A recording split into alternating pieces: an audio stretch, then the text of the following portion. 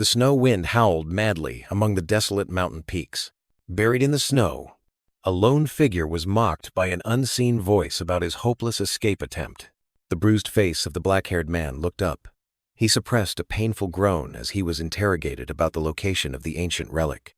Despite the situation, Zeke Draker smirked defiantly, his eyes mocking his interrogator. Rage flared on the faces of the two pursuers at Zeke's stubbornness.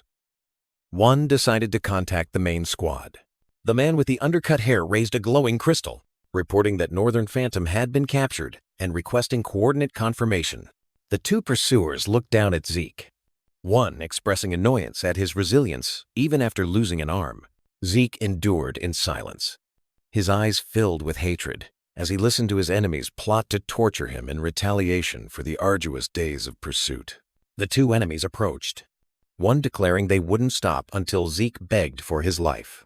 To decide who would strike first, the hooded man tossed a coin into the air. Zeke gritted his teeth until they bled, his body tensing in preparation for the upcoming torture. A surge of purple energy erupted from Zeke's body, his eyes blazing with determination not to fall in helplessness. Reality blurred, and a truth was revealed. He was Zeke Draker, the Draker family's first failed awakener. A flood of memories brought him back to his abandoned past. Born into a great dragon-slaying family, yet possessing a body unable to use aura. It was that abandonment that forced him to do everything to survive and become stronger. A power that was now violently erupting. An ancient teaching about power echoed, but was interrupted by a fierce surge of purple energy. A gloved hand clenched tightly, showing absolute rejection of the philosophy that those who pursue power will be left with nothing. The hand tightened, preparing to crush a gold coin to decide a fate. With a contemptuous gesture, the hand crushed the coin, asserting that those words were nothing but lies. Pursuer, hooded, lunged forward, his eyes gleaming with a mad, wicked joy as he prepared to finish off his opponent. Pursuer, undercut, stood nearby, observing vigilantly, while his accomplice delivered the decisive blow. But their opponent, Zeke Draker, looked up with blazing eyes, his gaze asserting that only the strong had the right to preach morality. Zeke's figure became overwhelming, his purple eyes fixed on the stunned pursuer. Undercut. Pursuer, hooded, froze, his face contorted in horror as an invisible blade slashed towards him. Zeke Draker, in a brutal movement, struck down his enemy, asserting the naked truth of this world: the weak will be trampled. After the slaughter, Zeke stood there, his eyes returned to normal, but still cold, exhausted. He clicked his tongue in annoyance, then returned his severed arm to its original position. Purple energy surged as the arm was miraculously reattached, and Zeke stood upright, ready for the next battle. Before him, an army in black cloaks emerged from the shadows, numerous and silent. Two members of the army looked at Zeke with disdain, signaling each other about eliminating the anomaly before them. Zeke Draker charged forward, his eyes blazing with iron determination. The army in black cloaks, with their blood-red eyes full of killing intent, simultaneously tightened their encirclement. Amidst the snowstorm and the clash of metal, Zeke unleashed his power, a surge of purple energy enveloping him. The battle ended. Zeke collapsed amidst countless enemy corpses, his back riddled with swords, as a testament to his tragic victory. He coughed up a large mouthful of blood, life draining from his shattered body. His trembling, blood-stained hand clenched, a gesture of acceptance of inevitable death. With his last ounce of strength, he found solace in knowing he had successfully stolen the Emperor's relic. Even if his vengeance remained unfulfilled, a fleeting memory appeared the moment he snatched the glowing horn-shaped artifact. As his consciousness faded, a drop of blood carrying an unspoken apology fell from the corner of his lips. The drop of blood landed on a brilliant golden aura that was forming. An unknown power awakened by the whispered name Alicia. The golden light converged, forming the majestic figure of an ancient creature, awakened by Zeke's indomitable will. The spirit of an elder dragon appeared behind him, carving a new destiny onto the resilient will of the dying man. A silent pact was offered. and with a weary surrender, Zeke entrusted his fate. The agreement was confirmed. An irreversible power began counting down to recreate his existence.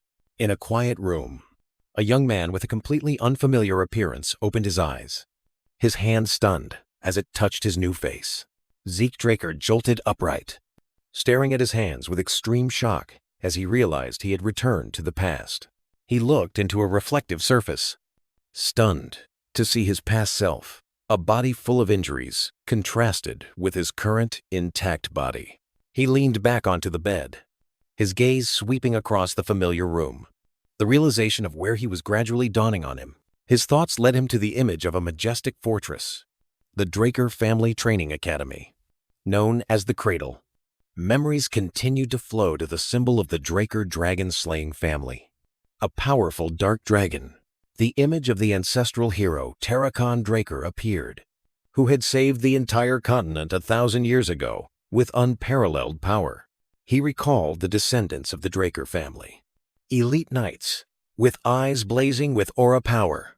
The family's emblem, a shield and a sword, appeared, a testament to the blessing every member possessed. Back in reality, Zeke lay on the bed, closing his eyes, accepting the bitter truth that he was the only exception in the family. Suddenly, he sat up, a strange sound echoing in his head, taking him completely by surprise.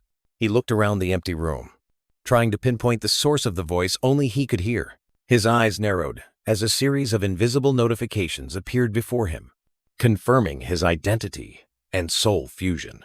A blue system interface appeared, making him wonder if some artifact had been activated. He reached out and touched the status panel, confirming his name as Zeke Draker, and examining the newly granted skills. His finger glided over the interface, discovering that he could control it intuitively. Zeke looked at the system interface floating before him, a confident and calculating smile spreading across his lips. His gaze swept across the text on the status panel, confirming his healer profession and the title, the one who received the blessing of the ancient dragon. A flood of memories returned, bringing him back to the teachings of his old master, whose majestic figure appeared in his mind. Back in reality, Zeke pondered, chin in hand, as he realized he now possessed the healer profession. A spark of determination flashed in his eyes as he decided he must verify the truth from this status panel. Zeke raised his hand, concentrating his thoughts to summon energy, determined to check if power truly existed within this body. A memory of his previous life flashed. The image of himself in his 20s, becoming a healer for the first time, appearing vividly. His thoughts were cut short as a surge of purple energy began to gather around his young body, causing him to float in the air. He closed his eyes, completely immersing himself in the familiar sensation of surging power. Zeke suddenly opened his eyes wide, his pupils now blazing with the purple light of power. Looking at his hand radiating energy, a triumphant smile appeared on his face, confirming that his ether hall had been unlocked. The scene faded again, bringing him back to the image of his strong, powerful body from his previous life. A stark contrast to his current one. Returning to his current body, Zeke clenched his fist, realizing that despite losing his trained physique, he had returned with full memories and skills. A sudden knock on the door startled Zeke. Breaking his train of thought, he frantically looked at the still displayed system interface, fumbling to turn it off before being discovered. The door swung open without warning, making Zeke jump with extreme panic on his face. Decker, the stern butler, stood at the door with a reproachful gaze, questioning his master's delay. Zeke hastily hid the blue energy in his hand, innocently asking again to conceal his secret. Decker's shadow stretched long and overwhelming as he sternly repeated the question, making Zeke flinch with an instinctive fear. A feeling of fear from the past suddenly surged, a reflex of his youthful body towards this imposing butler. Zeke's eyes flashed green, and immediately, the panic on his face vanished, replaced by an unusual calmness. With his newfound composure, Zeke sat on the bed, calmly examining an invisible object in front of him, while Decker continued his stern lecture. Decker sighed in frustration, but Zeke calmly replied, asserting that he was still listening. Reality blurred, giving way to the image of a pool of blood splattered on the cold tiles. The stream of memories brought him back to the moment he collapsed, his face bruised. In a brutal life-or-death battle, the scene expanded to the icy fortress, the cradle, where the Draker children were forged in a crucible. In the past, young Zeke tensed, his fists glowing with blue energy, ready for a lawless battle. Another memory surfaced, where he swung his sword, its blade and his eyes both glowing with an eerie purple. The dark silhouette of a ruler wearing a crown of thorns appeared, overseeing and deciding the fate of the young warriors. A giant, blood-stained hand lifted the survivors, standing atop a mountain of those who had fallen in the purge.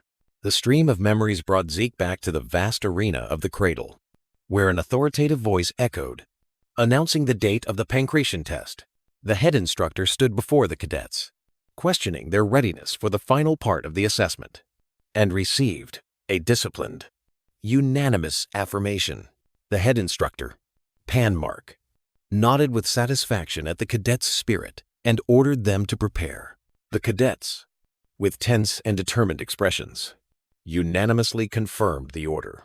Amidst the crowd, whispers were directed at Zeke, a teenager standing apart, ignoring the chatter about his presence after last year's failure. Panmark called the names of the first two cadets, Aaron and Goda, to the arena to begin the test.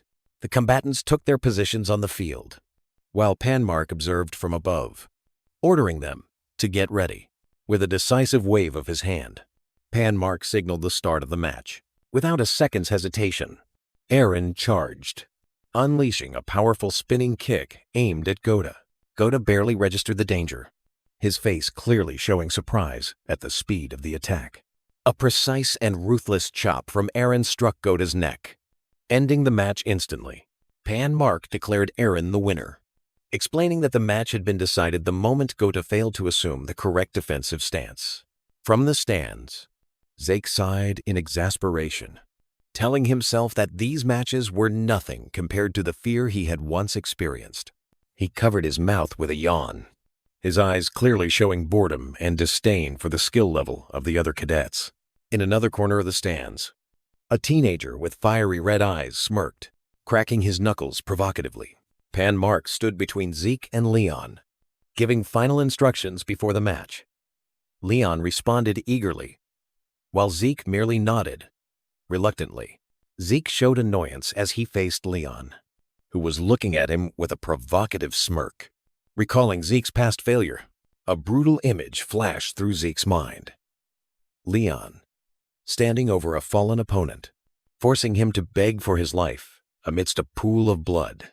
The memory continued with the image of another cadet, bruised and desperate, kneeling before an unseen figure, testament to Leon's brutality. Back in the arena, Zeke stood alone, his mind haunted by the dirty tricks Leon's family used to justify their actions. Leon's smirk grew more self-satisfied, his contempt for his cousin Zeke evident on his face. Another image appeared, the shadows of 4 direct cousins whom Zeke had never had the chance to meet. Painful memories flooded back, showing Zeke being surrounded and cruelly tormented by another group of cousins. Leon continued his taunts, his tone acknowledging Zeke's persistence, but filled with sarcasm. Leon stepped forward confidently onto the arena floor, each stride exuding arrogance. Leon raised his hand, gesturing condescendingly, continuing to humiliate Zeke for his incompetence. Zeke closed his eyes, a surge of green energy enveloping him as he activated a skill to calm his mind. Casting aside the insults, opening his eyes, Zeke stared directly at Leon with a deadly coldness, issuing a silent warning that he would not tolerate anymore.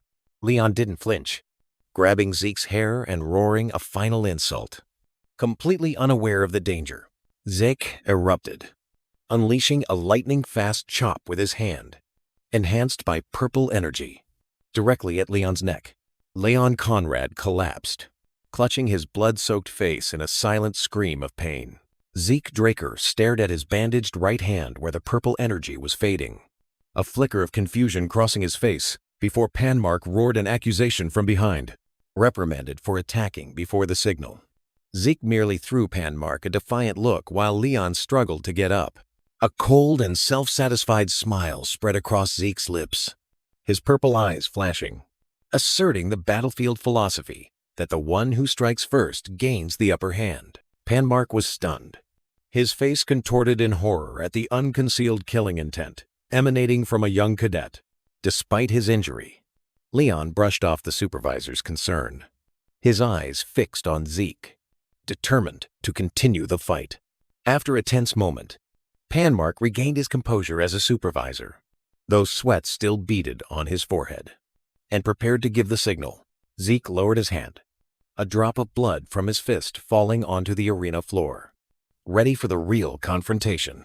Facing each other, rage turned Leon's eyes fiery red, while Zeke responded with a cold purple gaze, ready to teach his old bully a lesson. Dark energy condensed around Zeke's right fist, forming sharp spikes, an obvious attack being prepared. As soon as the start signal was given, Zeke darted forward like a phantom, closing the distance between them in the blink of an eye. Leon flinched, unable to react to the sudden speed of his opponent's attack. Zeke threw a straight punch at Leon's face, but his gaze wasn't focused on the strike. He seemed to be calculating something else. Despite being hit, Leon realized the punch wasn't as strong as he expected, a spark flashing in his eyes as he recognized the trap. Leon's gaze immediately shifted. He had understood that the real danger wasn't the right-hand punch, but the deadly counterattack waiting from Zeke's left hand. Leon, with a self-satisfied smile, dodged Zeke's punch and prepared to counterattack, believing he had seen through the strike. In response, Leon unleashed a powerful hook to Zeke's flank, causing his opponent to double over. Leon's face contorted with rage. He roared a curse, pouring all his contempt into the attack. But immediately after, Leon's glee turned into extreme astonishment as he realized something was wrong. Zeke was knocked to the floor, while Leon stood there, stunned by the unexpected turn of the match. From the outside, Panmark observed with a silent expression, while Zeke, despite falling, coldly muttered that the punch was still not enough. Doubt and horror were evident on Panmark's face. He couldn't believe a child's combat instincts. Panmark's thoughts replayed the moment Leon dodged and lunged to restrain Zeke, a situation he had thought was over. But in an instant, Zeke delivered a precise uppercut, breaking Leon's hold, just as his opponent let his guard down. Back in reality, Zeke stood up, dusting himself off, completely calm, as if Leon's counterattack was merely a minor annoyance. Leon gritted his teeth, sweat pouring down, a feeling of helplessness and rage overwhelming him as he realized he could do nothing against his opponent. To create distance, Leon tried to retreat, but Zeke charged forward, unleashing a lightning-fast kick enveloped in purple energy. Extreme panic appeared in Leon's eyes as he realized the terrifying power hidden behind Zeke's small frame. Zeke continued to close in with lightning-fast steps, giving Leon no time to breathe. Zeke grabbed Leon's hair, his eyes flashing purple as his senses suddenly became sharper than ever.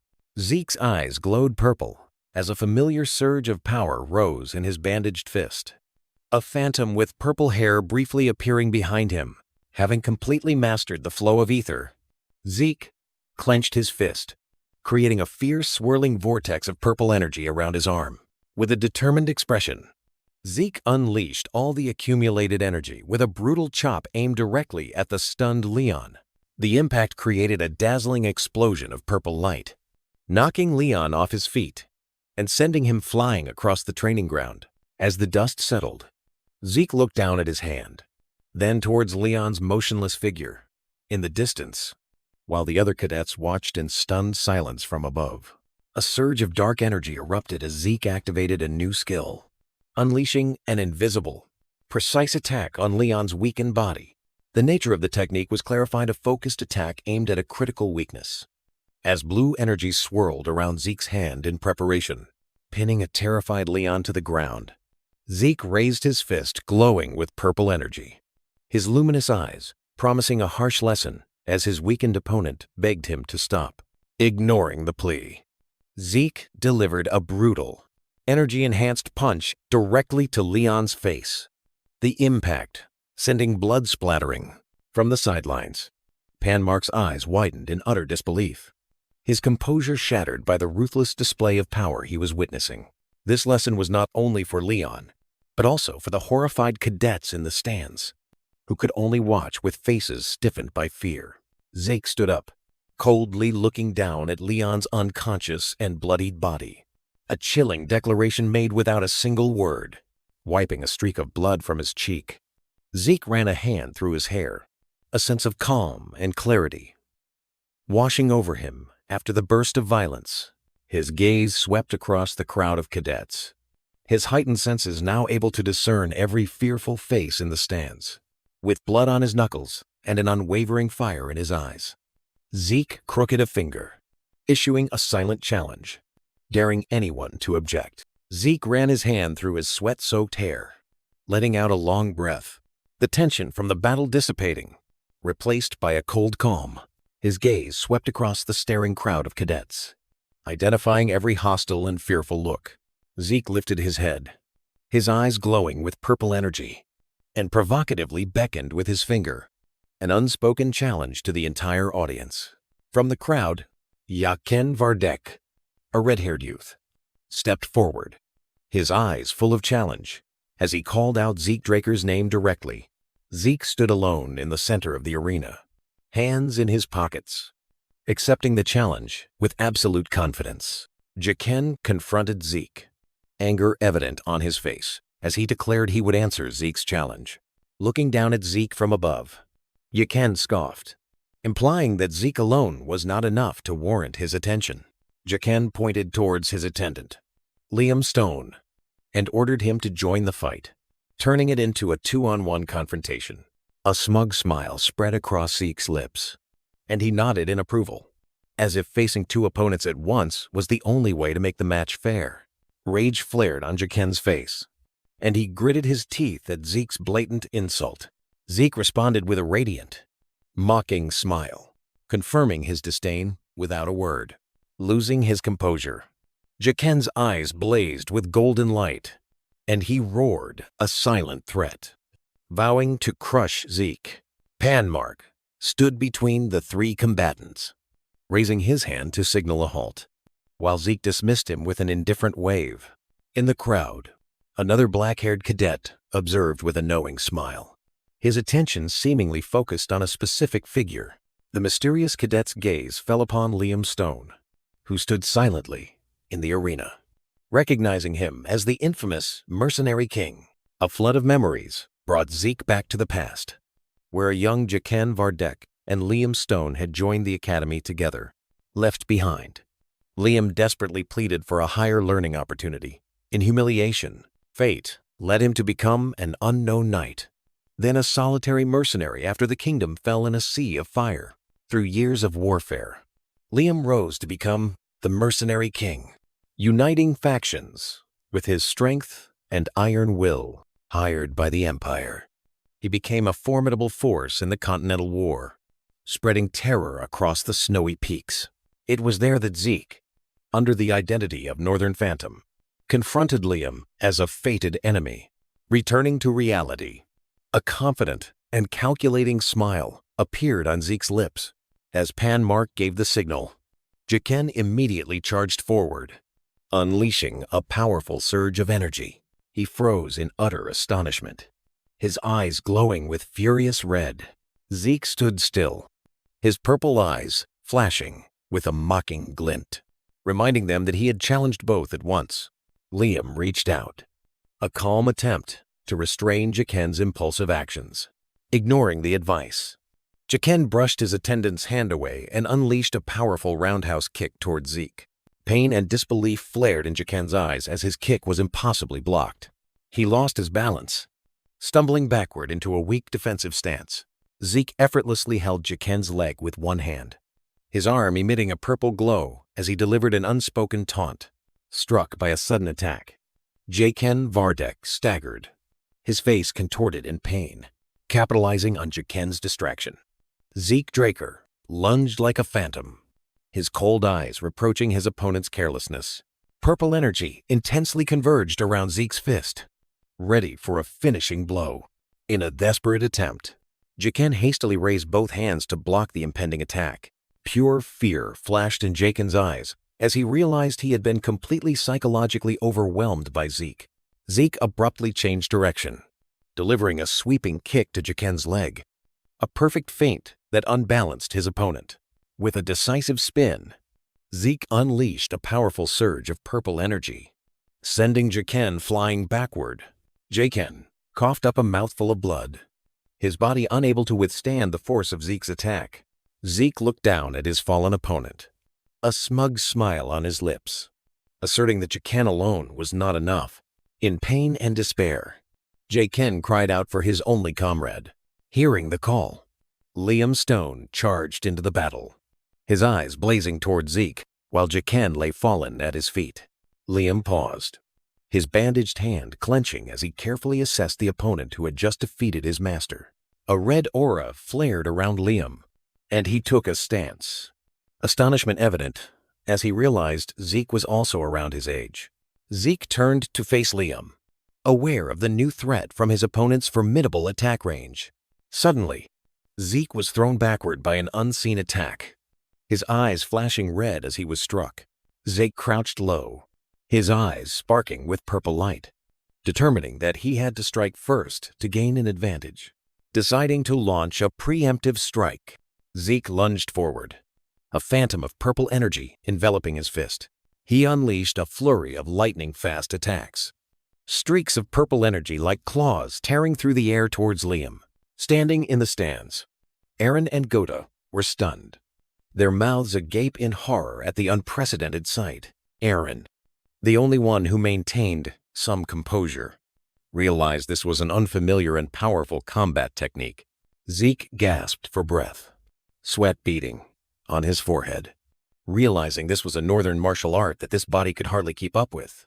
Feeling his stamina rapidly depleting, Zeke gritted his teeth, his breath misting in the cold air, determined not to fall.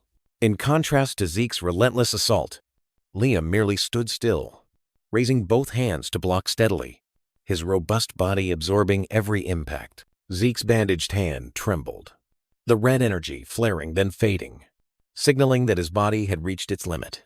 Ignoring his exhaustion, Zeke poured all his remaining strength into a final blow, determined to break through his opponent's ironclad defense. Through the gap in his defensive hands, Liam's eyes flashed with a sharp glint. He had seen through Zeke's intentions.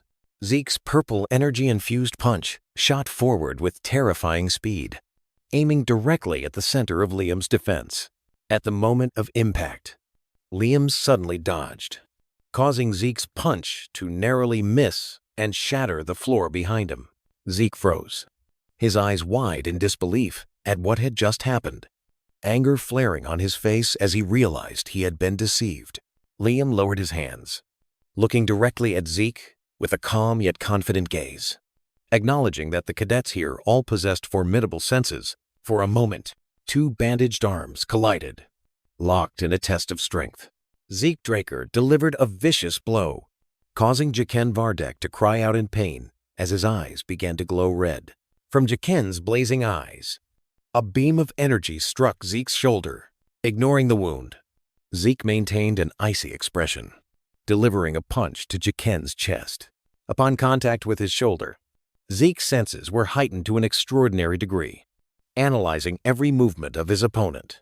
In an instant, Zeke envisioned the path to victory, culminating in him swiftly circling behind Jiken. Zeke tightened his arm around Jiken's neck, beginning to cut off his air supply with ruthless precision. Suddenly, the hold was broken, and Zeke was pushed backward in utter disbelief, escaping the peril. Jiken, now erupting in fury, unleashed a series of punishing blows to Zeke's chest. Jiken's eyes gleamed with a frenzied determination, embracing the brutality of the battle. His eyes flared with a blazing red light, unleashing his full, latent power. Jiken roared an unspoken challenge, determined to decide the victor through pure violence. A barrage of blows rained down on Zeke, each impact a burst of red energy. pouring all his strength. Jaken continued his relentless assault, his face contorted with effort and rage. From the stands, Liam Stone and the other cadets could only watch in stunned silence as the battle's violence escalated. Pan Mark, the head instructor, stared at the arena, his face stunned by the brutal turn of events. Jaken Vardek's bandaged fist clenched, the ground trembling slightly under his power. Jaken roared, unleashing his fury with a devastating punch to the face of Zeke Draker, who lay slumped on the floor. With a smug smile, Jaken acknowledged his opponent's strength, a recognition given in victory. Jaken's eyes blazed. He roared his opponent's name as a final declaration of victory. The scene shifted to a stately mansion. A worried voice echoed, inquiring about the young master's condition after the match.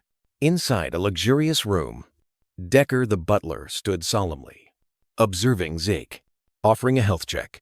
Zeke closed his eyes, let out a breath, accepting Decker's offer after a moment of hesitation. Decker, in white gloves, gently but firmly took Zeke's wrist to begin the examination.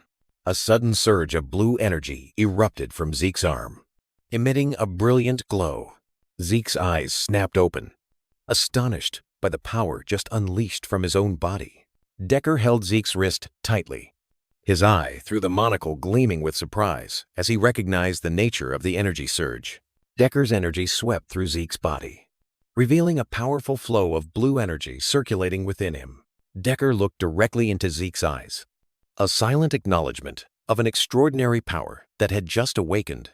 The various knightly powers were revealed through images of gemstones, each color representing a different rank and ability. Zeke's thoughts appeared, starting with the initial rank of White Swordsman, illustrated by his own image as a youth. The next rank, Yellow Swordsman, appeared, again using Zeke's image as an example of one who had awakened the power. The image of another cadet from the cradle appeared, a blue aura erupting from their chest, signifying their awakening after the ritual. Two knight ranks were introduced, Purple Knight and Blue Knight, shown through images of warriors enveloped in their respective auras. The ultimate realm was revealed, embodied by the image of Liam Stone, who had reached this pinnacle as the mercenary king.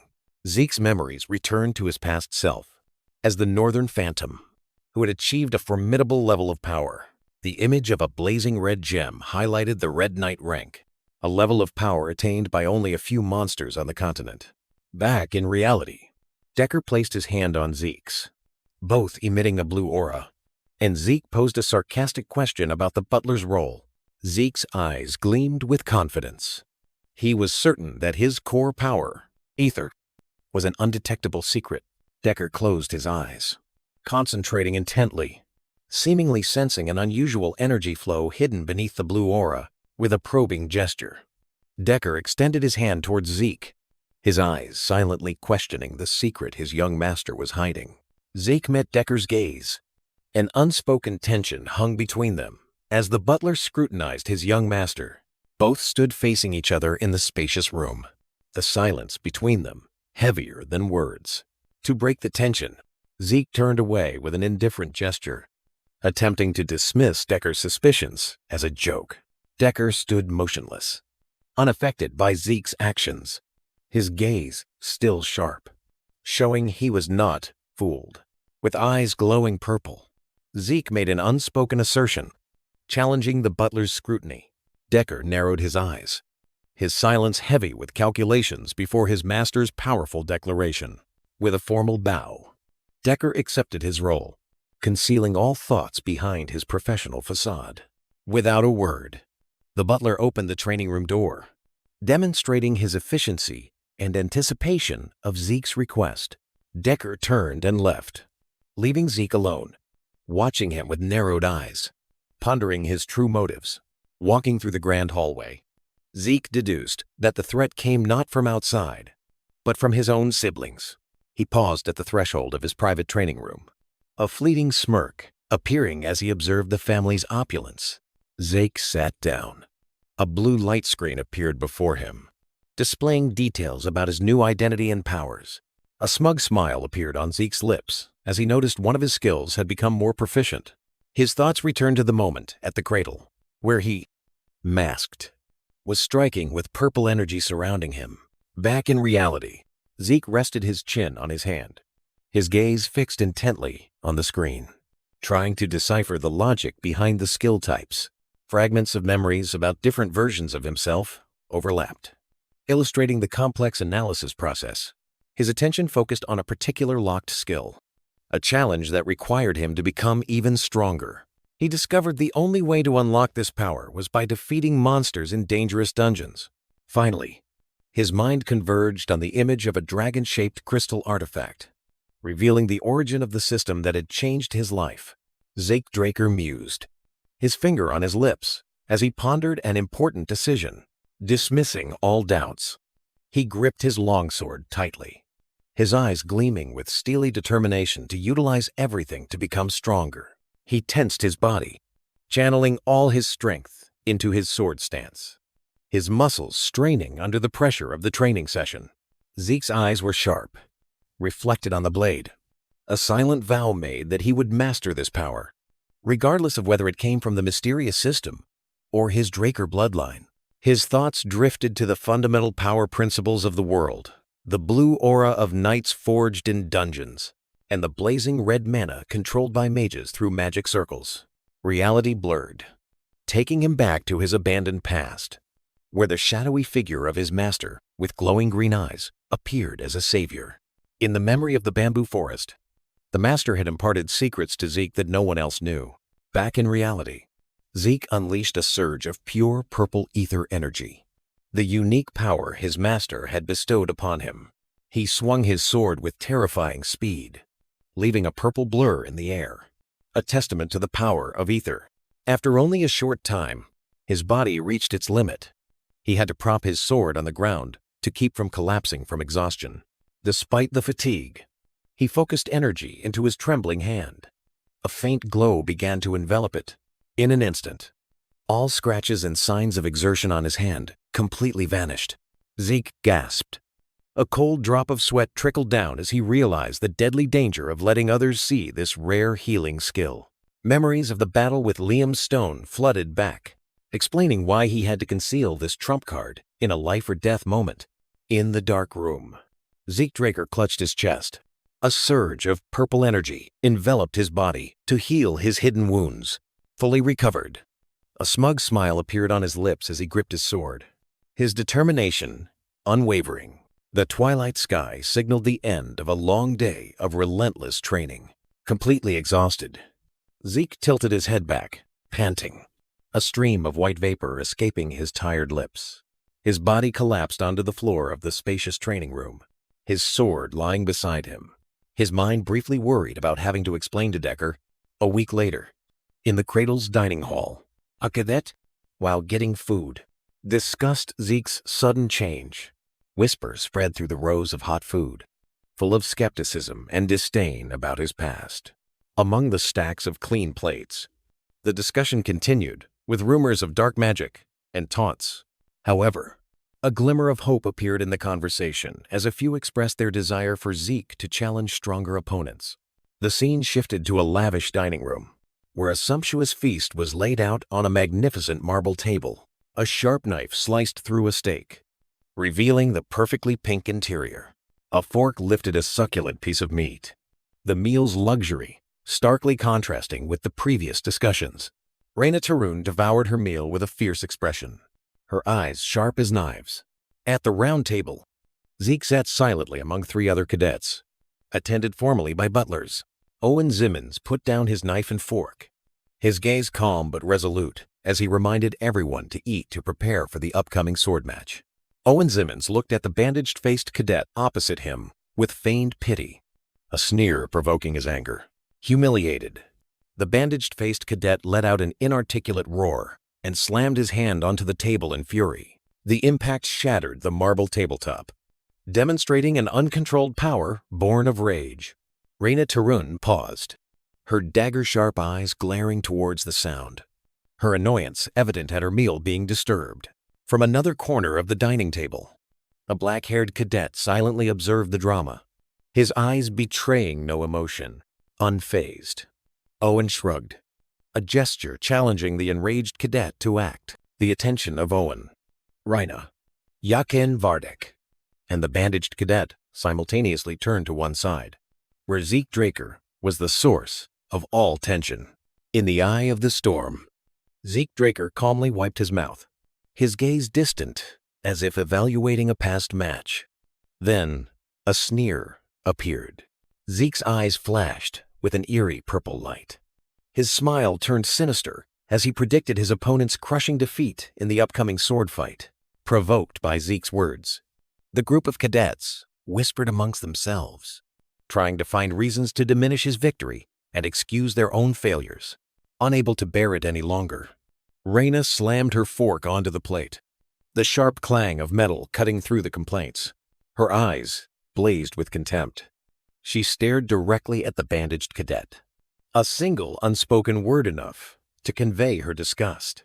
The entire room fell silent before Reina's wrath, her gaze sweeping over the weaklings, making excuses. An elderly butler stepped out of the shadows. His deep and stern voice rang out, drawing everyone's attention. Taking her sword, Reina stood up, her resolute gaze declaring a cruel truth. Those who blamed luck were unworthy of their family's honor.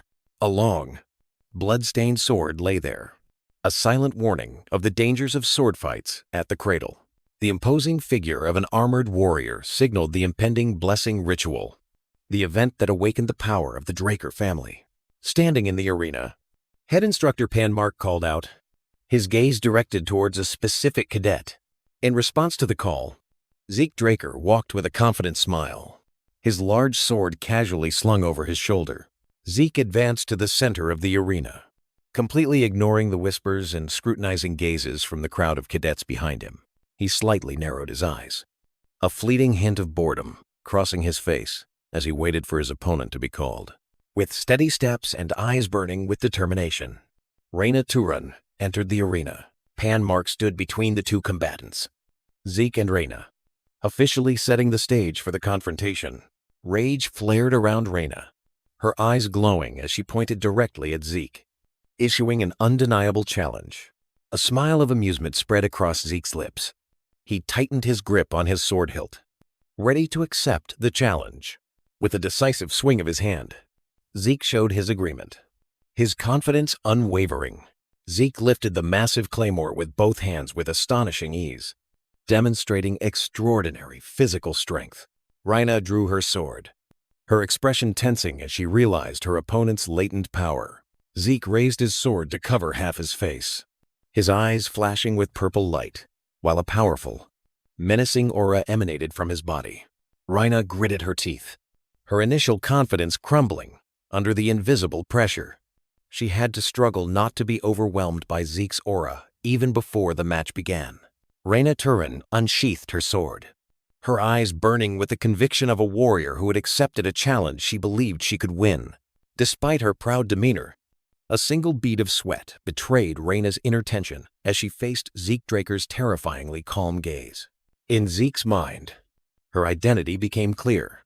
Reina Turan, the Lightning Knight, a renowned prodigy from the Continental Wars. He recalled her reputation, a warrior who had awakened her aura years ago, long before any official ceremony. Zeke noted her deliberate choice to focus on basic skills at the cradle, a decision that revealed the hidden depth of her strategy. With a sharp and decisive swing of his hand, head instructor Panmark signaled, and the match began. Zeke's massive claymore slashed down like a blur, forcing Reina to stumble back as she barely managed to parry the blow, sparks flying from the fierce impact. The two opponents created distance, Reina breathing heavily, while Zeke stood firm, the sheer power from his opening attack still lingering in the air between them. Gritting her teeth, Reina lunged forward, pouring all her strength into a desperate counterattack. She unleashed her power, thrusting her sword into the arena floor and creating a shockwave of energy and debris that surged towards Zeke. With a flash of purple energy, Zeke dodged the explosion with incredible speed, moving as if the attack was happening in slow motion. He stopped, completely unharmed, calmly standing amidst the dust and cracked ground left by Reina's technique. A purple gleam in Zeke's eyes revealed a hint of his true power as he acknowledged her strength with a respectful tone, albeit fleeting, glance. Undeterred, Reina's expression hardened with renewed resolve, her hand tightening on her sword for the next assault. Pushed to her limit, Reina's entire body erupted in a brilliant golden aura as she plunged into a final, fierce confrontation of steel against steel. From the spectator stands, Owen Zimmons, Jaqen Vardek, and another cadet looked down at the arena with contempt, mocking the challenger's foolishness. On the arena floor, all illusions of an evenly matched fight shattered as Zeke Draker effortlessly swept aside Reina Turan's sword, completely dominating the exchange. Forced onto the defensive, Reina looked up, her strained eyes trying to find even the slightest opening in Zeke's stance. Reality blurred, giving way to a mental analytical space where the energetic silhouettes of the two warriors faced each other on a tactical chessboard. In that virtual space, Reina lunged to exploit a newly revealed opening, but a wall of energy blocked her attack. Zeke's sword always appeared to parry her blows with chilling precision, as if applauding her futile efforts. Immediately after parrying, Zeke casually revealed another opening, an obvious trap that she couldn't help but see. A horrifying realization flashed in Reina's mind as she saw through the true nature of the match. She realized this was not a battle, but a training session, where Zeke's colossal silhouette was teaching her like a master. Her train of thought was cut short by the deafening clang of metal as the two swords clashed fiercely in reality. With an irresistible force, Reina was knocked back, her body sent sprawling across the arena floor. She gasped for breath, sweat beading on her forehead, but her eyes still burned with undiminished fighting spirit. Zeke stood still, observing, a fleeting frown crossing his face as he analyzed the fighting style of the lightning knight before him. Reina struggled to her feet, holding her sword with admirable resolve. But the very honesty of her swordsmanship was her shackles. A nearly imperceptible smile appeared on Zeke's lips as he lowered his stance, his eyes flaring with purple light and a powerful surge of energy beginning to emanate from his body. Reina Turan observed her opponent, realizing that Zeke Draker had lowered his center of gravity into an extremely low stance, ready to explode. Noticing Zeke's intention to close the distance, Reina, confident in her speed, also charged forward to meet him. Reina lunged to attack, but was horrified to realize that Zeke had vanished and reappeared directly in front of her with incredible speed. Zeke swung his claymore down, a direct attack that Reina managed to block just in time by raising her sword, sweat pouring down. Reina reassured herself that she could still react as long as she maintained her distance from him. Zeke suddenly swung his sword in a wide arc, the force of the blow tearing up the arena floor, sending dirt and rocks flying into the air. He continued his movement, swinging the sword upward with tremendous force directly at Reina. Reina's eyes widened in horror, unable to believe the power and speed of the incoming attack. Shards of rock from the arena floor flew directly into her face, giving her no chance to dodge. The impact from the rock fragments snapped Reina's head back, her body losing balance. With a red bruise on her cheek, Reina gritted her teeth in endurance, her eyes still burning with an unyielding resolve. Zeke gave her no time to rest, lunging with another attack, forcing Reina to struggle to defend herself. Reina's face changed from resolute to despairing as she realized something terrible was about to happen. With a dry clang, Reina's sword was knocked from her hand, flying high into the air as she watched helplessly. Disarmed, Reina stood frozen in the arena, while Zeke stood opposite her, his sword calmly by his side. Amidst the astonished murmurs of the crowd, Zeke Draker maintained a calm expression, observing the outcome of his actions. From the stands, Panmark froze, his face paling as he was the only one to realize the horrifying truth that the other cadets had missed. In a decisive moment, Zeke closed in on Reina, his face cold and devoid of emotion. A faint, almost imperceptible blue aura flickered from Reina's hand in a final attempt at self-defense. Panmark was horrified to realize Zeke had intentionally cornered Reina, forcing her to break her vow never to use her power. Reina stood stunned, her eyes vacant, staring into space, the shock of defeat in her broken vow evident on her bruised face. To assert absolute dominance, Zeke lunged forward, his hand flashing with purple energy, delivering a lightning-fast strike to Reina's neck. Reina collapsed, a thin stream of blood trickling from the corner of her mouth as she clutched her throat in pain and disbelief. Blood splattered onto the arena floor, a cruel end to the confrontation. Zeke stood tall, looking down at Reina, kneeling, coughing up blood, her sword lying uselessly beside her. In the stands, Leon Conrad and Owen Zimmons roared in indignation, pointing at Zeke with contempt. The entire crowd of cadets erupted in jeers, accusing Zeke of unchivalrous conduct, defiling a sword duel. Amidst the storm of criticism, Zeke indifferently ignored it, his gaze solely focused on his fallen opponent. Zeke took a step forward, pointing his sword at the trembling Reina. A silent challenge offered for her to decide the match's fate. Despite the pain and humiliation, Reina lifted her head, her eyes burning with a tenacious fire, refusing to accept defeat. A bitter truth dawned on Reina, her face contorting in hatred as she realized she had been defeated by an unarmed opponent. Reina gritted her teeth, closing her eyes tightly, trying to swallow the humiliation of defeat. In the silent arena, Reina bowed her head, a silent gesture acknowledging her defeat to Zeke. In the stands, Leon Conrad and Owen Zimmons were stunned, unable to believe the outcome that had just unfolded before their eyes. Completely ignoring the crowd's astonishment, Zeke Draker calmly retrieved his sword. As the announcer's voice began to echo, Zeke was declared the victor to everyone's amazement, and he coldly turned and left, leaving Reina Turun collapsed on the arena floor. At the same time, elsewhere, ferocious flames were engulfing an ancient fortress. The fortress's courtyard was a deadly battlefield, strewn with the corpses of guards amidst pools of blood. Amidst the chaos, two figures stood by the window, calmly observing the destruction outside.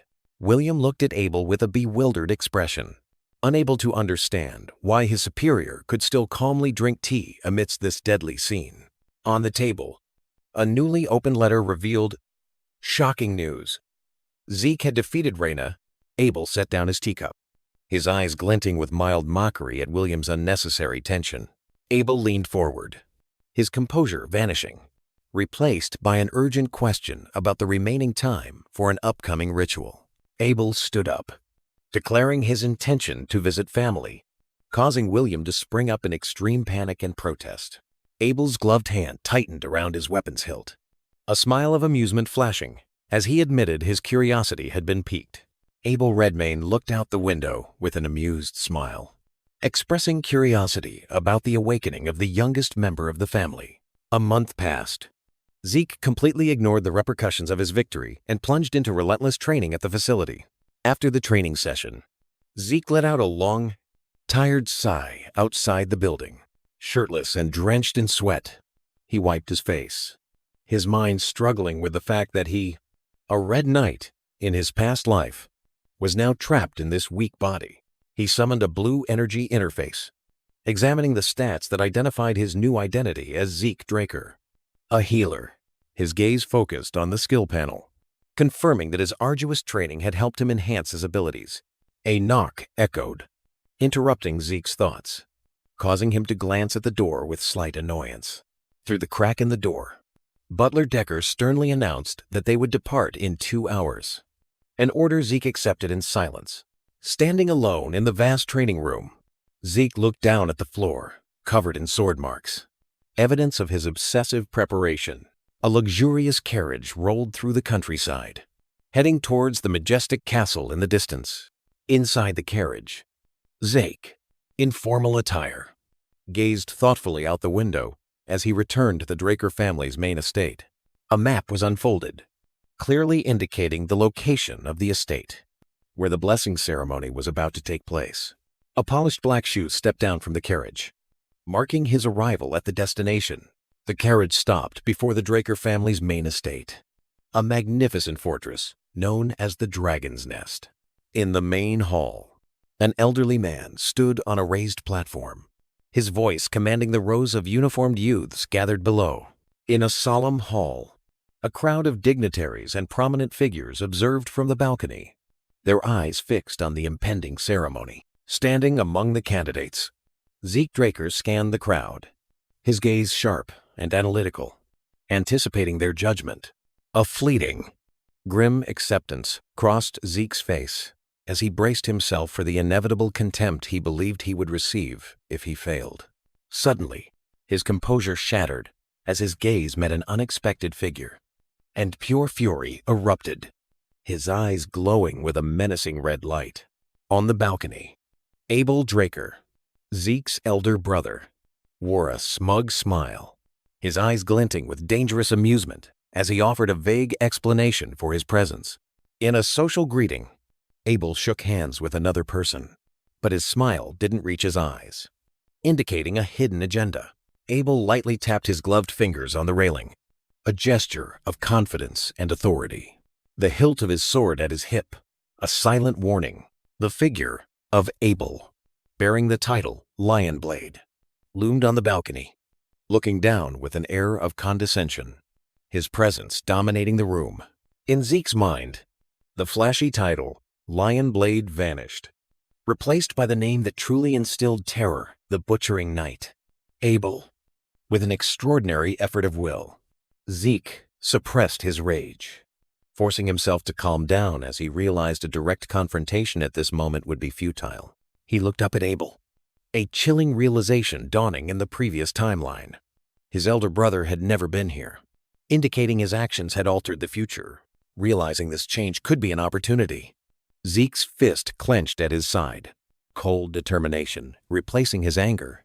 An armored knight stepped forward, his voice echoing through the hall, to announce the start of the blessing ceremony, drawing everyone's attention. At the call, Aaron stepped out of line, his hesitant footsteps echoing in the tense silence as he moved forward. Standing before the glowing pedestal, Aaron looked anxious, unconsciously gripping his arm, preparing to face the ritual's challenge. A hand submerged into the mystical blue glowing holy water. Beginning the ancient ritual, a flash of memories appeared, a blood-stained hand, a step into the flow of power, and a swordsman gripping a sword hilt, sparking with lightning. Back in reality, Aaron strained and cried out in pain as the blue energy swirled around his body. From the water's surface, a pure aura ascended, a sign of an awakened soul. This was the blessing ceremony, the method for every member of the Draker bloodline to awaken their latent powers. Another cadet, having just graduated from the cradle at 12 years old, calmly completed the ritual, a stable blue energy orb in his hand. Mark, the instructor, nodded in satisfaction at this extraordinary awakening speed and gestured for the next person. Suddenly, the magic lights on the walls flickered, then flared with a strange red glow, a sign of mana inhibition, Dob, a rare characteristic of dragon slayers. Among the distinguished guests, murmurs of astonishment arose as they recognized the meaning of the red light. Fiery red energy erupted from a sword, symbolizing pure bloodline awakening. Came a level of power comparable to Black Knights and Red Knights. A brown-haired youth stood firm amidst the energy storm, his eyes gleaming with confidence, as red and blue lightning coiled around him. Realizing the danger of uncontrolled power, Mark urgently ordered the family's special gloves to be brought. The youth looked down at his hands, now encased in black gloves, feeling the raging energy gradually being restrained. The Draker family crest shone, a promise that proving pure bloodline would bring endless prestige and support. The attention of the entire hall shifted forward, the atmosphere growing tense as everyone held their breath, awaiting the protagonist of the ceremony. Amidst the crowd, someone stomped their foot decisively, expressing absolute belief that Zeke would have a pure bloodline awakening. Zeke Draker approached the holy platform with a smug smile, but his eyes held contempt for the object he was about to face once more. His smile vanished, replaced by painful memories surfacing on his sweat-drenched face as he recalled his terrifying past experience. Reality faded, taking him back to the humiliating moment at the cradle. where the masked youth, Zeke, performed the ritual in solitude. Fragments of memories about latent power, healing abilities, and energy manipulation overlapped with images of him collapsing, beaten. Back in reality, Zeke stood upright, his gaze resolute, drawing strength from his past, resilience for this confrontation. He extended his hand forward. A fiery blue energy burst forth, challenging the statue to bless him. Within the energy vortex, the silhouette of a silver-armored knight appeared, reflecting an ancient power. Zeke wore a confident smile, certain of the power he was displaying. The bronze knight statue sat motionless, seemingly absorbing Zeke's powerful energy. Suddenly, the energy vanished, causing the observing crowd to stir in astonishment and confusion. From the balcony, Abel Draker frowned, his expression tense at this unprecedented anomaly. Abel's eyes narrowed, his confusion quickly turning into a tense flicker of realization. Zeke's hands submerged into the holy platform's still water, his face falling in disappointment as he realized nothing had changed. Zeke gritted his teeth, glaring at Abel on the balcony, blaming his presence for making him overconfident and leading to his failure. The crowd began to murmur, with skeptical and contemptuous gazes directed towards the ceremonial platform. Ignoring the whispers, Zeke Draker calmly wiped his hands, his gaze unwavering. Suddenly, Zeke's eyes widened in extreme astonishment as a notification, visible only to him, flashed before him. He stared blankly into the air, where a system interface had just appeared, breaking the silence of failure. A series of system notifications appeared consecutively, explaining a processing error and a hidden talent about to be unlocked. A self-satisfied and astonished smile spread across Zeke's lips as he turned his head, realizing that everything had just begun. Suddenly, the knight statue on the ceremonial platform erupted in a brilliant red light, signaling the awakening of a pure bloodline. Below, the cadets were stunned, their mockery turning into incredible shock at the power that had just been unleashed. In Zeke's eyes, the reflection of a system notification confirmed the connection to an ancient power. A brilliant golden energy burst from Zeke, the embodiment of the ancient dragon's blessing, sealed within his soul now activated. From the balcony, Abel Draker could only stare down in stunned silence, his confidence shattered by this unprecedented sight. Engulfed in a whirlwind of energy, Zeke was dazed as his talents merged, creating a unique class beyond all norms. The entire hall was enveloped by a dazzling golden pillar of light, leaving the crowd speechless before an inexplicable awakening. Amidst the chaos, Zeke maintained a calm expression, analyzing the system notifications with intense focus. In another corner, high-ranking nobles exchanged bewildered glances, trying to find an explanation for the rule-breaking phenomenon they had just witnessed. Abel Draker clapped his black gloves with golden dragon patterns, a gesture of authoritative approval. With a self-satisfied smile, Abel broke the tension, questioning why everyone was so serious about such good news. From the balcony, he declared to the entire hall that this event was something to celebrate. Below, the noble crowd responded, excited chatter and joyful expressions spreading throughout the room. Abel ordered a cadet to bring gloves to the new member, his gaze fixed directly on Zeke Draker. Zeke received the black gloves, feeling their weight not just physically, but also symbolically. An administrator called the next name, while Zeke began to walk on the red carpet, leaving the central platform. From above, Abel observed Zeke with amusement, a mysterious smile on his lips. Zeke glanced up at Abel on the balcony, recognizing the clear intention behind this favoritism. A fleeting expression of disgust crossed Zeke's face. Having to accept help from Abel made him feel humiliated. An ash-blonde officer solemnly declared the end of the ceremony and invited everyone to the celebratory feast. Ignoring the invitation and the jeers of the other cadets, Zeke turned his back and left the main hall, seeking a place to train. A sudden voice calling his name made Zeke halt abruptly. He turned his head, surprise evident in his eyes, as he recognized the person who had called him.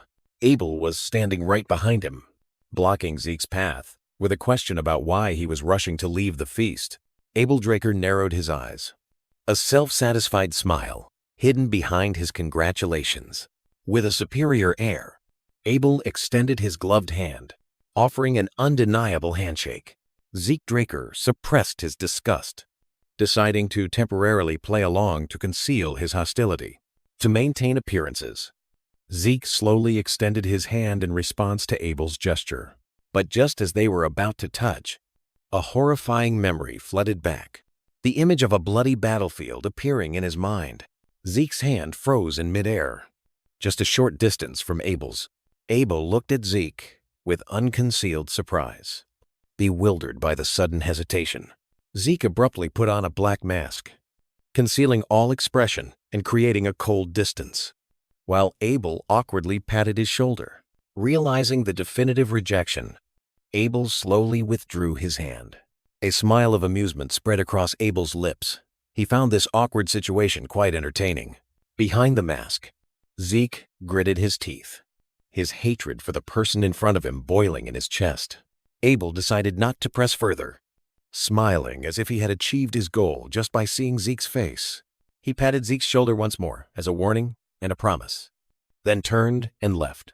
Zeke stood motionless, his sharp gaze following Abel's receding back. His resentment surged so intensely that a scar from the past seemed to reappear beneath his eye, a testament to their irreconcilable feud. Outside, a magnificent mansion. Guests commented on the appearance of the two new pure bloods. Amidst the chatter, guests exchanged whispers of astonishment about Zeke's display of power. Meanwhile, on a secluded balcony, a curious guest sought the figure of the person currently in the spotlight. In a luxurious private room, Zeke Draker took off his ceremonial uniform and sighed in relief. He loosened his collar, a gesture indicating the suffocation he had just endured from the crowd. Shaking off the discomfort, Zeke turned his attention to the splendid room. Noticing that the mana devices were still functioning normally, he wondered why he hadn't caused any incidents. A question that popped into his mind as he looked around the room. His thoughts conjured an image of a flickering chandelier, an example of the kind of incident a pureblood should have caused. Zeke looked at the removed gloves, realizing they were the key to controlling his abilities, and taking them off should have caused problems. To find answers, he summoned a system interface, his personal status window appearing in midair. He touched a golden ornament, and a skill information panel appeared, explaining the mana reflection ability. Realizing this was an active rather than passive skill, Zeke rested his chin in thought, and everything began to make sense. His gaze was fixed on the status panel, confusion evident as he saw his rank had changed from healer to immortal. His memories brought him back to the familiar blue energy streams surrounding the weapons of other cadets. The memory shifted to a powerful, blazing red energy, the only image associated with Reyna Tarun's pure blood awakening. Zeke Draker was lost in thought, a new realization dawning on him about the difference between his aura and that of others. His train of thought led him back to the image of the old bronze statue, where a system notification about data loss had appeared. The memory continued with the image of the statue emitting red light, a sign that the system was trying to correct its own error. Back in reality, Zeke leaned back in his chair, rubbing his head in weariness as he finally pieced everything together. In his mind, the image of two colored flames, red and gold, erupted from the statue's sword, symbolizing two different levels of power. Reality faded, taking him back to the past, where the truth about the ancient relic was misunderstood as a pure blood test. Zeke sat up straight with a bitter expression, realizing the buried truth just before a new interface unexpectedly appeared before him. A fleeting memory of his younger self appeared, also facing a similar interface, reinforcing his new discovery. Without hesitation, Zeke reached out, deciding to interact with the interface to explore the newly acquired ability points. He carefully examined a list of new skills, weighing his options thoughtfully. With a determined expression, Zeke leaned back, having chosen the most reliable and useful skills instead of taking risks. He focused on the interface, deciding to save a seemingly dangerous skill for later and preparing to activate the remaining one. A brilliant golden magic circle erupted, and Zeke's eye transformed. his pupil contracting into a vertical slit, like a dragon's. Zeke stood up, walking deliberately to test the changes the new ability brought to his body. He looked around the empty room, a hint of disappointment appearing as he saw no obvious changes in his perception. Zeke stood up, a sudden decision forming. A wry smile appeared on Zeke's lips as magical flames erupted from his right eye. An unbelievably absurd power. Under the moonlight, his vision swept through the space at dizzying speed, leaving faint streaks of light. Through his blazing eye, the world outside the window appeared crystal clear. The statue in the garden, as if it were right before him. Back in the room, his gaze focused on an object, and a transparent information interface appeared before him. The interface displayed an option, and Zeke, with his eyes still blazing, appeared confused by the offer to provide detailed information. Immediately, the room was filled with information windows, each identifying the origin and history of every piece of furniture. A sharp pain surged, and Zeke grimaced as the power of the dragon's eye began to put pressure on his body. He staggered, his body suddenly becoming weak and uncontrollable under the weight of the skill. Exhausted, Zeke slumped onto the chair, his heavy breath escaping as a thin wisp of smoke in the cold air. His eyes widened in astonishment as a surge of purple healing energy suddenly enveloped his body. Still stunned, Zeke realized his recovery skills had automatically activated without his command. He suddenly paused, his gaze fixed on a nearby fruit platter as a new realization dawned on him. He realized that all his skills had automatically transformed into passive abilities, and their levels had also increased. Zeke stared at the interface describing his automatic recovery skill, a smile of half astonishment, half delight, appearing as he realized how overwhelmingly powerful this new ability was. Zeke Draker's thoughts appeared, showing him struggling with a wound-emitting purple energy, symbolizing limited and painful healing power. Memories of his past life's limitations resurfaced through the image of a fallen warrior with countless swords piercing his back, a symbol of defeat and death. Back in reality, Zeke sat on the chair, gazing thoughtfully at a floating energy screen, realizing his new recovery ability was limitless. To confirm his speculation, he picked up a fruit knife with cold determination. Without hesitation, Zeke made a deep cut on his forearm, and blood began to well up. He watched in amazement as the wound automatically closed almost instantly, an undeniable testament to his new power. Zeke sat alone in the large room, his gaze distant as he recalculated his entire future plan. A confident and ambitious smile spread across his lips, determined to shorten his path to conquest. The scene shifted to the majestic Draker Academy, a symbol of power and prestige, where future knights were forged. In the middle of the courtyard, students from prestigious families chatted cheerfully, unaware of the presence of an outsider. Zeke, in his elite uniform, walked among them with a dignified demeanor, his gaze sweeping over the crowd with cold judgment. He observed a group of students acting arrogantly, a fleeting sneer of disdain crossing his face as he compared them to the true warriors he once knew. In Zeke's mind, the image of these noble children was overshadowed by the darkness of familial decay, a system rotting from its roots. The symbols of the three great families appeared, representing the powers dominating this academy. Amidst the crowd, Reyna Tarun stood tall, her gaze resolute, embodying the strength of the Tarun family. In the Draker Academy courtyard, students of the Zimmons family, led by Owen Zimmons, gathered with a smug air, representing wisdom. Nearby, the group of students from the Vardek family, with Jaqen Vardek at the forefront, stood solemnly, symbolizing gold. From a distance, Zeke Draker observed them, a judgmental smirk appearing as he assessed the true strength of the descendants of the three great families, deeming their reality irrelevant to him. Zeke turned and walked away, leaving the crowd behind. He headed towards Platinum Mansion, the dormitory exclusively for purebloods, a symbol of luxury and privilege. Inside, the space opened up to a vast training hall and a multi-story library, amenities that even students from the cradle could hardly access.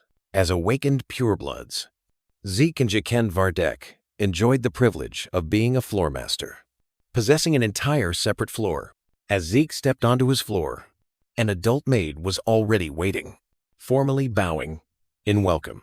The door opened, revealing a long line of butlers and maids bowing in unison, a grand welcome for their new master. Zeke was slightly overwhelmed by this display. A wry smile briefly crossing his face at the excessive privilege, the maid announced that Decker, his personal butler, was waiting in the room. Inside the luxurious room, Decker bowed to Zeke and gestured that he had something to deliver. Decker placed an elaborately decorated box on the table. Surprising and intriguing. Zeke opened the box, took out a pair of black gloves, and put them on, his face clearly showing satisfaction at their superior quality. With the new gloves on, Zeke's gaze turned to a nearby sword, and he gestured to Decker that he needed a suitable weapon. Decker bowed in approval of Zeke's decision, while Zeke thoughtfully considered his next step. His thoughts turned to the majestic mountains of the Duchy of Troy, renowned for their abundant iron ore reserves. The image of a master blacksmith toiling in a blazing forge appeared, symbolizing the region's reputation for craftsmanship. Back in reality, Zeke dismissed an ordinary sword offered to him, his eyes clearly showing dissatisfaction. He decisively informed Decker that he already had a choice in mind, then picked up a pen and began to write. With a confident smile, Zeke handed the paper to Decker, ordering him to arrange a private meeting. Decker took the paper, a hint of confusion crossing his face at the unfamiliar name, but still bowed in compliance. Afterward, the butler pointed to the stack of documents on the table, reminding Zeke about the classes starting tomorrow. When left alone in the luxurious room, Zeke sat down, his gaze casually sweeping over the documents. He suddenly realized that the isolation of this platinum floor was a golden opportunity for him to freely develop his skills. A knock sounded at the door. Zeke looked up from the papers and allowed the person outside to enter. A maid entered, respectfully announcing that she brought an invitation to dinner from Floormaster Reyna. Zeke paused, his eyes showing surprise at the name Reyna, then decisively gestured for the girl to lead the way. Standing on the balcony, looking out, Zeke fell into thought, seemingly pondering the intention behind the unexpected invitation. His stern expression suddenly broke, replaced by a slightly awkward and self-deprecating look. Reyna Tarun, as the floor master, sat imperiously on her chair and formally welcomed Zeke Draker. While her guard stood solemnly behind her, Reyna subtly gestured, a silent apology for the excessive formality of her entourage. Zeke Draker stood up and bowed politely in response to her attention. From above, Zeke and Reyna sat at opposite ends of a long, formal table, a power distance established before the meal began. Zeke's eyes sharpened as he realized he was facing the renowned Lightning Knight. While examining a notebook, a brilliant blue aura emanated from Reyna, demonstrating her extraordinary energy control. Zeke observed, chin in hand, mentally analyzing the contradiction between her immense potential and her limited swordsmanship. The meal proceeded in silence. Zeke, lost in thought, silently assessing the person across from him and her wasted potential. A wry smile briefly crossed Zeke's face as he looked at the towering stack of empty plates in front of him. Reyna elegantly wiped her mouth, completely unfazed by the towering stack of plates beside her, then gestured that it was time to discuss the main topic. Zeke was stunned, his eyes wide at Reyna's direct offer, full support from the Tarun family. Reyna explained their connection, a reminder that both were awakened purebloods. But Zeke responded with a skeptical look. The scene shifted to a magnificent building, symbolizing the privilege of the platinum floor they were enjoying. Reyna emphasized that despite the privilege, their development had no advantage, a truth demonstrated by the vast distance between them at the dining table.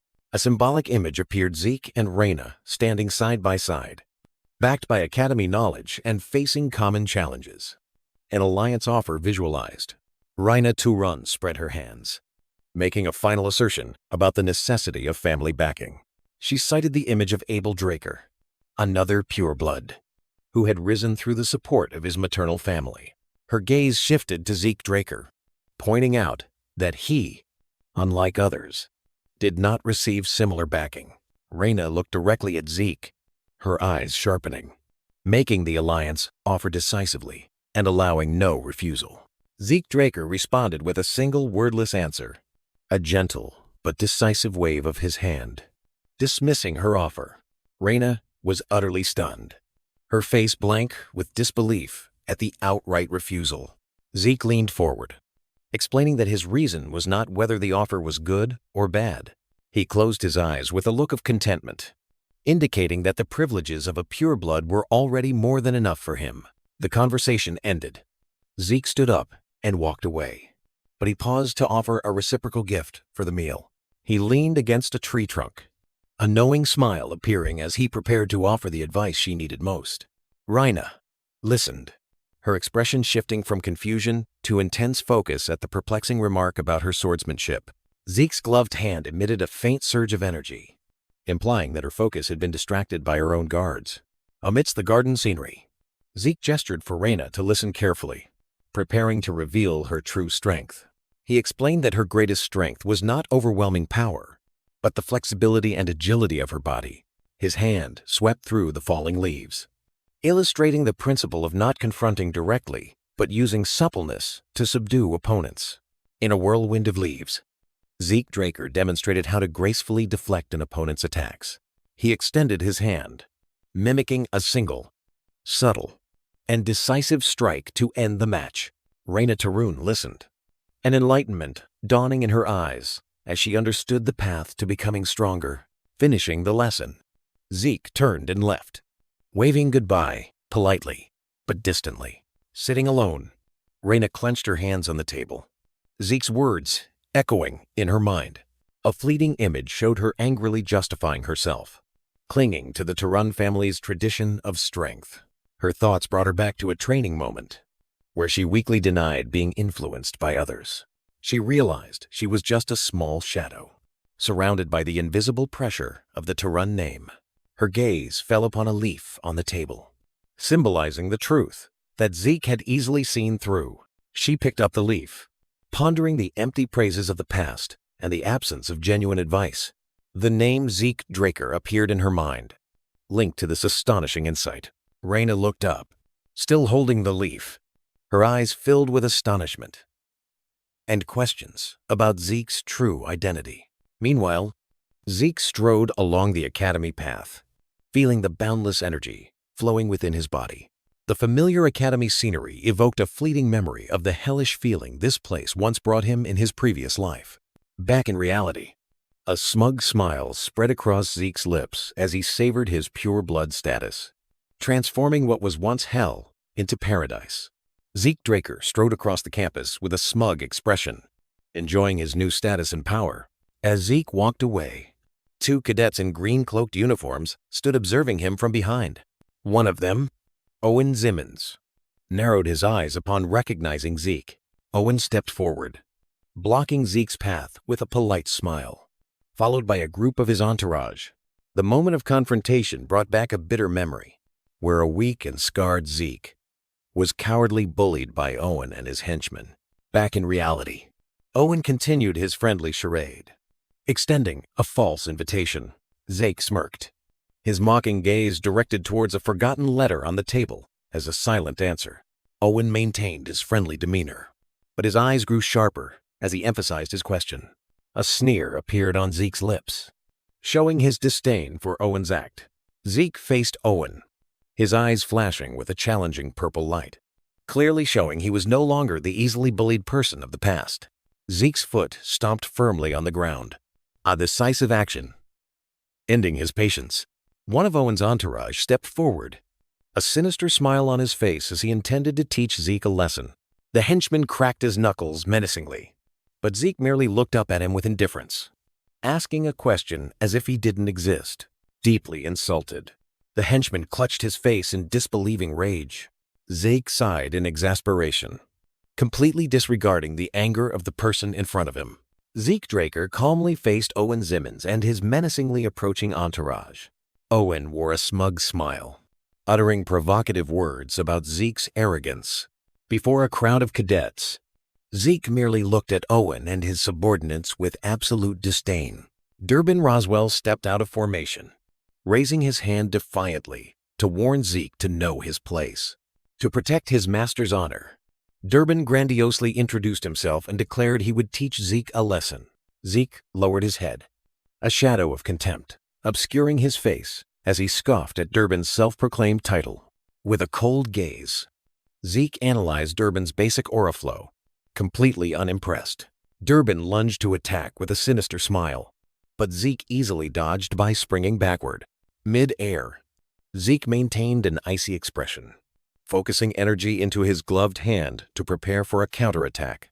With an expression of extreme exasperation, Zeke lunged down, channeling all his contempt into a punch enveloped in purple energy.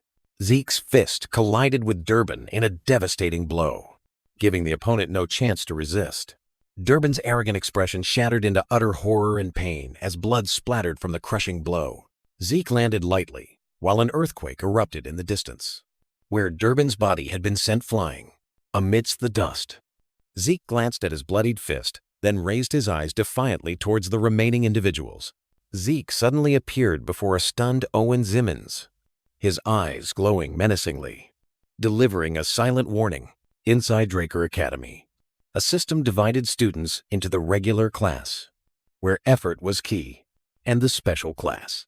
The special class, where the elite gathered, was housed in a separate, magnificent building.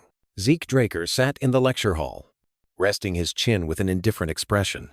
Seemingly unimpressed by the expectations placed on this place, he glanced around, realizing that most of the students in the special class were former members of the Cradle, which further disheartened him. Pan Mark, the head instructor, stood on the podium, requesting silence to introduce a special guest to encourage the new students. The students, including Jaken Vardek and Owen Zimmons, all looked towards the stage with eagerness and anticipation. An elderly, dignified man in a military uniform stepped onto the stage, drawing all eyes. That man, Howard Draker, the dean of the academy, raised his hand to greet the students in a friendly manner. In Zeke's mind, Howard's publicly revered image appeared a war hero standing alone amidst the ashes. But that image quickly burned away, revealing the truth. Only Zeke knew Howard was a traitor who sold out his comrades to save himself. Zeke's expression turned cold, his eyes filled with contempt as he looked at the man being praised. As Howard began his speech, Zeke recalled that this very man was the reason he was expelled from the academy. A flood of bitter memories rushed back, the image of the cold slave collar tightening around his neck appearing vividly. The memory continued with him being led away like merchandise through the desolate lands, sold to a corporation in the South. Back in reality, Zeke stared at Howard on the podium, his eyes etched with resentment, a silent vow of revenge, deeply ingrained. After Howard Draker left, Pan Mark ordered the special class students to the arena to begin their lesson. Inside the special class's indoor arena, students lined up neatly before a vast combat ground. Amidst the crowd, Zeke Draker and Reyna Tarun looked bewildered that an elite class had to start with basic lessons. A flood of memories suddenly rushed back, taking Zeke to his painful past, where he struggled many times more than ordinary people just because he couldn't use aura. Back in reality, Zeke sighed in exasperation, raising a hand to cover his face in a moment of frustration. A man with ash-blonde hair and a trainer's uniform appeared. Greeting the students, he introduced himself as Andre Draker, the Rose Knight, a towering and authoritative figure before the students. In the ranks, students began to whisper, astonished by the renowned instructor's youth and the formal uniform he wore. The murmurs spread as they realized he was indeed Andre, the legendary Rose Knight. Andre stood there with confidence, listening to praises for his extraordinary achievements as a genius bestowed upon the Draker family. Zeke observed Andre with a sarcastic smirk, amused by the instructor's rigid reputation. Suddenly, Andre commanded silence, his eyes flashing with a menacing red light, quelling all noise. The students immediately fell silent, their astonishment turning into fear at the invisible pressure from Andre. With discipline re-established, Andre ordered everyone to draw their swords, and the students complied in unison. Andre's red eyes swept across the ranks of students, a sharp gaze, ready to begin the training session. Andre Draker approached, his gaze scrutinizing the greatsword on Zeke Draker's back. Zeke ignored the question, a burst of energy erupting as a massive greatsword materialized out of thin air before him. With a nonchalant expression, Zeke raised the greatsword, a silent affirmation that this was his chosen weapon.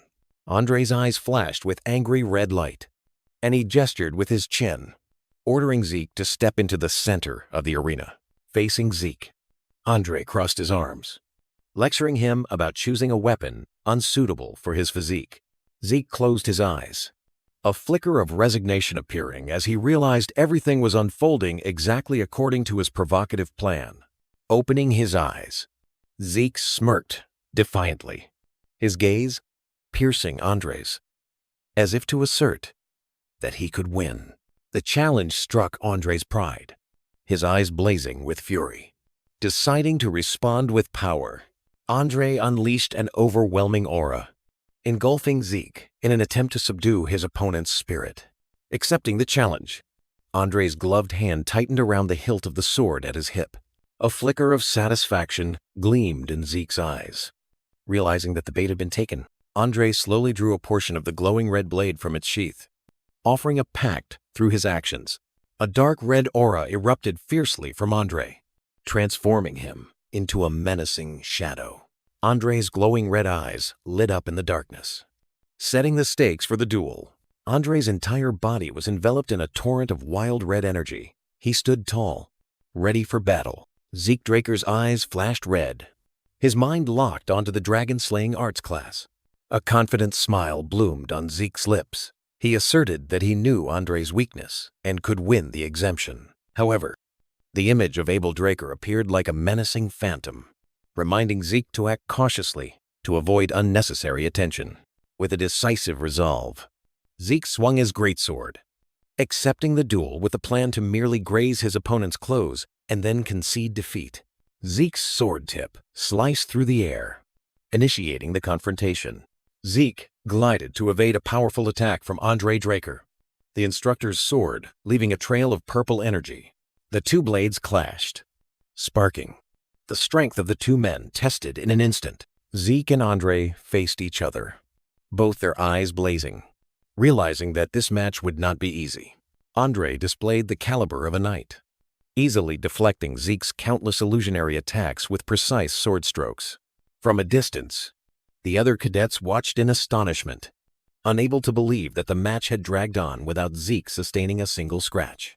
Zeke continued to press, his figure charging forward overwhelmingly, forcing Andre to constantly retreat in defense. The sword in Andre's hand began to tremble, a sign that his confidence was wavering. Andre gasped, his eyes wide with surprise as he watched Zeke still standing firm with seemingly endless stamina. Frustration was evident on the instructor's face as he realized he was being pushed to his limits by a cadet. Finally, Andre acknowledged Zeke's extraordinary power, a powerful aura erupting from him, admitting the unfair existence of pure bloodlines. From Andre's perspective, Zeke stood steadily in the distance, his stamina seemingly unwavering. Zeke analyzed his opponent, his eyes sharp as he realized Andre was exhausting himself by suppressing his energy. Zeke's thoughts conjured images of the Draker household cadets, who practiced their aura ceaselessly even in their daily lives.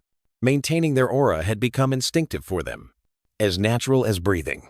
Back in reality, Zeke understood that Andre suppressing his power was as agonizing as holding his breath. Their swords clashed once more, Zeke's unpredictable fighting style eroding Andre's increasingly strained endurance. An attack from Andre pushed Zeke back, but he still landed steadily amidst the showering sparks. Propping his sword on the ground, Zeke knelt, a new decision forming within him as he realized that passively losing was no longer an option. To force his opponent to use full power, Zeke charged with a powerful downward slash, abandoning his defensive stance. He understood that a mere ordinary attack would not be enough to break Andre's suppression. Mid-air, during a somersault to dodge an attack, Zeke identified a new goal to create an extreme situation to force Andre to unconsciously reveal his power.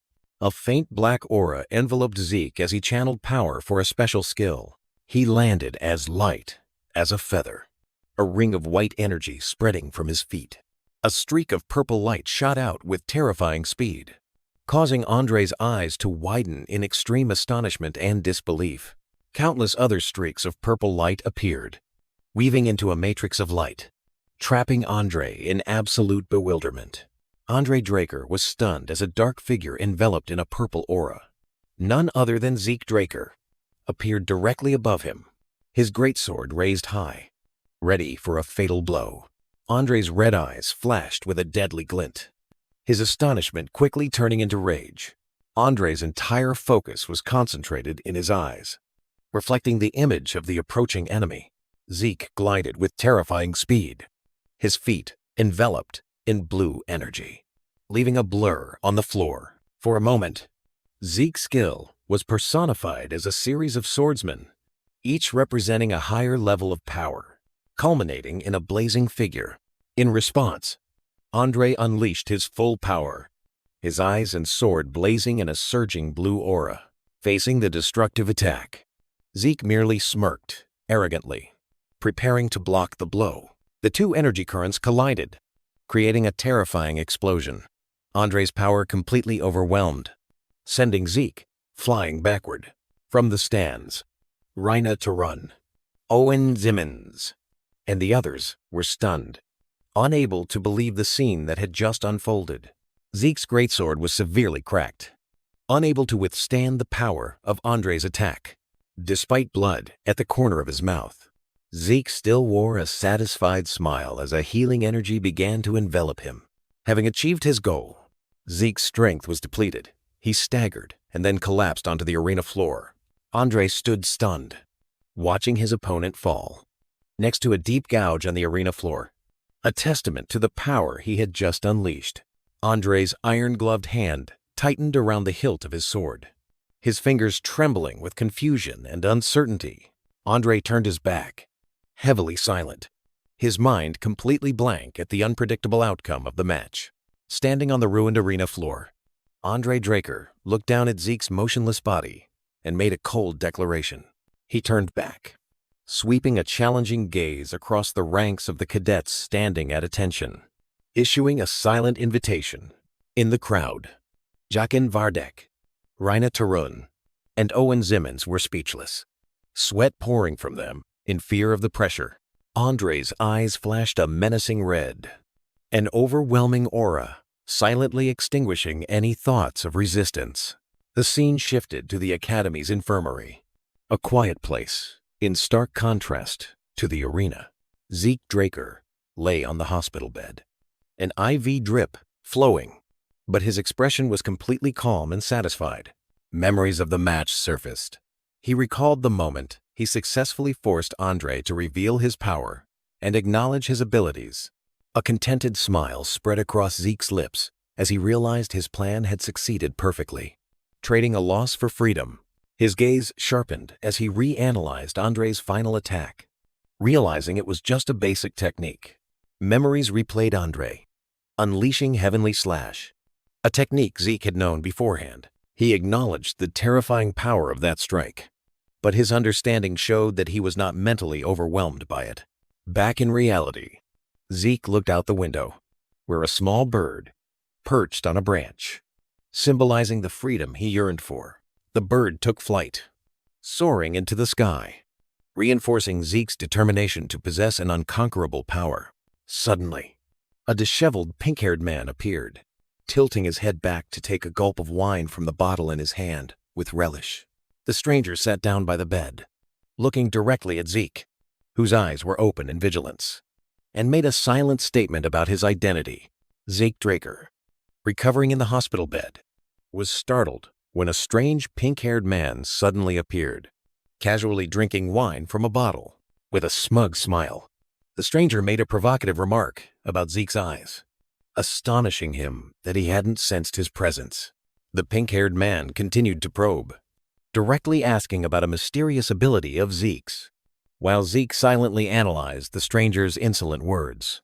Despite the inquiry in Zeke's eyes, the stranger continued to drink casually, completely in control of the situation. He slammed the wine bottle onto the table, a decisive action to break the silence. The stranger's words reminded Zeke of the fatal wound he had sustained in the previous battle. Their eyes met, a silent confrontation unfolding as the pink-haired man seemed to have seen through Zeke's extraordinary recovery ability. To keep his secret, Zeke clenched his fists under the blanket, determined not to reveal anything. Zeke maintained a cold expression, denying all accusations. But the stranger merely smirked, amused by his act. Suddenly, the pink-haired man reached out to touch Zeke, startling him into extreme vigilance. Immediately, Zeke unleashed an energy attack, tearing the bedsheet into a blinding weapon. He rolled off the bed, using the torn sheet to obscure his opponent's vision, turning the infirmary into a flash battlefield. The sudden attack forced the pink-haired man to retreat, covering his face in astonishment. He realized the true threat from Zeke, his instincts telling him that this teenager was extremely dangerous. Giving his opponent no time to react, Zeke grabbed his greatsword, launching into the air in a surge of purple energy to deliver a finishing blow. Driven by the chilling realization that this was a do-or-die situation, Zeke lunged forward, his hands outstretched to seize his target. A sharp projectile whizzed past Zeke's hand as his eyes widened in horror at the intruder's lightning-fast reaction. Zeke continued his assault, thrusting his greatsword forward, but the long-haired intruder easily parried the blow with his own sword, a mocking smile on his lips. The intruder's eyes glowed menacingly red as he looked down at Zeke, the expression of a predator who had just made an interesting discovery. The clang of steel echoed again as Zeke desperately tried to overwhelm the intruder, who maintained an unnervingly calm demeanor. With his identity seemingly exposed, the intruder's fiery red gaze seemed to burn into Zeke's soul. After easily dodging the attack, the long-haired intruder removed his white cloak and swung his sword. Clearly impressed by the young man's ferocity, Zeke landed in a defensive stance, his failed attack leaving him exposed and off balance. The word mercenary echoed in Zeke's mind, his composure shattering as he stared at the man who had just unearthed his deepest secret. The scene shifted to an iconic grand hall, where the mocking intruder pointed towards Zeke's greatsword, now hanging on the wall like a relic of a discarded identity. In a flicker of defiance, Zeke's gloved fingers twitched, a silent refusal of the intruder's taunt. Returning to the heat of the mental confrontation, Zeke raised his greatsword just in time to block a contemptuous flick of the intruder's finger. The impact, shaking his arm, Zeke bowed his head, his face pale, as the terrifying truth of the power gap between them settled in, a chasm so vast that the battle had ended before it even began. Memories of the intruder's overwhelming presence flooded his mind, a suffocating red aura signifying a level of power far beyond a red knight. Standing alone in the magnificent, empty hall of his own mind, Zeke trembled, realizing he had just faced something far more dangerous than he could have imagined. Zeke startled as he sensed someone's presence in his infirmary room, an iron-gloved hand, holding an unfamiliar object. He turned and froze as he realized the uninvited guest was Zeke Draker, one of the Academy's senior instructors. Immediately after Andre, another man with a disheveled appearance entered, introducing himself as a gardener named Dexter. Further confusing Zeke, Andre and Dexter advanced into the room together, forming a pincer movement, their gazes fixed on Zeke, who stood defensively. As a superior, Andre ordered Zeke to leave, a concise command that allowed no resistance. As Zeke was about to comply, Dexter unexpectedly called him back, his hand blocking the door, preventing Zeke from leaving. Dexter extended a veiled invitation, offering to teach Zeke something useful, while Andre's wary eyes sparked with angry red light. Zeke silently turned his back, a silence that served as a blunt refusal, leaving Dexter and Andre in the room. With a confident smirk, Zeke glanced back before closing the door, showing implicit defiance to Dexter's offer. Ignored, Dexter lost his friendly demeanor angrily waving his hand in helplessness as Zeke had already left. As soon as he reached the hallway, Zeke's smile vanished, replaced by a pensive expression as he reanalyzed the strange encounter. Zeke's thoughts replayed Dexter's cunning smile, realizing that the title gardener was merely a facade for a far more dangerous individual. He pieced together the events, realizing that someone who could accompany Andre and directly address Patriarch Arthur Draker was certainly no ordinary person. A terrifying truth flashed in Zeke's mind. Dexter was none other than Duke Draker, the Gale Knight, a legendary figure of the family. The image of a lone warrior standing before a kingdom engulfed in flames appeared, testament to the destructive power of the man he had just rejected. In the infirmary, Dexter looked at Zeke lying on the bed, pondering why such a notorious figure would choose a reclusive life at the academy. Standing by the window, Zeke silently analyzed the dangerous nature and frightening persistence of the man who called himself the Duke. Zeke's thoughts envisioned Dexter's haunting, swirling eyes, while dismissing rumors about him as baseless jokes. Zeke decisively leaned away, avoiding a gesture of approach from Dexter. A cold and uncompromising refusal.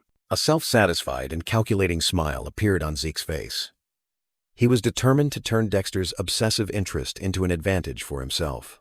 The scene shifted to a magnificent academy building, standing tall under a clear blue sky, where a new chapter in Zeke's plan was about to begin. In a lecture hall, Academy Magic Theory Professor Fanon awkwardly tried to begin his lecture to the indifference of the entire class. All the students, without exception, were either slumped asleep at their desks or looking idly elsewhere, turning the classroom into a sea of silence. Fanon continued to lecture hopelessly about the risks of mana formula formation, his voice lost in the space. Suddenly, Zeke Draker was the only one to raise his hand, breaking the silence to ask a question about the law of energy transfer. Fanon was stunned for a moment, then burst into extreme delight, his eyes shining brightly behind his glasses, as someone truly listened for the first time. While the professor began to explain enthusiastically, Zeke maintained a calm expression, quietly analyzing every word. The scene quickly panned outside the academy building once more, marking the end of the unexpected lecture. After the lecture, the other students discussed the recent event, while Zeke sat alone, calmly taking notes on the important knowledge. Zeke stood up and decisively left, ignoring a voice trying to call him back, his mind fully focused on his next steps. Noticing Fanon's confusion, Zeke Draker turned back with an inquiring gaze, causing the professor to startle and respond awkwardly.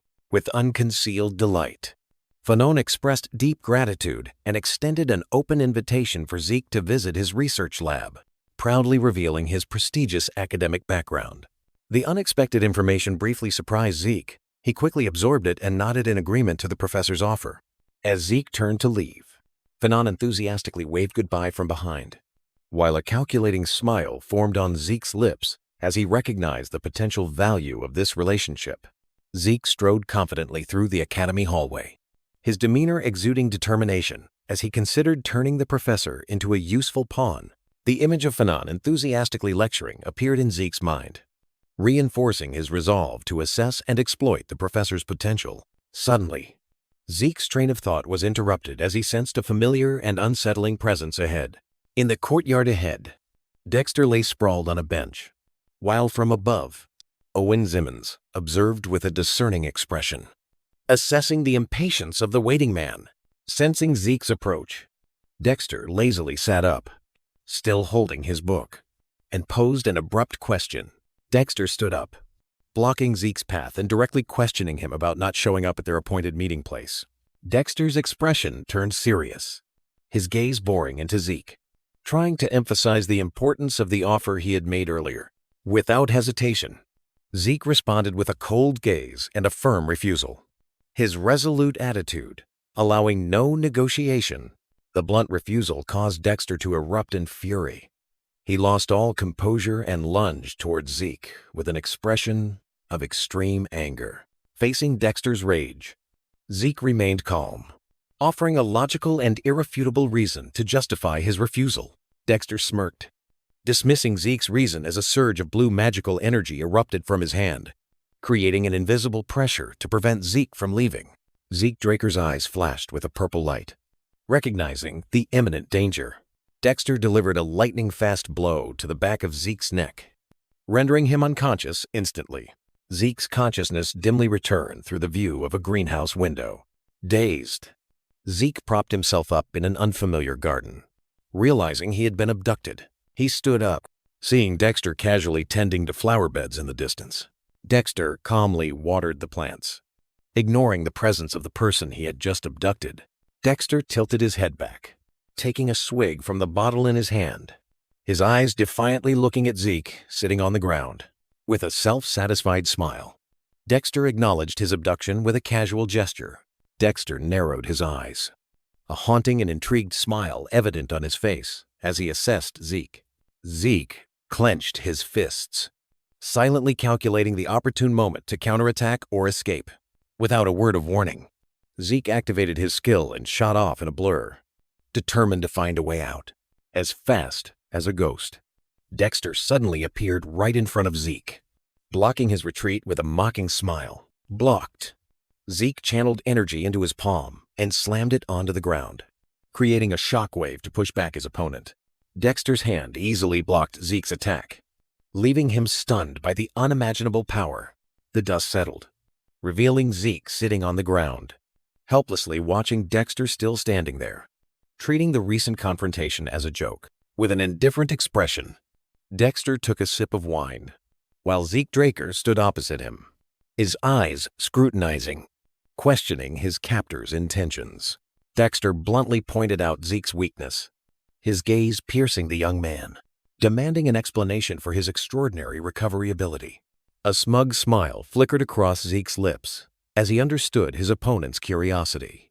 Dexter tilted his head, his eyes full of provocation, challenging Zeke to use force to make him reveal the answer. In a blink, Dexter vanished, leaving only a blur and astonishment on Zeke's face.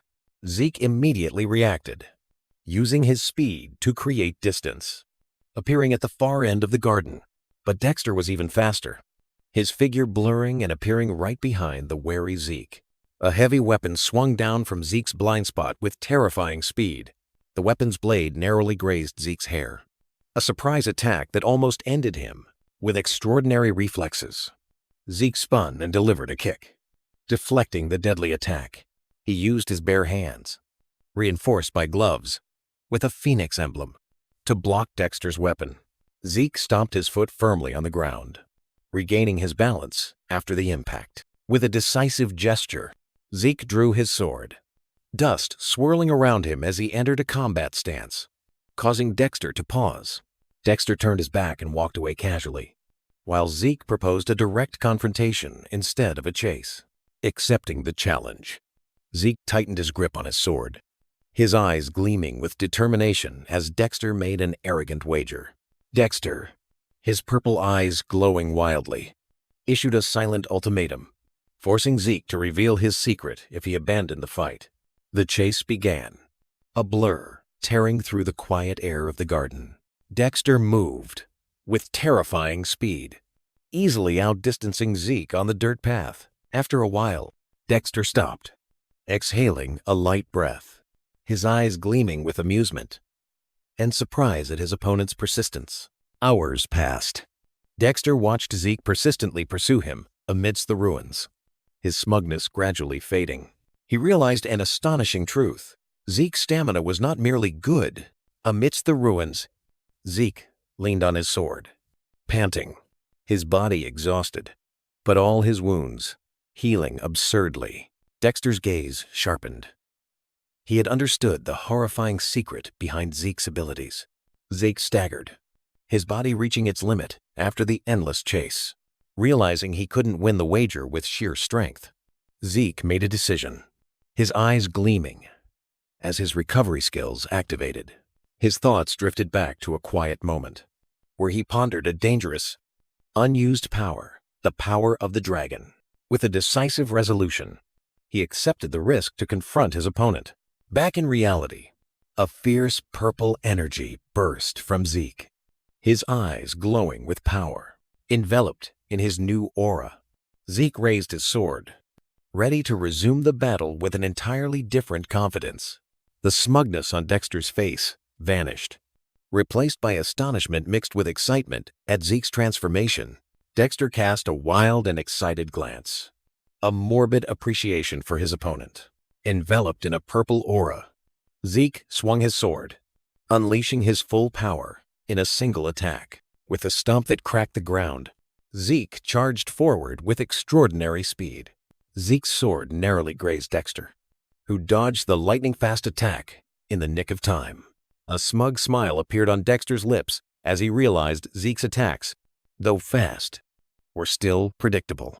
Despite the disparity, Zeke's hatred and indomitable will flared in his eyes, a tenacity that amused Dexter.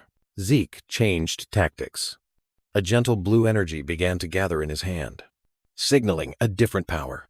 Dexter's smugness vanished as a blazing golden ancient dragon energy orb erupted before him, forcing him to draw his knife in defense. Dexter lunged to attack, but Zeke easily blocked his strike with his sword. Dexter was stunned, unable to believe Zeke's power and sudden transformation. Zeke kicked the ground hard, sending a blinding cloud of dust into the air to obscure Dexter's vision. Losing sight of his opponent, Dexter stood alert amidst the dust, believing Zeke couldn't find him either. From above, Zeke descended like a ghost, aiming directly for Dexter's blind spot. Zeke's eyes flashed with a brilliant golden light, a skill that allowed him to see through the dust and lock onto his target. Dexter turned back in horror, realizing he had been tricked and was facing an unavoidable attack. Zeke, with a look of astonishment, swung his sword at Dexter, who dodged the attack with a smug expression. With terrifying speed, Dexter left a deep shoe print on the ground, the wind trails sharp as knives tearing through the surrounding dust. A fierce whirlwind erupted from Dexter's movement, obscuring everything in a cloud of dust. Standing at the epicenter of the wind, Zeke realized this terrifying power was no ordinary feat. Zeke's eyes glowed golden. He finally understood his opponent's true identity: the legendary Gale Knight. Despite the power disparity, Zeke gritted his teeth, his eyes flaring with reckless determination. Momentarily surprising Dexter, ignoring defense, Zeke charged with his sword blazing with purple energy, forcing Dexter to unleash a fiery red aura in astonishment. The impact created a shockwave that sent both flying backward, Dexter offering a silent truce in midair. The immense force caused Zeke to cough up a mouthful of blood, his body unable to withstand the pressure. The sword flew from Zeke's hand, spinning as it fell to the ground. Dexter was also pushed back, his body spinning in midair amidst dissipating energy trails, collapsing amidst the ruins. Zeke smiled bitterly as his consciousness was forced to shut down from exhaustion. In the last moment before losing consciousness, Zeke only managed to see Dexter's figure still standing firm, a bitter defeat clearly evident. A blazing golden royal emblem filled his vision, signaling a spatial transition. Zeke slowly regained consciousness on the floor of a luxurious room, his head spinning and body aching. Zeke startled awake in a luxurious room, realizing it was his own, and wondering how Dexter had brought him back. He leaned back, clenching his fists in bitter regret for having almost achieved victory. Lying with his hands behind his head, Zeke thoughtfully pondered his limitations as a knight. Memories replayed the battle, where his repetitive tactics proved futile against Dexter's defense. The memory of the decisive moment flashed, when he unleashed the full power of the dragon, but still couldn't penetrate his opponent. His eyes in the memory widened in astonishment, trying to analyze the final move Dexter had used. He recalled the feeling of being completely overwhelmed, realizing that his overuse of power had caused him to pass out. Despite the defeat, Zeke's glowing eyes in the memory showed that he had grasped his opponent's secret. In his mind, he dissected Dexter's technique, visualizing how his body, trained to its limits, generated extraordinary speed. Another fragment of memory appeared, showing Dexter instructing Zeke Draker, revealing the origin of the Red Knight's power. Back in reality, Zeke accepted the defeat, considering it a worthy price for the invaluable intelligence he had gained. He recalled the terrifying pressure Dexter exerted, a power strong enough to make even a seasoned warrior hesitate. Lost in thought, Zeke was suddenly interrupted by a blue notification panel appearing in mid-air. A series of system notifications appeared consecutively, signaling the soul's development and the activation of new functions. Leaving him stunned, Zeke sat up, carefully examining the newly unlocked options, a potential arsenal just granted to him. Zeke decided to explore the inventory function, his finger decisively touching an invisible system interface to activate it. A series of system notifications appeared, explaining the rules for storing and retrieving items from the newly created space. Sitting on the bed, Zeke thoughtfully gazed at the grid-like inventory interface, pondering the instructions he had just received.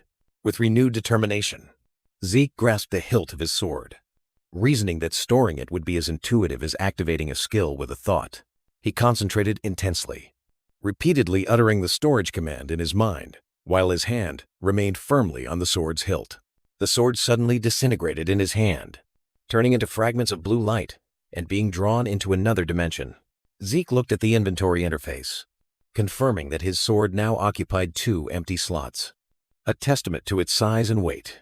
He focused his thoughts on the sword's form, and instantly, it began to materialize from the air before him in a whirlwind of light, holding the newly summoned sword firmly.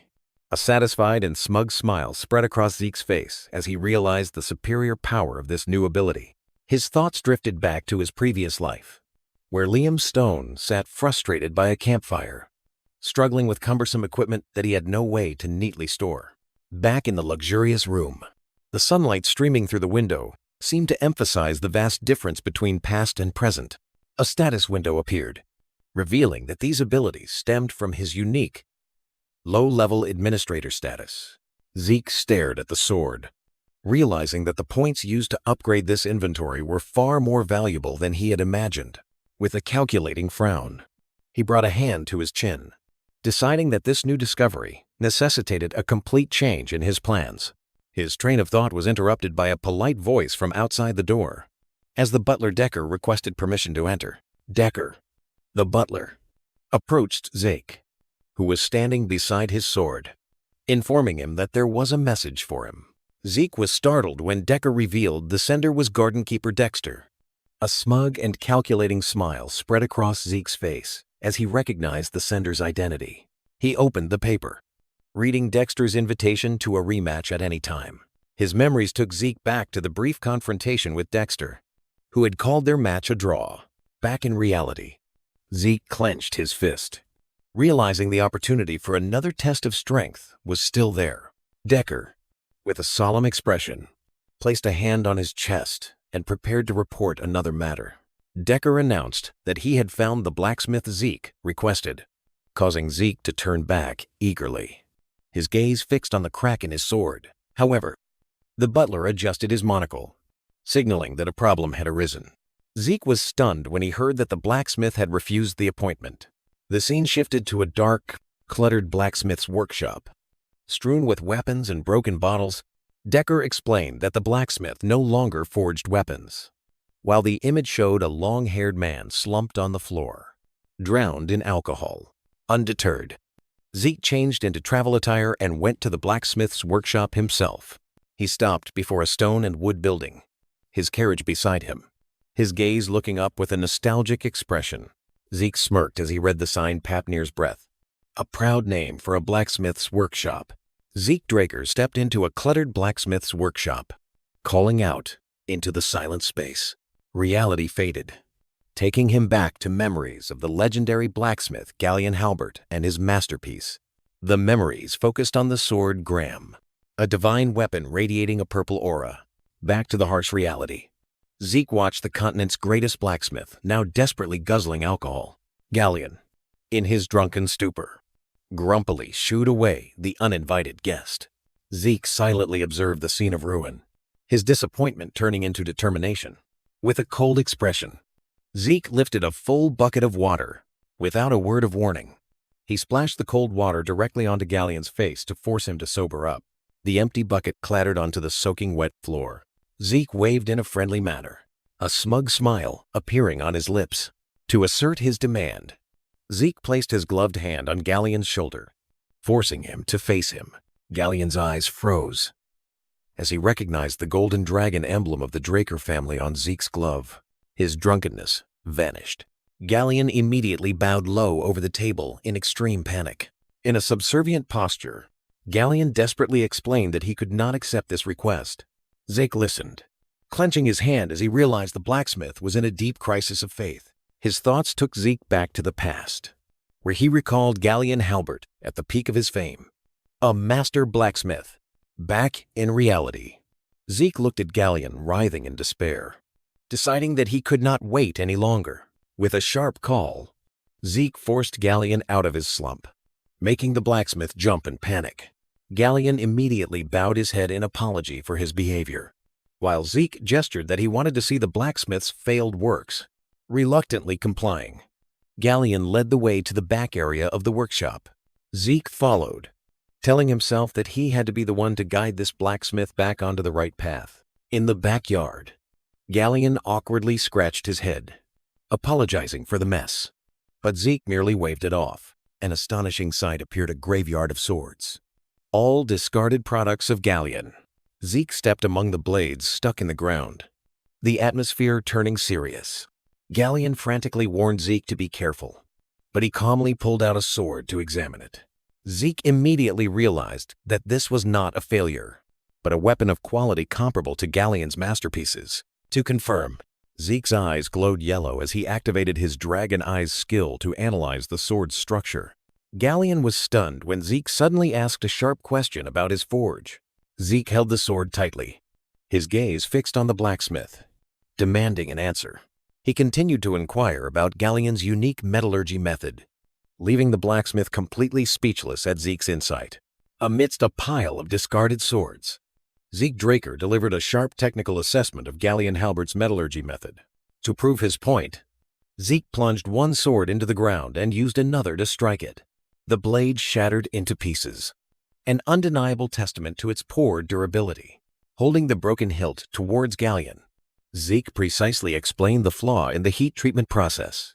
Galleon was speechless, astonishment clearly visible on his face as he realized this stranger understood his technique so thoroughly. A decision formed in Galleon's mind, his fist clenching as a glimmer of hope appeared. Galleon hastily called Zeke back, his gesture both pleading and solemn, as if about to entrust something important. Inside the workshop, Galleon led Zeke to the main workbench. Gesturing for him to see something, Galleon decisively unrolled a large blue scroll onto the workbench, revealing complex technical diagrams within.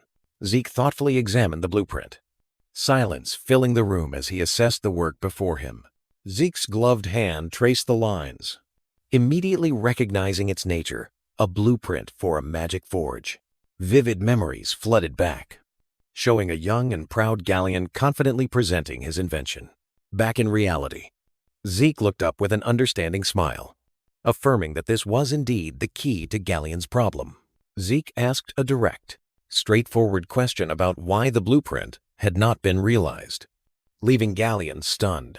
The hope on Galleon's face faded as he explained that the blueprint was still incomplete and the financial barrier was insurmountable. Galleon stated a horrifying price, causing Zeke to lean forward with a completely incredulous expression. Zeke recoiled slightly, processing the absurdity of the price, a fortune that the desperate blacksmith had spent a decade trying to acquire, yet failed. With renewed determination, Zeke straightened up, his posture indicating he was about to make a counter-offer. Leveraging his status as a member of the Draker family, Galleon leaned forward, his eyes burning with desperate intensity, offering a binding oath of lifelong service if Zeke funded the project. Zeke stood alone in thought, weighing the enormous financial risk against the potential reward of the legendary Radiant Sword. A sudden flash of insight ignited in Zeke's mind, his eyes widening as he pinpointed the true flaw in the blueprint. A cunning, confident smile spread across Zeke's lips as he realized the problem wasn't money, but a fundamental error in the mana energy principles.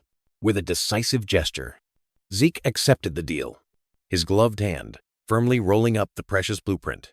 Stunned into silence, Galleon watched Zeke calmly secure his victory in the negotiation.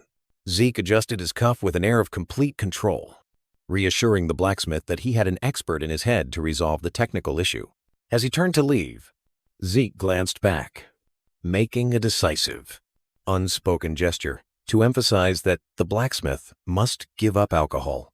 Overwhelmed with gratitude, Galleon collapsed, tears and snot streaming down his face in an unsightly yet genuine display of relief and devotion. From the window of the departing carriage, Zeke heard the blacksmith's tearful shouts of thanks echoing from the workshop. Now in his formal academy uniform, Zeke walked purposefully through the grounds of Draker Academy's research building. His mind focused on the origin of the flawed blueprint, Professor Fanon. Zeke stopped, his steady gaze fixed on his destination, ready to confront the one behind the erroneous blueprint. Zeke Draker's eyes narrowed with determination as he observed an incident from afar. In a dark alley between the academy buildings, footsteps echoed. Zeke leaned against the wall, coldly witnessing a group of cadets cornering another. A black-haired cadet knelt, clutching Leon Conrad's leg in extreme fear, begging for forgiveness for his actions. Leon Conrad, with a scratch on his cheek, stood dumbfounded by the apology, completely unaware of what was happening. The cadet continued to wail pitifully, calling out Leon Conrad and taking all the blame. A black boot suddenly slammed down on the kneeling cadet's head, a cruel act of punishment from Zeke. Darkness and a crimson aura enveloped Zeke as he crouched over the cadet, his eyes glowing ominously as he offered a sarcastic reward. Zeke stood up, coldly accepting the trembling, thanks originally meant for Leon Conrad, while the other cadets bowed their heads in fear, leaving the chaos behind. Zeke walked away alone with a look of clear disgust on his face. From a distance, Leon Conrad truly gritted his teeth. His hands clenched until they bled as he watched someone else resolve his problem. Rage flared on Leon's face, his hatred directed not only at the attacker, but also squarely at Zeke. Golden energy erupted from Leon's fist as he roared in helplessness about Zeke's so-called pure blood awakening. Unable to restrain himself, Leon unleashed his fury with a brutal kick into the air. The anger brought Leon back to the bitter memory of his defeat. Where Zeke had beaten him with a surprise attack, Leon Conrad gritted his teeth, his rage turning into extreme resentment at the thought of an awakened pure blood interfering in his affairs. Zeke Draker froze as he saw Leon and a group of other cadets blocking his path. A cold glint in his eyes, a smug and provocative smile spread across Zeke's lips, as if he were mocking their futile efforts. The smile vanished. Zeke's face turned icy, and a deadly silence fell. A purple aura flared around Zeke, his hand gripping the hilt of his sword, delivering an unspoken ultimatum. Outside the vast grounds of Draker Academy, a tense confrontation was about to erupt. In a narrow alley, Zeke stood alone facing Leon's group, one cadet already sent flying into the air by him. Leon Conrad pointed directly at Zeke's face, shouting accusations of his arrogance since his awakening. Zeke did not reply, merely raised a finger, his purple eyes glowing with a bone-chilling command, kneel, or D. Leon froze, his aggression shattering. Under the invisible pressure, cold sweat poured out. Leon trembled as he felt an overwhelming aura he had never known. A flood of memories took Leon back to a few months ago, where he saw a weak Zeke forced to crawl between his legs in humiliation. Back in reality, the humiliation of fearing someone he once despised made Leon clench his teeth, rage overpowering his fear.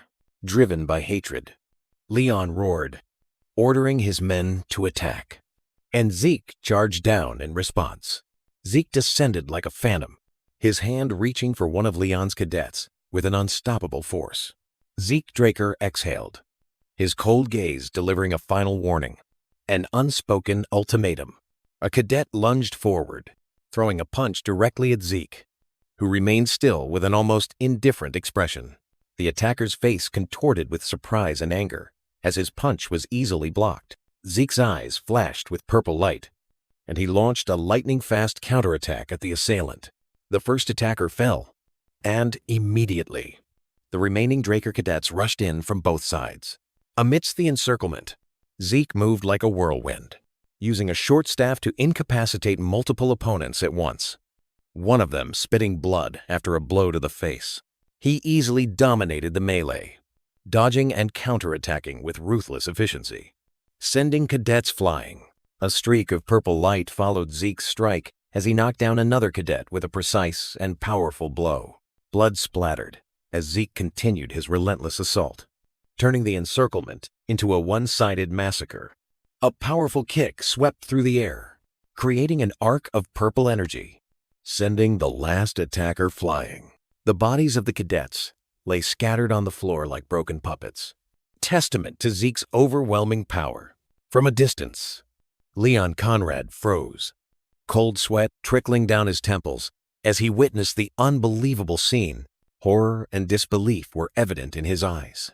A silent question forming the person before him could not be the Zeke Draker he once knew. Zeke stood calmly amidst the defeated, arms crossed, looking down at them with eyes that were both pitying and threatening. An unspoken assertion of power. To emphasize his warning, his hand rested on the hilt of his sword, lightly drawing the blade from its sheath in a sharp glint. A promise of true pain. Leon Conrad recoiled in horror, desperately swinging his sword to maintain distance. Zeke Draker stood motionless, his cold gaze a warning sharper than any blade. Zeke's gaze bored into Leon, a silent question about the consequences of foolish actions, making the cadet tremble with realization. To Leon's belated panic, Zeke's hand slowly rested on the hilt of his sword, ready to answer the deadly challenge. A blood-red aura flared around Zeke as he drew his sword, his eyes blazing with an inviolable oath of honor. Leon's face contorted with horror as he realized he had initiated a death match from which there was no retreat. Zeke glanced at the injured Liam Stone lying on the floor, his gaze designating this helpless cadet as a witness to the impending purge.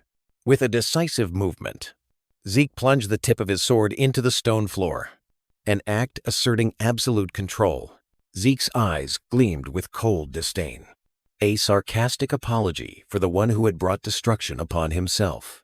Leon Conrad collapsed, his sword falling uselessly to the floor as he began to beg for his life, completely abandoning his pride. Leon clasped his hands in supplication while another cadet lay unconscious nearby, a testament to Zeke's dominance. Zeke stood there, his back to the defeated, his greatsword resting on his shoulder like a symbol of undisputed power. The sword tip remained firmly embedded in the floor, marking the end of arrogance. Tears and blood mingled on Leon Conrad's face as he uttered his final plea in despair. Enveloped in a purple aura of power, Zeke stood towering, looking down at his weeping foe with the disdain of a king. With eyes blazing purple and a brutal smile, Zeke Draker unleashed a lightning-fast slash. Amidst the unconscious bodies, Zeke declared the price, and Leon Conrad's ear fell into a pool of blood to his horrified scream. Extreme pain and horror overwhelmed Leon as he clutched his wound, blood gushing between his fingers.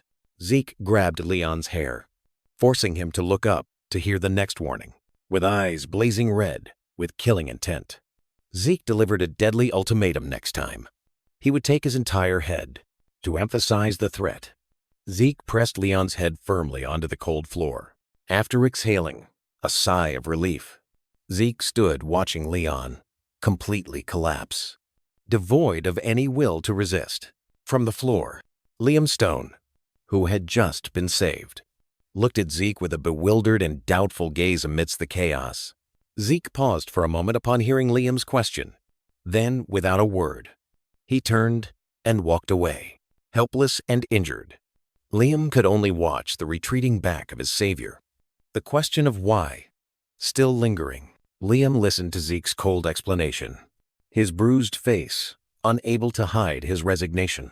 Zeke glanced back over his shoulder, a cold smirk appearing on his face as he denied helping Liam, as Zeke declared he was only helping himself, and then left. A human-shaped blue aura enveloped Liam Stone, who was kneeling on the ground.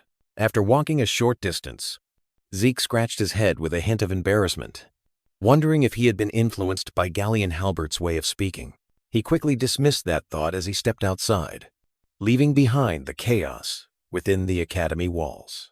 Outside the Academy's Gallion Research Laboratory, a heavy question hung in the air. Inside, Zeke Draker spread out an intricate blueprint before Professor Fanon, who nodded, confirming its feasibility. Fanon raised a hand to stop Zeke's haste, pushing up his glasses, his gaze signaling that the matter needed thorough explanation. Both bent down to examine the drawing, with Fanon pointing out the core problem lay in the power supply unit.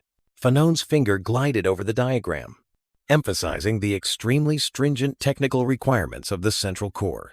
Zeke listened with a skeptical expression, an unspoken question clear in his eyes. Could this truly be done? Fanon decisively presented the first option, offering to readjust the blueprint himself. When Fanon announced that it would take 15 years, Zeke leaned back in his chair, stunned with shock. Disregarding Zeke's reaction, Fanon calmly dipped his pen into the inkwell, outlining an alternative solution. He decisively placed the inkwell on the blueprint, declaring that they needed a high-compression mana stone. Zeke sprang from his chair, hands on the table, his face showing panic at the request for an almost impossible-to-find artifact. Fanon's train of thought led him to a desolate ruin, where he cradled a glowing energy core, illustrating the item's rarity. Back in reality, Fanon announced the price of 3,000 gold, a figure that left Zeke dumbfounded. Zeke slumped into his chair, his body limp, his mind struggling between two impossible choices. He buried his face in his hands, his fist clenched over his family crest, a flicker of determination not to give up the sword, Graham shining in his desperate eyes. Zeke Draker stood in the shadows, contemplating the fact that he still couldn't use aura, despite everyone's misconception. A symbolic image appeared, showing the chaotic ether power he could control, in contrast to the aura he yearned for. Zeke's face was etched with despair as he faced the impossible task finding a high-compression mana stone. In the laboratory, Professor Fanon expressed astonishment at the sophistication of the blueprint Zeke brought. Zeke flinched when he heard Fanon confirm that crafting this was as complex as an artifact from the Golden Age. A glimmer of hope sparked in Zeke's eyes.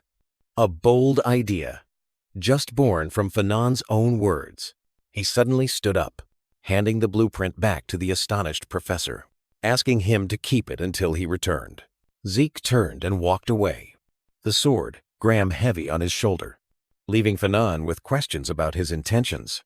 He turned back, a confident and challenging smile on his lips, promising that he would bring back what they needed. With eyes gleaming with fierce determination, Zeke declared he would find a high-compression mana stone. The scene shifted to a vast sky, where dragons reigned in a bygone era known as the Golden Age. The timeline rewound to the War of Liberation, a bloody conflict to overthrow the dragon's dominion. The evil dragon Bahamut roared in the final battle, before being defeated by the hero Zeke Draker. The image of Zeke Draker stood tall on the battlefield after his victory, bringing a century of peace to humanity. In that era of peace, countless artifacts and superior magical techniques were discovered, remnants of a heroic age. An ancient artifact from the time of the Hero King, a high-compression mana stone, radiated powerful energy. Outside the Draker Academy's central library, a majestic and ancient architectural structure, a faded historical document prophesied the future discovery of artifacts from the Golden Age.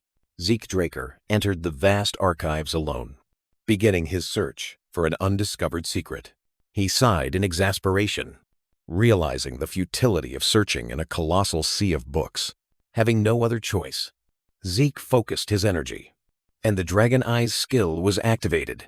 With glowing eyes, he scanned the shelves, his vision now able to pierce through mysteries. Suddenly, his gaze halted, locking onto a spot beneath the floor. A floor tile glowed red in front of Zeke, signaling that he had found his target. He bent down, tapping lightly on the tile, a nod confirming it was hollow underneath. Zeke channeled purple energy into his hand, preparing to cut open the secret entrance with his Soul of the Spirit skill. The purple energy slashes tore through the stone floor, forming a perfect square cut. A headache struck. Zeke clutched his forehead, exhausted from using too much energy at once. Beneath the cut floor section, a small black box lay still, waiting to be discovered. The box vanished, and Zeke quickly left the scene, leaving a void in the floor as the only evidence of his actions. The torch blazed, illuminating the damp stone walls of an underground passage. Zeke Draker advanced in the darkness, torch in hand, his face revealing dissatisfaction as he realized the path was much deeper than anticipated. He suddenly stopped, a cold drop of sweat trickling down his temple as he heard a strange sound. Zeke looked up, his eyes full of vigilance, realizing he was not alone in these ruins. An event beyond his prediction, hiding behind a pillar. Zeke cautiously peered into the dark corridor, his eyes flashing with yellow light as he tried to pinpoint the source of the danger. Two skeletons vaguely emerged from the shadows, one of them with eye sockets glowing with an eerie red light. He noticed they were holding pickaxes and shovels, tools of laborers rather than weapons of warriors, which eased his apprehension. With a decisive resolve, Zeke took an offensive stance, a sword appearing in his hand, its blade beginning to gather blue energy. He lunged forward, the sword swinging to form a brilliant purple streak of light. A lightning-fast attack aimed at his enemy. The magical blade sliced through the pickaxe with ease. Zeke stood firm between the two enemies, his eyes flashing with golden fire as his power erupted, shattering the nearest skeleton. After the dust settled, Zeke looked at a notification that appeared before him, confirming his victory and reward. He looked at his sword, a slight smile forming on his lips as he realized he had forgotten that defeating monsters could also yield benefits. Zeke's smile turned sinister, his eyes glowing with the red light of greed as a new idea sparked in his mind. With the glowing sword on his shoulder, he plunged deeper into the darkness, eager to hunt for more of his bonus points. The skull of a skeleton shattered under a powerful attack. Amidst the fallen skeletons, Zeke Draker stood with calm confidence as a system notification confirmed his victory and reward. Zeke analyzed the available upgrades, a flicker of disappointment crossing his face as he realized his limited options. Making a decisive choice, he activated a new feature, causing a three-dimensional map to appear in the air before him. He studied the glowing blueprint of the ruins, his expression contemplative as he compared it to a familiar magical map. Curiosity piqued. Zeke's gloved finger pressed an icon on the map interface to explore its functions. The flat map suddenly unfolded into a three-dimensional model of the dungeon, taking him completely by surprise. A wide, excited smile appeared on Zeke's face as he reached out, marveling at the advanced technology now under his control. His sharp eyes immediately locked onto a single structure glowing an ominous red, standing out from the rest of the blue complex. His eyes widened in shock and sudden realization as the map identified the Red Room as the legendary Dragon Slayer's armory. A smug, triumphant smile briefly crossed Zeke's lips as he accepted the offer for directions. Realizing he had just bypassed days of searching, a path of pure light appeared on the floor, stretching from his feet and leading him deeper into the darkness. His face lit up with triumph as the three-dimensional path outlined a direct route to his high-value target. He let out a confident chuckle, knowing that with such a guide, getting lost was impossible. The path of light ended before a massive, intricately carved door, and Zeke looked up, his mind already racing to solve the next puzzle: how to get inside.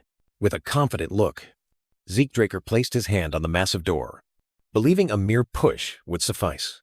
The moment his hand touched it, a surge of crimson energy flared, enveloping his gloved hand. A powerful magical impulse erupted from the door, forcing Zeke to pull his hand back to avoid injury. He stared at the lingering energy sparks, realizing he had just touched an ancient protective spell. His thoughts led him to the image of a mysterious mage with a blazing red symbol on their back, realizing that only the magic tower could create such a seal. Zeke looked down at his hand, where the magical energy had dissipated, a fleeting sense of relief crossing his face as he realized his gloves had saved him from a serious injury. Sighing in frustration at the magical seal, Zeke looked up at the door. A bold idea, striking him as he attempted to communicate with the invisible entity that had guided him. He froze as a series of system notifications appeared before his eyes, confirming his request and initiating the spell deactivation process. Zeke's eyes widened, a flash of realization sparking as the interface image reflected in his pupils. He realized this was not an automatic response. The system interface appeared in the dark space, directly addressing Administrator Zeke Draker, confirming its communication ability and leaving him utterly astonished. Seizing the golden opportunity, Zeke stood upright in a void space, directing his most crucial question at the interface, the reason behind his regression. Blocked by a refusal notification, Zeke was undeterred. He immediately shifted his focus, questioning the nature of this administrator system itself. After another refusal, Zeke's patience wore thin. He looked directly into the void and posed his final question about its creator. Faced with the system's silence, Zeke ran his hands through his hair in frustration, realizing that the greatest mysteries remained beyond his reach. Shaking off his disappointment, Zeke turned back to face the door, issuing a decisive command, and the system immediately confirmed the request. Opening the Dragon Slayer's storage, the massive magical door slowly opened, revealing a dark space within.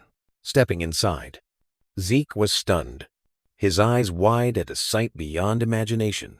His gaze swept across countless treasure chests, piled high in the darkness. In his mind, the image of an adventurer in ecstatic joy upon finding a precious relic appeared. Zeke approached a chest, a brilliant golden light emanating from within. He flung open the chest lid, revealing a glittering hoard of gold, silver, and jewels. An ambitious and excited smile spreading across his lips.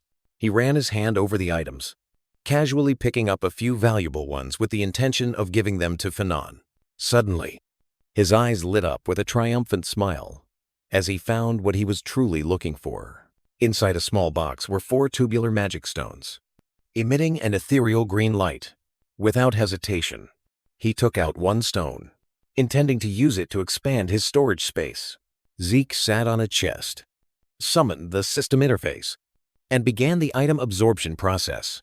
But then he realized the new space was still insufficient. He put the remaining items into his backpack, deciding that this was all he could take for today. He glanced back at the enormous treasure with a look of regret but also determination to return. Zeke turned, beginning to walk out of the storage in the hazy mist. Suddenly, he stopped, a cold sense of unease creeping up his spine, putting him on alert. Zeke Draker's gloved hand rose as an ominous red energy vortex formed directly in front of him. He spun around with a look of astonishment, unable to react, as the red energy surged and enveloped his body, bound tightly by glowing magical circles. Zeke helplessly looked around in utter confusion as the space around him distorted. A pillar of red energy descended, forcing him to his knees as the forced teleportation process reached its peak. As the light faded, Zeke stood up in an ancient stone hall, his bewildered gaze sweeping across the unfamiliar space. He stood alone amidst the silence of the massive hall, and a system interface appeared, announcing his location as Dragon Slayer's residence. He looked down at the rows of stone coffins stretching out, realizing this place was not mentioned in any documents he had ever known. To confirm his suspicions, he summoned a virtual map, his finger gliding through the air to analyze the area's layout. He frowned, realizing his location had no connection to the known map. And then a spark flashed in his eyes. As he recognized this was a secret area, a determined smile appeared on his lips. He walked straight to a stone coffin. Unable to pass up such an opportunity, he pushed the coffin lid with force, revealing a knight's armor inside. While a system notification confirmed this was the Dragon Slayer's exclusive equipment, he carefully placed his hand on the metal shoulder guard of the armor, feeling its coldness and ancientness. Upon closer inspection, he paused, his expression shifting from admiration to confusion as he discovered an unusual detail on the breastplate. Right in the center of the breastplate was a perfectly round hole, from which a faint blue light emanated. Zeke's eyes widened in astonishment, a shocking truth seemingly dawning on him as he stared at the hole. Zeke Draker, with a determined expression, inserted a glowing energy cell into the ancient armor, resolved not to miss this opportunity. The mana cell was successfully installed into the Dragon Slayer's exclusive equipment, releasing a powerful green energy surge to activate it. The eye slits on the ancient armor's helmet glowed, signaling that the activation process had begun. A smug and ambitious smile appeared on Zeke's face as he believed he had succeeded. Suddenly, the armor vibrated violently, a chaotic energy surge erupting, leaving Zeke stunned. His expression changed from smugness to panic as he realized everything was spiraling out of control.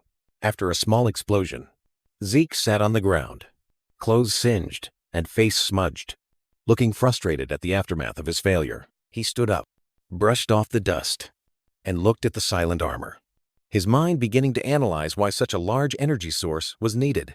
Zeke decided to set aside the complex questions about the armor to ask Fanon later. His gaze directed forward. Undeterred, he continued deeper into the catacombs, searching for other secrets. After checking other empty rooms, he arrived at a final grand hall, where only a single glass cube lay at its center. Zeke summoned a system screen to analyze the mysterious object before him. His eyes widened in horror, reflecting the shocking information that had just appeared on the screen. The name, Tarakon Draker, appeared in his mind, accompanied by a feeling of disgust and a realization of that person's madness. The system confirmed he had found Tarakon's legacy, the heart of the evil dragon Bahamut. Bahamut's heart pulsed powerfully, and Zeke realized Tarakon's madness in leaving behind such a dangerous relic. He looked around the dark room, finally understanding the source of the unease that had clung to him since he entered. A surge of dark energy suddenly emanated, making Zeke halt as he felt its malevolent presence. A system screen appeared, announcing that the heart was reacting to him, and immediately after, black energy tendrils erupted and coiled around Zeke's body, affected by the dark power. Zeke nodded mechanically, seemingly agreeing to an invisible command whispering in his mind. His eyes became lifeless and filled with killing intent. The image of the blazing heart reflected in his pupils as he accepted a deadly command. A flash of light sparked in Zeke's mind as his mental defense skill automatically activated to resist the intrusion. Zeke jolted awake, clutching his head in horror, unable to believe the murderous thoughts that had just crossed his mind. He looked with disgust at the remnants of dark energy dissipating from his hands. Realizing he had almost lost control, panic surged as Zeke stared at the cube containing the heart, finally understanding its true nature. Dark energy from the artifact spread throughout the room, creating an invisible and growing pressure. An urgent quest screen appeared, forcing Zeke to face Tarakon's challenge, defeat the curse from Bahamut's heart. Zeke turned, his face showing surprise and urgency as he read the requirements of the newly appeared quest. He closed his eyes, trying to focus his mental strength to prepare for the confrontation. Once again, summoning his defense skill, the system interface suddenly reported an error. The defense skill failed, and Zeke collapsed, completely unprotected against the curse. Darkness enveloped Zeke Draker, his eyes glowing red with hatred. Possessed by an evil force, he swung his arm violently, trying to resist the internal control. With an irritated growl, Zeke ordered the voice in his head to be silent as an illusion of his cracking face appeared. In his mind, the cursed self confronted Zeke's resilient true self, who asserted that freedom must be earned, not granted. The mental space shattered around Zeke Draker as he triumphed over the curse, completing the urgent quest. Exhausted and covered in blood, he breathed a sigh of relief. But new system notifications signaled that a dangerous process had just begun. Zeke's expression shifted from relief to extreme confusion as he tried to comprehend what was happening. A purple energy orb began to form uncontrollably from his hand. Zeke threw his head back and screamed in pain as his body was invaded by a strange surge of energy. A colossal red pillar of energy descended from the sky, pouring directly into his body. He realized with horror that his body had no mechanism to contain this terrifying power. Streaks of red energy lightning began to tear Zeke's body apart from within, pushing him to the brink of destruction. In a decisive moment, Zeke's will to survive erupted. Determined to find a way to control the energy storm, he focused the chaotic energy into his hands, and streams of purple electricity began to flow out more controllably. With all his remaining strength, Zeke tried to compress and seal the destructive energy source into a dark orb, a desperate attempt to save his life. To counter the destructive mana flow, Zeke Draker unleashed a swirling stream of purple ether, enveloping and subduing the dragon's crimson energy. With a silent roar, he poured all his will, compressing the chaotic energy mass with his bare hands. Determined to seal it permanently, the subdued energy mass exploded violently, blowing away everything around the shattered stone pedestal. The blazing red energy compressed into a single point on the ground, forming a smoldering crater. The energy orb convulsed one last time before fading completely, leaving behind a deathly silence. However, the aftershocks of the ceiling rebounded, a surge of crimson energy engulfing Zeke, causing his body to convulse in pain. He collapsed, his face contorted by the excruciating pain as the malevolent energy tried to destroy him from within. After a struggle, the pain subsided, and Zeke exhaled a long breath. Exhausted but still standing amidst the wreckage, he looked down at his chest, a fleeting expression of disbelief and relief crossing his face as he realized he had survived the life-or-death trial. His gaze swept across the room, stopping at the two craters on the ground where Bahamut's heart and its energy had once been. Standing amidst the silence, he looked at the empty stone pedestal, confirming that the dangerous relic had completely vanished. He looked down at the crater he had created. The surrounding devastation, undeniable proof of Bahamut's terrifying power he had just faced. Suddenly, Zeke froze, a strange, burning sensation on his chest drawing his attention. He looked down in astonishment, discovering a faintly glowing red dragon head mark directly over his heart, visible through his scorched clothes. He tremblingly touched the mark, his earlier relief vanishing, replaced by horror as he realized he had branded himself with the very curse he tried to seal. Zeke Draker's eyes widened in horror as a strange sound echoed in his mind. He was surrounded by a flurry of blue notification windows appearing from thin air, confirming he had absorbed Bahamut's heart. Notifications continuously appeared, stating that his body had been transformed, and he was granted access to Tarakon Draker's secret library. Zeke tried to process the incredible flood of information, deciding to set them aside for later review. He suddenly paused, a new realization dawning in his eyes. He focused on a specific notification window he had overlooked, a smug and curious smile subtly forming on his lips. He issued a silent command, accepting to open the second gift from his ancestor. An ancient, intricately decorated chest appeared before him, slowly opening in a hazy mist. Upon seeing what was inside the chest, Zeke's eyes widened in horror, his face paling from extreme shock. The scene shifted to a magnificent high-rise mansion under the night sky. Platinum Mansion. Inside the mansion, Zeke, now in a simple outfit, was retrieving some items from a personal storage locker. After closing the locker door, he stood in a vast space, a confident smile evident as he summoned the system interface to check his new status. He examined the detailed status panel, noting the new skills and authorities he had acquired. Zeke took a closer look at the descriptions of his new authorities, but his expression showed that the explanations were too vague. He ordered the system to open the notification window related to Tarakon, and a new request appeared, directing him to another location for information updates. Following a silent command, a digital map appeared before Zeke, pointing to an unfamiliar location. He recognized the location as Valhalla, a name that stunned him. The image of Valhalla Knight Academy appeared, majestic and strictly guarded, reserved only for the chosen ones. Zeke sat down on the floor, sighing in exasperation at the prospect of having to infiltrate such an impregnable place. However, upon seeing Tarakon's glowing relic, his determination flared, ready to change his plans for it. With a decisive gesture, Zeke activated a new function in his administrator system. A series of notifications appeared, confirming that the beginner's quest log had been opened, promising rewards upon completion. Zeke pondered, hand on his chin. Comparing this quest system to the familiar mercenary contracts of his past, he paused when he read a notification about guidance for low-level administrators, his expression turning bewildered. Immediately, a blue energy circle erupted from beneath his feet, engulfing Zeke in astonishment. The space around him dissolved into a digital network, pulling him into another dimension. Zeke stood alone in an endless virtual space, covered by a network of blue light.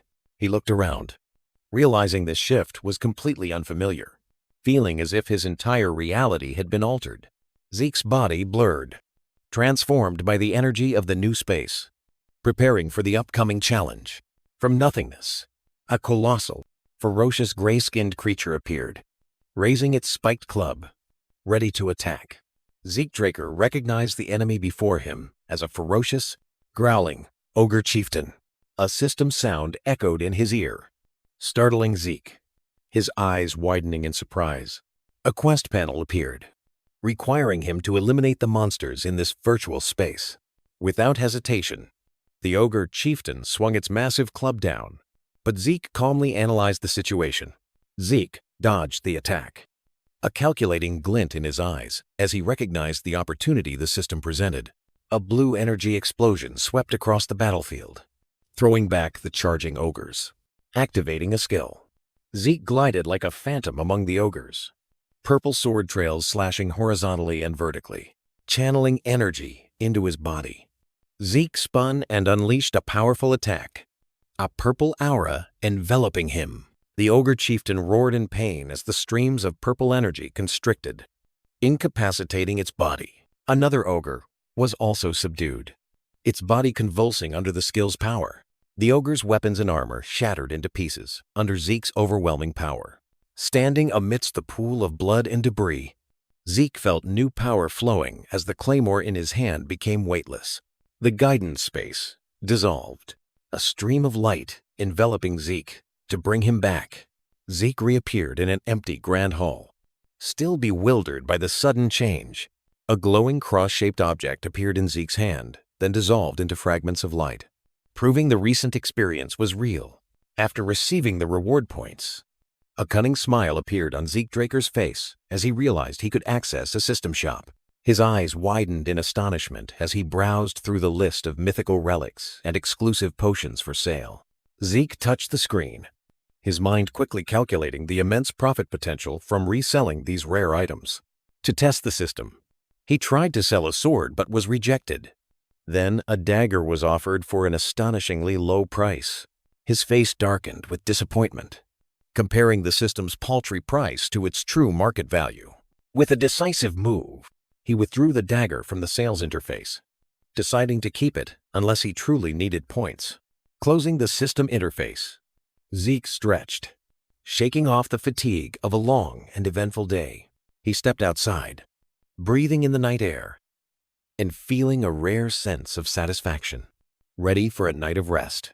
The next day, morning light shone upon the majestic building of the Draker Academy Professor Research Center.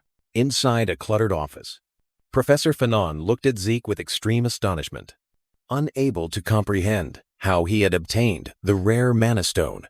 Zeke, now in his ceremonial uniform, calmly took a sip from the served bowl. Ignoring the professor's question, Zeke's composure astonished Fanon even more. He picked up a device, his gaze fixed on the mysterious cadet. While drinking, Zeke's gaze subtly flickered towards Fanon, a delicate wariness appearing as he assessed the professor's reaction. Fanon explained, his glasses reflecting the image of the stone, emphasizing that each such gemstone was registered with ancient text. A complex registration device was displayed, capable of tracing its origin, discovery time, and the current owner's identity. Fanon, the professor, appeared skeptical, but was also convinced by Zeke's confidence, who asserted that his Mana Stone was an unprecedented discovery. In his thoughts, Fanon acknowledged Zeke's judgment and skill, as well as his cautiously skeptical attitude, as admirable qualities. Zeke, having completed the registration, turned and left, while Fanon watched with regret, realizing Zeke's talent was too great to be wasted. The scene shifted to outside a blacksmith shop named Fafnir's Breath, where Zeke decided to test a new plan. Zeke raised his hand. A complex green magic circle glowing brightly from his palm. Magical energy erupted, creating swirling blue sigil rings in the air. A vortex of blue magical energy engulfed the space, sweeping both Zeke and Fanon into the maelstrom. Amidst the magical storm, Galleon Halbert, a blacksmith, suddenly appeared with a smug smile, while Fanon and Zeke were blown backward. After the energy subsided, Fanon and Zeke stood up, astonished. Looking at Galleon, who had just been summoned, Zeke politely bowed, thanking Fanon for his help, signaling that he had business to attend to and would see him later. Inside the blacksmith shop, Galleon emerged with a satisfied look, while Zeke sat waiting with a mysterious smile, asserting this was part of their agreement. Zeke reminded Galleon of the condition the blacksmith had set, his eyes full of calculation. To fulfill the agreement, Zeke opened his bag, placing a material on the table with a decisive clink. Galleon looked at the material, the smug expression on his face instantly vanishing, replaced by extreme astonishment. The box was opened, revealing the fang of the cursed light dragon Bahamut, a legendary relic emitting a shimmering light. Galleon Halbert was stunned by the colossal dragon fang, while Zeke Draker observed his reaction with a calm, probing gaze. The box opened, revealing the relic gift from Terrican Draker, a flawless dragon fang, emitting a faint glow. Zeke winked mischievously, hinting at a complex story behind the treasure's origin. Galleon's entire body trembled, overwhelmed by the opportunity and the responsibility placed upon him. Galleon stammered, saliva spilling out in shock at the golden opportunity, while Zeke looked at him with feigned concern. Blown away by the blacksmith's surge of enthusiasm, Zeke fell backward as Galleon erupted with power, declaring he would exceed all expectations, regaining his confidence. Galleon Halbert solemnly placed his hand on his chest, swearing to dedicate his life to forging a masterpiece. In a moment of iron determination, Galleon repeated his vow, the shadows emphasizing the seriousness of his promise. Zeke gently placed a hand on Galleon's shoulder, signaling him to calm down from his excessive enthusiasm. With a satisfied smile, Zeke realized the blacksmith's passionate nature remained unchanged. Zeke turned and left the Fafnir's Breath blacksmith shop, confidently entrusting the task to the blacksmith. Inside the blazing forge, Galleon immediately set to work, his eyes gleaming with intense focus and anticipation. Returning to his luxurious room at Platinum Mansion, Zeke pondered the tasks required to forge the sword. His thoughts led him back to the tense confrontation with Dexter, who had challenged him after their duel. The memory of the note for a meeting in a week clearly emerged, a reminder of the complex connections he had to resolve. In the quiet room, Zeke Draker's eyes narrowed, sensing something about to happen. His thoughts returned to the fateful confrontation, beginning with the image of a cloaked figure approaching. Reality dissolved, giving way to the sight of Dexter sprawled on the floor, and Zeke looking down with a questioning gaze. A smug and somewhat tense smile appeared on Zeke's lips as he recalled his reasons. But then, rage flared in Dexter's eyes. A silent demand for the truth roared. Zeke waved his hand dismissively, signaling that he had no intention of further challenging him. Dexter suddenly lunged forward, interrupting the unspoken explanation by grabbing Zeke's collar. Zeke gritted his teeth, surprised by his opponent's irresistible strength. With tremendous force, Dexter flung Zeke across the room. Zeke was completely disoriented, thrown out onto the open balcony. He watched in horror as the ground rushed towards him from a deadly height. In a desperate attempt, he twisted his body, reaching for the railing to save his life. His gloved fingers gripped the stone ledge of the balcony, narrowly preventing the fall. Immediately, another hand tightened around his neck from behind, choking him in shock. Dexter stood right behind him, holding Zeke tightly and looking at him with eyes that seemed to know everything. From the towering balcony, Dexter looked down, his gaze coldly questioning Zeke's defiance.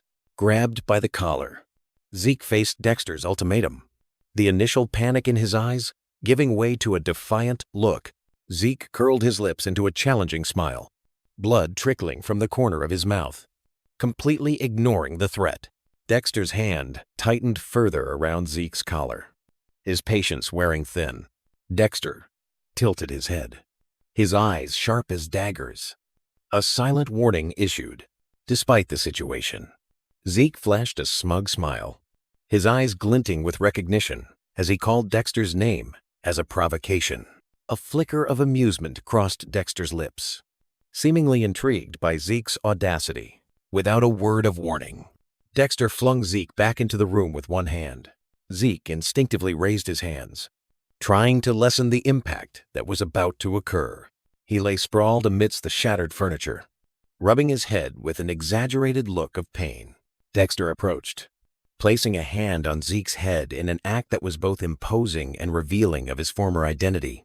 From the floor, Zeke looked up, a new plan forming behind his feigned submission. Zeke placed a hand on his chest, beginning a ridiculously formal apology, with eyes closed and a feigned sincere expression. Zeke bowed, completing his performance. Dexter froze, his expression shifting from authoritative to utterly stunned and bewildered by Zeke's sudden change. Zeke Draker questioned Dexter about his past as the Black Knight, but Dexter dismissed it as he walked through the ruined room. With a skeptical look, Zeke rested his chin in thought, disbelieving that a knight could be demoted.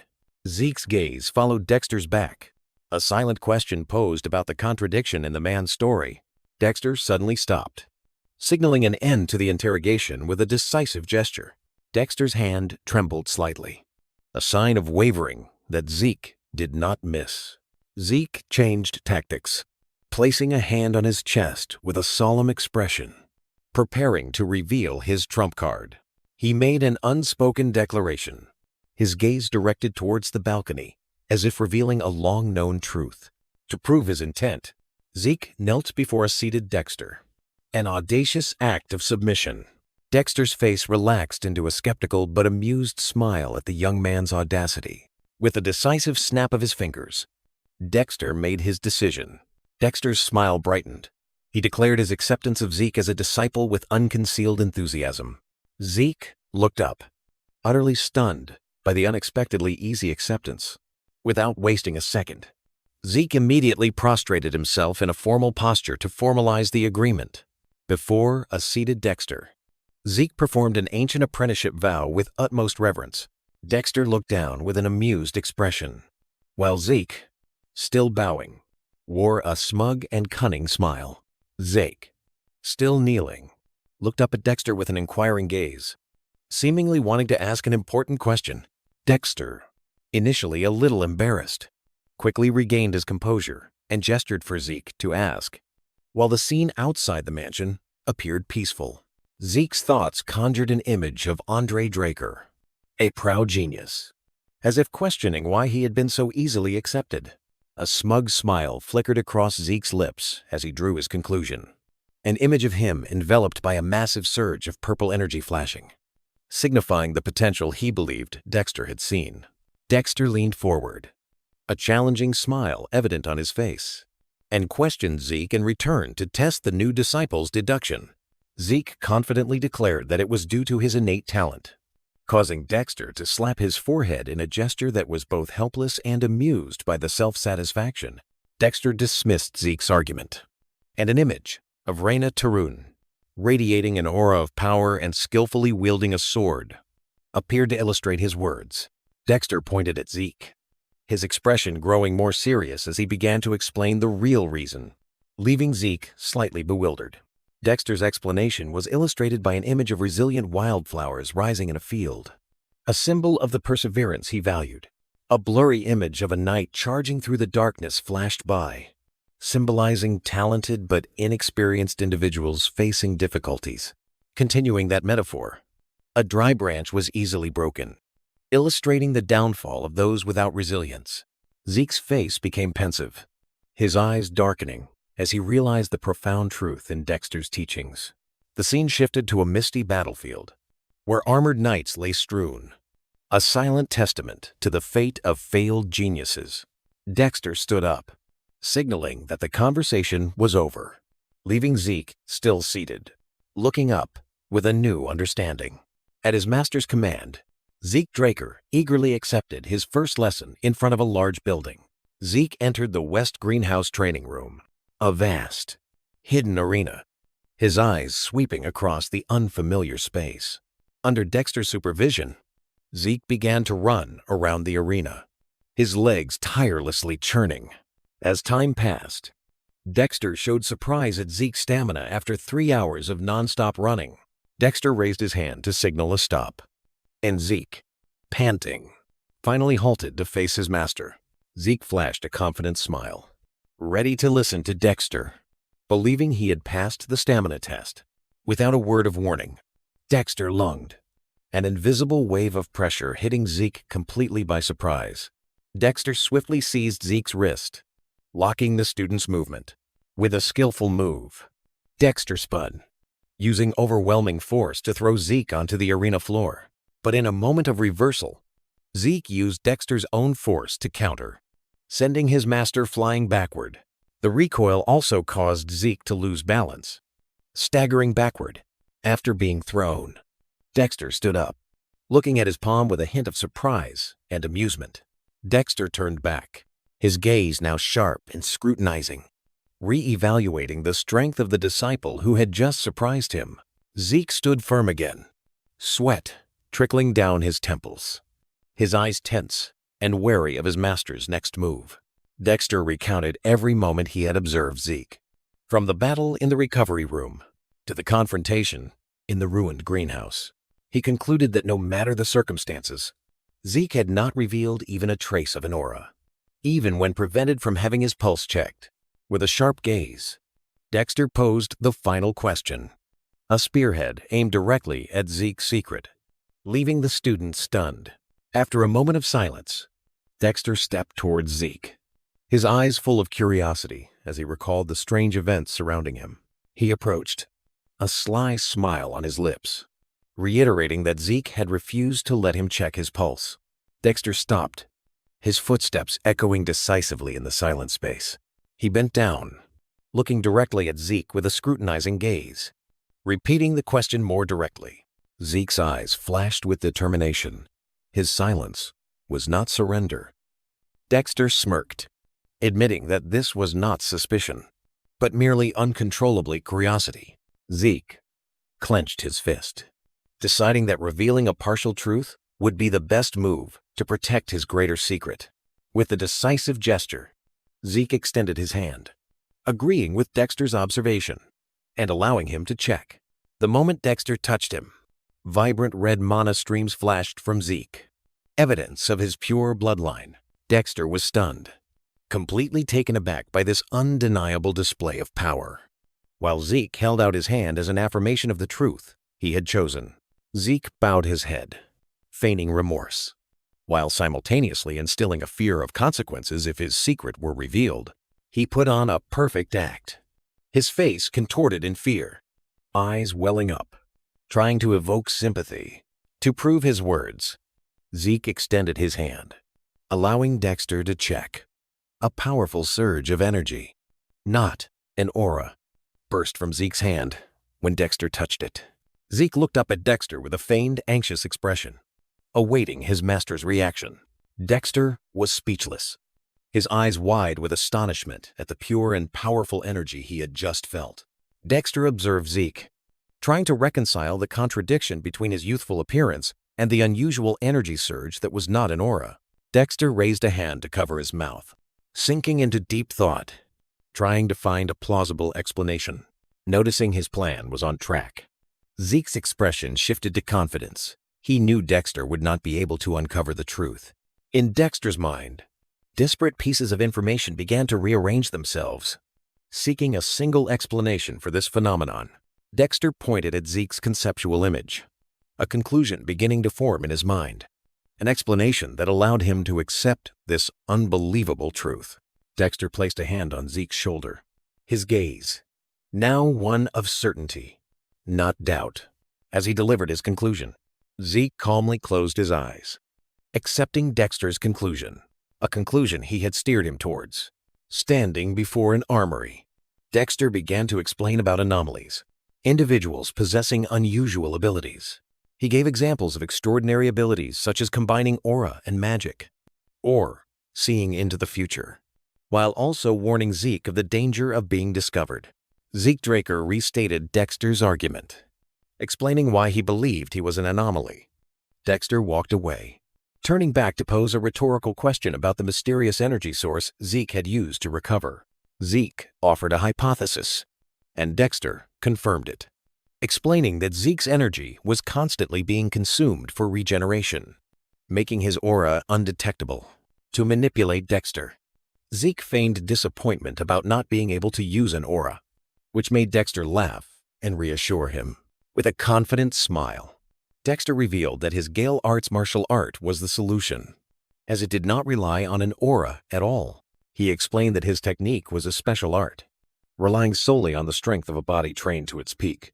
Dexter approached Zeke, who was sitting on the floor, signaling that he would demonstrate the technique. A single stomp from Dexter cracked the stone floor, a testament to pure physical power. Zeke's eyes widened in astonishment, reflecting the light from the impact. As he analyzed the movement, Dexter lunged, transforming into a blur, moving at incredible speed across the arena floor. He stopped abruptly in the middle of the room, dust and debris settling around him as Zeke watched with a captivated expression. Standing before his student, Dexter issued a silent challenge, and Zeke responded with a resolute nod. Amused by Zeke's confidence, Dexter laughed heartily and gestured for him to try. Zeke took his stance, concentrating his energy as black wisps began to swirl around his legs, ready to replicate the technique he had just witnessed. Zeke's eyes sharpened, focusing intently to memorize every detail of the movement. Dexter's footprints were deeply etched into the stone floor, a testament to pure physical power. With terrifying speed, Dexter glided, his body a mere blur. In Zeke's eyes, every movement of Dexter was meticulously analyzed, revealing details he couldn't see before. His mind replayed the movements as a calculated strategy, each step serving a purpose: attack, defense, closing in, or creating distance. Before Dexter's disbelieving eyes, Zeke began to replicate the footwork, each of his steps perfectly precise. For a moment, the image of a weak, shackled Zeke from the past flashed in Dexter's mind, a complete contrast to the person before him. Zeke stopped. The difference in his stride compared to before was like night and day. Dexter's astonishment erupted into a wild smile of admiration. Zeke's performance was flawless, far surpassing all previous failures. Zeke brushed his hands together with a smug look, visibly annoying Dexter with the student's arrogant attitude. Dexter grabbed Zeke's collar, both threatening and teasing, a silent warning that his secret would be kept if he knew better. Annoying Zeke with his teacher's talkativeness, the scene shifts to the majestic Academy dining hall. A lavish meal of lobster and steak was placed on the table. A month passed. Zeke calmly ate his meal, while another cadet stood silently observing him from a distance. Zeke Draker paused mid-meal, his eyes showing curiosity as someone approached. Andre Draker stood there, a question formally posed, and Zeke recognized the person opposite him with an indifferent gesture. Zeke motioned for Andre to speak while he continued his meal. A reluctant approval. Without hesitation, Andre leaned his hands on the table, getting straight to the core issue of how Zeke had convinced Dexter. Zeke's thoughts flickered. He realized that rumors of him becoming Dexter's disciple had stirred the anxiety of others. Zeke shrugged casually, still chewing, implying he had done nothing, while Andre's expression became tense with suspicion. Andre's eyes glowed red as he made an unspoken accusation, but Zeke responded with a decisive gesture, golden energy flashing on his gauntlet. Zeke froze, his expression shifting from annoyance to astonishment at the accusation regarding his lineage. Anger flared. Zeke slammed his knife and fork onto the plate, ending his initial indifference.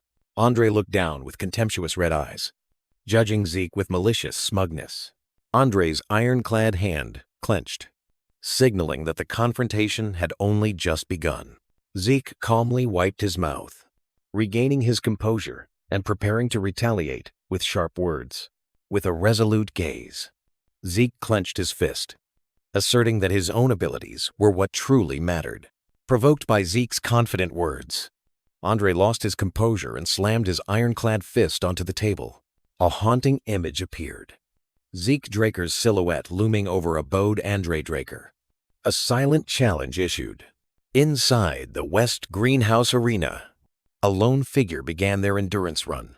The person's footsteps pounded heavily on the ground, showing extraordinary effort.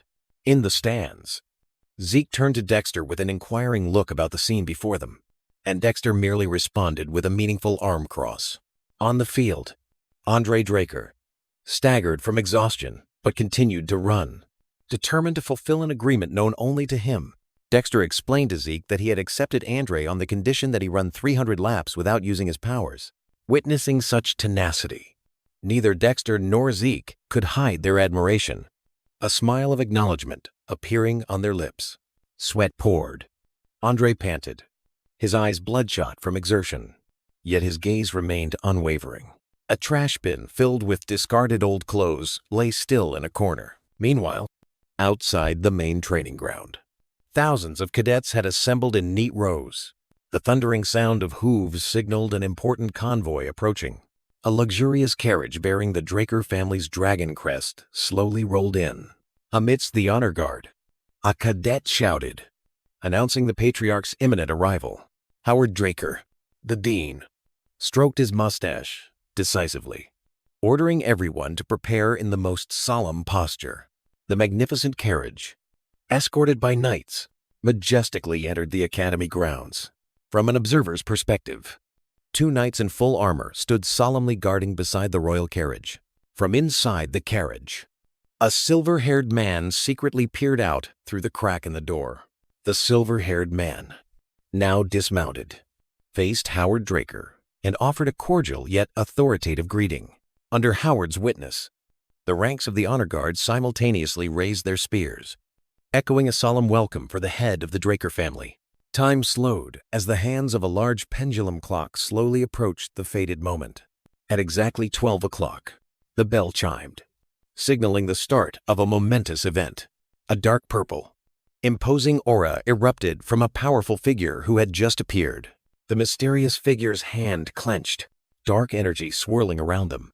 Arthur Draker, now wearing a black mask, placed a hand on Howard's shoulder in a familiar gesture, yet also asserting his position. Arthur Draker fully revealed himself, his golden eyes glowing with smugness. Behind him, the shadows of chained dragons, symbolizing his absolute power. As Howard was trying to present something, Zeke's gloved hand rose, signaling him to be silent. In the crowd, the cadets buzzed as they recognized the presence of the legendary patriarch. Arthur Draker raised his hand, leaves gently falling around his powerful hand. A calm gesture, yet containing boundless power. Arthur Draker hovered in the air, looking down at the vast academy grounds, delivering a grand declaration about the family's future. Amidst the crowd of cadets, Zeke Draker listened with a calm expression, while others showed eagerness at the call for continuous training.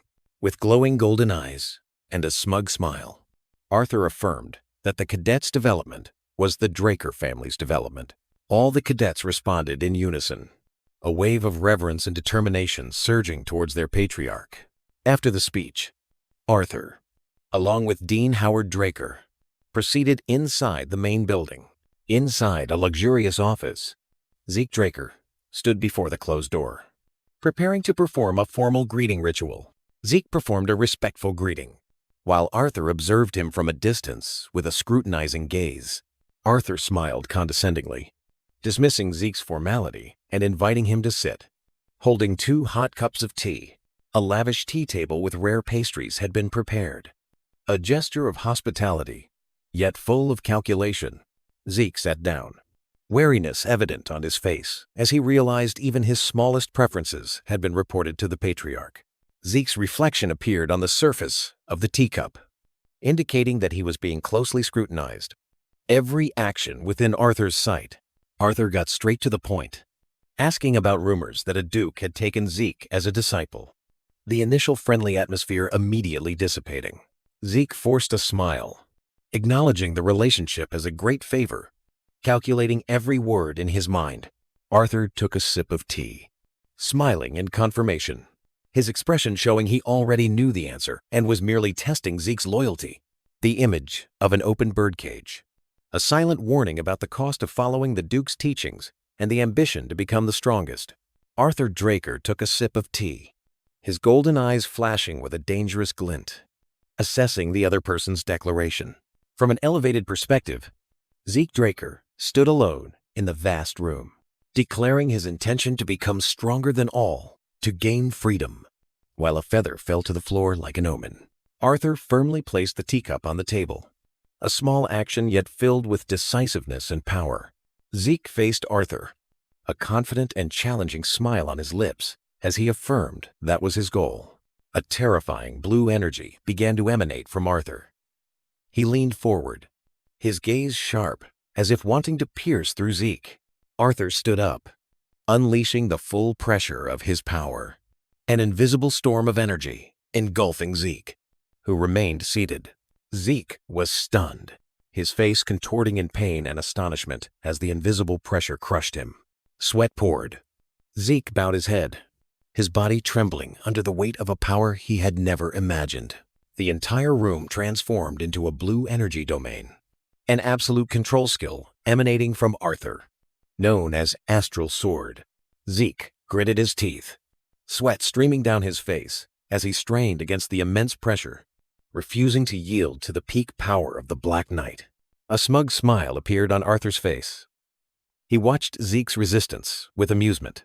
Zeke roared in silence, his hands pressing hard against the table to keep himself from completely succumbing to Arthur's power. Amidst the energy storm, Arthur calmly raised his teacup, his expression completely serene, as if subduing others was merely a refined pleasure. The overwhelming energy dissipated, returning silence to the room where Arthur Draker and Zeke Draker faced each other. Zeke stared at Arthur, his astonishment at the absolute power of the Draker family head evident on his face. With a smug smile, Arthur leaned back in his chair, feigning benevolence, but his eyes concealing calculation and control. Zeke flinched, realizing the unimaginable power gap between himself and the man opposite him. Arthur pushed a pitch-black card with a glittering golden dragon emblem across the table towards Zeke. A calculated gift. Zeke was stunned, his eyes wide in disbelief at the object he had just been given. He picked up the exclusive card, his astonishment evident as he realized its true value and meaning. Arthur made a generous gesture, while Zeke bowed his head to receive it, an act of submission that concealed his inner vigilance. Zeke looked at his reflection on the card's glossy surface, and the truth about these golden handcuffs flashed in his eyes. Arthur observed Zeke's reaction with an amused smile, realizing the young man had understood the true nature of the gift. Standing upright, Zeke declared his goal of becoming the strongest, an implicit challenge before bowing formally in farewell. Zeke turned and walked away, his shadow stretching long as he passed the large window. He walked alone along the silent corridor, his figure solitary, yet determined. On the abandoned table, 2 teacups remained untouched, evidence of a tense meeting that had just concluded. In the luxurious room, Arthur Draker sat calmly, eyes closed, seemingly waiting. Dexter appeared behind Arthur, his eyes full of disdain, questioning the patriarch's silence. Indignation was clear on Dexter's face as he accused Arthur of neglecting someone he now pretended to care about. Arthur opened his eyes, one eye flashing with authoritative golden light, coldly reminding Dexter of his place and the consequences of slander. Despite the threat, Dexter leaned back in his chair defiantly, inviting punishment. Arthur changed his demeanor, a mysterious smile appearing as he used purple magical energy to firmly grasp Dexter's bewildered wrist. To break the tension, Arthur offered a rare bottle of wine, Dragon Breath, immediately replacing Dexter's anger with a greedy and eager expression. Arthur poured the amber liquid into the glass, beginning to steer the conversation towards the continent's unstable situation. Dexter shrugged, ignoring the question and offering an excuse, while Arthur maintained a calm expression, awaiting a true answer. Sighing in frustration, Dexter admitted to his information network as Arthur skillfully exposed him.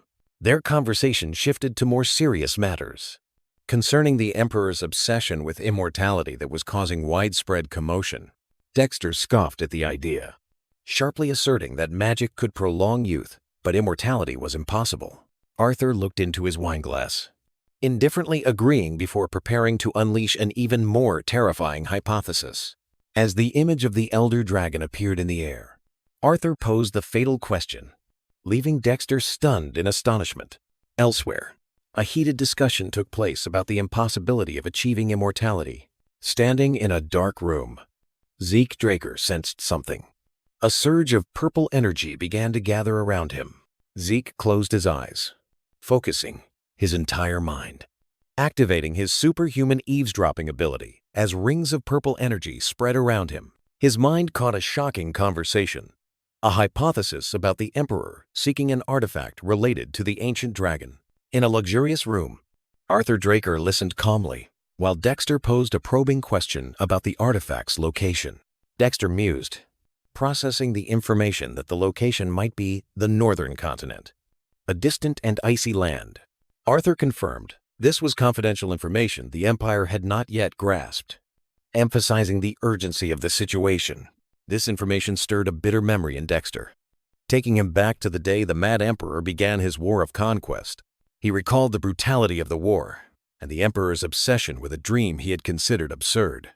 Until now, back in reality, Arthur took a sip of wine, a smug smile appearing on his lips as he envisioned the continent engulfed in flames. Arthur declared that due to the matter's importance, he would personally head north, stunning Dexter at the prospect of the seat of power being left vacant. With a cunning glint in his eye, Arthur revealed this was precisely why he needed to meet Dexter. An unspoken offer laid on the table. Dexter ceded, realizing he had been skillfully manipulated, silently acknowledging Arthur's shrewdness. As a sign of agreement, the two men clinked glasses. A new alliance, forged in silence, ending his eavesdropping. Zeke opened his eyes with an annoyed expression, realizing that another troublesome task was about to fall into his lap. After eavesdropping, Zeke Draker collapsed to the floor, exhausted from prolonged use of his power. He gasped, sweat pouring as he realized even Bahamut's power couldn't counteract the side effects. And his mind turned to the ancient dragon. His thoughts led him to the image of an energy dragon entity, confirming that the artifact he had obtained before his regression belonged to the ancient dragon. Memories replayed the moment before his death, where Liam Stone knelt, impaled by swords, facing a powerful entity and hearing a mysterious voice. In his stream of memories, Liam Stone realized he had stolen the very artifact the Emperor would use to fulfill his ambitions. The memory continued, with Liam Stone being pursued by the Emperor's special forces. But at the time, he was only obsessed with revenge. The core of the memory was the moment Liam Stone held the ancient dragon's artifact, the source of power that brought him back to the past. Back in reality, Zeke sighed, leaning against the wall, the weight of unanswered questions pressing down on him. At the same time, Dexter waved goodbye to Arthur Draker, his smile conveying confidence and determination to carry out the assigned task. Arthur turned, walking away decisively after Dexter departed. His steady footsteps echoed in the corridor, demonstrating his unhesitating initiative. He stopped before a large door. Silent, Arthur stood imposing before the golden double doors, his silhouette exuding power and mystery. Arthur's golden eyes were sharp, reflecting a complex plan forming in his mind. Elsewhere, Zeke remained lost in thought, his mind focused on the image of the artifact, trying to decipher its connection to immortality. Hiding in the shadows, Zeke Draker flinched, covering his mouth, his eyes revealing clear panic. Arthur Draker suddenly opened the door, his sharp gaze sweeping across the empty space. Sensing an unfamiliar presence, standing alone in the vast room, Arthur listened in silence, trying to pinpoint the source of his unease. Dismissing his suspicions, Arthur turned back inside, unaware that Zeke was holding his breath, hidden in the bushes directly below. On the training ground, Zeke Draker stood, his hand resting on his greatsword. After an exhausting practice session, he showed annoyance when Decker announced visitors, but eventually gestured for them to enter. Zeke was stunned to realize the uninvited guest was Liam Stone, a name that brought back the past. Slumped on the floor, Liam looked up, desperately pleading for Zeke to take him in, his eyes filled with urgency. Zeke let out a weary sigh, memories of past pursuers flashing through his mind. To test him, Zeke questioned his loyalty, and Liam immediately prostrated himself on the ground to swear an oath. Liam explained bitterly that he had been abandoned by Jaqen, his hand clutching the splinters of a wooden staff as proof of the betrayal.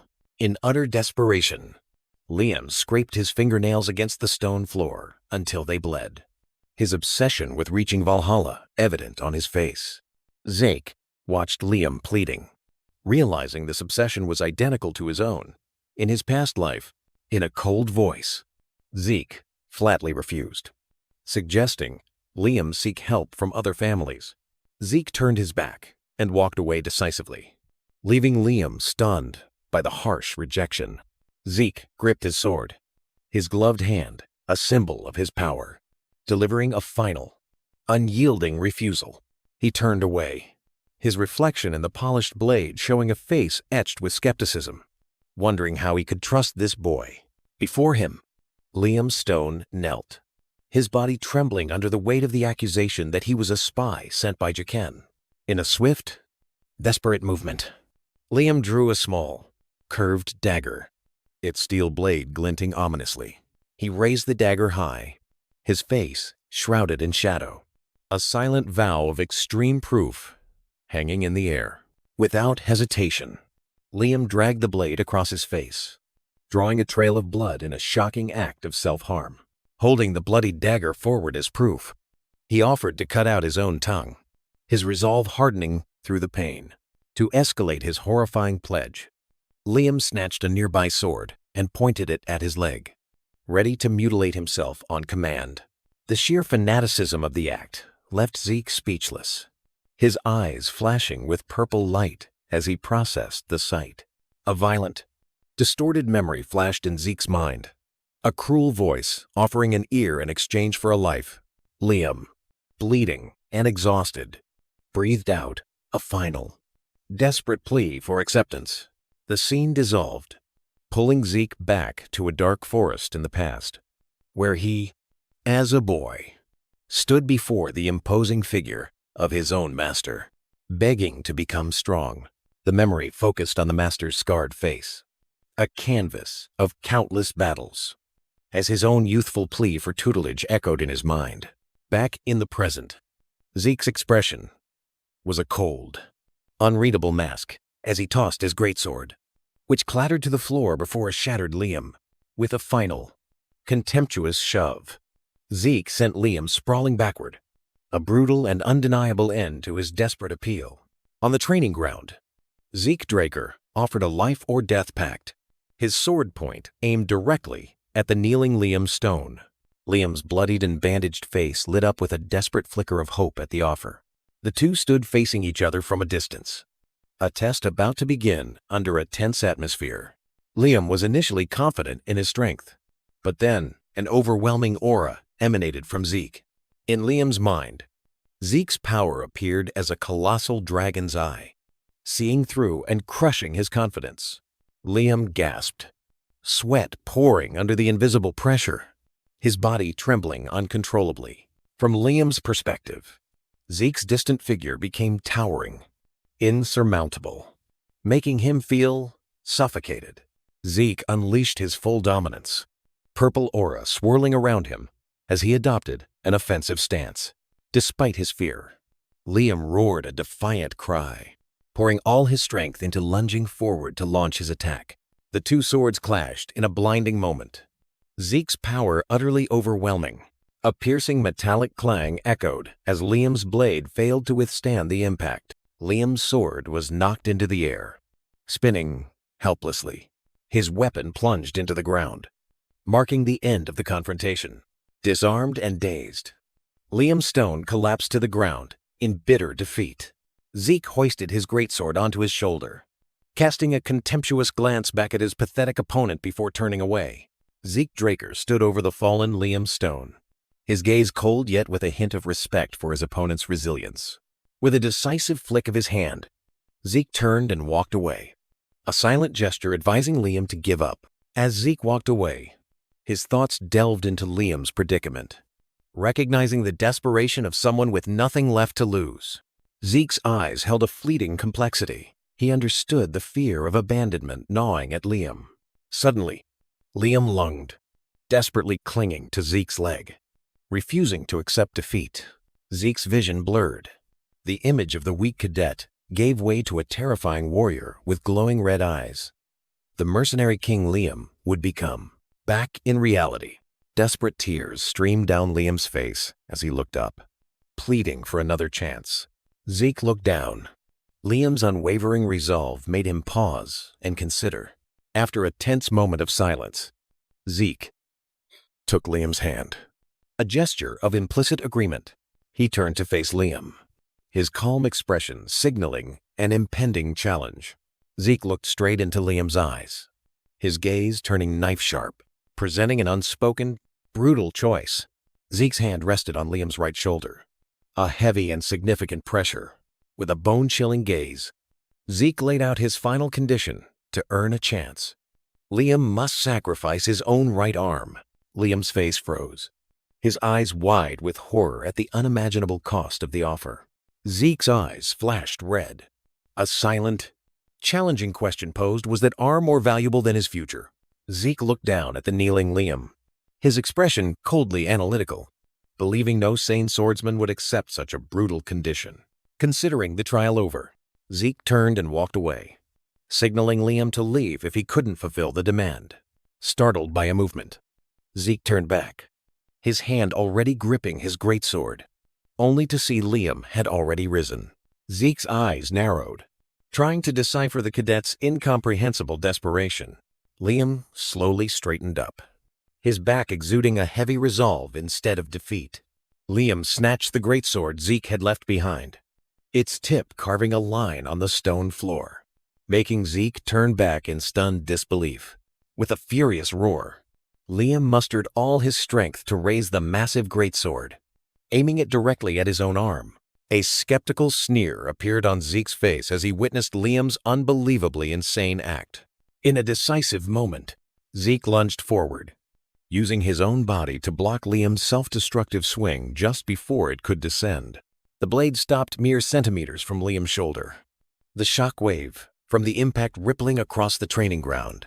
Breathless, Liam gasped, his eyes wide with exhaustion and astonishment as he realized he had been stopped. His anger flaring, Zeke grabbed Liam by the collar, pulling him close. He growled, his gaze piercing Liam, questioning his recklessness and the consequences if he changed his mind. Facing Zeke's wrath, Liam's expression softened, but the resolve in his eyes remained unwavering. Liam's unspoken explanation seemed to reach Zeke, as he implied that losing this chance was even more terrifying than losing an arm. Zeke Draker grabbed Liam Stone's shoulder, his sharp gaze delivering a final warning, which stunned Liam. Liam's astonishment quickly turned into a radiant smile full of hope as he realized the true meaning behind the warning he had been accepted. The scene shifted to a magnificent mansion, implying it was Zeke's residence, where their conversation would continue. In a lavish hall, Zeke and Liam sat opposite each other, observed from a distance by a maid. Liam gently touched his injured ear, a gesture indicating the lingering pain. Zeke, now changed and wearing glasses, pushed a healing potion towards Liam, his eyes clearly showing it was an investment, not kindness. Zeke decisively placed his teacup on the table, preparing to begin his interrogation. He looked straight at Liam, his hands clasped on the table. An unspoken question posed about the young man's true motives. Liam began to explain, his eyes turning serious and distant as he prepared to reveal his deepest reason. Liam clasped his hands tightly on the table, a tense gesture as he uttered the painful truth that his mother was the most important thing. With a face heavy with sorrow, Liam recounted the story of his mother's severe illness after being abandoned by Jeken. Zeke's eyes narrowed. He focused entirely on Liam's account, analyzing every detail of the strange illness.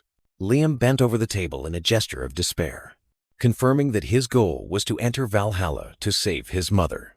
Zeke sighed, leaning back in his chair, seemingly having understood the full extent of Liam's recklessness. After a moment of contemplation, Zeke picked up his fountain pen, tapping it lightly on the blank paper, ready to draft an agreement that would determine both their fates. Liam sat opposite, listening as Zeke explained the symptoms of an illness: red, rose-like spots, and periodic high fevers. Zeke's gloved hand moved swiftly across the paper, jotting down a formula while illusory red rose petals floated around, symbolizing the rose blossom disease.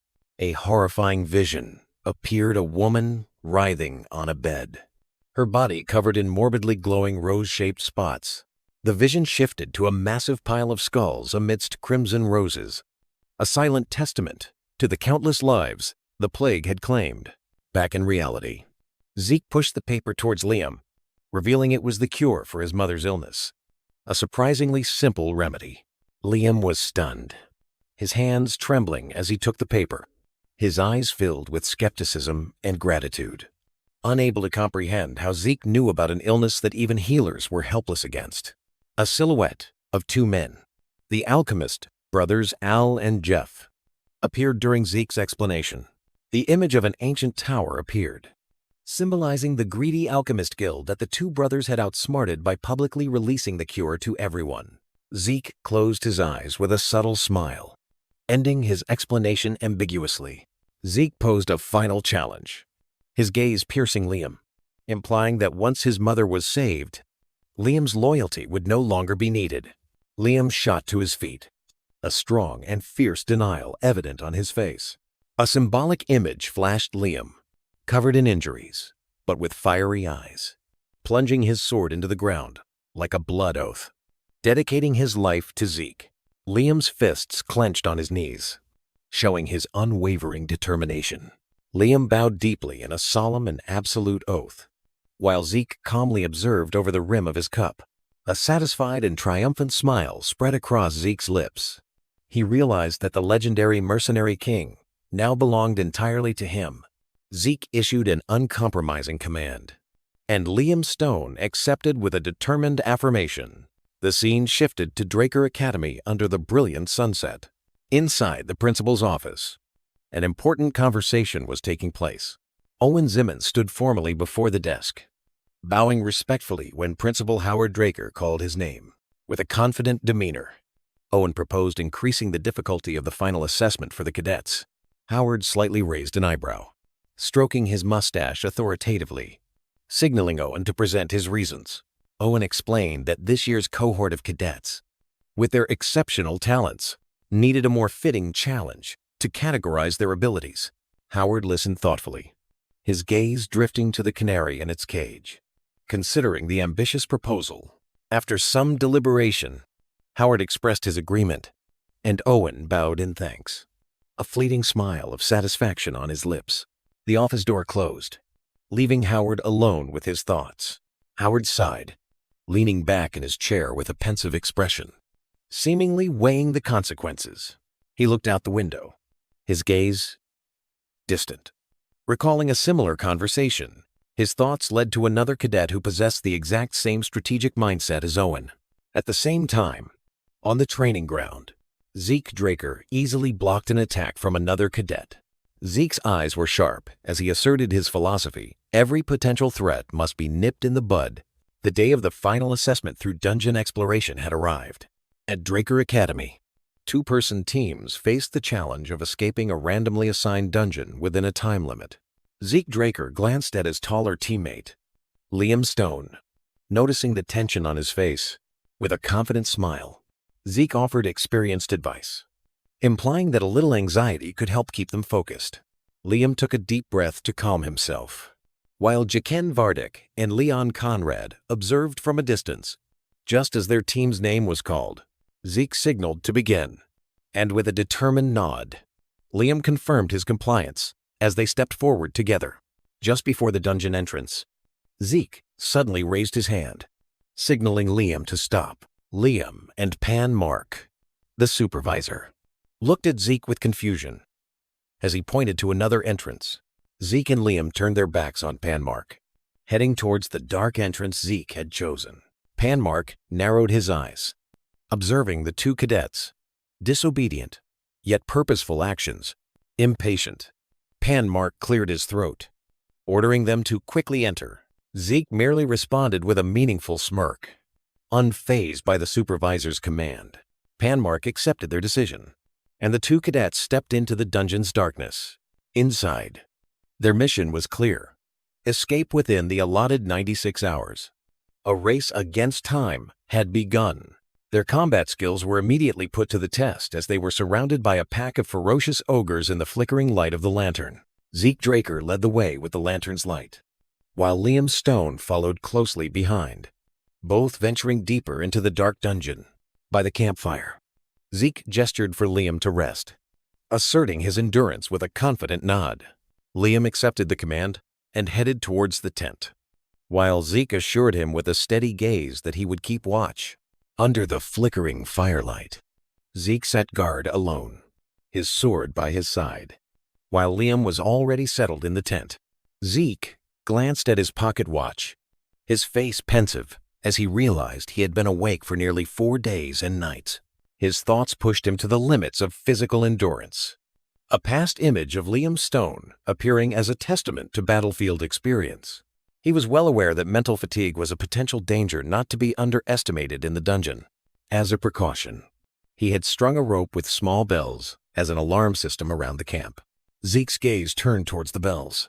He decided to stand guard until Liam woke up for their shift change. The present scene faded, giving way to the image of a large, old bell ringing in a fierce snowstorm. A pair of eyes closed, sinking into the cold memories of the past. The stream of memories brought him back to a ruined structure, where the solitary bell still hung amidst the white expanse of snow. A red banner bearing a phoenix emblem was tattered by the snow wind, recalling a past battle. In the distance, a towering peak was shrouded in the snowstorm, a symbol of solitude and harshness. The memory ended with the image of a fallen person's long hair, blood staining the white snow. A hazy memory surfaced of a long-haired warrior collapsing amidst a desolate battlefield, blood staining their attire. Still, in the nightmare, an image of a teenage Zeke Draker with a cross-shaped scar appeared, his breath ragged in his fitful sleep. Back in reality, Zeke Draker sat guard alone by the flickering campfire, darkness enveloping his surroundings. He awoke with a start, clutching his face in weariness and distress, as the familiar nightmare tormented his mind again. Suddenly, Zeke snapped his head up, his eyes glowing bright yellow, as a sharp alarm bell rang out in the night. His gaze turned towards the entrance of a ruined structure, where the alarm string he had set up was vibrating, signaling an intruder. Without hesitation, Zeke swung his hand to extinguish the campfire, plunging the area into darkness to conceal their position. He rushed to the tent, vigorously shaking Liam Stone awake and signaling for battle preparation while he himself advanced to scout. Zeke moved into the darkness, deciding to let his eyes adjust rather than risk using skills in what could be a prolonged fight. As he moved, he stopped short, a pungent smell of sulfur suddenly assailing his nose. From the darkness, a pack of hellhounds charged out, their bodies blazing masses of hellfire. Zeke tightened his grip on his sword hilt, his mind comparing this threat to past battles. Realizing the situation was even more dangerous this time, he narrowed his eyes, a sense of unease rising as he realized something was wrong with these enemies. To confirm his suspicions, Zeke plunged the tip of his sword into the rocky ground. The sword vibrated violently, sending strong tremors to his hand, revealing that a creature of immense weight was approaching. Zeke Draker's eyes flashed with a cold blue light. He gritted his teeth as he realized the deadly danger approaching. A terrifying invisible force flung Zeke into the air, causing him to lose complete control. Mid-air, he twisted his body, his hand tightening its grip on the sword hilt to prepare for impact. The sword tip plunged into the rocky ground, creating a deep furrow to slow his terrifying fall. Liam Stone rushed to Zeke's side, his face clearly showing panic and concern for his master's safety. Fury flared in Zeke's eyes as he recognized the enemy's mark. The betrayal of the Seaman's family was evident. In his mind, the image of a blazing hellhound appeared, confirming his suspicions of a prearranged plot. But then that image was crushed by a gigantic, monstrous hand, signaling an even more terrifying truth. A burly troll roared, tossing the hellhound's head away like a broken toy, revealing its massive body. Both stood facing the new enemy, realizing this ambush was not just to block their path, but to take their lives. Liam froze, horror evident on his face as he realized the enemy was not a hellhound, but a troll. The level 1 monster loomed before them, a predator with strength and regeneration far exceeding expectations. Zeke turned to look at Liam, his eyes devoid of fear, only curiosity at his comrade's reaction. To protect Zeke, Liam drew his sword, ready to charge forward as a decoy and accept sacrifice. Zeke placed a hand on Liam's shoulder, stopping his desperate action with a confident smile, signaling that everything was still under control.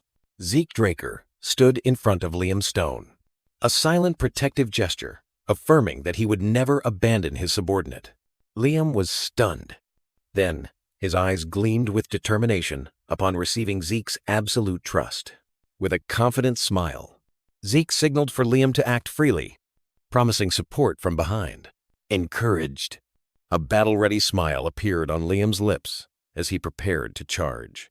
With gratitude, Liam charged straight towards the troll, his sword flashing in the air. Liam skillfully dodged the troll's attack, his sword strokes forming an arc of light aimed at its weak points. From behind, Zeke observed purple magical aura beginning to gather around his sword. Ready to intervene, Zeke's purple eyes flashed with admiration for Liam's skill. Liam's slashes successfully carved deep wounds into the troll's joints. The monster roared in pain, blood gushing from the precise wounds Liam had inflicted. However, the troll furiously swung its weapon in a desperate counterattack, aiming directly at Liam. The powerful club swing cut through the air, hurtling straight towards Liam's position. At the moment of danger, Zeke lunged forward, his sword blocking the fatal attack. Both combined their strength to push back the troll, creating a safe distance. Liam bowed his head in apology, but Zeke merely stood calmly before him, his gaze devoid of reproach, only acknowledging his comrade's effort. The wounds on the troll's body automatically healed, demonstrating its astonishing regenerative ability. Enraged, the troll roared and swung its massive hand down to crush those who had attacked it. The shadow of the attack enveloped Zeke Draker and Liam Stone, but Zeke remained calm in the face of the threat. With a determined expression, Zeke drew his sword, its blade flashing with blue light as he prepared to end the battle. A streak of blue light cut through the air, and the troll's head was cleanly severed with a single sword stroke. As the monster's body collapsed, Zeke sheathed his sword, while Liam looked at him with eyes full of astonishment and respect. A blue system window appeared before Zeke, announcing the reward for defeating the troll. Immediately after, an unexpected quest appeared, requiring them to hunt 100 monsters of 10 different types within a limited time. Zeke took out a golden pocket watch, his expression turning serious as he calculated the tight time frame of the quest. In his mind, an image of a mountain of corpses of countless monster types appeared, a testament to the difficulty of the challenge ahead. Realizing this was a prearranged trap, an iron determination appeared on Zeke's face. He would overcome it. Liam, after collecting the spoils from the troll, approached Zeke to report that everything was done. At Zeke's command, both turned their backs on the defeated monster and ventured deeper into the dungeon. Time passed quickly as they coordinated to eliminate a pack of blazing hellhounds in a series of effective attacks. They continued their relentless hunt, facing increasingly formidable monsters as the countdown clock kept ticking. Under the starry night sky, Liam Stone maintained a calm expression, while Zeke Draker observed from a distance. The mission timer still counting down. Zeke approached and inquired about Liam's adaptation to real combat, while his teammate was checking the spoils. Liam looked up, hesitantly admitting that he was still unsure, and Zeke nodded understandingly, signaling that it was normal. Liam turned away, his gaze still slightly pensive about his experience. Zeke checked the mission progress on a magical screen, but his expression hardened when he saw the unexpected results. He sighed in frustration, his eyes showing disappointment as he looked at the complex labyrinth map on the screen. Suddenly, Zeke's eyes widened, a sense of deadly danger washing over him, putting him on alert. Zeke sprang from his seat, his body tensing, sensing an unexpected threat approaching. From beneath the ground, a colossal tentacled monster emerged, targeting the unsuspecting Liam. To protect his teammate, Zeke roared a warning and charged forward, his sword drawn in a flash. Liam looked up, his face confused and panicked at the sudden approaching danger. Zeke's blade flashed, decisively severing the monster's tentacles. With a single sword swing, Zeke cleaved the monster apart, its body exploding in a shower of blood and debris. The ground was stained with blood and the remnants of the swiftly annihilated creature. Liam stood stunned, his face pale with horror and extreme shock at the violent scene that had just unfolded. Zeke pushed Liam behind him for protection, Zeke's left arm bleeding from a previous skirmish.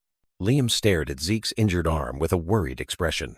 Reaching out as if to help, Zeke raised a hand, signaling Liam to step back, his resolute gaze asserting that he would handle the situation himself. From beneath the ground, a colossal mouth full of sharp teeth belonging to a worm monster emerged, signaling a new threat. Zeke turned his back to the crouching Liam. Facing the rising danger alone, Zeke narrowed his eyes, recognizing the enemy as a dungeon worm, a high-level threat that required an entire army to defeat. The monster roared a earth-shattering sound, but Zeke stood firm, his sword in hand, ready for an uneven confrontation.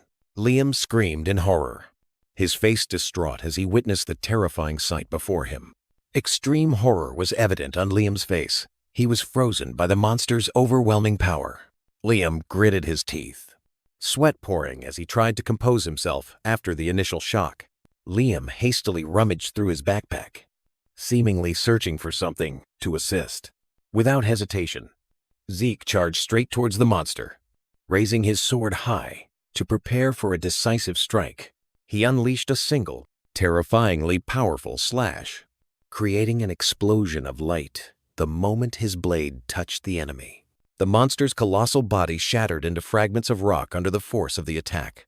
Zeke looked towards a dark passage in the cave, his eyes turning cold as he realized it was a pre-arranged trap. The cave shook violently, dust falling profusely from the ceiling. In the vast cave, Zeke Draker stood alone, sword in hand, facing an unseen threat. Zeke's eyes flashed with vigilance as he felt the ground directly in front of him cracking. From beneath the ground, a colossal jaw bristling with dagger-sharp teeth emerged. Despite his injured arm, Zeke held his ground, his gaze unwavering before the colossal monster.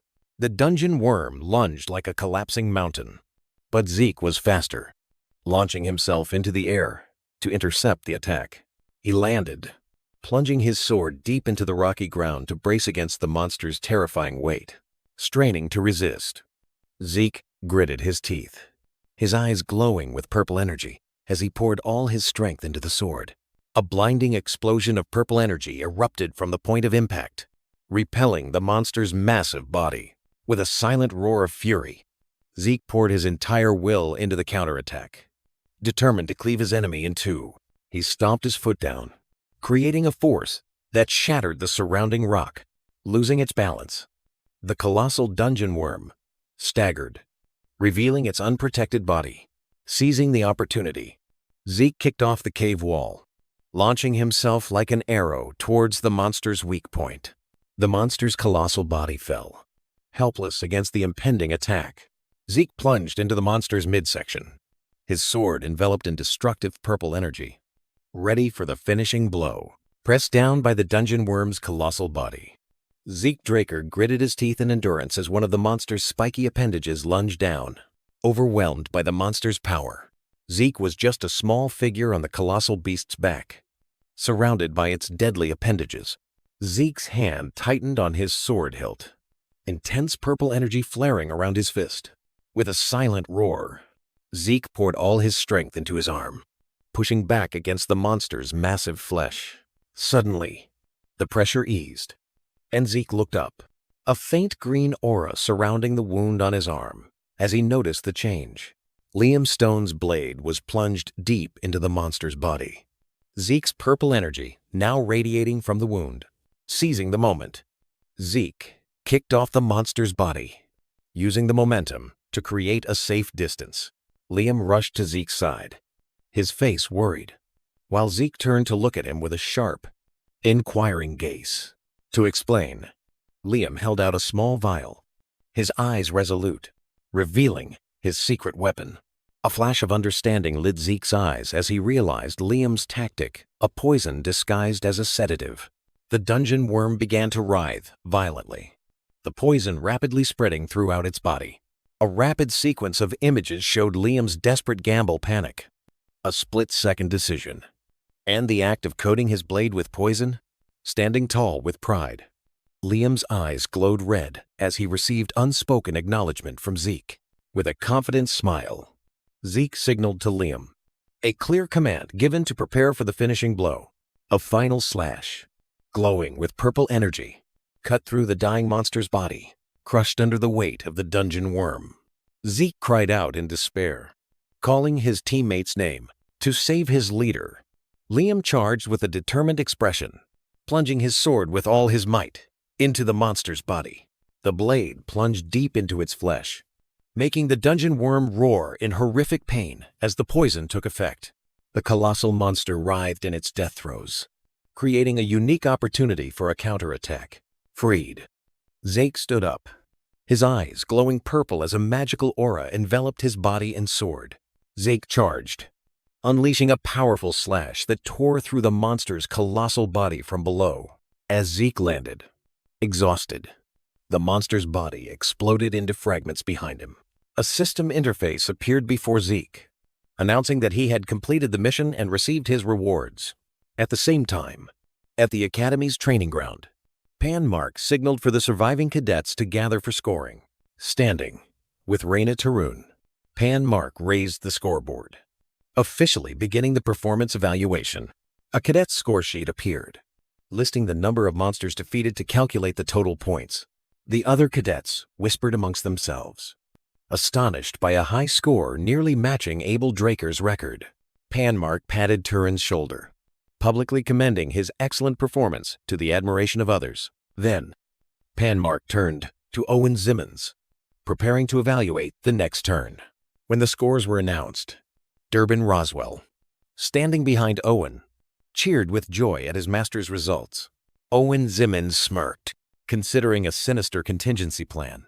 Faint memories surfaced, where Durbin Roswell proposed a cruel plan to eliminate rivals, just as they had done with Zeke. Suddenly, Zeke Draker emerged from the shadows, his eyes squinting at the sunlight he hadn't seen in a long time. Hearing the familiar voice, Owen spun around, his expression shifting from smugness to utter horror. Owen's horrified gaze stared at the unbelievable sight: Zeke and Liam Stone, lying exhausted inside the shattered mouth of a colossal monster. From afar, the other cadets buzzed as they recognized the corpse of the dungeon worm, a monster no one expected to appear and be defeated. The monster's deadly stinger was shattered, evidence of a fierce battle that had just concluded. Zeke stepped forward to face Owen, a provocative smile on his lips as he noticed his opponent's stunned expression. Zeke's smugness was in stark contrast to Owen's face, contorted with anger and shock. Zeke continued to taunt, forcing Owen to break his usual calm facade. Faced with the mockery, Owen could only bow his head, hiding his face trembling with indignation. Unable to bear it any longer, Owen turned and walked away, each step heavy with humiliation. Owen's face contorted in silent rage, and he gnashed his teeth, vowing to make the purebloods pay for looking down on him. Zeke merely watched Owen and his retinue's retreating figures indifferently, uttering a sarcastic remark into the air. As soon as the confrontation ended, Mark, the instructor, approached with a clipboard in hand, ready to begin the evaluation. Zeke Draker, the instructor, announced the start of the evaluation with glowing red eyes and a stern expression. Despite Zeke having no other items, Andre decisively pulled on a blue medical glove, indicating his intention to meticulously inspect every detail. Zeke reluctantly conceded as Andre's gaze fell upon the enormous monster head, implying a deficiency in his spoils.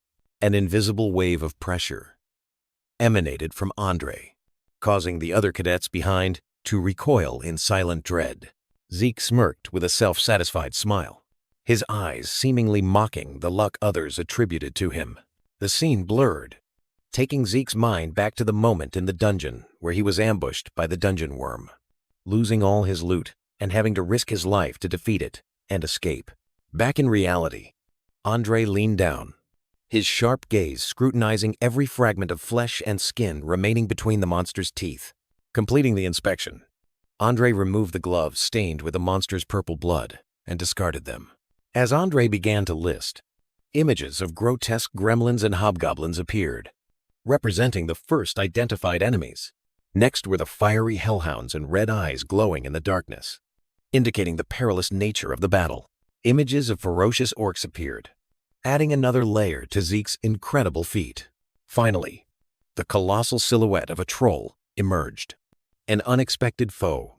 The news of the troll's existence sent a shockwave through the ranks of the cadets, whispers of astonishment and disbelief spreading everywhere. Andre calmly wiped the blood from his hands, fairly declaring that he would only count points for one individual of each identified monster species. His gaze turned to the dungeon worm's head as he assigned bonus points for it and the troll, based on old records to convert their value to be equivalent to orcs. The final test result appeared in the sky: 368 points. Pass. A black-haired cadet holding a clipboard turned to his friend with an incredulous expression, a silent question about their own past scores hanging in the air. Amidst the astonished murmurs of the other cadets, he muttered to himself, trying to comprehend the extraordinary number. A cadet in a green cloak angrily pointed in protest, accusing foul play, but another quickly dismissed it, reminding him that the monster alone was a great feat. The brown-haired cadet turned back to face the skeptical crowd, his eyes full of defiance. He forced them to confront a horrifying truth: the image of the dungeon worm's jagged teeth appearing in their minds. Next was the image of a ferocious troll, an enemy no one dared to face. His question hung in the air, and in the crowd, a tall cadet bowed his head in admiration before Zeke Draker, who merely stood there with a self-satisfied smile. Zeke Draker closed his eyes, savoring the moment, seemingly unconcerned by the chaos he had caused. From afar, Zeke waved indifferently at the bowing cadet, noticing the shift in everyone's attitude from mockery to respect. However, his eyes narrowed, a cold calculation replacing his smug expression. His thoughts turned to Mark, the instructor, a link in the larger conspiracy. He recalled high-level monsters like the ogre chieftain being released into the dungeon. All were part of a plan to eliminate him, with the dungeon worm as the trump card. And at the heart of the conspiracy was Owen Zimmons, his face etched with hatred. But Zeke knew that even he couldn't act alone. In the shadows of his thoughts, Zeke Draker envisioned his enemy, Owen Zimmons, with the green Ouroboros symbol on his back. Realizing he was being watched, Zeke narrowed his eyes, deciding that overtly concealing his power would only bring trouble. With a silent decision, he stepped out into the open, choosing to play along and observe the situation. A voice called his name, making Zeke turn, his gaze locking onto the newcomer. Raina Turun, leading her team with a stern expression, advanced directly toward Zeke, each step exuding determination. She walked past him, offering a brief acknowledgement of his victory in the recent competition. Zeke stood still, watching Raina and her team depart, leaving him alone in confusion. His expression revealed his bewilderment, a silent question about the true meaning of the recent encounter. Later, in the privacy of his room, Zeke accessed a system interface, examining the locked gluttony skill. He decided to invest his points. His finger decisively selecting to activate the skill he had once overlooked. Zeke's eyes widened in astonishment as the skill's description changed, revealing its ability to absorb monster power.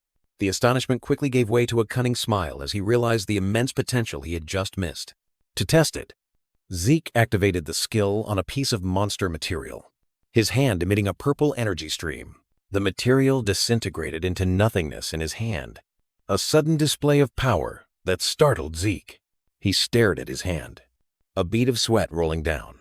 Utterly stunned by the unpredictable power he had just unleashed, Zeke fell to the floor, amazed, as he watched a spreading pool of darkness engulf a piece of dried meat. The piece of meat was completely submerged in the swirling darkness. As the meat vanished, Zeke knelt, his bewildered gaze fixed on his gloved hand, trying to comprehend the phenomenon that had just occurred.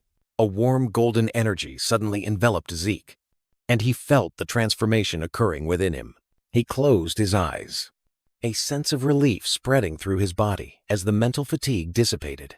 The illustration showed the restorative energy cleansing all his mental bod, physical, and even his energy core's fatigue. Realizing the skill's true potential, Zeke summoned a system interface and poured out countless pieces of dried meat, a bold plan forming in his mind. A cunning and self-satisfied smile spread across his lips as he realized he could overcome the limits of fatigue. The excitement erupted into a fervent expression.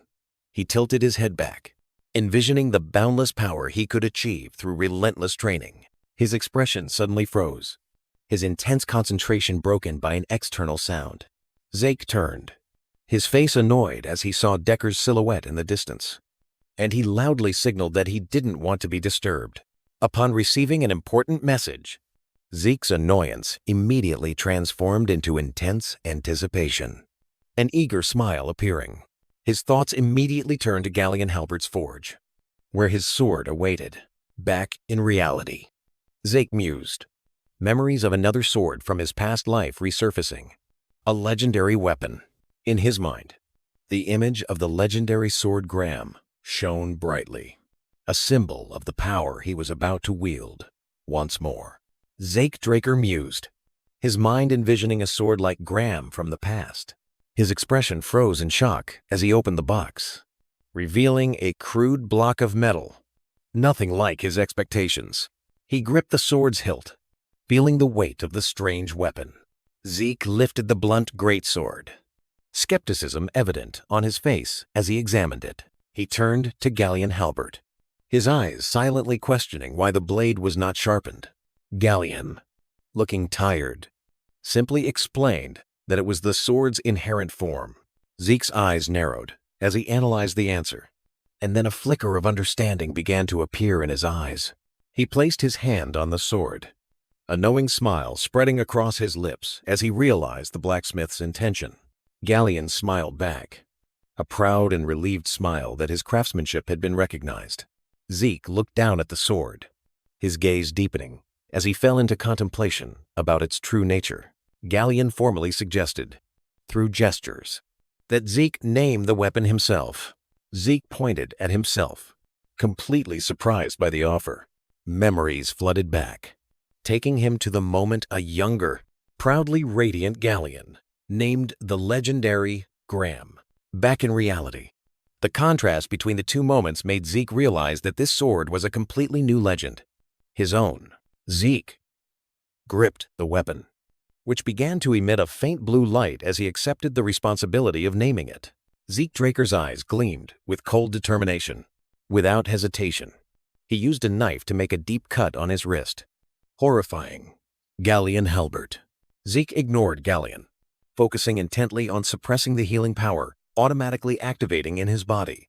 A system interface confirmed his request, and the healing energy in his hand faded. Now, with the wound no longer healing automatically, Zeke looked down at the flowing blood. Ready for the ritual, his drops of blood fell, soaking into the dull metal surface of the greatsword. Galleon was stunned, realizing Zeke was performing an ancient sword-naming ritual.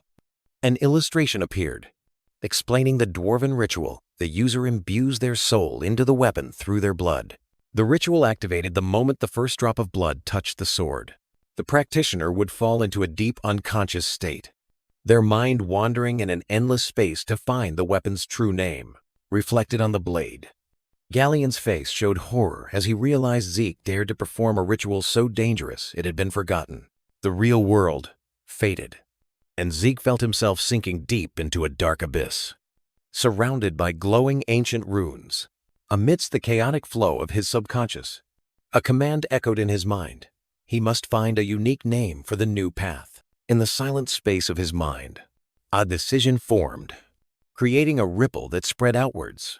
Zeke stood alone in the darkness, facing a colossal dragon-shaped shadow. As the chosen name resonated, Bahamut. A system notification confirmed Dark Sword Bahamut had been registered as his equipment. As Zeke's eyes flashed red, in the crimson space of his mind, Zeke faced the newly named colossal sword, Bahamut, hovering amidst a graveyard of lesser blades. Back in reality, a bead of sweat rolled down Zeke's temple as a forced, troubled smile flickered across his face, questioning the dark nature of the name his subconscious had chosen. On a nearby table, blood-stained bandages and medical supplies lay scattered, evidence of the ritual he had just performed. Zeke sat casually, his bandaged arm a stark contrast to his relaxed posture, as he dismissed his knowledge of ancient dwarven history with an indifferent wave of his hand. Filled with admiration, Galleon Halbert placed a hand on his chest, eagerly pleading to give Zeke a gift to show his profound respect. Galleon hurried to a workbench, revealing a masterfully crafted set of armor he intended to gift Zeke.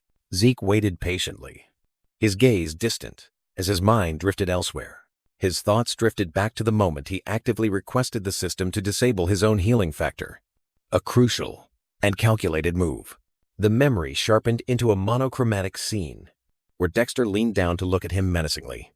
A clear reminder of why concealing his full power was essential. Pulled back to reality, Zeke glanced at his bandaged arm, deciding to keep the wound as a temporary cover.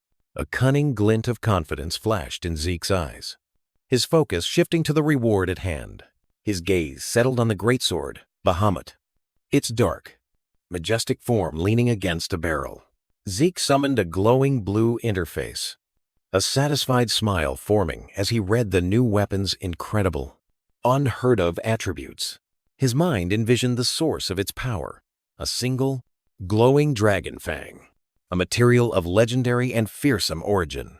Zeke plunged the tip of the greatsword Bahamut into the floor, his gaze contemplative as he assessed his new weapon.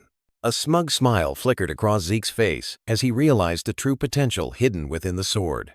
His thoughts focused on a crucial attribute of the weapon, its aura conversion ability. A stream of memories took him back to the forging of another sword, Graham, a weapon created with the sole purpose of harnessing energy conversion.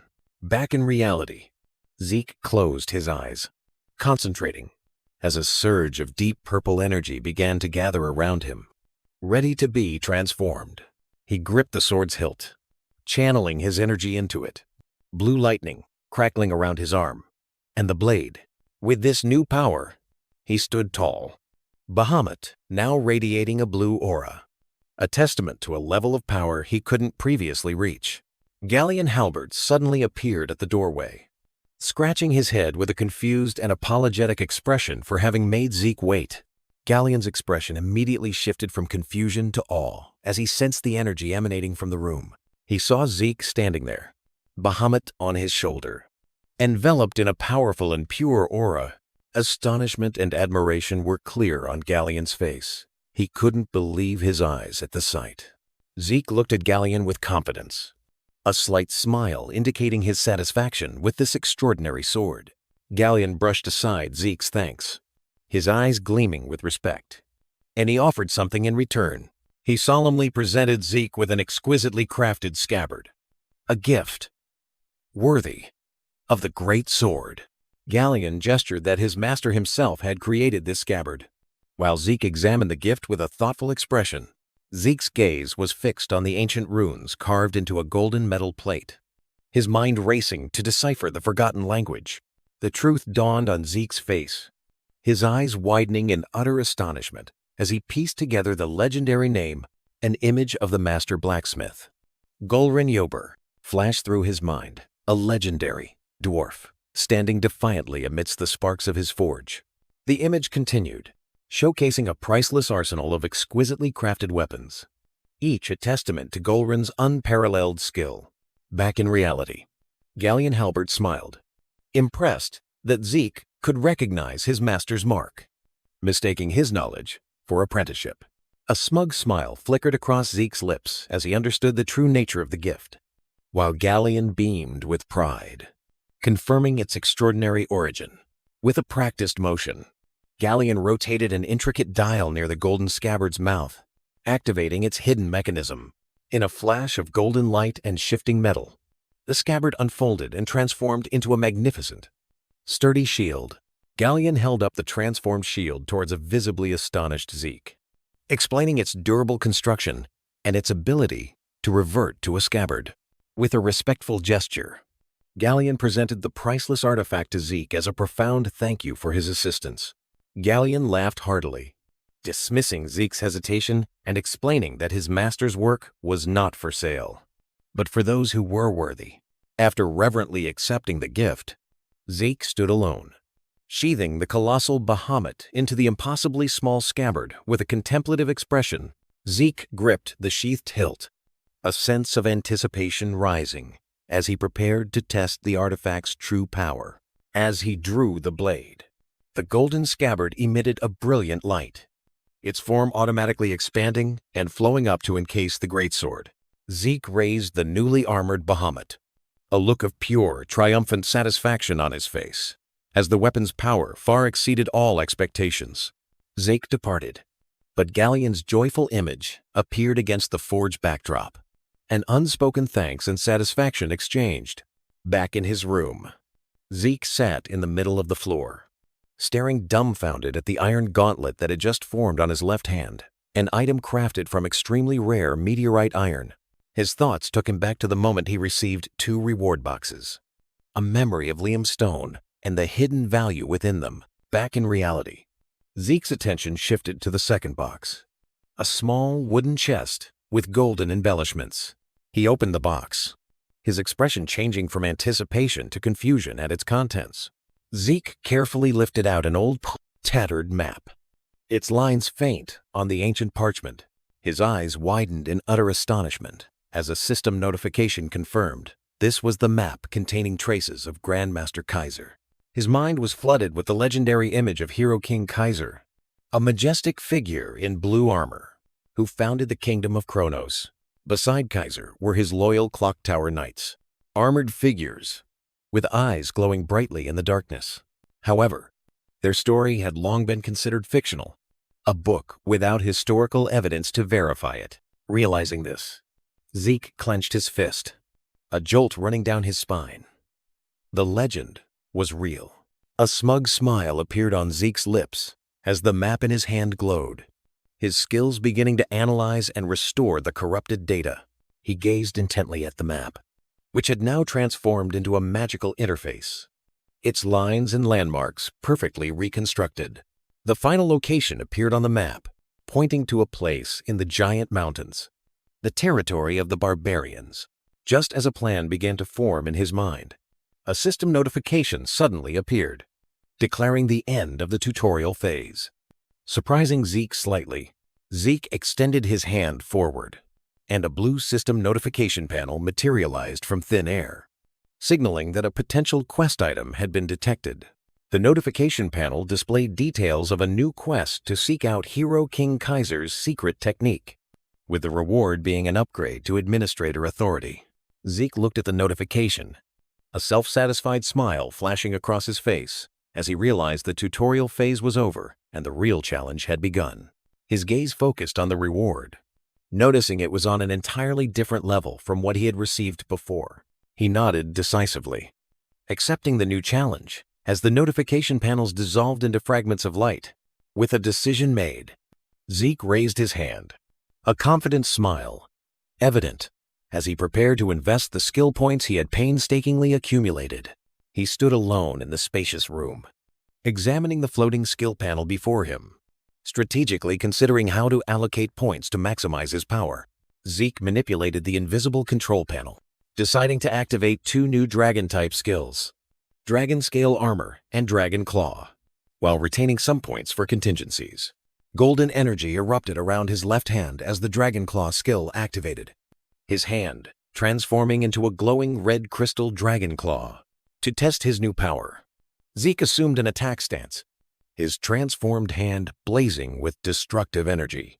Ready to unleash a strike, he unleashed a powerful swipe, the dragon claw tearing a long gouge across the stone floor, creating a vortex of energy and debris. Looking down at his handiwork, Zeke broke into a smile of astonishment and excitement at the destructive power he had just unleashed.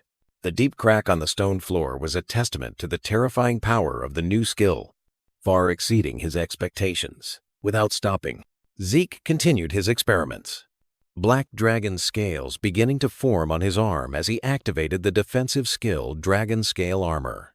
He stood on the edge of the crack he had created, his body partially enveloped by the new armor, ready to face whatever came next. Zeke looked at his right arm, now encased in Dragon Scale Armor, a satisfied and astonished smile on his lips at this new defensive power. Standing in the middle of the vast training ground, Zeke gripped his sword firmly, his body warmed up and ready for the next round of practice. The scene shifted to the central training hall of Draker Academy, where hundreds of cadets had gathered in preparation for the final exam. Head instructor Pan Mark pointed towards the rows of training dummies, beginning to explain the upcoming test. To illustrate, a sword imbued with a blue aura easily pierced through the head of a specially reinforced dummy. Panmark glanced at the cadets, his gaze reflected on his epaulets, delivering a chilling warning about the consequences of failure. With a stern expression, Panmark declared that anyone unable to damage the dummy would be considered to have failed and would have to start over from the beginning. Amidst the crowd, Raina Turan, Zeke Draker, and other cadets whispered nervously about the harsh conditions of the test. When the name Aaron was called, Aaron startled in response, confusion evident as he became the first to take the test. From behind, Owen Zimmons wore a self-satisfied smile, believing this test was child's play for someone from the family that had established the Aura education system. Owen's contemptuous gaze swept over the other cadets, his arrogance unconcealed as he asserted that no one could match his aura control. When it was his turn, Owen stepped forward with a confident smile, his hand gripping the sword hilt tightly, ready to display his power. Owen stomped his foot on the ground, decisively drawing his sword from its sheath in a single motion. He assumed an attack stance, a blue aura erupting around his body and sword, creating a powerful surge of energy. Panmark's jaw dropped in astonishment, realizing the high-level skill, sword resonance, was being unleashed right before his eyes. Panmark excitedly took notes, his mouth agape in awe at the cadet's extraordinary talent, while another dark-haired instructor standing nearby simply nodded in calm approval. A lightning-fast thrust pierced the training dummy, leaving a perfect cross-shaped wound. Immediately after, a clean horizontal slash severed the upper torso of the target, sending fragments flying. A series of invisible slashes simultaneously tore apart all the dummies in the training ground in a terrifying display of power. The other cadets were stunned, sweat beading on their faces as they witnessed the recent destruction. Amidst the wreckage of the targets, Owen Zimmons stood upright, exhaling a breath full of self-satisfaction. Durbin Roswell, Owen's minion, turned to praise his master with an expression full of admiration and flattery. From a distance, Zeke Draker clenched his fist, his eyes darkening as he analyzed the performance, a cold determination forming on his face. Zeke raised his hand to block Owen's path, a silent act of defiance, causing Owen to immediately draw a dagger. His face obscured by rage. Rage flared on Owen's face, and he gritted his teeth at Zeke's interference, while his followers exchanged confused glances. A clear shout echoed throughout the arena, signaling for the test to continue. Another cadet stepped forward with a tense expression, the sword in his hand, seemingly heavy under the pressure. Yet another cadet charged to attack the dummy, but his sword swing lacked confidence. Among the waiting cadets, one looked around in confusion, while his friend beside him glanced towards Owen, implying that the previous performance was the cause of the pervasive hesitation. Zeke's gaze swept across the training ground, and he realized something important. Despite being intimidated, not a single cadet failed to imbue their weapon with aura, a testament to their caliber. Reina Taran placed her hand on her chest, her expression resolute as she made a solemn declaration to her superiors. In the vast training hall, Reina stood alone before the instructors, Pan Mark, and the dark-haired instructor, formally stating her request. Her eyes blazed with fierce determination as she demanded to be evaluated by the highest standard dragon-slaying arts. From the crowd of cadets, Owen Zimmons observed with a scornful smile, dismissing her ambition as mere arrogance. An illustration showed the intense focus required, as energy was meticulously channeled through the blade, a feat far beyond mere energy transmission. Owen's self-satisfaction remained unshaken. He secretly scoffed, convinced that Reina's competition with him would lead to her downfall. The dark-haired instructor, with arms crossed, laid out the severe consequences of failure with a stern, warning gasp. Undeterred, Reina bowed decisively in thanks, her resolve compelling the instructor to reluctantly accept. She drew her sword, and a brilliant stream of blue-white energy immediately flared along the blade. From the sidelines, the other cadets, including a calm Zeke Draker, watched intently as she prepared to begin.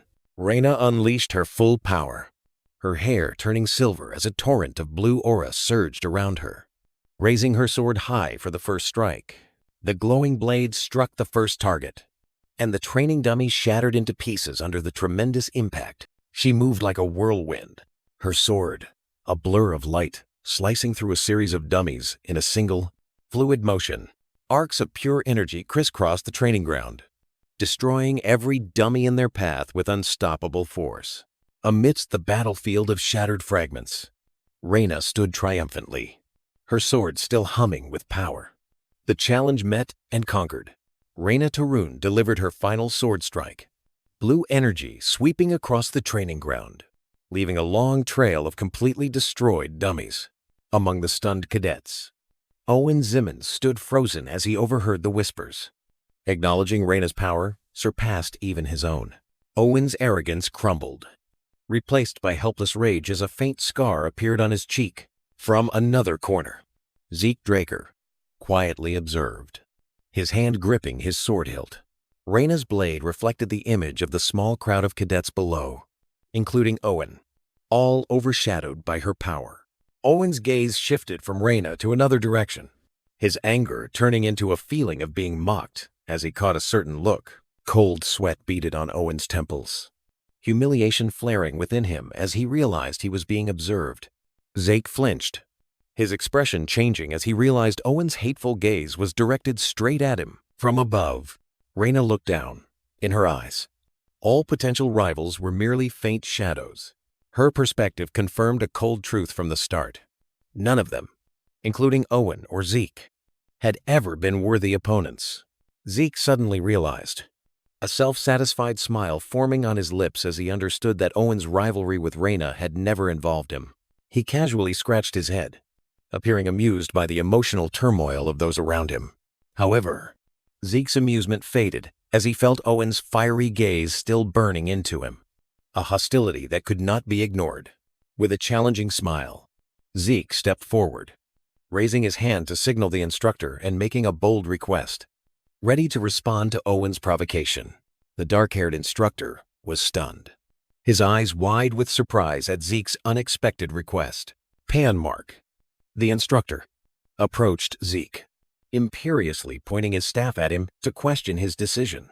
The dark-haired instructor calmly raised a hand, stopping Pan Mark before he could say more, while also setting a clear condition for Zeke. A self-satisfied and challenging smile formed on Zeke's lips as he accepted the condition without a moment's hesitation. As Zeke walked out onto the training ground, with his great sword Bahamut on his back, Pan Mark turned to question his colleague about his decision. The dark-haired instructor explained to Pan Mark, revealing that Zeke's participation was the result of a bet with another instructor. A faint stream of memories resurfaced, showing the moment Zeke stood amidst a crowd, his power revealed for the first time. The memory continued with a scene of Zeke and another comrade lying unconscious, defeated by a giant monster during the dungeon test.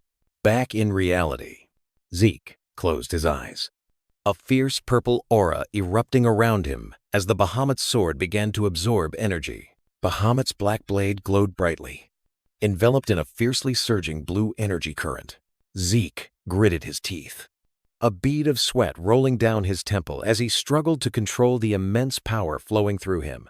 After a moment, Zeke opened his eyes, a confident smile appearing as he had completely controlled the energy flow. He gripped the hilt of the Bahamut sword with both hands, preparing to unleash his attack.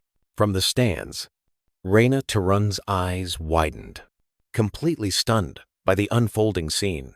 Zeke raised Bahamut high, the blade now transformed into a brilliant column of light, ready for an earth-shattering slash.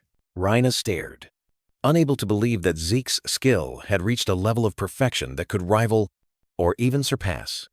Instructor Andre, a training dummy, was split in half by a single slash, blue energy still lingering on the cut. In a mental space, Zeke Draker moved flawlessly, his swordsmanship and footwork having become instinctual after countless practices in his previous life. His body moved as one with the sword, creating trails of blue aura with each masterful stroke. Even the flow of his aura obeyed his will unconsciously, a skill deeply ingrained in his very bones. His gaze was sharp, reflecting a mastery that required no thought, a pure combat instinct. Back in reality, his foot stopped firmly on the floor, ending the sequence of movements with a rock-solid stance. Zeke let out a sigh of relief, believing that reviewing the basics wasn't too bad. From above, two figures observed him, whispering to each other about the recent display. Reyna Tarun was frozen, her eyes wide with disbelief at the power she had just witnessed, a level she couldn't comprehend. Zeke flinched, a cold bead of sweat trickling down as he realized he had been too engrossed. He looked around, realizing his aura had inadvertently leaked out, destroying numerous training dummies nearby.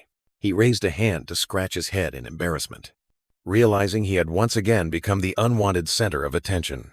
In the crowd, other instructors and cadets gaped in astonishment, speechless at the sight of a first-year cadet reaching the level of a purple knight. Amidst the chaos, Owen Zimmons clenched his fists, jealousy and hostility flaring within him. His gaze turned icy, staring at Zeke with unconcealed hatred. Abel Draker clenched his fists, unable to hide his excitement at the upcoming prospect. A sinister and smug smile appeared on Abel's face.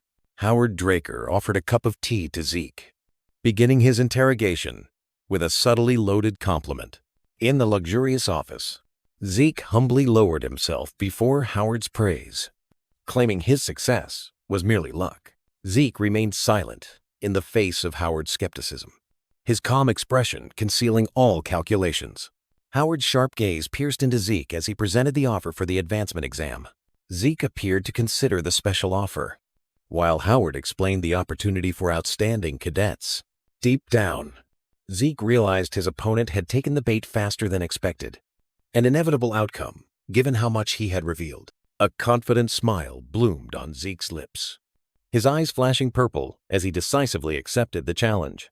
The office door closed behind Zeke, leaving Howard alone with his own calculations. Leaving the office, Zeke walked with a confident air, a faint purple aura surrounding him, ready to face whatever plans awaited. Howard sat pensively behind his desk, his gaze directed out the window in deep thought. Another man, Arthur Draker, in a high-ranking uniform and golden patterned gloves, began a secret conversation with Howard. Through the reflection on the window, Arthur announced that both Zeke and Reyna Draker would participate in the exam. Arthur affirmed that necessary measures would be taken, his voice echoing in the room where only Zeke's empty chair remained. From a distance, Howard Draker watched with a smug smile, anticipating a fascinating drama about to unfold. Inside the upper-class Aura Training Hall of Draker Academy, an atmosphere of anticipation hung heavy. Reyna Draker stood waiting, her gaze cold and impatient. Zeke Draker appeared with a forced smile, trying to hide his tension. Zeke made a seemingly playful remark to break the silence, but Reina's cold expression remained unchanged. With a gesture of acknowledgement, Zeke showed that he knew he was late. An authoritative figure approached, their boots stopping right in front of Zeke and Reina, signaling the start of the exam. The examiner was revealed Owl Draker, a high-ranking knight of the family, with a cold demeanor and a mysterious bandage on his nose. Zeke froze, his eyes wide with shock as he recognized the man he never expected to see again.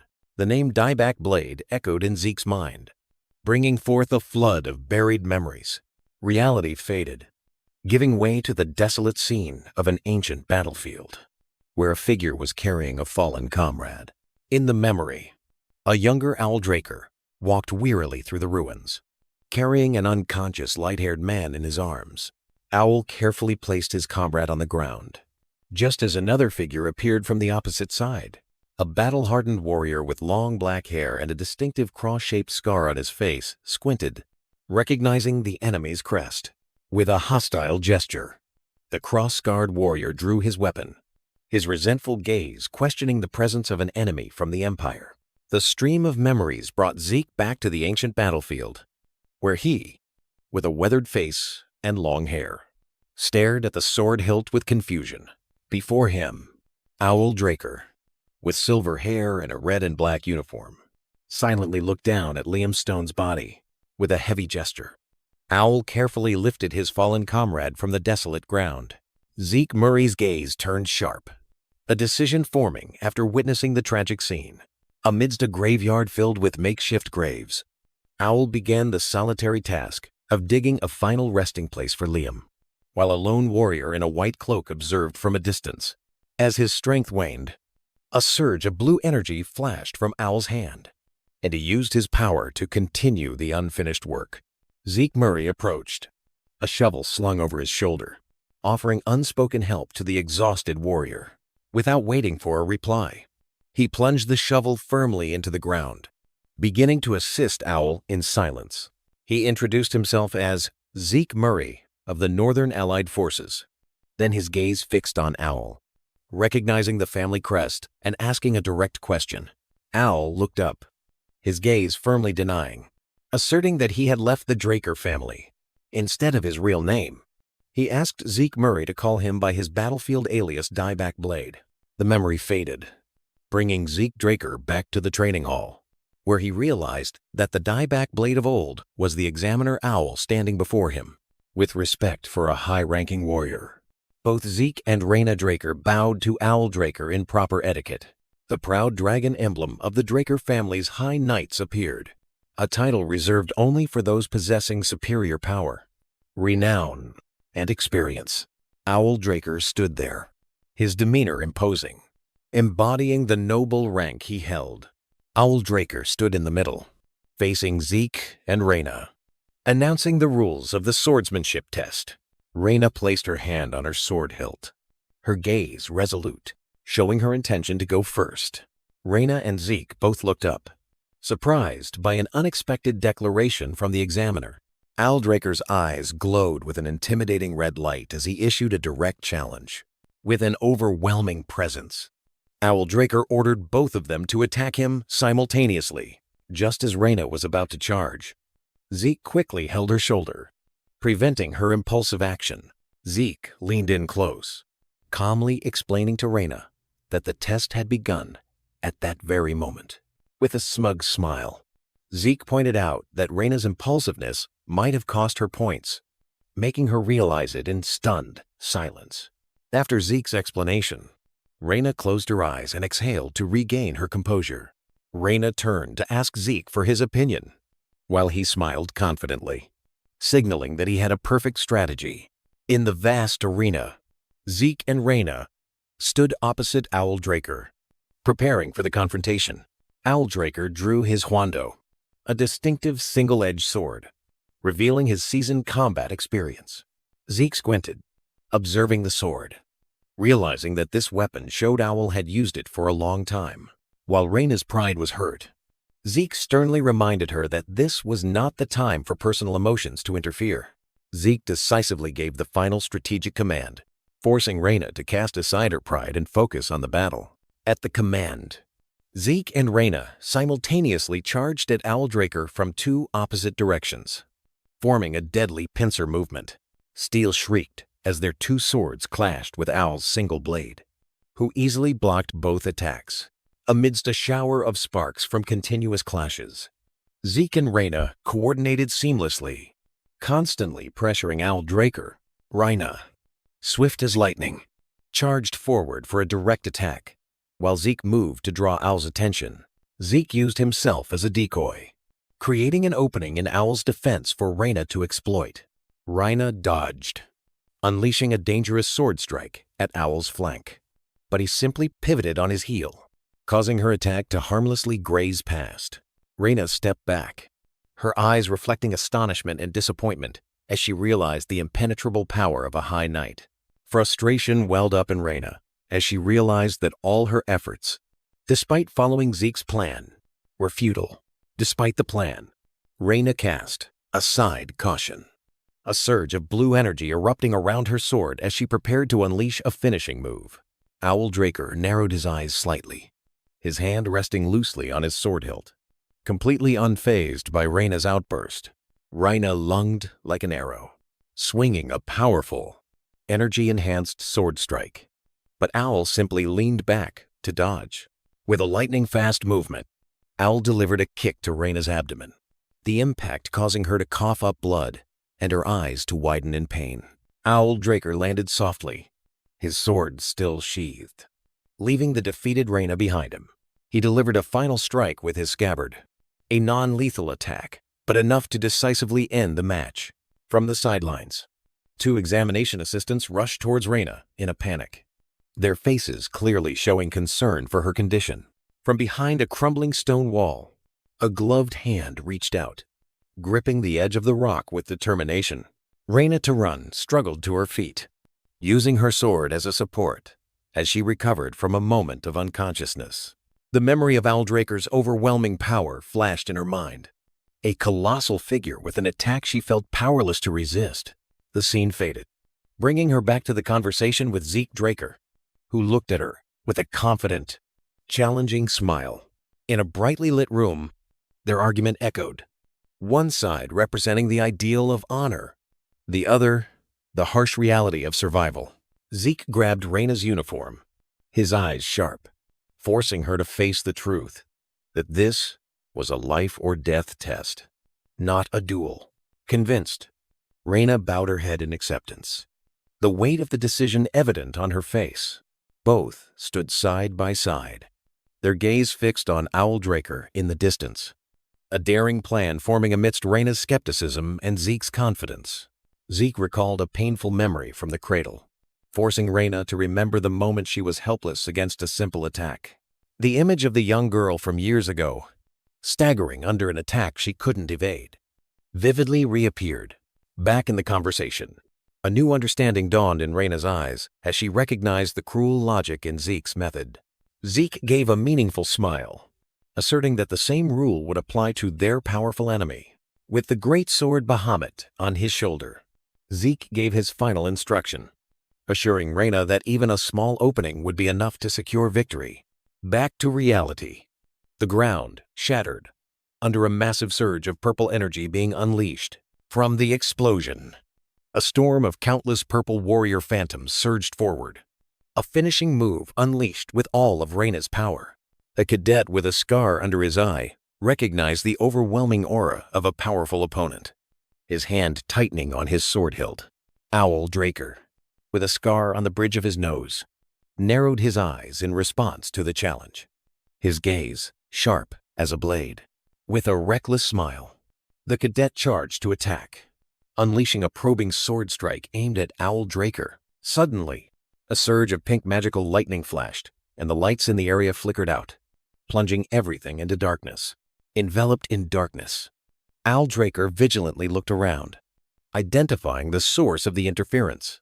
From within the darkness, Reyna Draker extended her hand, her purple eyes glowing brightly as she maintained the magical energy field. Realizing this was a calculated plan, in the dark, Sparks flew as Owl Draker easily deflected a desperate enemy attack. Moving at terrifying speed, Owl Draker's shadow seemed to multiply, completely overwhelming the cadet in the darkness. With a dismissive gesture, Owl Draker placed his blade against the cadet's neck, ending the fledgling attack. Confident that the threat had been neutralized, Owl Draker swung his sword, mocking his opponent's trivial blinding tactic. Suddenly, a sense of deadly danger surged, startling Owl Draker as he felt another threat approaching. In the absolute darkness, Zeke Draker's eyes emitted a brilliant golden light, a special skill allowing him to see through all enemy movements. Sensing the opportune moment, Zeke raised his hand, a surge of golden energy beginning to gather. Ready to unleash a new skill, Zeke unleashed his full power, firing a brilliant golden energy dragon claw towards the unsuspecting Owl Draker. Caught completely off guard, Owl Draker struggled to raise his sword to block, his face changing color in astonishment at the unimaginable power coming from a first-year cadet, facing a massive purple energy surge in the shape of a dragon. Owl Draker realized this was no ordinary sword strike. Zeke Draker's figure appeared, his power clearly far exceeding that of a cadet. Meanwhile, Owen Zimmons and his entourage stumbled in the darkness, completely disoriented by the chaos. Owl scorned the shadow of the scarred cadet, who was preparing to attack him in the darkness. With a gentle movement, Owl easily brushed aside the cadet's slash, disregarding his effort. He grabbed the cadet and mercilessly slammed him to the ground, demonstrating absolute superiority. A crash echoed as the defeated cadet fell, his role as a decoy fulfilled. Elsewhere, an officer with golden dragon epaulets smirked, surprised that someone had quickly adapted to the darkness. Hidden in the night, Zeke's eyes blazed with brilliant golden light, piercing through all illusions. Seizing the moment of vulnerability, Zeke lunged from a blind spot, unleashing a massive streak of blue energy towards Owl. Caught completely off guard, Owl froze, his eyes tense as he lost track of the attacker, who had vanished like a phantom. A purple energy wall suddenly erected behind Owl, blocking all his escape routes. To defend himself, Owl swung his sword, unleashing a brilliant arc of fire to counter the invisible attack. But Zeke's attack was not a slash, but rather a barrage of blazing red lightning bolts, trapping Owl in an electric cage. From above, Zeke controlled the electrical storm, pressing Owl into an indefensible position beneath the arena lights. Fragments of shattered lights fell scattered in the dim space, signaling an intense confrontation that had just occurred. Amidst the chaos, Owl Draker stood firm, his face annoyed as strange noises drowned out all traces of Zeke. Suddenly, a brilliant blue energy surge tore through the darkness from above, making Owl look up with extreme astonishment. From below, Zeke Draker lunged with a smug smile, his sword flashing as he closed in on Owl with a surprise attack. At Zeke's signal, a swirling magical object flew towards Owl, forcing him to shift his attention to the new threat. The stream of memories brought Zeke back to a conversation with Fanon, who was examining a blueprint and pointed out that it could only be used once. In the memory, Zeke asserted with a confident smile that he didn't need a real explosion. Only its light and sound were enough to deceive. Back in reality, Zeke executed the plan, a blinding white light erupting from his position, perfectly timed, with Reyna, struck by the sudden light. Owl Draker roared in pain and disorientation, raising his hand to shield his eyes. As the light faded, Owl realized he had been tricked, a bitter expression of admitted error clear on his face. Owl realized that underestimating Zeke's ally, the cadet acting as a decoy, who now stood amidst the swirling energy, was a fatal error in judgment. Completely overwhelmed, Owl collapsed to his knees, one hand clutching his head in defeat and pain. Seizing the opportunity, Zeke took his stance, the greatsword Bahamut in his hand, ready for the finishing blow. With a determined smile, Zeke poured all his strength into his sword, preparing to unleash a powerful skill. A massive crescent-shaped slash was unleashed, engulfing the entire arena. trapping both Owl and the decoy ally in its destructive path. Lightning and dark energy violently collided, creating a terrifying explosion. The aftershocks of the attack spread, tearing apart the arena ground. Caught in the epicenter, scarred, cadet ally collapsed, his sword flying from his hand. Amidst the post-match chaos, exam assistants quickly entered the arena to carry away the injured, while Zeke Draker and Owl Draker stood facing each other. A judge approached Zeke, nodding in approval of his performance. While Zeke silently observed, Owl Draker glared at a newcomer, his face annoyed as he admitted he had been outmaneuvered. Dexter, the renowned Wind Knight, approached with a relaxed smile, waving familiarly at Owl, casually putting an arm around Owl's shoulder. Dexter curiously asked about his disciple's performance, further irritating Owl. From a distance, Zeke's eyes narrowed, silently observing the conversation. His thoughts brought Owl back to the decisive moment, where he realized Zeke had intentionally abandoned his sword to switch to a defensive stance. In the infirmary, the image of Zeke resting flashed in Owl's mind, as he wondered if Zeke's true goal wasn't victory, but advancement. Back in reality, Owl looked at Dexter with a new understanding. Admitting that Zeke Draker was an enigma, Owl's bandaged hand trembled slightly, a silent admission that he had completely underestimated the young man's potential. In the Academy's formal meeting room, Howard Draker presided over the promotion meeting, with the Draker family crest taking center stage on the table. Owl, Andre Draker, and the other instructors unanimously expressed their agreement with the principal's decision, without a single word of protest. Zeke Draker stood amidst the crowd of cadets, all eyes fixed on the results board, where his and Reina's achievements were announced. After his promotion, Zeke Draker chose a reclusive lifestyle, walking alone across the vast campus, determined not to draw attention. Memories flashed of Zeke relinquishing his position. As he silently watched Andre Draker train under Dexter's supervision, he raised his hand to bid farewell to Fanon, his professor friend, as he boarded a luxurious carriage bound for a royal laboratory, marking a separation. Zeke Draker proactively kept his distance, turning his back on the heirs of the great families Abel, Reina, and Owen, to steer clear of power struggles. However, his peace was frequently disrupted by Owl Draker, who regularly appeared with his katana in hand, his gaze full of challenge. Finally, after some realization, Owl Draker turned his back, stepping into the shadows of a closed training room to isolate himself. 2 years passed, and after graduation, a figure stood on the rooftop of a tall building, silently seeing Zeke off. Back in the present, Zeke Draker, now 15 years old, sat in a luxurious room, confidently reviewing documents, including his acceptance letter to Valhalla.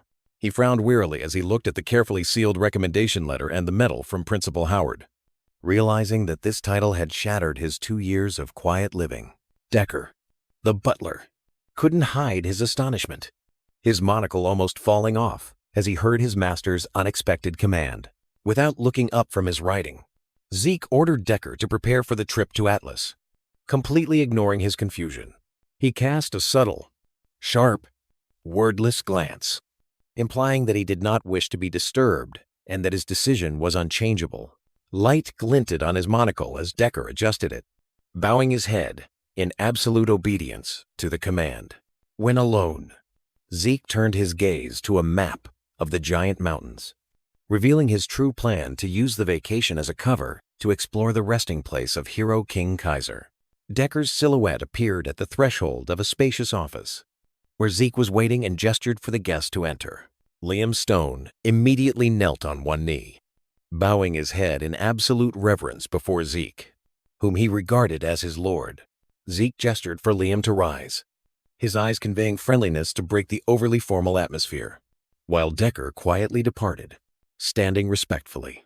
Liam listened intently as Zeke explained the reason for summoning him to the Platinum Estate. Liam presented a hardcover notebook containing detailed notes on everything necessary for academy studies and training. Zeke held up a golden emblem, a credit card for a renowned blacksmith, ensuring all expenses were covered. Looking directly at Liam, Zeke offered a trusting smile, a silent encouragement for the path he wished Liam to follow. Liam was moved to tears, his eyes filled with gratitude for Zeke's support. Immediately after, he bowed deeply with clenched fists, a silent vow of unwavering loyalty and determination. Zeke leaned back in his chair, a satisfied smile on his lips as he witnessed his subordinate's unshakable loyalty. The scene shifted outside the window, silent night enveloping the estate. As the meeting concluded, the scene transitioned to the night sky, where 4 glowing emblems of the kingdoms of Argos, Delphoa, Thebia, and Alencia appeared. A majestic, rugged mountain range stretched out, where countless dungeons and monsters lay hidden, attracting adventurers seeking wealth. A handshake symbolizing an alliance between adventurers and the Argos royalty was formed, laying the foundation for a new era. Outside an Argos Adventurers Guild headquarters, crowds of warriors and adventurers jostled, while a guard called out the next name. A gloved hand stamped a red seal onto the registration papers, officially confirming the new identity Zeke Murray for an adventurer. Zeke Murray turned away from the counter, holding the newly approved papers. With a smug and calculating smile, he examined his new adventurer's card, a satisfied smile appearing as he acknowledged the success of his disguise using a wig and magical contact lenses. Amidst the crowd of adventurers, Zeke Murray discreetly clenched his hand, a faint blue light flashing, then fading, a secretive act of preparation. With his goals set, Zeke Murray blended into the stream of people heading out of the city, his eyes gleaming with determination. Caravans of carriages and countless adventurers gathered outside the city gates, preparing for a large-scale expedition. Inside a moving carriage, Zeke Murray sat with a group of other adventurers, beginning their journey. Pulling his hood to obscure his face, Zeke Murray discreetly sighed in relief, satisfied with his successful infiltration. An unexpected voice made Zeke Murray glance subtly, his sharp gaze flashing from beneath his hood.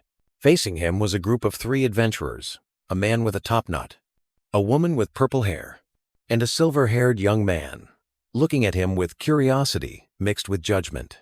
The silver-haired young man leaned closer, extending an invitation to join their group with an overly friendly smile.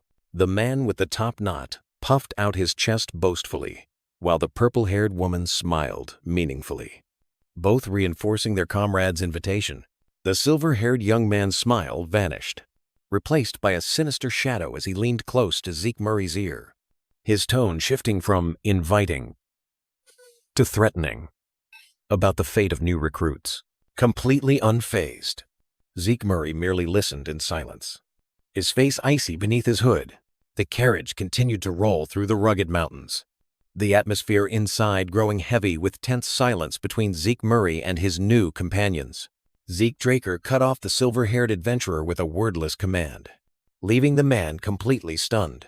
Ignoring the adventurer's confused protests, Zeke turned his back on the predatory group and walked away without looking back. From behind a crate, Zeke's disguised eyes calmly observed as a mustachioed guard worried about the safety of their route. The purple-haired female adventurer sneered contemptuously from beneath her hood, while her silver-haired comrade loudly boasted about the kingdom's protection, scoffing at the unseen threat. With a stern and knowing expression, Zeke prepared to shatter their false sense of security. He directed the silver-haired adventurer's attention behind him, where a monstrous orc raider with glowing red eyes loomed into view, its presence instantly turning the man's arrogance into utter terror. A caravan carriage exploded into a shower of debris under a brutal, unseen impact. An orc raider roared savagely, its glowing eye burning with bloodlust amidst the chaos. The attack turned into a massacre as a panicked horse and its rider were violently flung into the air. Wielding a massive spiked club, an orc raider advanced through the wreckage, a silhouette of pure destruction. The caravan horses neighed and screamed in panic as the world around them was torn apart. Viewed from above, the scene was a massacre, with orc raiders swarming the caravan, their clubs felling defenders amid spreading pools of blood. Standing atop a blood-stained carriage, the silver-haired adventurer stared in disbelief at the horrific slaughter unfolding around him. Disbelief gave way to paralyzing fear. His face a sweat-soaked mask of horror as he realized his own impending doom, completely broken.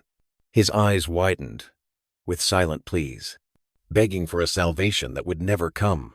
Blood splattered onto the ground, beside which a massive spiked club lay still after the carnage. In the silent forest, Zeke lay motionless, his eyes wide open to the harsh truth that orcs were rampant even in an area presumed safe. Further down the road, a caravan was fiercely attacked. Clear evidence that the nearby base had completely fallen.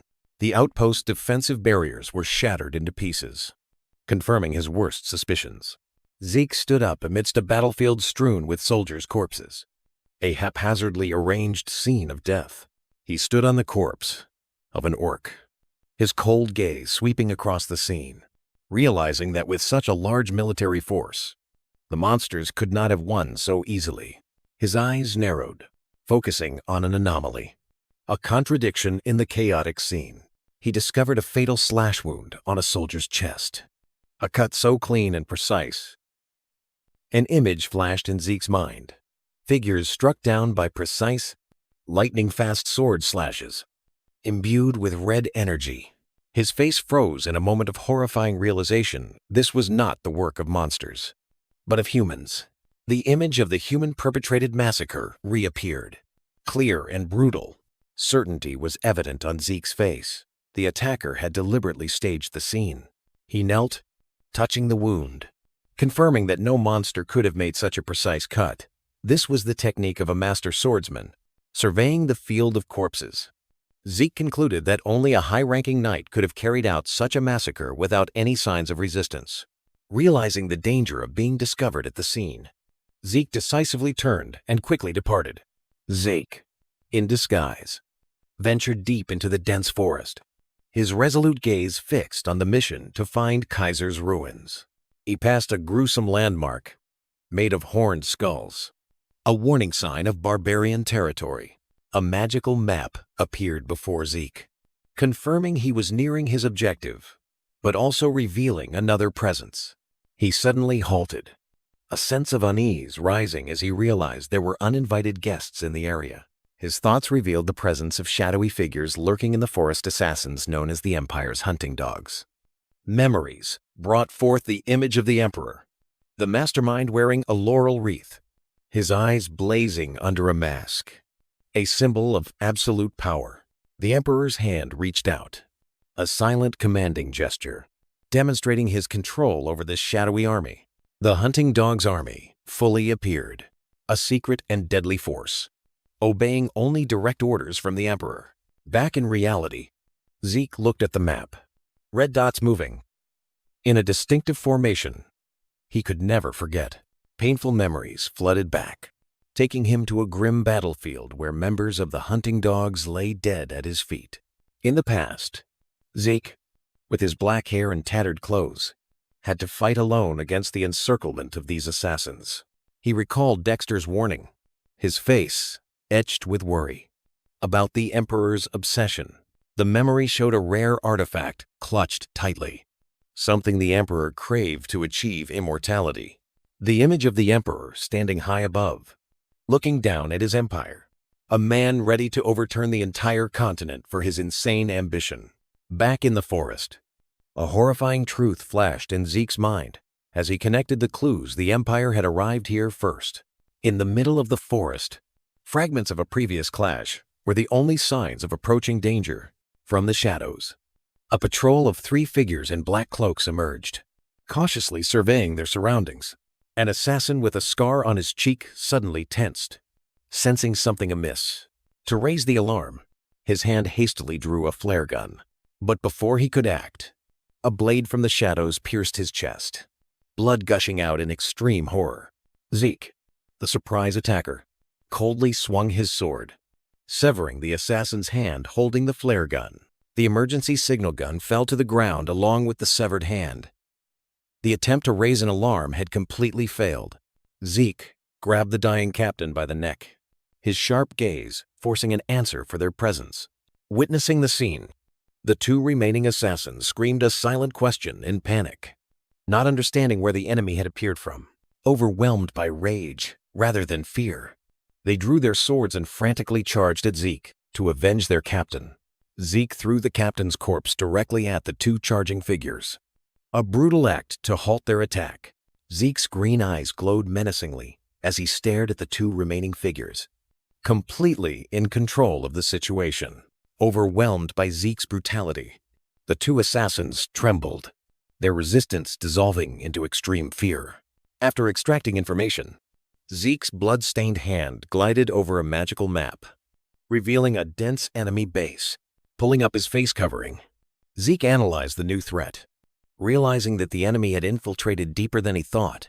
Beneath the tree carved with McCain's warning, the negligent guards were unaware of a phantom approaching. Zeke Draker, in disguise, silently descended the long wooden staircase leading into the enemy outpost. In a watchtower, an ash-blonde guard yawned widely, boredom and fatigue evident on his face. He mumbled complaints to his comrade about the tedium of guarding such a remote place. Suddenly, his comrade sitting on the railing was struck by an invisible force and sent flying into the abyss, leaving the ash-blonde guard stunned, horrified. He could only reach out in vain as his friend's blood splattered into the air.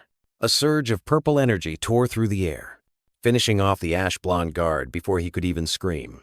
Inside the base, an ash-blonde commanding guard, startled, and turned, his expression tensing at the unusual sound. Zeke confronted the commander, coldly questioning the suspicious silence at the entrance. In a flash, Zeke acted, striking down the commander and seizing a nearby black-haired guard as a hostage. Extreme horror was evident in the black-haired guard's eyes as a blood-stained hand clamped over his mouth. Without hesitation, Zeke used the hostage's body as a human shield, allowing another enemy's blade to pierce through him. Zeke tightened his grip, stifling the desperate gurgling cries of the guard trying to raise the alarm. To ensure absolute silence, Zeke coldly made a cut across the hostage's throat. Standing amidst the corpses, Zeke flicked blood from his blade, his eyes emotionless, ready to delve deeper into the enemy's lair.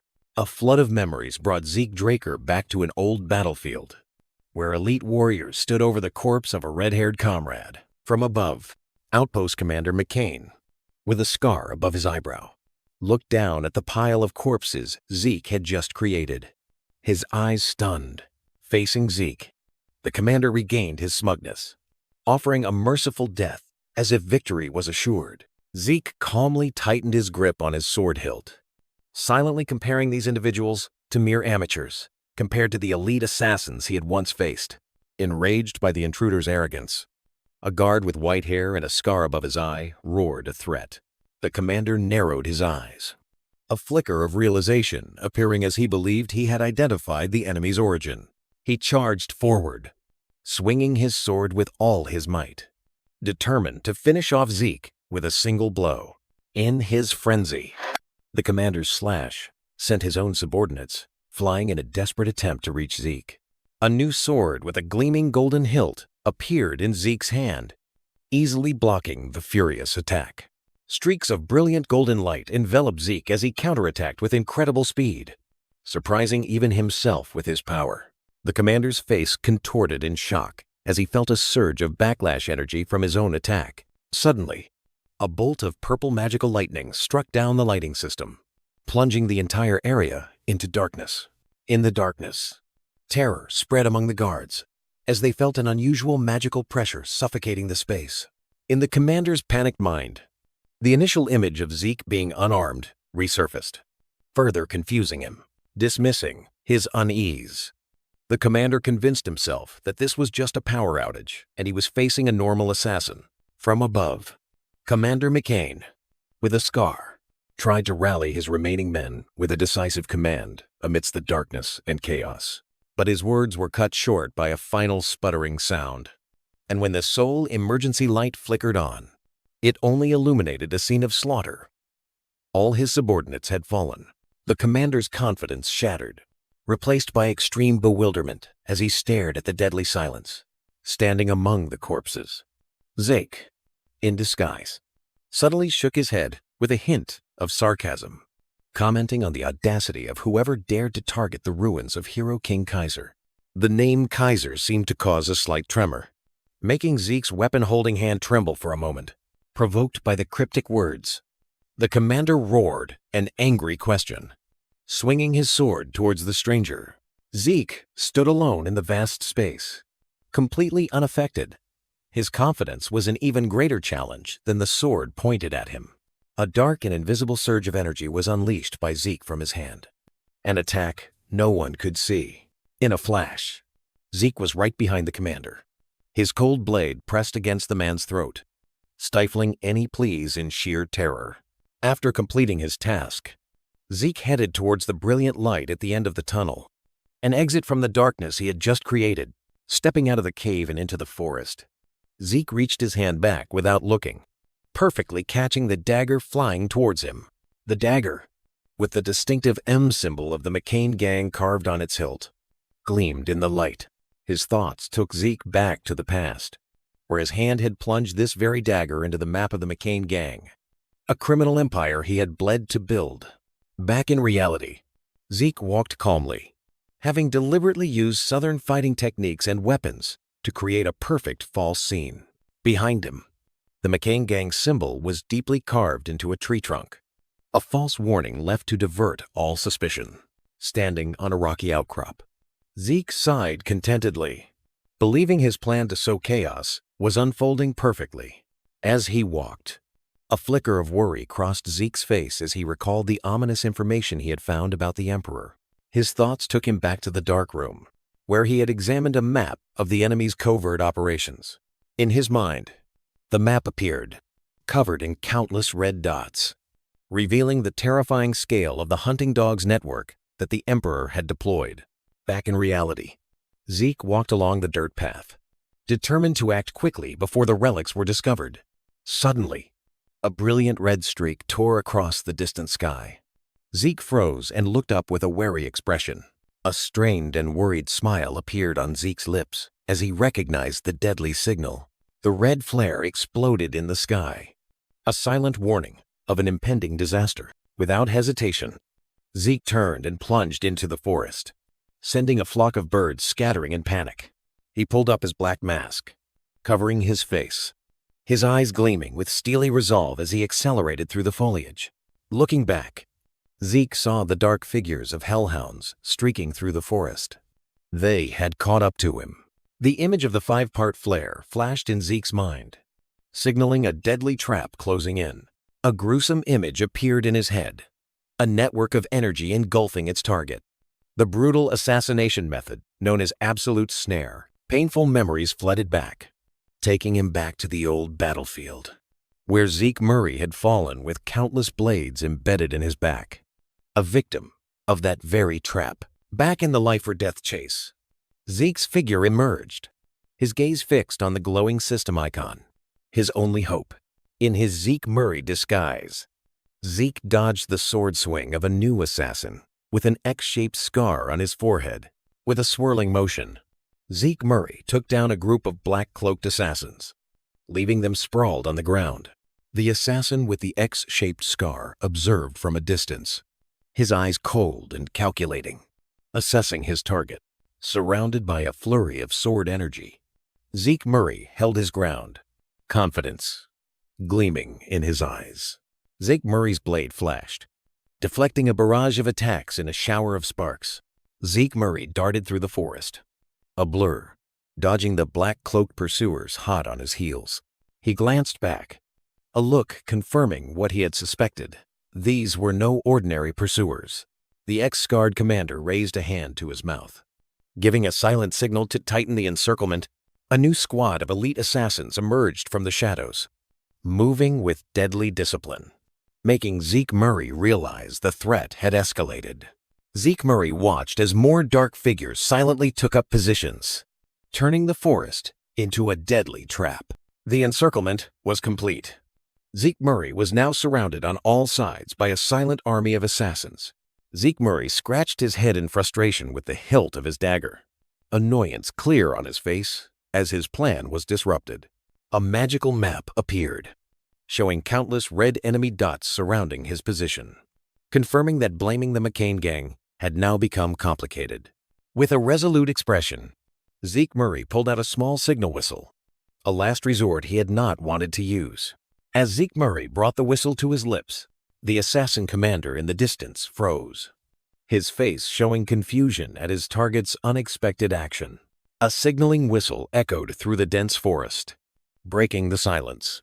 One of the older cloaked assassins turned back with a startled expression, looking at his subordinates for an answer to the sudden sound. The assassin leader with the X-shaped scar on his forehead narrowed his eyes, realizing the sound was merely a diversion. To confirm that suspicion, Zeke revealed smoke bombs in his hands, ready to unleash his act among the fallen bodies of his comrades. A surviving assassin ordered the others to charge.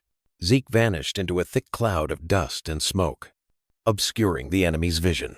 He moved like a ghost through the smoke, leaving only a blur. The remaining assassins quickly regrouped, forming an encirclement under the command of one member, believing their prey could not escape. The scarred leader carefully observed the quiet forest, searching for any sign of his hidden target. He smirked, disregarding Zeke's escape attempt. Suddenly, one of his men was sent flying into the air, blood splattering. The scarred leader was thrown off balance by the sudden and brutal attack. From the perspective of a fallen assassin, a chaotic scene unfolded as his comrades were slaughtered by an unseen force. The scarred leader's confident expression shattered into horror and disbelief. A horde of savage orc raiders poured in, tearing through the assassin's ranks, revealing Zeke's terrifying contingency plan. A veteran orc warrior roared, confusion clear on his face as he failed to understand why the enemy was attacking so relentlessly. Despite the chaos, Assassin Leader X Scar charged into battle, his sword glowing as he yelled a contemptuous challenge towards the savage invaders. A massive orc warrior swung a steel fist towards Assassin Leader X Scar, who swung his sword to block the attack. Assassin Leader X Scar's sword vibrated violently under the force of the blow, a blue electric spark flashing as he struggled to parry. Astonishment clear on his face. With an unstoppable force, the orc warrior shattered the assassin's sword, shards of metal exploding in the air.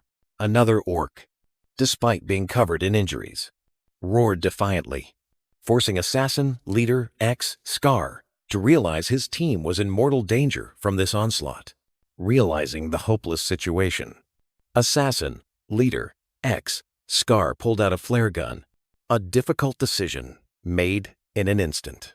A brilliant white flare shot into the sky, exploding like a star, signaling an urgent retreat for the entire assassin squad.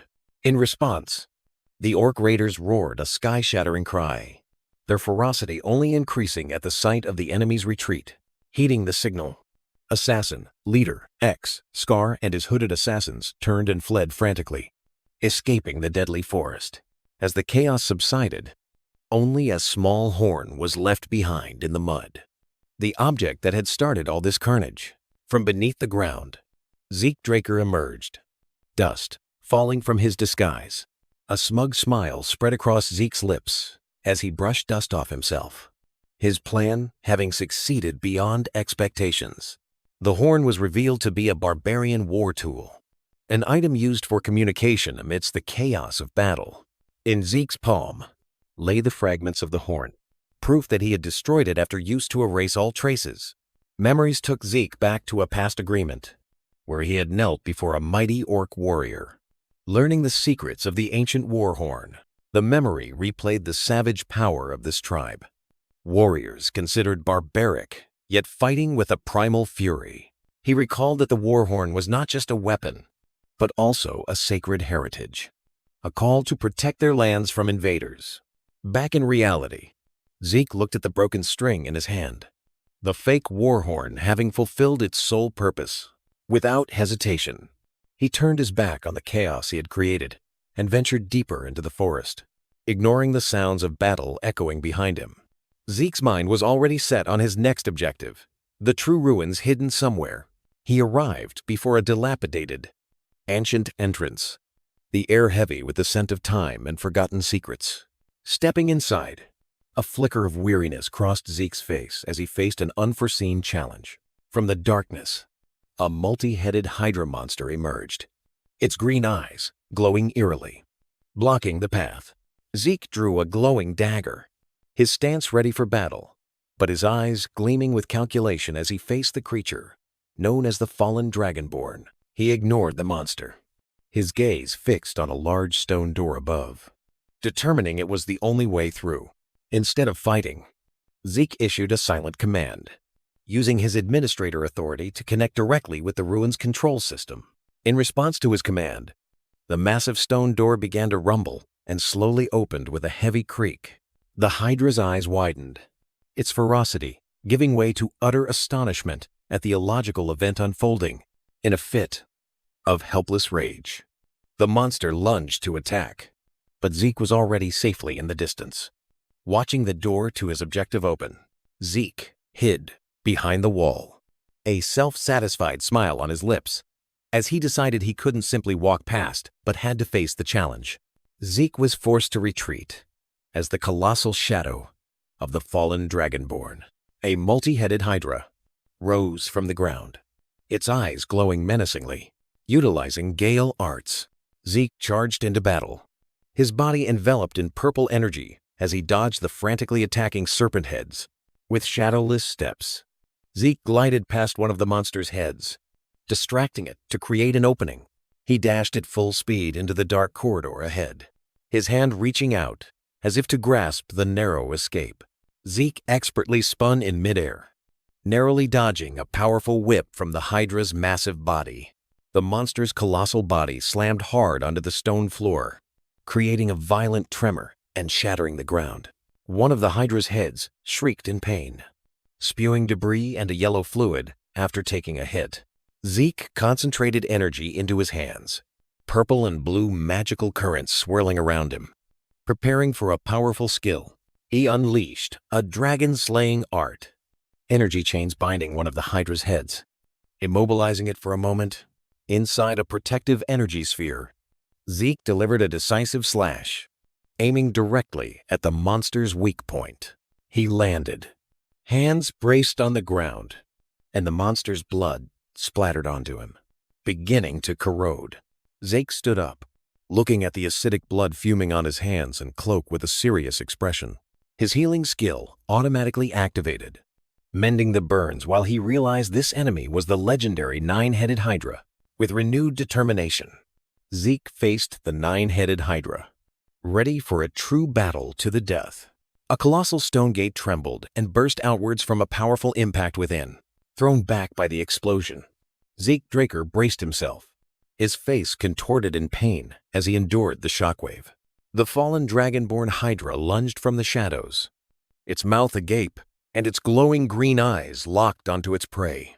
Amidst the dust and chaos, Zeke clenched his fists, his knuckles white with determination. Gritting his teeth in frustration, Zeke glared at the monster, realizing the futility of his conventional attacks. He watched with grim realization as the wounds he inflicted on the Hydra's many heads healed almost instantly.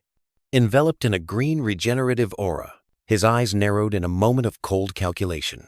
Acknowledging that his current abilities were insufficient to win this war of attrition, Zeke's gaze swept past the monstrous forms towards the distant stone gate, measuring the distance for a new strategy.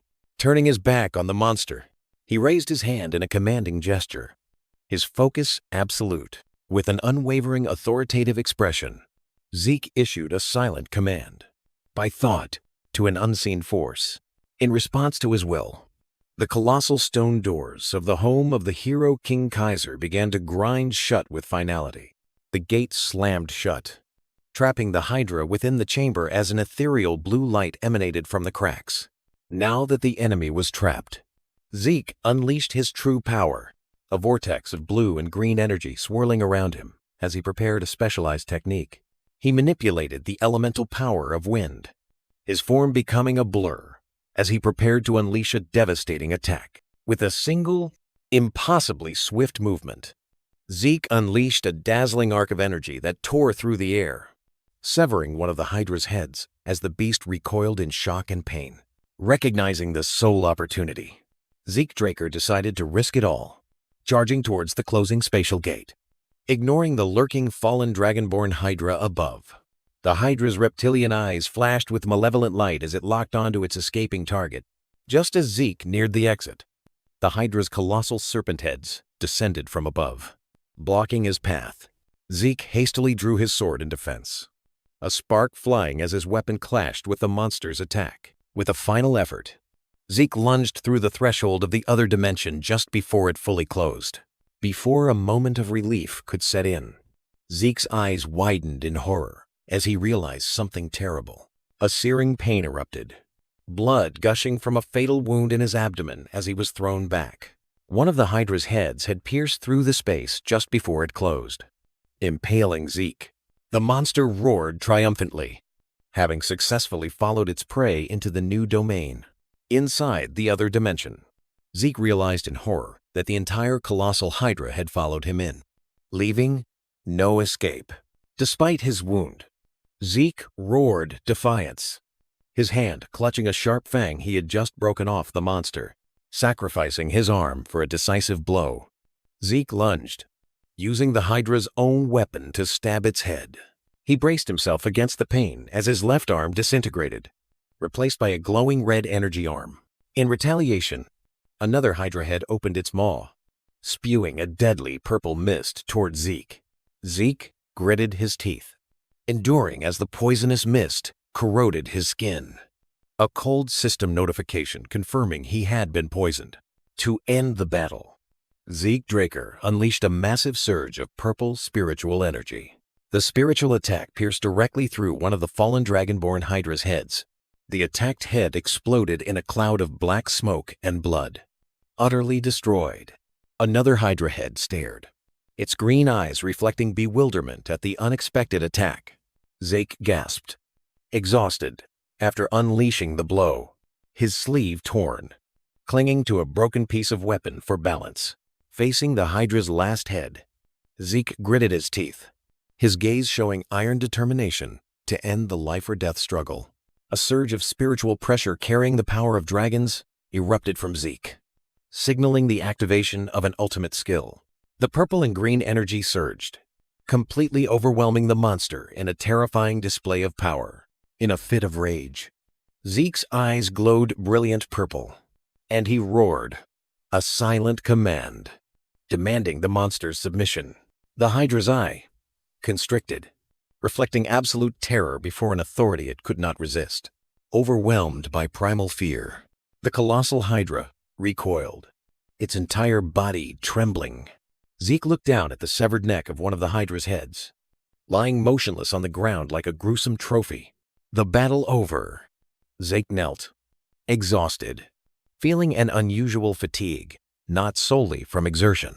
He looked at the poisonous burns on his hands, a notification screen appearing, confirming his worst suspicions about the spreading toxin. While the Hydra still trembled in fear, another notification appeared, confirming his skill's success and granting him the authority to control the monster.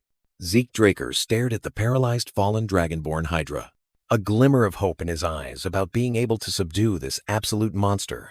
With iron determination, Zeke focused his will, attempting to impose his control over the colossal creature. His attempt was abruptly halted, Zeke's face shifting from hope to utter confusion as he realized he had failed. He knelt in disappointment, hands braced on the cold ground, mocking his own naivety. Suddenly, an intense pain shot through his body, purple lines of toxic energy spreading across him.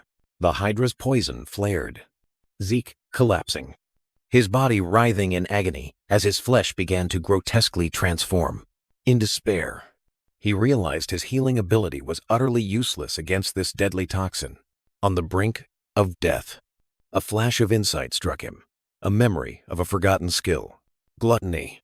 Looking towards the severed Hydra head, a crazy but singular plan formed. If it had poison, it must also have poison resistance. Without hesitation, Zeke activated Gluttony, a surge of dark and golden energy pouring from his body. The energy enveloped the severed Hydra head, beginning to grotesquely consume and absorb it. After fully absorbing the energy from his prey, Zeke collapsed, his body trembling. But the poisonous burns had begun to fade. With a burst of rage and survival, Zeke punched the ground, causing the earth to crack beneath his fist. The poison in his body completely neutralized.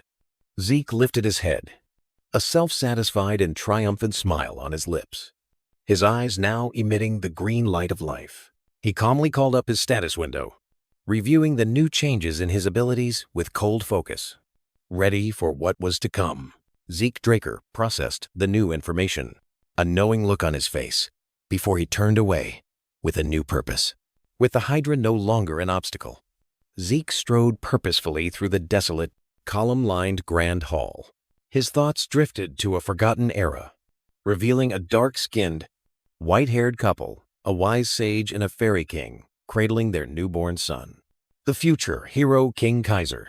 The memory continued, showing the infant Kaiser abandoned in a dark forest, surrounded by the menacing glow of countless unseen eyes. A colossal white wolf discovered the crying child, adopting and raising the boy safely deep within the forest. The boy grew into a hero who united humanity, culminating in the establishment of the magnificent kingdom of Kronos. Cheered on by a roaring crowd, back in the present, Zeke gazed upon the crumbling ruins of that legendary kingdom itself, its former glory, now merely a whisper in time. A confident smile flickered across Zeke's lips as he recognized the undeniable proof of legend standing right before him. He stood at the end of a long path, looking up at the ruined central tower of Kronos, a solitary figure against the backdrop of history. A flicker of astonishment and disbelief crossed his face as he realized the true nature of this place. His attention was drawn to a colossal, intricately decorated door, its design resembling a great sword, plunged into stone.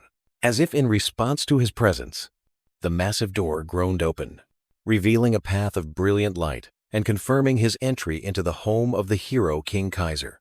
Inside, bathed in ethereal blue light, a large, multifaceted crystal hovered above a stone pedestal. Zeke approached the artifact, his hand reaching out tentatively, a sense of awe on his face, as he identified it as Kaiser's legendary arcane art. Just as he was about to touch it, his expression shifted to surprise and slight annoyance as he was locked into a new, inescapable quest by the system. Zeke startled and turned around, wary of an unseen interrogation. His eyes widened in astonishment as the system interface appeared, imposing a new quest related to the hero King Kaiser, a spiritual image of Kaiser's mother, an ethereal white-haired entity. Appeared as Zeke realized the reward was the Fairy King's tear. Zeke stared into space, disbelief and astonishment evident on his face as he processed the information about the legendary reward. With determination, Zeke reached for the crystal, ordering the system to explain how to receive Kaiser's legacy. The blue crystal on the pedestal began to vibrate and glow intensely. Responding to Zeke's request, a blinding light emanated from the crystal, signaling that a large amount of data was being processed and a recording was about to be played. A faint holographic projection emerged from the crystal, recreating a figure from the distant past, leaving Zeke stunned as he recognized the legendary Kaiser. The projection of hero King Kaiser, a platinum-haired man with pointed ears, confidently mocked those who only theorized about swordsmanship. Kaiser pointed irritably at the cameraman, ordering Shaitan, his loyal knight, to hold the frame steady. Zeke was completely captivated, realizing that Shaitan was also a real historical figure, confirming the authenticity of the recording. The projection of Kaiser gripped his sword hilt, preparing to demonstrate a simple yet profound lesson. A red glint flashed from Kaiser's sharp eyes as he set a goal for those who wished to learn. Zeke's eyes reflected the red glint from the projection, completely locked onto the intensity of the upcoming lesson.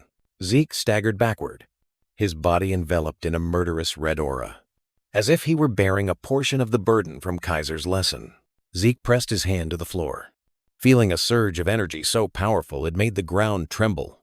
He recoiled, clutching his chest, his face astonished as he realized Kaiser's overwhelming aura could still be felt even through a recording.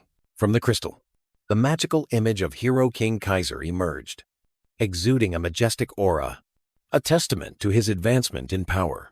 An ambitious and delighted smile spread across Zeke's lips. He had found a new goal: to conquer. Zeke knelt before the crystal, ordering the system to replay the recording from the beginning, a request that was immediately confirmed. 4 days passed, and Zeke, now having shed his outer coat, was focused on training with a sword. His body accustomed to the confinement, he stood in the middle of a vast hall, facing 3 doors. Realizing this was a meticulously prepared area, the first door led to an abundant pantry, enough provisions to last for months. The second door was a comfortable resting area, and the last door was filled with books and training equipment. Zeke realized this was the training ground Kaiser had prepared for his successor, and he had made full use of it, swinging his sword tens of thousands of times. He looked at his reflection on the sword's blade, admitting that while he had imitated the form, he had yet to grasp the essence of Kaiser's swordsmanship. Suddenly, a notification from the system appeared, confirming that he had mastered the basic form of Kaiser's swordsmanship and that the next phase was about to begin. Zeke straightened up, ready for the new challenge, as the system announced the summoning of Hero King Kaiser's spirit. Before Zeke, a burst of blue energy erupted, forming a majestic entity of light, Kaiser's spirit. The spirit entity took a step forward, its glowing foot landing on the ground, signaling that the true training was about to begin. A regal figure, radiating a blue aura, appeared. It was Hero King Kaiser, the king of the ancient kingdom of Kronos, standing before the legend in the flesh. Zeke was stunned, his eyes reflecting undisguised awe and admiration. Immediately, Kaiser drew his sword, and a sudden tension surged through Zeke, jolting him out of his daze. In response to the unspoken challenge, Zeke lunged forward, their 2 swords clashing with a deafening metallic clang. Kaiser easily parried Zeke's attack, his strength far exceeding all expectations. With a single sword swing, Kaiser generated a powerful shockwave, sending Zeke flying backward, knocked far back. Zeke struggled to prop himself up with his sword, his face disbelieving that his defenses had been breached so easily. From the opposite side, Kaiser lowered his sword to his shoulder, a condescending gesture that showed absolute disdain for his opponent's skill. The Hero King's expression turned cold, his eyes gleaming with disgust as if Zeke's skill was an insult to swordsmanship. Still reeling, Zeke maintained his defensive stance, trying to find an explanation for this brutal and sudden assault.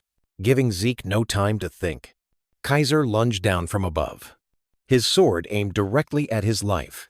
Zeke rolled to dodge by a hair's breadth, Kaiser's slash grazing past him, tearing up the ground where he had just stood. All doubt vanished as Zeke realized a horrifying truth. This was not a test, but a hunt to kill. Cold sweat poured out. Zeke gritted his teeth, his eyes filled with extreme doubt about his own chances of survival against this opponent.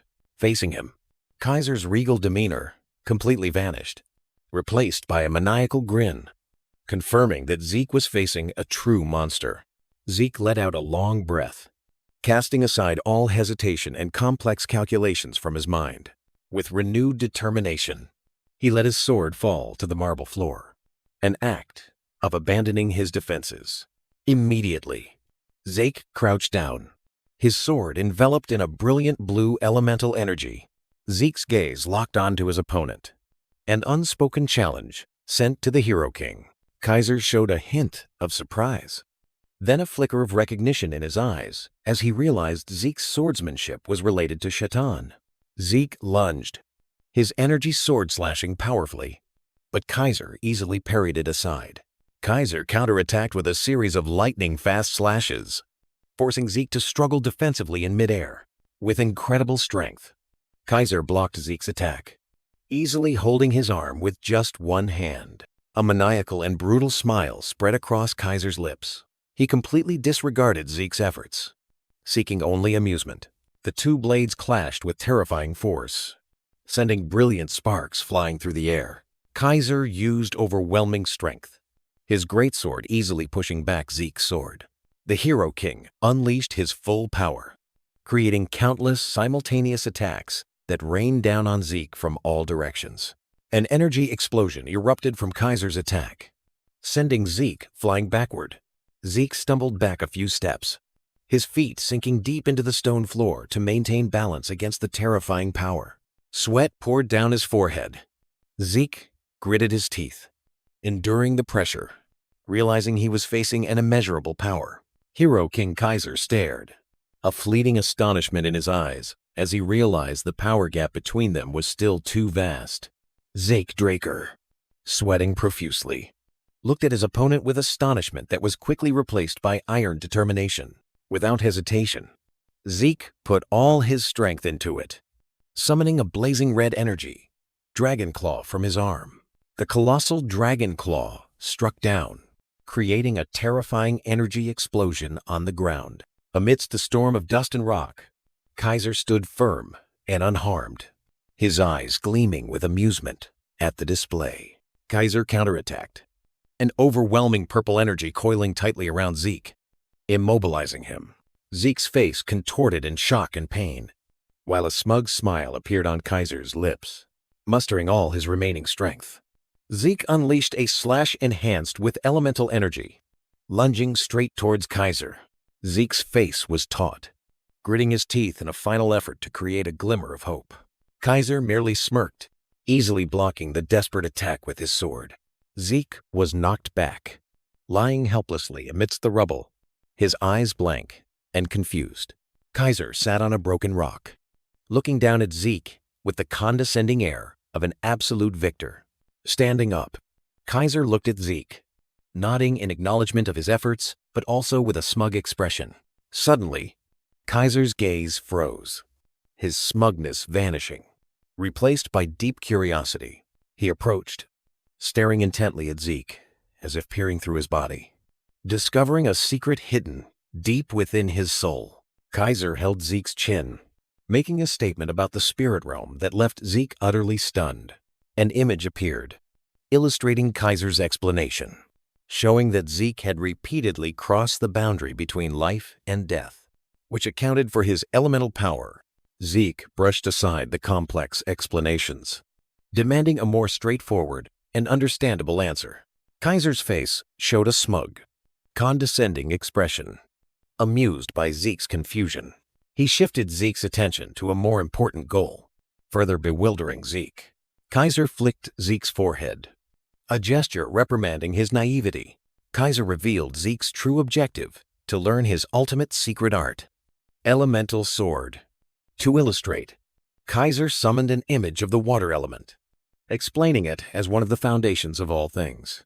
Next, images of fire, earth, and wind appeared in succession, converging around Kaiser's sword. Kaiser swung his sword, unleashing a surge of pure elemental energy, a display of spiritual power. The energy transformed into a massive vortex of sword chi, sweeping through the hall. Kaiser stood at the eye of the storm, explaining that this was the power of Stormblade created from the wind element.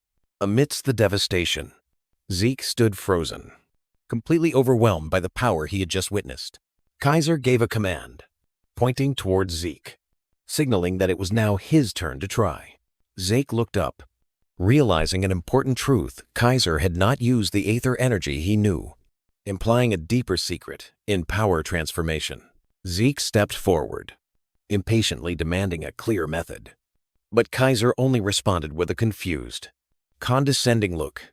In response, Kaiser's sword flared into a blazing torch, its heat rippling the air. With a smug shrug, Kaiser suggested that the power simply happened on its own, leaving Zeke speechless with frustration. The flame on Kaiser's sword suddenly extinguished, replaced by a chilling aura enveloping the blade. Stunning Zeke, Kaiser sternly raised the icy sword, his gaze signaling Zeke to focus on things invisible to the naked eye. Determined to find the answer himself, Zeke turned and raised his sword, ignoring his master's condescending attitude. A flash of realization struck Zeke as he recalled his own purple lightning power, also being called Elemental power. With a confident smile, Zeke channeled energy into his sword, causing it to be enveloped in a familiar purple electric current. Kaiser watched with folded arms, a skeptical smirk on his face as Zeke prepared to unleash his technique. Zeke launched a full-power attack, but instead of a controlled energy surge, a chaotic gust erupted from his sword. He gritted his teeth, muscles tensing as he tried to restrain the wild power spiraling out of control. The strong wind threw Zeke sprawling onto the ground, while Kaiser angrily yelled about his clumsy imitation technique. Kaiser stood there, his gaze coldly judgmental, revealing that the power Zeke was using was not meant for humans. As Kaiser spoke of the price to pay, painful images of the past and extreme physical strain flashed through Zeke's mind. A majestic dragon silhouette appeared as a final explanation, illustrating the fundamental difference in spirit between humans and dragons. Kaiser, in the form of an energy entity, passed judgment on the inefficiency of Zeke's technique, reappearing in his true form. Kaiser mocked Zeke's attempt, calling it a pathetic and crude imitation of dragon tongue. Sitting on the ground, Zeke scratched his head in confusion at the criticism. But then, a spark of realization flickered in his eyes. Memories flooded back, taking Zeke to the fateful moment when he absorbed the blazing heart of the dragon Bahamut. In the memory, Zeke's young body collapsed, writhing as the ancient powers surged into him. A system notification appeared in his mind at that time, confirming he had learned Dragon Tongue, but the skill remained locked. Back in reality, Zeke rested his chin in thought, a new determination forming on his face as he realized the path to becoming stronger. Standing on the vast arena, Kaiser shouted a command, urging Zeke to get up and continue the training session. Through countless fierce skirmishes, Zeke gradually adapted to the speed and power of his legendary master. Kaiser displayed his true power, his sword enveloped in icy elemental energy as he explained elemental sword. With intense focus, Zeke swung his sword, attempting to replicate the principle he had just witnessed. A powerful current of water swirled around Zeke's blade, forming a successful elemental vortex. Kaiser turned and walked away, tossing a brief compliment over his shoulder, acknowledging that Zeke was finally worthy of his observation. As Kaiser departed, he ordered Zeke to rest before entering a more rigorous training phase. Zeke raised his hand to ask more, but was left alone in the desolate arena, his gaze fixed on his master's retreating figure. Zeke looked at Kaiser with an understanding expression, signaling that he had a question, which his master approved. Zeke questioned Kaiser, an image of Shaitan in armor appearing, illustrating his query about why he was called Shaitan's disciple. Enveloped in elemental energy, Kaiser explained that Zeke's technique was identical to the aura that Shaitan had created because humans could not use elemental sword. Kaiser lay sprawled on the floor, looking annoyed when mentioning Shaitan, while Zeke stood stunned upon hearing the name Zeke Draker for the first time. Zeke's face went blank as he pieced together the information. Shaitan, the Hero King's close ally and creator of the aura technique, bore the Draker surname. Zeke's thoughts climaxed as the Draker family crest glowed in his mind, wondering if the true founder was Shaitan.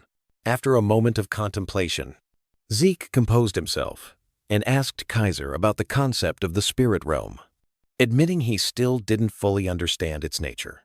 In response, Kaiser raised his hand, and streams of water energy began to form from thin air. A demonstration instead of words.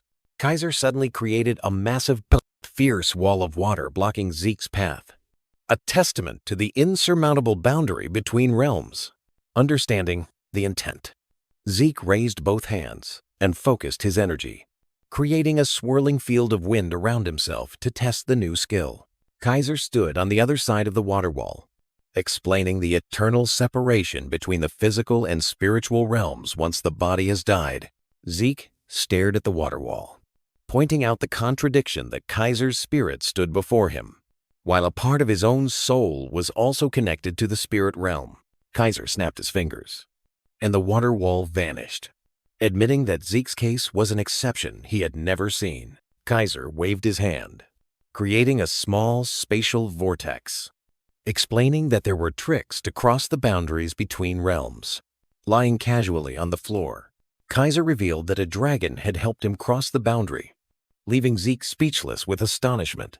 Kaiser coldly dismissed a deeply ingrained belief, causing Zeke to question him again with a skeptical expression. With a firm declaration, Kaiser asserted that no creature valued humans more than dragons. Zeke's face contorted in shock, utterly disbelieving what he had just heard. Zeke's mind conjured a metaphorical image of the evil dragon Bahamut devastating the world, a memory reinforcing his skepticism.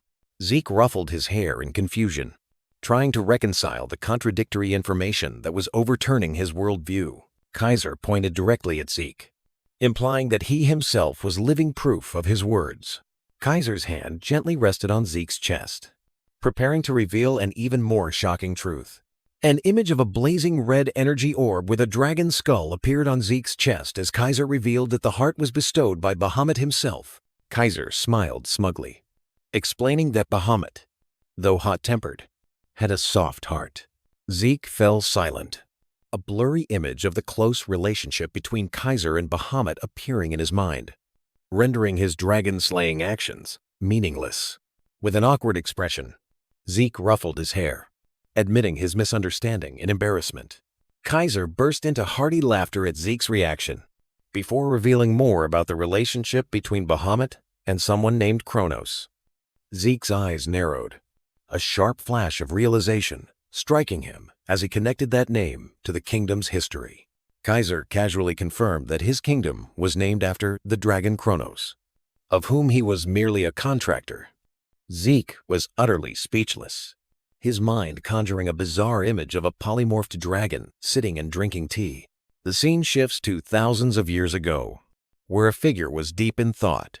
In that era, giant dragons soared through the sky alongside humans. Together, they built magnificent cities, living in an era of harmony. Kaiser explained that the dragon's limitless power could shatter the world's delicate balance. A vision of chaos appeared, where the physical world was consumed by uncontrolled power. Therefore, the dragons voluntarily shackled their own power. They aided humanity by polymorphing and forming covenants with chosen individuals, such as Kaiser himself. Back in reality, Zeke pondered the shocking revelations, realizing that powerful ancient artifacts were due to the dragon's aid. Kaiser, seated on his makeshift throne, stretched dramatically, showing impatience as he waited for Zeke. As Zeke turned and walked away, Kaiser watched with a smug smile, amused by his disciple's arrogant demeanor. Kaiser stood up. Green energy began to swirl around his feet, signaling that something was about to begin. With his sword in hand and eyes glowing, Kaiser declared that the final training would be a duel against him. Undeterred, Zeke smirked, a confident smile showing he accepted the challenge. Kaiser extended his hand, imposing a new rule for the match. Instantly, an invisible force from Kaiser sent Zeke flying, initiating a relentless and brutal training session. Kaiser stood majestically, laying down a non-negotiable condition, while Zeke Draker responded with a challenging question.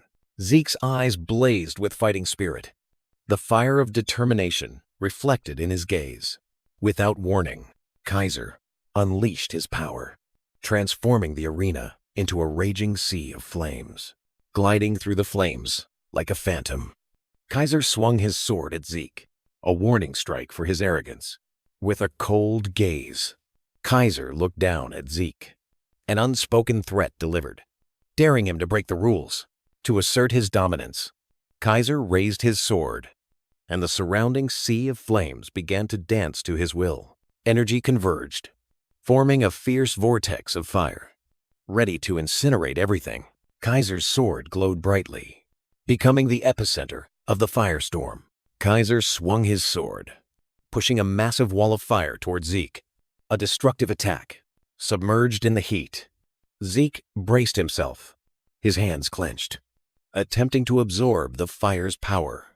Zeke's face was smudged with ash, but his gaze remained resolute, showing no sign of surrender. The flames dissipated, but Kaiser had moved on to another attack. The ground beneath Zeke's feet began to crack as an invisible pressure rose, Kaiser plunged his sword into the ground, activating an immense gravitational field. Tremendous pressure descended from above, crushing the arena and forcing Zeke to endure. Under the immense weight, Zeke gritted his teeth, his muscles tensed, refusing to collapse before his master's overwhelming power. Kaiser continued the training with a lightning-fast attack. Zeke barely managed to stumble out of the way. A deep, bleeding cut appeared on Zeke's cheek. He was stunned by the attack's incredible speed. With a majestic gesture, Kaiser summoned the power of wind, creating a prison of sharp air blades. Surrounded, Zeke swung his sword desperately, trying to counter the storm of invisible blades tearing through the air. Kaiser watched coldly as a massive wind blade plunged down. A lesson in flexibility. Zeke braced himself for the impact, his body cut by countless dagger-sharp air currents. But he remained standing. The wind energy dissipated, giving way to streams of water that began to form from nothing, signaling a new challenge. Kaiser's sword tip glowed, controlling the water to form a massive water blade, ready to strike. Zeke was struck directly by a powerful stream of water, his body helplessly pushed back. Kaiser hovered in midair, controlling the water as if it were part of his body. Attacking and defending flawlessly, Zeke was completely submerged in the violent water vortex. Struggling in vain, with a regal gesture, Kaiser gathered all the water into a colossal wave, obscuring the sky. The water wave carried overwhelming power, poised to crash down and crush everything beneath it. From above, Kaiser looked down at Zeke, who was helpless before the colossal wall of water about to engulf him. Kaiser's cold composure contrasted sharply with Zeke's face, filled with indignation and pain. As he gritted his teeth, enduring unimaginable pressure, Zeke braced himself, using brute force to try and control the fierce swirling water with his greatsword. The massive, uncontrolled current mercilessly flung Zeke away. After being defeated, a flicker of realization appeared in Zeke's eyes. He smiled as if he had understood something. With a smug smile, Zeke looked up, only to find Kaiser's sword lightly resting on his head, a reminder that he had completely misunderstood. Zeke lay sprawled on the ground, exhausted and bewildered, while Kaiser stood amidst the water, his gaze showing disappointment at his student's lack of understanding. Kaiser explained, the water gently swirling around his feet, illustrating subtle control rather than brute force. Kaiser pressed his sword onto Zeke's shoulder, an unspoken command forcing him to continue, to grasp the philosophy of softness overcoming hardness. Zeke looked back, his eyes full of skepticism and defiance, at a concept completely contrary to everything he had ever known.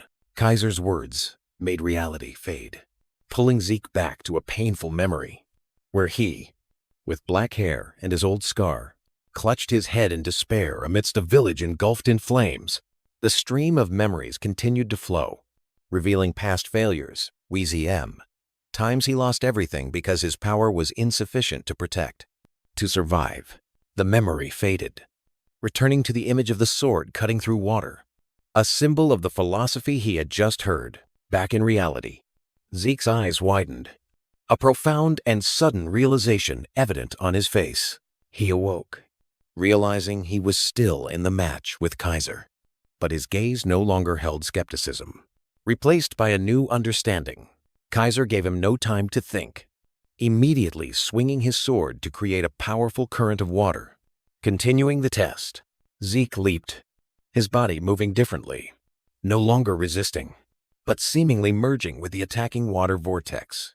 Zeke, exhausted and drenched, braced himself to stand in the water, his body pushed to its limit after days of training. Kaiser's image appeared, an overwhelming entity, a reminder of the endless sparring sessions that had drained Zeke's strength. Kaiser stood amidst a vortex of water energy, a testament to how Zeke's infinite stamina skill became meaningless against his power. Kaiser's eyes flashed with a blue light. He prepared to unleash another attack. Kaiser swung his sword, controlling a colossal wave that surged, rushing straight toward Zeke. Zeke gritted his teeth, using all his remaining strength to block Kaiser's sword. which was pressing him down into the cold water. He lost his balance on the slippery water surface, his physical strength completely nullified by the environment. With a desperate expression, Zeke realized he could no longer resist with brute force. A colossal pillar of water exploded right at Zeke's position, a powerful attack he couldn't evade. Zeke was swept away by the current, trying in vain to resist Kaiser's flexible yet unstoppable power. Kaiser appeared directly in front of Zeke, his powerful gaze conveying an unspoken message about the failure of pure strength. Completely overwhelmed, Zeke collapsed, a testament to Kaiser's philosophy of softness, overcoming hardness. Amidst the rain and exhaustion, a smile of enlightenment suddenly appeared on Zeke's lips. He gripped his sword hilt, and this time, the water no longer resisted him, but flowed according to his will. Zeke stood firm, no longer using force to resist, but letting the water's power flow through him. A new understanding had been unlocked. In the moment of letting go of all resistance, Zeke comprehended Kaiser's philosophy. An inner image appeared, showing that his rigid attempts to control the sword were akin to shackling himself. Now, he let the power flow, breaking the imaginary chains like a current sweeping away all obstacles. Zeke's face, now serene, slowly submerged in the water, his eyes wide with a new understanding. He no longer fought the current but merged with it, letting the power find its own way. Kaiser, the master, also moved in a similar fashion, his sword becoming one with the flow of water. This moment of enlightenment brought Zeke's mind back to a distant memory. On a cold battlefield, back then, as Zeke Murray, he had once achieved the state of man and sword, becoming one. A feeling of complete fusion between himself and his weapon. Back in reality, that philosophy was now clear, and Zeke fiercely controlled the flow of water. Kaiser and Zeke moved in a dance of power, their swordsmanship now clashing currents of energy. The water beneath Zeke's feet transformed, at times graceful and soft. Zeke stood firm, facing Kaiser, his sword no longer a burden, but a part of the flow. Kaiser smirked in approval, his eyes lighting up at his disciple's progress. Zeke responded with an equally confident smile, ready for the challenge. Both charged at each other in a swirling arena of water, their swords clashing in a confrontation of philosophies. Zeke Draker, in disguise, strained on one knee, plunging his greatsword Bahamut into the water to resist an invisible pressure. Facing him, Hero King Kaiser swung his sword, manipulating the water into fierce energy dragons. Both master and disciple let out a silent roar, their eyes gleaming with madness and extreme determination. Kaiser unleashed the ultimate technique of the water chapter, a colossal energy slash sweeping across the horizon. In the training space, a towering golden spire stood witness to the battle. Amidst the devastated golden arena, Kaiser's imposing figure completely overwhelmed the small Zeke. The battle ended. Kaiser stood tall, his eyes content as he looked down at Zeke, who was kneeling exhausted at his feet. With a nod of acknowledgement, Kaiser silently declared the true identity of the heir Zeke Draker. A blinding white light flashed, and Zeke's consciousness plunged into darkness. Zeke awoke on the shattered stone floor, dazed and clutching his head. A flash of memories brought him back to the duel with Jaqen Vardek. The moment he first collapsed, the image of himself with black hair, unconscious on the Academy's arena floor, appeared and then vanished. Back in reality, Zeke confusedly called out his master's name in vain. He only saw a colossal block of ice, a remnant of the battle, slowly melting beside him. Amidst the ruined and silent arena, Zeke realized he had been left alone. Amidst the rubble, Zeke Draker awoke with a start, trying to reorient himself to the surroundings. A blue light flashed, drawing his attention to a newly appeared system notification. A series of achievement and reward notifications appeared consecutively, turning Zeke's tired expression into one of surprise and relief. He summoned a virtual status panel, meticulously reviewing the long list of his newly upgraded skills and stats. His gaze stopped at the notification that the maturation of his soul had partially unsealed the heart of Bahamut. Reality blurred, taking him back to a moment at the academy, where his younger self, in a black uniform, helplessly looked at the system's refusal to remove the seal. Back in the arena, Zeke raised a hand to cover his face, a fleeting look of pain as he recalled the feeling of power beyond his control. His memories shifted again to an image of his past self pointing at the locked dragon tongue skill on the screen with a look of disappointment. A majestic silhouette of a humanoid creature with a dragon's head appeared in his mind, embodying the dragon-type domination power that he could not yet reach. Pushing aside his thoughts, Zeke sat cross-legged amidst the desolate grand hall, focusing on the system interface to check his quest rewards. 3 elaborately decorated boxes appeared before him, glowing brightly, before simultaneously opening. A pair of gleaming metal leg and greave armor appeared. Floating in midair, a pair of sparkling green crystal earrings, emitting a soft glow. Zeke picked up the earrings, a calculating grin spreading across his face as he realized their value. He held up the jewelry, his eyes gleaming with absolute satisfaction at the spoils he had just received. In his mind, Zeke smiled contentedly as an image of leg and greave armor appeared, almost completing his set of equipment. Back in reality, Zeke, in his brown-haired disguise, shifted his gaze to the side, his attention already on the next reward. He picked up 2 solid gold cards, etched with question marks, a smirk on his face as he realized these were random skills. The cards flew up, shattering in a brilliant golden light as 3 new skills were registered into his system. Zeke's expression fell for a moment in disappointment upon seeing that all the skills were only C rank, but he quickly reassured himself with a slight shake of his head. To test it, he drew his dagger and channeled energy into it, blue lightning immediately enveloping the blade. A jolt of electricity ran through his body, and Zeke's eyes widened in surprise at the unexpected power of a low-level skill. A smug smile returned to his lips as he realized the countless tactical possibilities this simple electric skill could offer. In his mind, he envisioned an opponent in an academy uniform, clutching their head in agony, completely incapacitated by a blinding flash of light. Zeke nodded, satisfied with his plan to combine his new skills, a strategy even more effective than expensive artifacts. He scrolled through the rewards, his gaze stopping at a new entry in the system panel, a function that had just been unlocked after his promotion. He carefully examined the empty slots of item shortcuts, tapping his chin as he realized the potential of using items quickly like a skill. He scrolled his finger across the screen, considering which items to place in the shortcut slots, strategizing based on his inherent recovery and stamina. Suddenly, a thought flashed in his mind, his eyes widening as he realized a serious flaw in his plan. The image of Hero King Kaiser appeared in his mind, towering and formidable, a reminder that there were enemies whom even infinite stamina could not defeat. His thoughts brought Zeke back to the old battlefield, where he collapsed with countless swords embedded in his back, a grim reminder of the limits of immortality. Back in reality, Zeke decisively used his points to purchase a top-grade healing potion and assigned it to a shortcut slot, preparing for emergencies. The Salvation Potion appeared, a masterpiece capable of instant recovery, but effective only once. Zeke scrolled through his inventory, accepting the hefty cost as a necessary insurance for his core abilities. He shifted his attention to the most important reward, a blue crystal vial emitting a mystical glow in his hand.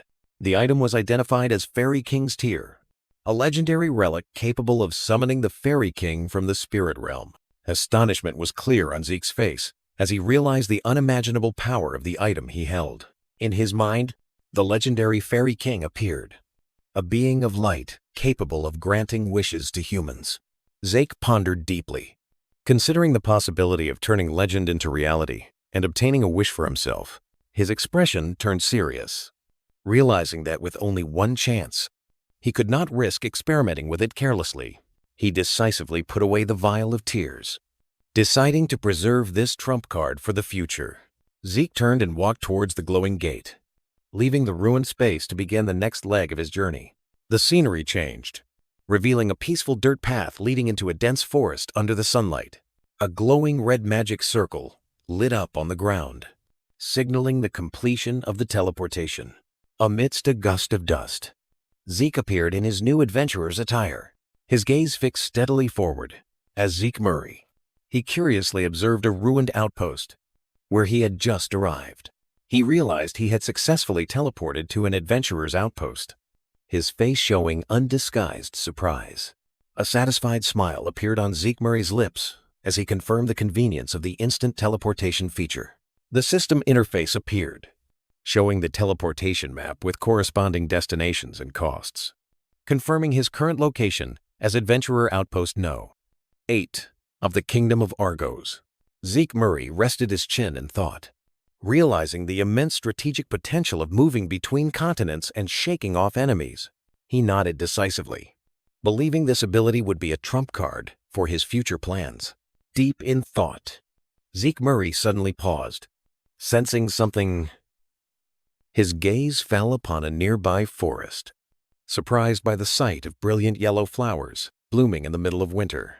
A sense of unease crept into his heart as he looked at the beautiful yet illogical landscape before him.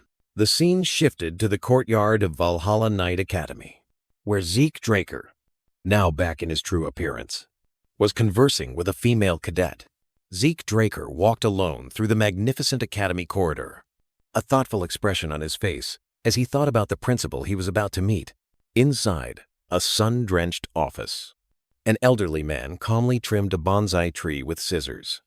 Unaware of Zeke's presence, Zeke Draker stood before the principal, his tired face explaining why he was late to enroll. A month after the opening ceremony, his thoughts drifted back to the moment he read the letter of recommendation, where the clause about absence potentially leading to rejection of enrollment was clearly stated. Back in reality, Zeke Draker's eyes blazed with unwavering determination.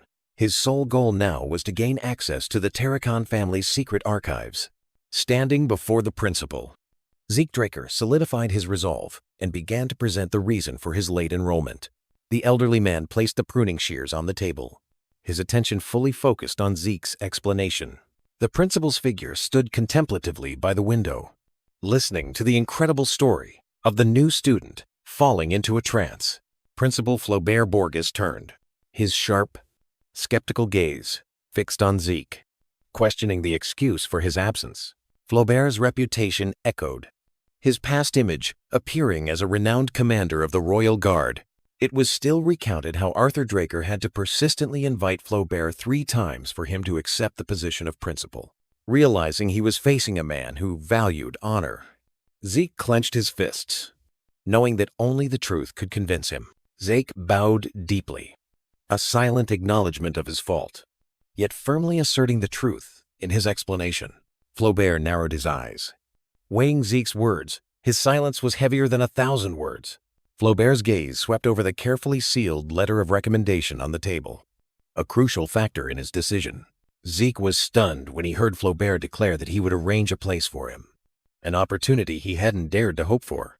Flaubert presented a condition, requiring Zeke to prove that his training was more valuable than a month of study at Valhalla. Zeke bowed in gratitude, accepting the opportunity even though he knew the principal was not entirely pleased with the external intervention. Without hesitation, Flaubert pressed the bell on the table, a decisive action initiating Zeke's test. Flaubert ordered his subordinates to immediately prepare an evaluation room, turning his words into immediate action.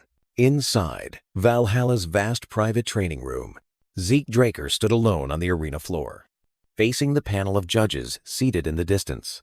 A bead of sweat trickled down Zeke's temple as he felt the weight of the gazes fixed on him. Acknowledging the caliber of this academy, his eyes swept across the panel of judges, recognizing each face as legendary knights he had known through reports across the continent. From the central position, Principal Flaubert Borges looked directly at Zeke, signaling that everything was ready. Flaubert's gaze sharpened. He clasped his hands together, issuing a silent command, demanding Zeke prove his worth. The entire panel of judges simultaneously directed stern gazes towards the arena floor, the atmosphere thickening with tension. Standing in the middle of the arena, Zeke pondered deeply, considering which skill to display to impress these individuals. He knew that ordinary techniques wouldn't sway these experts, and his greater trump cards couldn't be casually revealed. sensing the invisible pressure from the panel. Zeke understood that a mediocre performance wouldn't be enough to convince them. A bold decision flashed in his mind, a confident and somewhat wild smile appearing on his lips as energy began to surge. He decided to show them a small part of his true power. An intense blue aura erupted from his body. Zeke's eyes glowed a brilliant blue, energy swirling around him, forming a small vortex. He swung his hand, channeling the blue energy into his greatsword, transforming it into a dazzling blade of light. One of the professors sprang up, eyes wide with astonishment, unable to utter a word at the sight before him. Zeke maintained his stance, the aura blade in his hand, radiating a powerful presence, plunging the entire hall into absolute silence. Two Valhalla Academy professors, Valhalla Professor 1 and Valhalla Professor 2, whispered to each other. Unable to hide their astonishment at the level of power a young student had achieved, Zeke Draker flinched, a cold drop of sweat trickling down his temple as he realized he had revealed more power than necessary.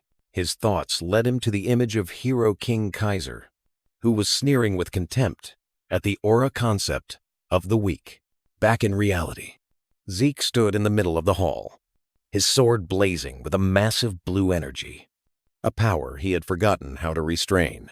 The panel of judges, including Principal Flaubert Borges, Valhalla Professor 1, and Valhalla Professor 3, looked at him with extreme astonishment. Zeke smirked inwardly, a flicker of relief in his eyes, as he realized they had only assessed him at a level lower than his true strength. Reality blurred, taking him back to the memory of his time as Zeke Murray, struggling against the fallen dragonborn Hydra with a nascent aura. The memory scene shifted to a swirling body of water, where Kaiser stood overseeing Zeke's training, teaching him how to control the elements.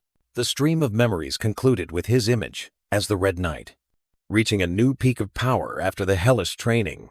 In Zeke's mind, the image of a perfect, sharp, and focused energy blade appeared, symbolizing the aura blade technique. An illustration showed a blue knight only capable of creating and maintaining a rudimentary energy blade. Another illustration showed a red knight capable of freely changing the shape of the energy blade, transforming it into a versatile and deadly weapon. Zeke sighed in relief as the blue energy dissipated. He had managed to retract his power in time before things became more complicated. Valhalla Professor 1 was speechless, eyes wide, utterly shocked by what he had just witnessed. Flaubert Borges, contrary to his initial stern demeanor, broke into a radiant smile, spreading his arms in applause for Zeke's performance, leaving him utterly bewildered. Zeke Draker stood at attention, bowing respectfully before Principal Flaubert Borges, expressing his regret for his absence. Standing on the high platform, Flaubert Borges addressed the panel of professors below regarding Zeke's enrollment, his voice echoing throughout the grand hall.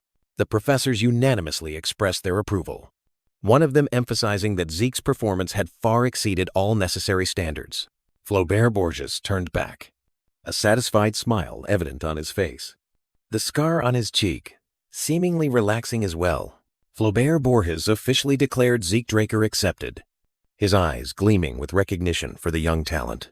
The scene shifted to the majestic city of Atlas, the center of the Draker family's power and home to the prestigious Valhalla Academy. Zeke Draker walked with steady steps on the stone ground, heading towards his new residence. He looked up at the magnificent personal mansion granted to him, his awe clearly visible. A full view of Zeke's personal mansion in Atlas appeared, a symbol of the new status he had just attained. With a slight hesitation, Zeke placed his hand on the golden doorknob and pushed the door open.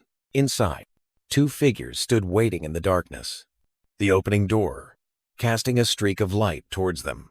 The door swung wide open, and confetti and glitter unexpectedly burst out, engulfing Zeke in utter astonishment. Zeke's master and instructor Andre appeared, both in ridiculous clown costumes, ready for a welcoming spectacle. The master proudly slung an arm over Zeke's shoulder, making the young man awkward and stiff with surprise. With a mischievous smile, the master gave a thumbs up, signaling that the welcoming party exclusively for his disciple was now truly beginning. Zeke sat frozen at the party table, surrounded by Master Clown and Instructor Andre cheering in their ridiculous party attire. Zeke listened with a resigned expression as Master Clown explained why he had unilaterally decided to become the butler for this mansion. Instructor Andre, his face flushed with embarrassment, explained that he would also be staying as a new assistant professor at Valhalla. Master Clown and Andre burst into delighted laughter at Zeke's confusion. Outside the magnificent mansion, an image reflecting Zeke's frustration appeared. He silently protested being excluded from decisions concerning his own home. Time passed, and the remnants of the party, an empty wine bottle spilled across the table, remained. The chaotic scene after the revelry appeared. Master Clown and Andre passed out amidst a pile of bottles and leftover food plates. Through the large window, the full, bright moonlight shone down, signaling that night had fallen. Under the yellow lights of a crowded tavern, a hooded figure entered, bringing with them a distinct atmosphere. Zeke, now disguised, approached the bar and decisively placed a coin in front of the bartender. He made a brief but weighty request. He wanted to meet someone named K. Immediately, the noisy atmosphere of the tavern fell silent, all eyes turning towards the stranger. An invisible wave of energy swept through the room, knocking all the patrons off their feet, leaving them unconscious on the spot. From beneath the hood, a self-satisfied and cold smile spread across Zeke's lips. His eyes emitted a menacing golden glow, and simultaneously, the dragon symbol on his glove lit up, sending a silent warning. A thug in the tavern recognized Zeke's terrifying identity, his hand trembling on the dagger's hilt. The entire tavern fell into a deathly silence under an invisible pressure, with only Zeke, in his purple cloak, standing on the table like a judging phantom. The bartender, K, was drenched in sweat, stammering out apologies in extreme terror. Zeke, with his familiar black gloves, indifferently picked up a bottle of wine from the shelf.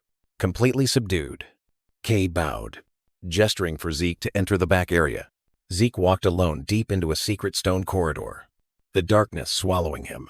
Reality faded, bringing him back to memories of a past before his regression. His thoughts replayed the power dynamics of the underworld, where intelligence organizations vied for influence. The memory focused on the rise of the Syndicate, an organization built from a smuggling network by a talented woman named K. The scene shifted to a past life Zeke, as Zeke Murray, a hardened survivor with a deep cross-shaped scar on his face. He recalled the moment he was approached by K, a figure in a black cloak, by a dying campfire. The memory replayed K's ambition to transform the Syndicate into an intelligence empire capable of challenging both the Black Knight Order and the Imperial Intelligence Bureau.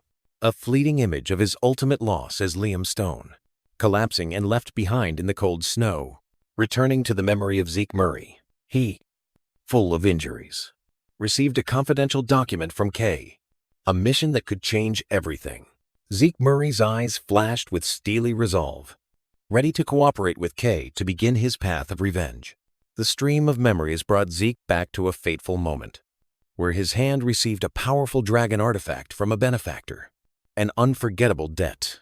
Back in reality, K led the way with a submissive demeanor, using a key to open a heavy stone door while Zeke silently followed behind.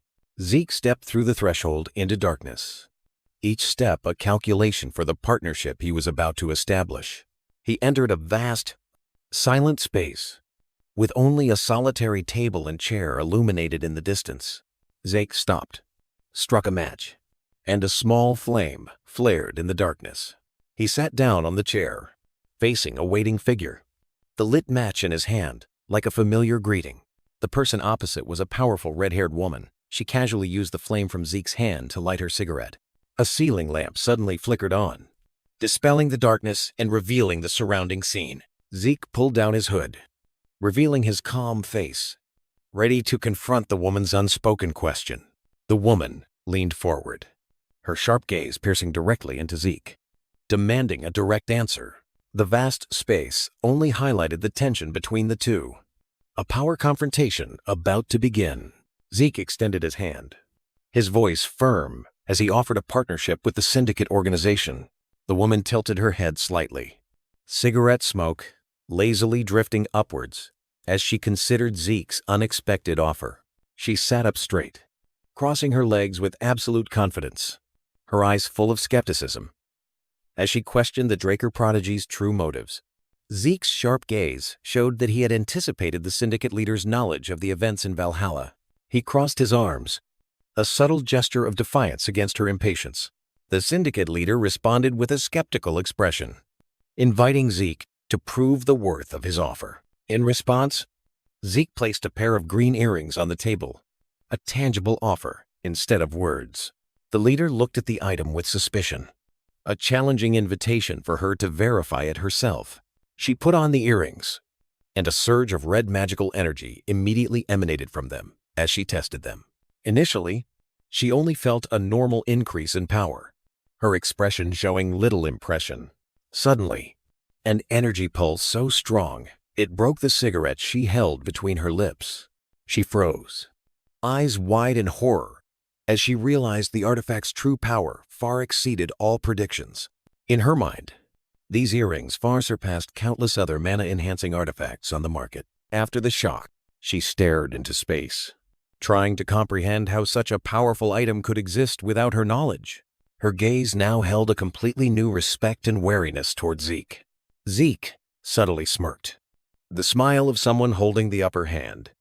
He knew he had her attention.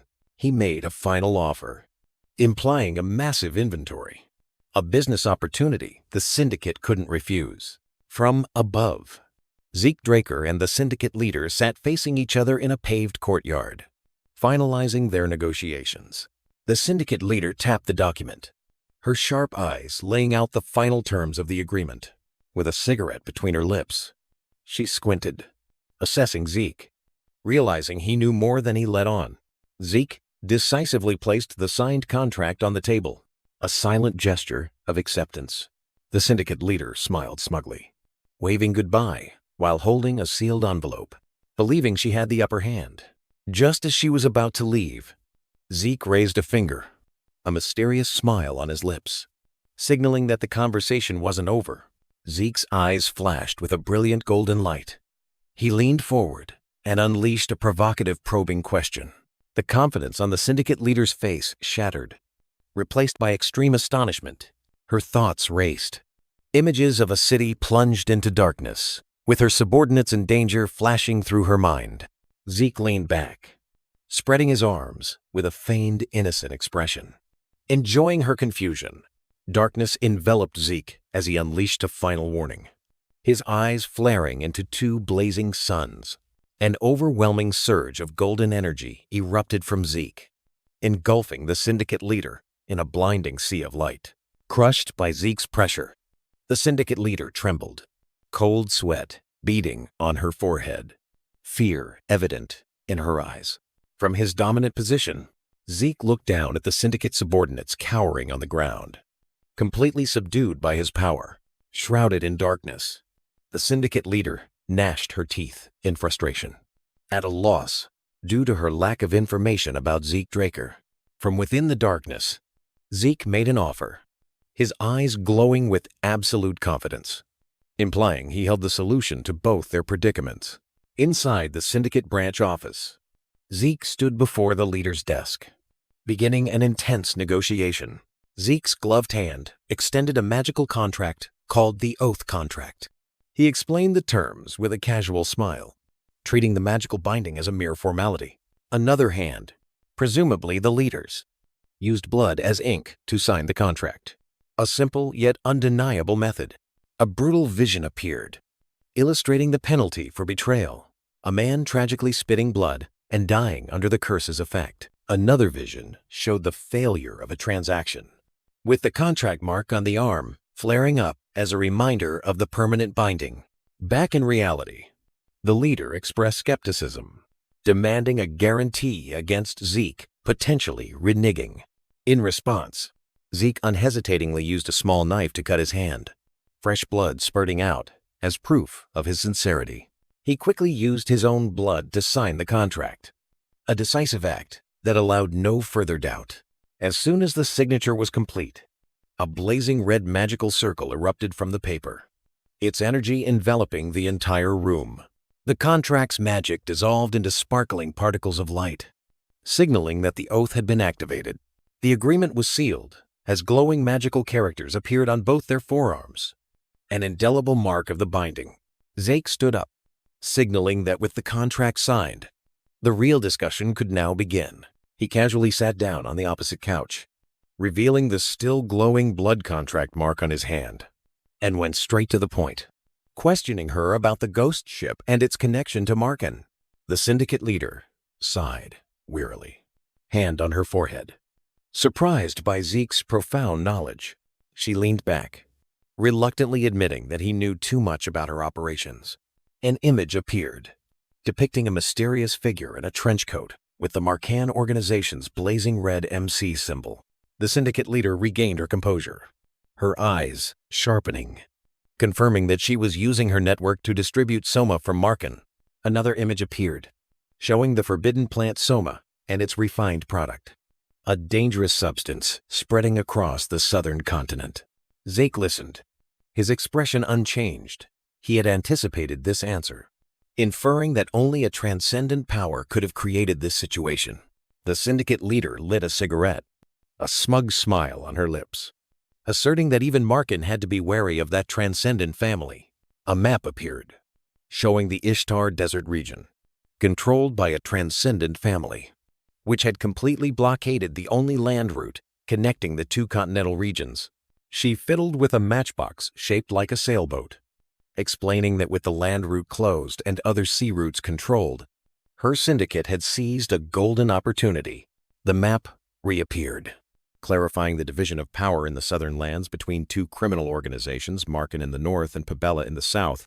An illustration showed that Marken once monopolized Soma distribution by land, trading openly and easily.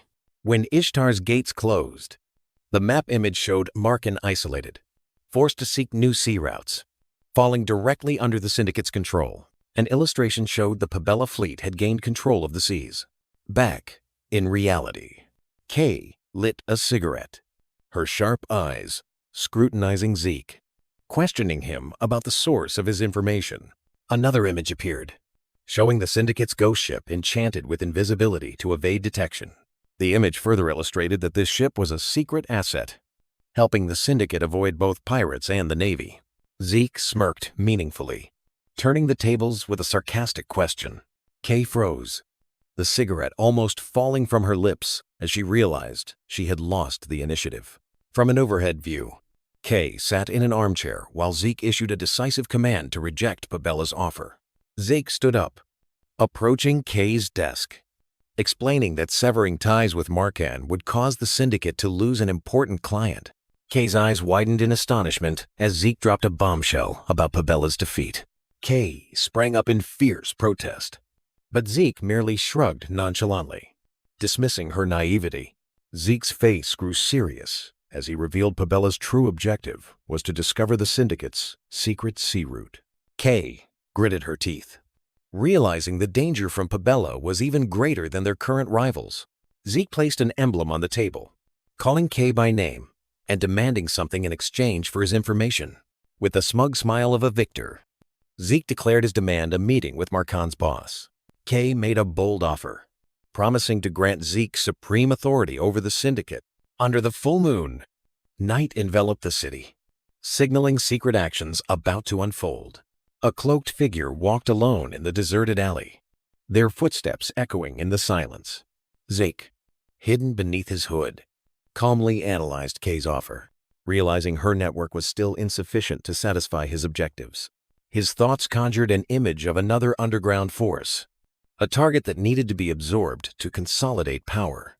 With a grander plan in mind, Zeke continued walking in the shadows, determined to create a new playing field himself.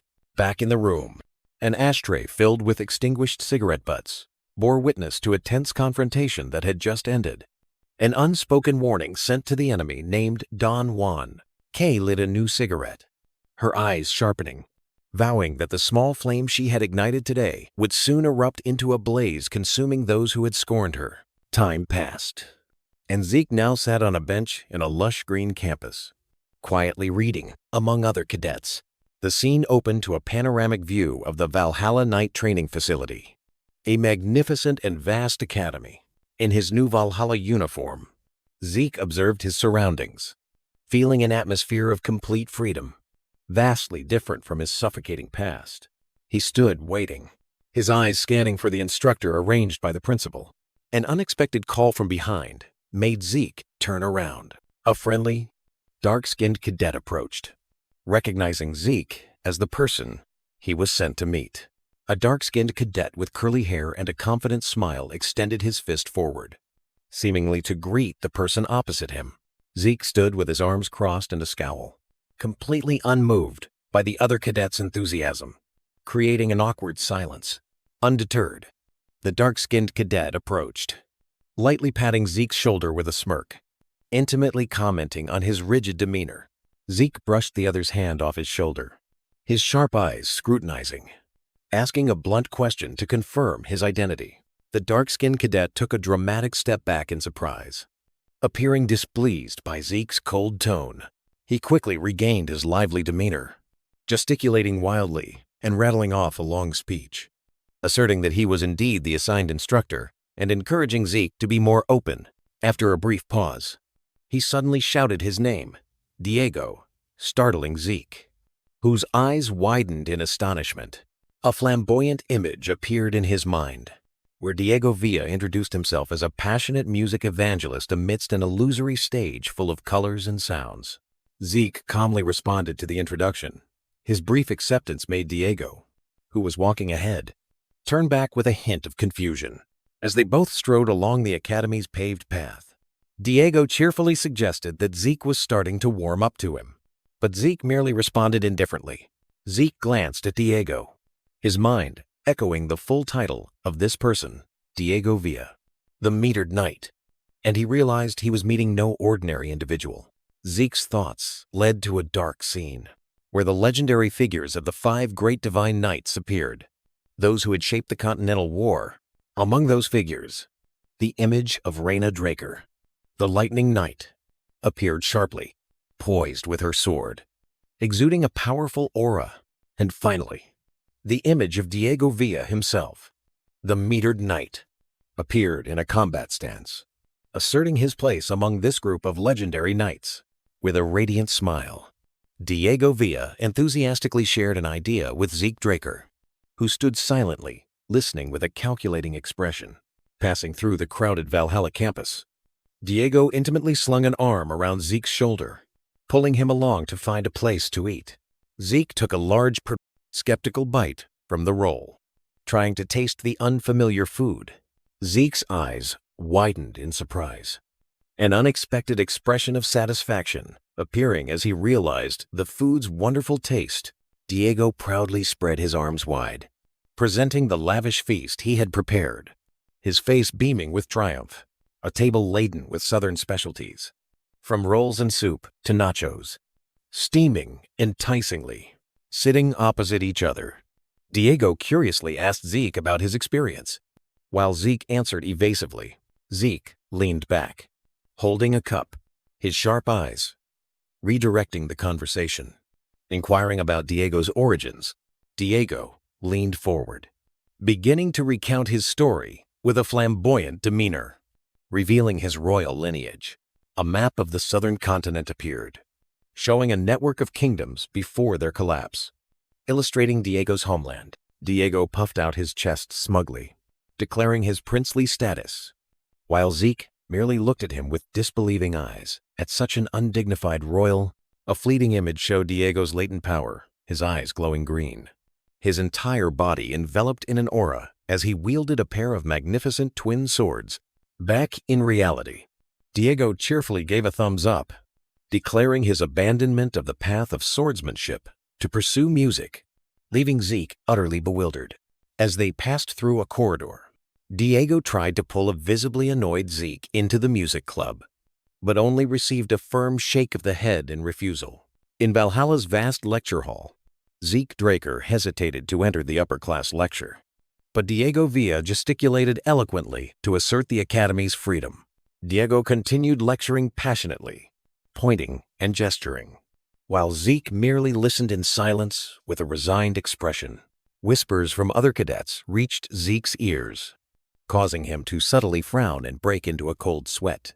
The cadets' gazes converged on Zeke, whispers about his reputation and lineage spreading throughout the lecture hall. As the rumors reached his ears, Diego spun around, staring at Zeke with an expression of extreme astonishment. With a puzzled look at his companion's surprise, Zeke raised his gloved hand, posing a silent question. Zeke, losing patience, snapped silently, pointing at his gloves to emphasize their special origin before Diego's still bewildered face. The truth hit Diego hard. He froze, his eyes spinning in shock as he realized he had completely misunderstood the meaning of the gloves. Zeke subtly smirked, observing Diego's exaggerated reaction with a hint of smugness. Having anticipated this astonishment, Diego was still trembling, trying to process the shocking information, seemingly unable to believe the truth. Diego's shock abruptly turned into a realization, an idea flashing in his mind, causing him to point at Zeke with a radiant smile. Seeing Diego's sudden change, Zeke narrowed his eyes, a sense of unease creeping into his heart. Disregarding all awkwardness, Diego laughed loudly and intimately slung an arm around Zeke's shoulder, his excitement multiplying. Despite Zeke's helpless expression, from above, Flaubert Borges quietly observed the entire scene unfolding in the lecture hall, his hands clasped thoughtfully. On the podium, Principal Flaubert Borges gestured for the attention of all the cadets. In the crowded lecture hall, all eyes were fixed on the podium. Zeke Draker rested his chin on his hand, realizing this special lecture was presided over by the principal himself. While Flaubert Borges was speaking, Diego Villa was engrossed in writing, turning to ask Zeke something but was signaled to pretend to listen. Flaubert Borges introduced a special guest as a man in a black uniform and red cloak stepped out from backstage. Zeke wore an amused smile, while Diego Villa beside him gaped in astonishment at the guest's appearance. The guest, Duke Draker, stepped onto the stage to thunderous applause from the cadets. In the crowd, the cadets began to whisper, realizing that the guest was none other than the renowned Glay Knight. Standing on the podium, Duke Draker bowed formally, expressing his honor at still being remembered by everyone. Initially, Zeke, Diego, and the other cadets listened attentively as Duke Draker began his lecture. However, not long after, the cadets' attention began to wander, and they turned to whisper among themselves. The lecture dragged on, and most of the cadets had slumped onto their desks in boredom, with only Zeke and Diego still sitting upright, observing indifferently. On the podium, Duke Draker, completely oblivious, was still enthusiastically boasting about his achievements after 2 hours. Flaubert Borges finally had to stand up, decisively interrupting Duke Draker to conclude the lecture. Leaving the Duke bewildered, Flaubert Borges stood on the podium, loudly announcing the arrival of a speaker who needed no introduction. Zeke Draker looked up, his eyes flashing with surprise at the veiled reference to a guardian knight.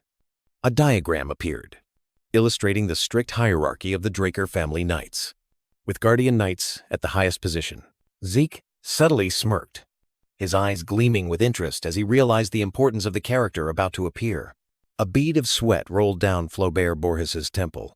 He glanced at his watch, a flicker of impatience crossing his face. Both the pocket watch on the wall and the principal's wristwatch showed the same time, emphasizing the weight. Long, intricately braided platinum hair appeared at the entrance, signaling the presence of a special individual. White, gold-trimmed stiletto boots took decisive steps on the marble floor, each stride exuding authority. Zeke rested his chin on his hand, his gaze fixed on the stage, a look of anticipation on his lips. From behind, the platinum hair stood out against the white armor and blue cloak, creating an impressive image. A light brown-haired cadet cheered in extreme excitement, unable to believe his eyes at this momentous event. Zeke's self-satisfied expression vanished, replaced by utter astonishment as he recognized the identity of the mysterious knight. The image swept past Flaubert Borges, then to the white armor, and finally to Zeke. As the tension reached its peak, Carly Draker, the white-silver knight, stood there in her gleaming armor, her sharp blue eyes and confident smile asserting her status. A strategic map appeared, depicting the port city of Izon as a vital maritime trade hub, connecting continents. The timeline rewound to the past, where Azon was merely a lawless land occupied by southern pirate fleets. It was here that Carly Draker, a knight of the Draker family, began her cleansing campaign with determined eyes and a sword in hand. 5 years passed, and the pirate ships were nothing but bloody wrecks, testament to the end of a chaotic era. Under the protection of the Draker household, Izon rose to become a prosperous and magnificent port city. The surviving pirates were forced to flee into the dangerous dead waters to the south, a threat that still lingered. For her feat in protecting the trade routes, Carly knelt and received the title of the family's youngest guardian knight. Zeke's thoughts conjured an image of Abel Draker, his elder brother, with an overwhelming aura. Someone who, even in his previous life, could not have achieved this extraordinary feat. Back in the auditorium, Carly Draker stood on the podium, her silver hair prominent in the vast space. In the audience, Zeke was stunned, the truth striking a powerful blow to his mind. The speaker was none other than his eldest sister. His mind reeled with the information that she was in a succession battle with Abel Draker himself. He realized why he couldn't recognize her immediately. For in the previous timeline, Carly had long since disappeared. On the podium, Carly let out a long sigh, impatience clearly visible on her face. Her armored fingers lightly tapped the tabletop. A decisive and tense rhythm, an invisible wave of intimidation emanated from Carly, silencing the entire auditorium and making a female student in the front row flinch in fear. The Valhalla cadets trembled under the pressure of the speech.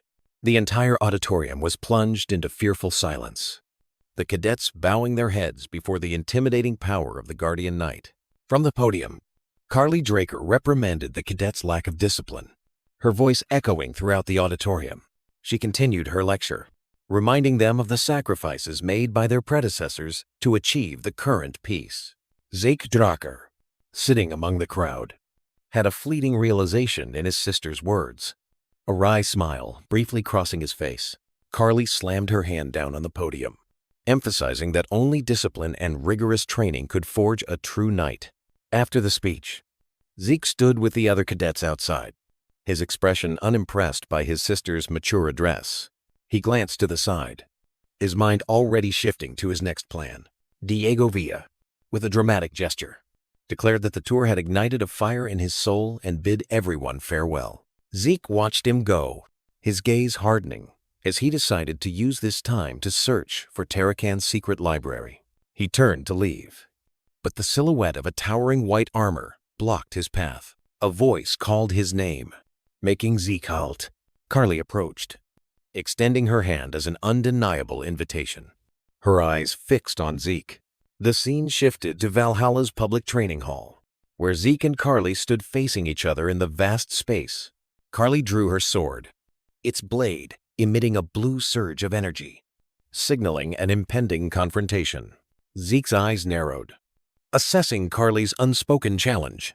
His thoughts turned to his opponent's weapon, recognizing it as the legendary mithril sword bestowed by the Holy Nation. The scene blurred, revealing an image of the precious armor and sword being awarded as spoils after the pirate menace was resolved. An image of Carly in white silver armor appeared, explaining the origin of her nickname, White Silver Knight. Back in reality, Zeke clearly understood Carly's intention, a duel to test his true strength. He calmly gripped the hilt of his massive sword, a gesture of accepting the challenge. Zeke straightened up, the heavy sword drawn effortlessly, demonstrating formidable strength. His gloved hand tightened its grip on the sword hilt, ready for the confrontation. In response, Carly's blade glowed with blue light, ready for battle. Zeke decided to accept the invitation, but he would not display his full power. He knew that revealing his true abilities would only bring deadly danger. A dark vision appeared in his mind, himself in chains, surrounded by hostile families, ready to tear him apart if he revealed his true strength. He looked directly at Carly, determined to fight, but only to conceal an even greater power. A burst of energy erupted between the two, blowing away dust in the training hall. The two swords clashed with terrifying force. Zeke and Carly locking eyes, and the battle began.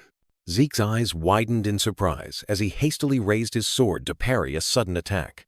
The two swords locked. Zeke, straining against Carly Draker's overwhelming power, pushed back by the force of the attack. Zeke staggered, struggling to maintain his balance. A streak of blood ran down his forehead.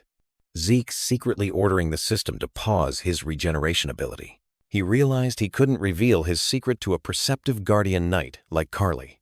A flood of memories rushed back, reminding him of a similar mistake he had made in front of Duke. Back in reality, Zeke braced himself against another furious assault from Carly. Carly soared into the air, preparing for a strike from above, suffering another wound on his shoulder. Zeke realized that limiting his power was making him unable to resist. The training hall floor shattered under the impact of an invisible force. From the ground, Zeke looked up at Carly, who hovered above like a war deity. Carly descended at terrifying speed, her sword leading a destructive attack. All energy was concentrated into the blade, creating a dazzling aura. A terrifying energy explosion erupted at the point of impact, engulfing both of them. Smoke and debris covered the entire arena, obscuring the outcome of the battle. Metal shrieked as Zeke's sword endured immense pressure from Carly's weapon. From above, Carly showed admiration before unleashing her full power, creating an overwhelming vortex of energy. Under the pressure, a defiant smile formed on Zeke's lips, his eyes gleaming with determination. Both were thrown back after the collision, standing opposite each other across a large crater in the arena floor. Zeke silently admitted that fighting a high-level opponent while limiting himself was a dangerous gamble. He paused, confused to see Carly actively creating distance instead of continuing her attack. A memory flashed in Zeke's mind as he recalled another formidable nickname of Carly's from the past. In the air, Carly brought down a massive surge of energy in the form of a light sword, aimed directly at Zeke. Zeke's face contorted from the pressure as he braced himself against the destructive power crashing down. The attack hit the ground, causing a terrifying explosion that sent bricks and Zeke's blood flying. Carly hovered in the air, calmly observing the epicenter of the explosion she had created. Amidst the smoke and dust, Zeke's greatsword remained firmly planted in the shattered ground. The aftershocks of the attack continued to spread, causing the ground to tremble violently. Seeing the devastation, a fleeting regret crossed Carly's face. She realized she had accidentally used too much force. Carly's eyes widened in astonishment, unable to believe the sight emerging from the dissipating dust. As the smoke and dust cleared, a deep crater appeared in the middle of the arena. From the darkness of the crater, Zeke emerged, his clothes tattered but still standing defiantly. He propped his charred hand against the rock face, trying to steady his crumbling body.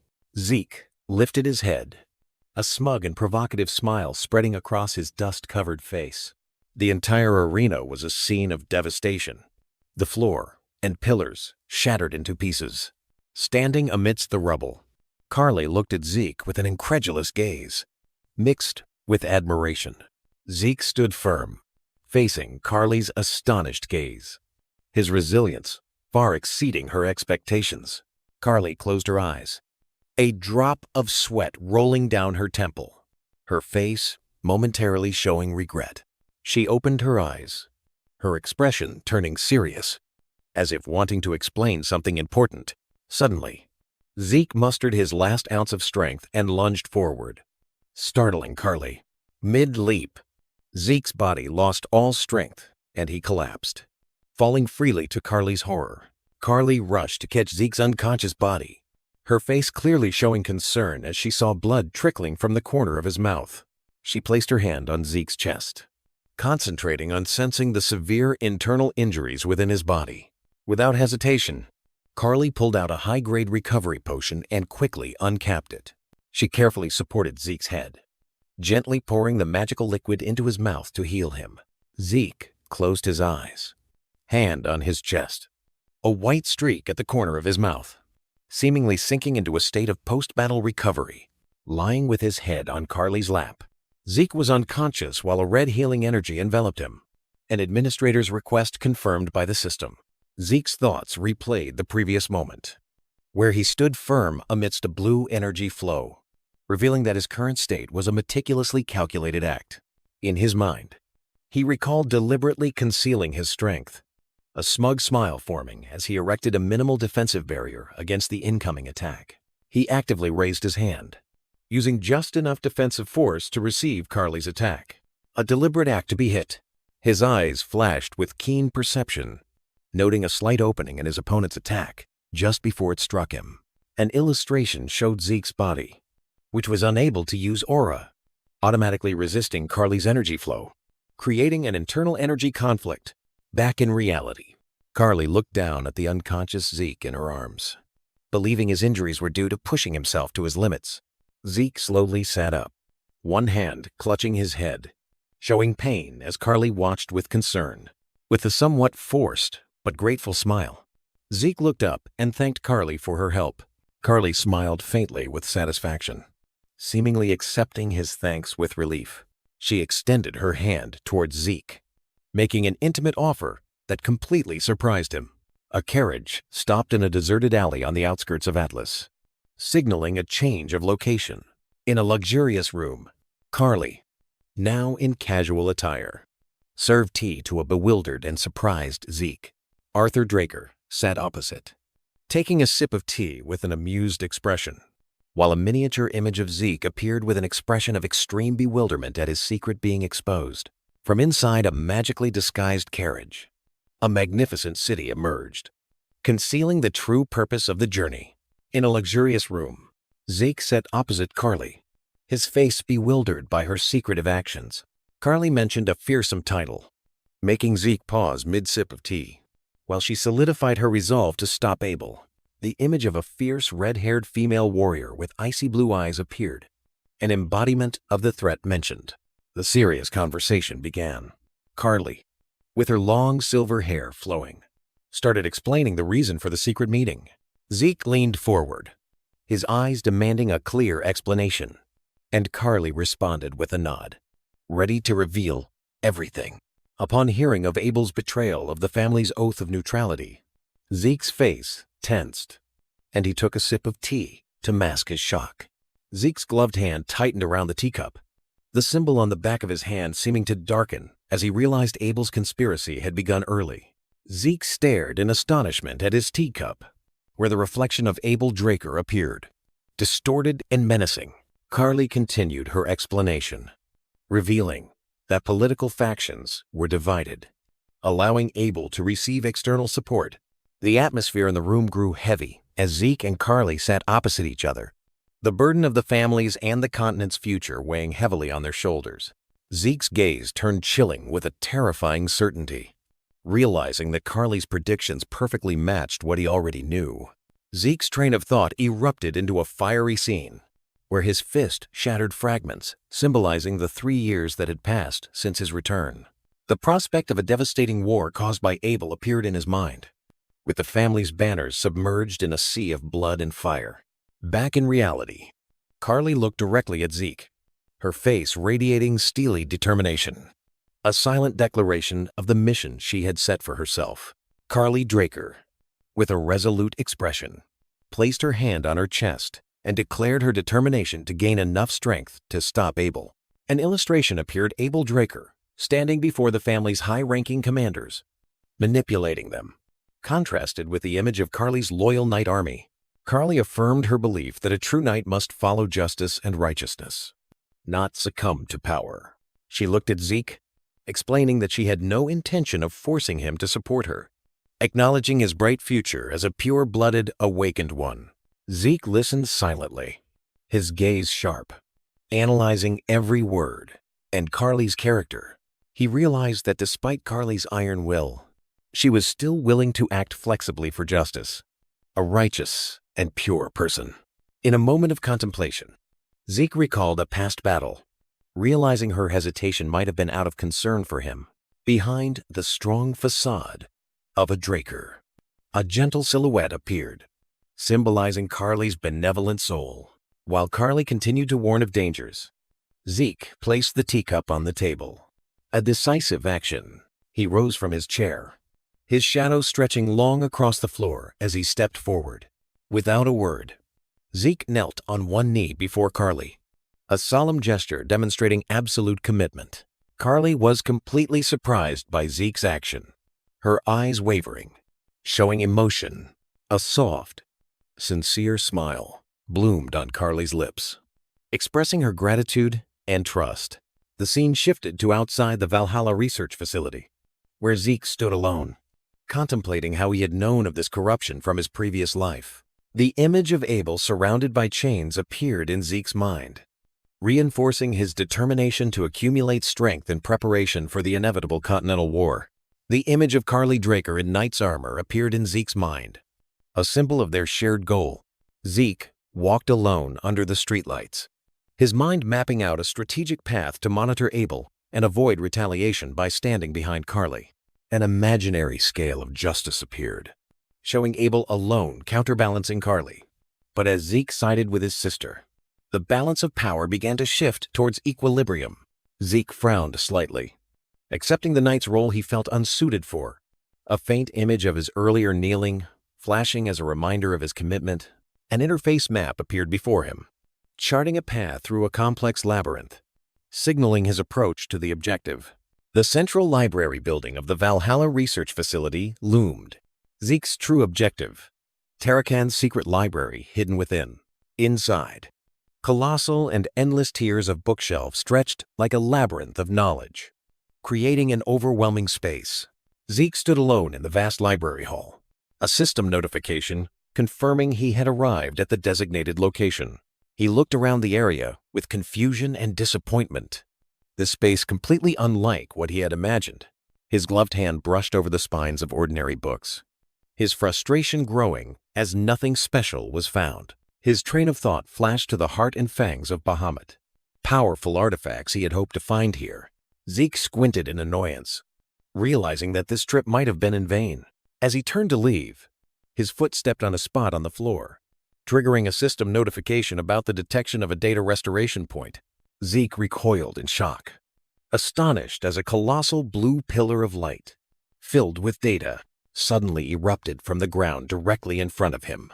He looked up in utter awe as a complex data structure began to form from the pillar of light, a secret far exceeding his expectations. Zeke was startled as a system interface announced the discovery of another administrator's secret library. Tarakan Draker, a colossal, previously invisible bookshelf materialized from thin air, and Zeke realized it only appeared with system interaction. After scanning the mundane book titles with disappointment, Zeke issued a silent command to the system to search for something that could make him stronger. Instantly, a single book glowed and flew off the shelf, capturing Zeke's attention and hope. He caught the magical book, a blue energy enveloping it as he read the title about an esoteric dragon sword art.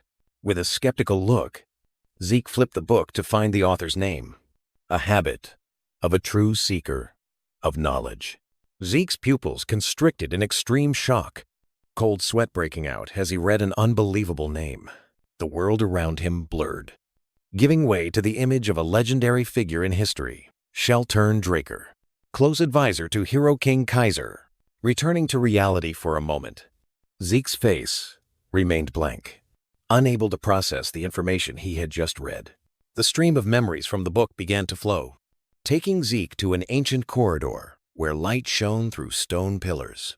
A door creaked open, revealing a room where a man stood amidst scattered papers, ready to recount his story. The scene shifted to a silver-haired scholar, Sheltern Draker, diligently writing under the lamplight, documenting the events that shaped the world. His hand glided across the page, recording the tale of the Hero King and how he paved the way for humans to form covenants with dragons. He explained that dragons helped humanity not for any special reason, but simply out of pity for a weak race. A strategic map appeared, showing human civilizations rapidly rising. But in Sheltern's mind, this development sowed the seeds of deep anxiety. Sheltern Draker's train of thought began with a primal fear of dragons, transcendent beings who could easily turn their backs on humanity. The vision of a world engulfed in flames appeared, where human cities were utterly destroyed in a single day. Haunted by that threat, Shelturn sat alone in the library, beginning his search for a method to counter dragons. He dismissed the idea of using magic, realizing it was merely a gift bestowed by the dragons themselves and could not be used against its creators. Even the elemental power of Hero King Kaiser was ruled out, as it was a unique power that could not be replicated. Thus, Shelturn immersed himself in research, his desk piled high with scrolls and books, determined to find a unique path for humanity. In the process, he received unexpected help from Kronos, Kaiser's covenant dragon, who was drawn to his unwavering determination. Ultimately, their research led to the discovery of aura, a pure form of energy that only humans could utilize. From then on, Shelturn systematized the theory and application of aura, creating a new discipline called true dragon swordsmanship. However, his passionate work was neglected and forgotten on a desolate field. In a world where humans could easily become powerful through dragon artifacts, no one was willing to put in the effort to painstakingly train in swordsmanship. Returning to the time of writing the book, Shelturn, now older, put down his pen with a look of both relief and anxiety, believing that one day his swordsmanship would be needed again. His message transcended time, an appeal to the one who found the book. The stream of memories was cut short by the image of a spinning ventilation fan, pulling reality back. In the library, Zeke Draker stood, the book in his hand, still glowing, his eyes now carrying the weight of a forgotten legacy. As soon as he accepted Shelturn's legacy, a system interface appeared before Zeke, tasking him with inheriting the swordsmanship. A confident smile bloomed on Zeke's lips as he saw the reward was the coordinates to the Kronos Kingdom's treasure. But the smile quickly faded, his expression becoming pensive, as he realized the challenging 3-month time limit. Standing in the library, Zeke lowered the system screen, his gaze resolute, acknowledging the truth in Shelturn's warning. In his mind, the vision of Shelturn's prophecy appeared a fiery sky, where dragons betrayed, igniting war. Looking up, Zeke signaled the system, requesting access to a more crucial historical record, Tarakan's diary. The system responded. The space around Zeke began to dissolve into blue data blocks, restructuring reality. Zeke was startled, his sharp eyes recognizing the sudden transformation of space. The scene evoked a familiar feeling, identical to the moment he was first pulled into the tutorial space.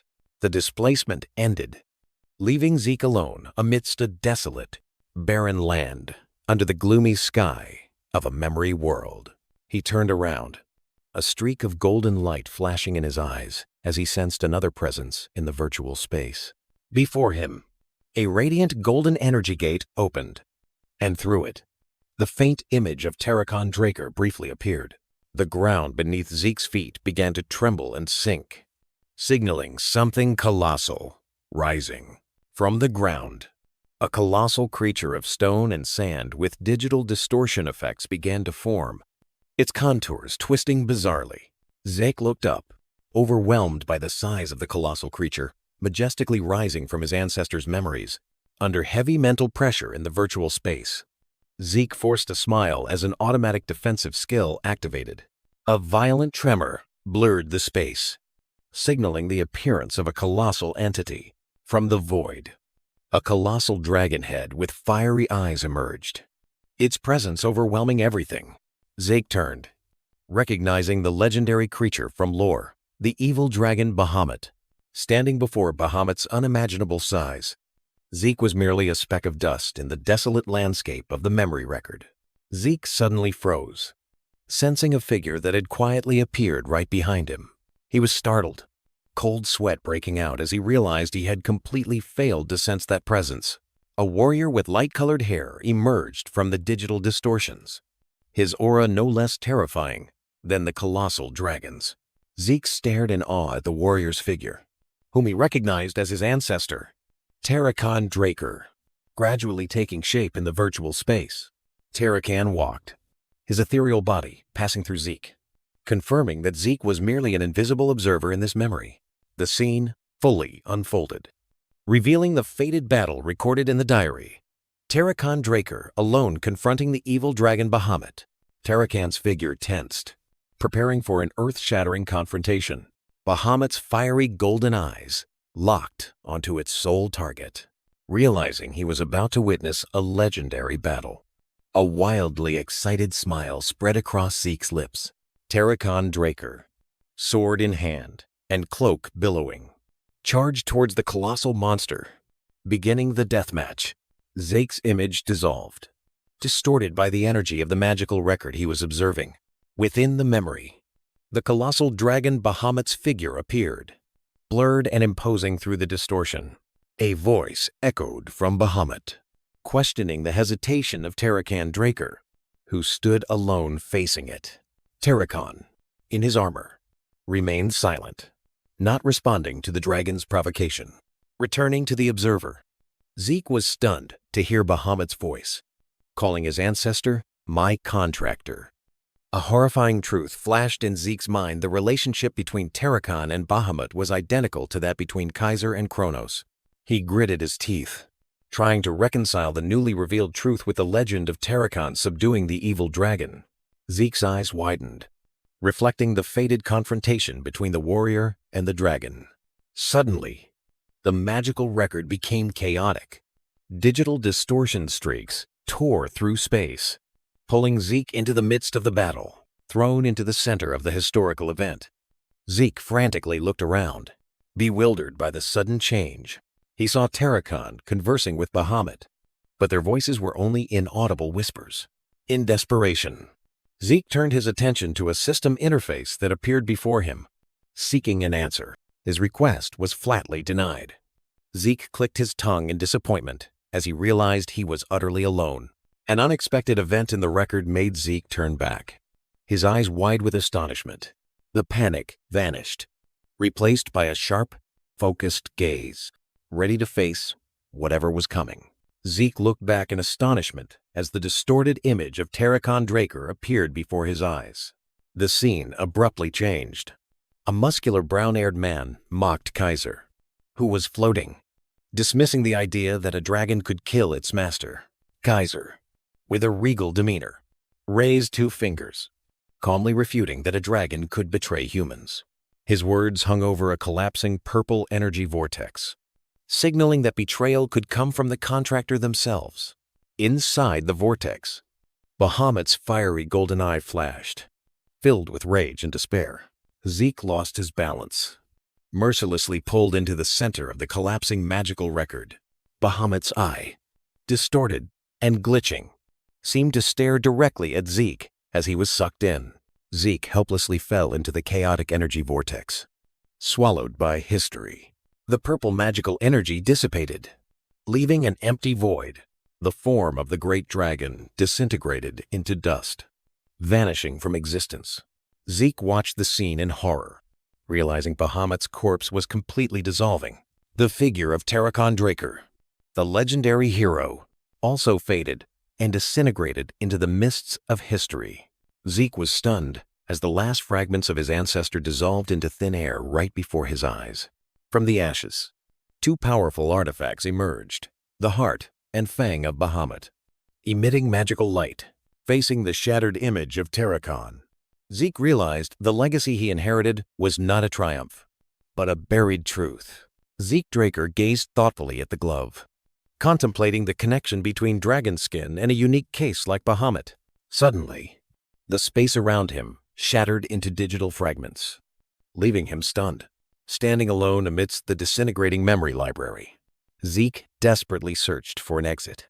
Exhausted and confused, he collapsed among the crumbling bookshelves, unable to comprehend what was happening. After escaping, a decision was made, and darkness enveloped the main building of Valhalla Academy.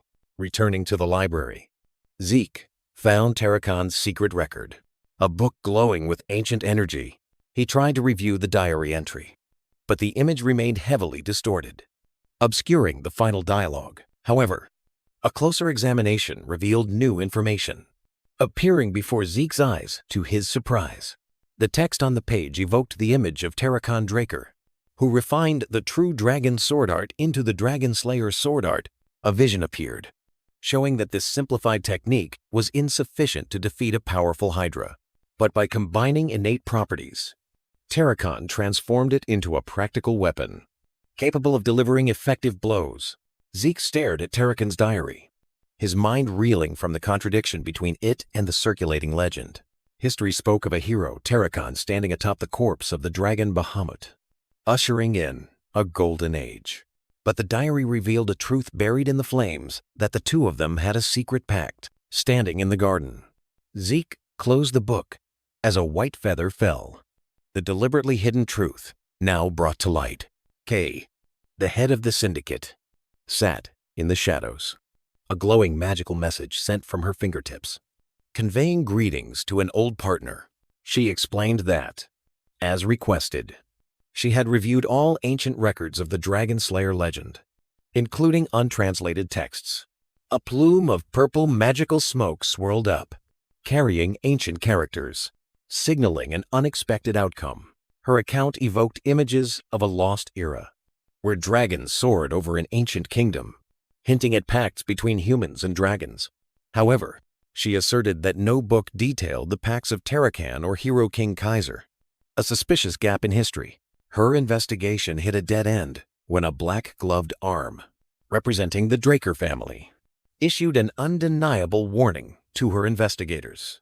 Upon hearing this, Zeke Draker froze, his eyes reflecting shock and the realization of a disturbing truth. Kay's magical message completed its task, burning to ashes and dissipating into the air. Standing alone in the darkness, Zeke mused, concluding that his own family was deliberately censoring and burying the past related to Terracon.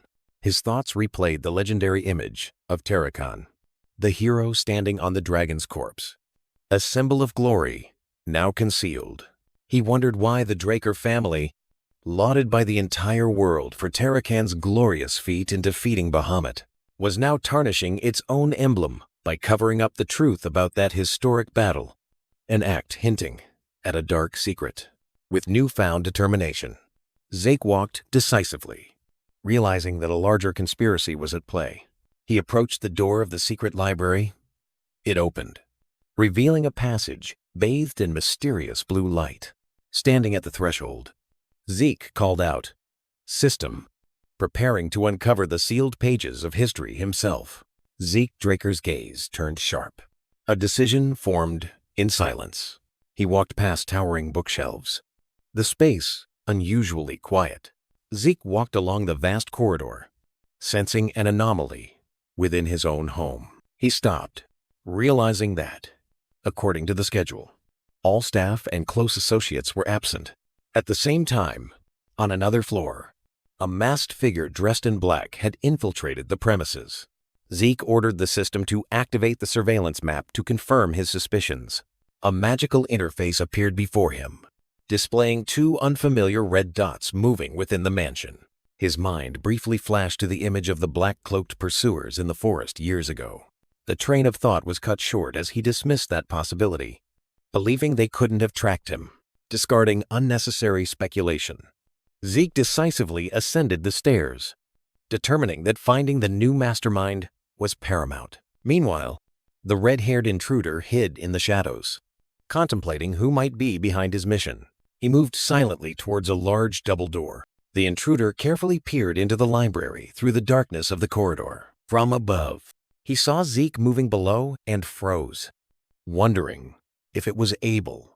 The intruder's expression shifted from focused to utter astonishment, seemingly having found his target unexpectedly.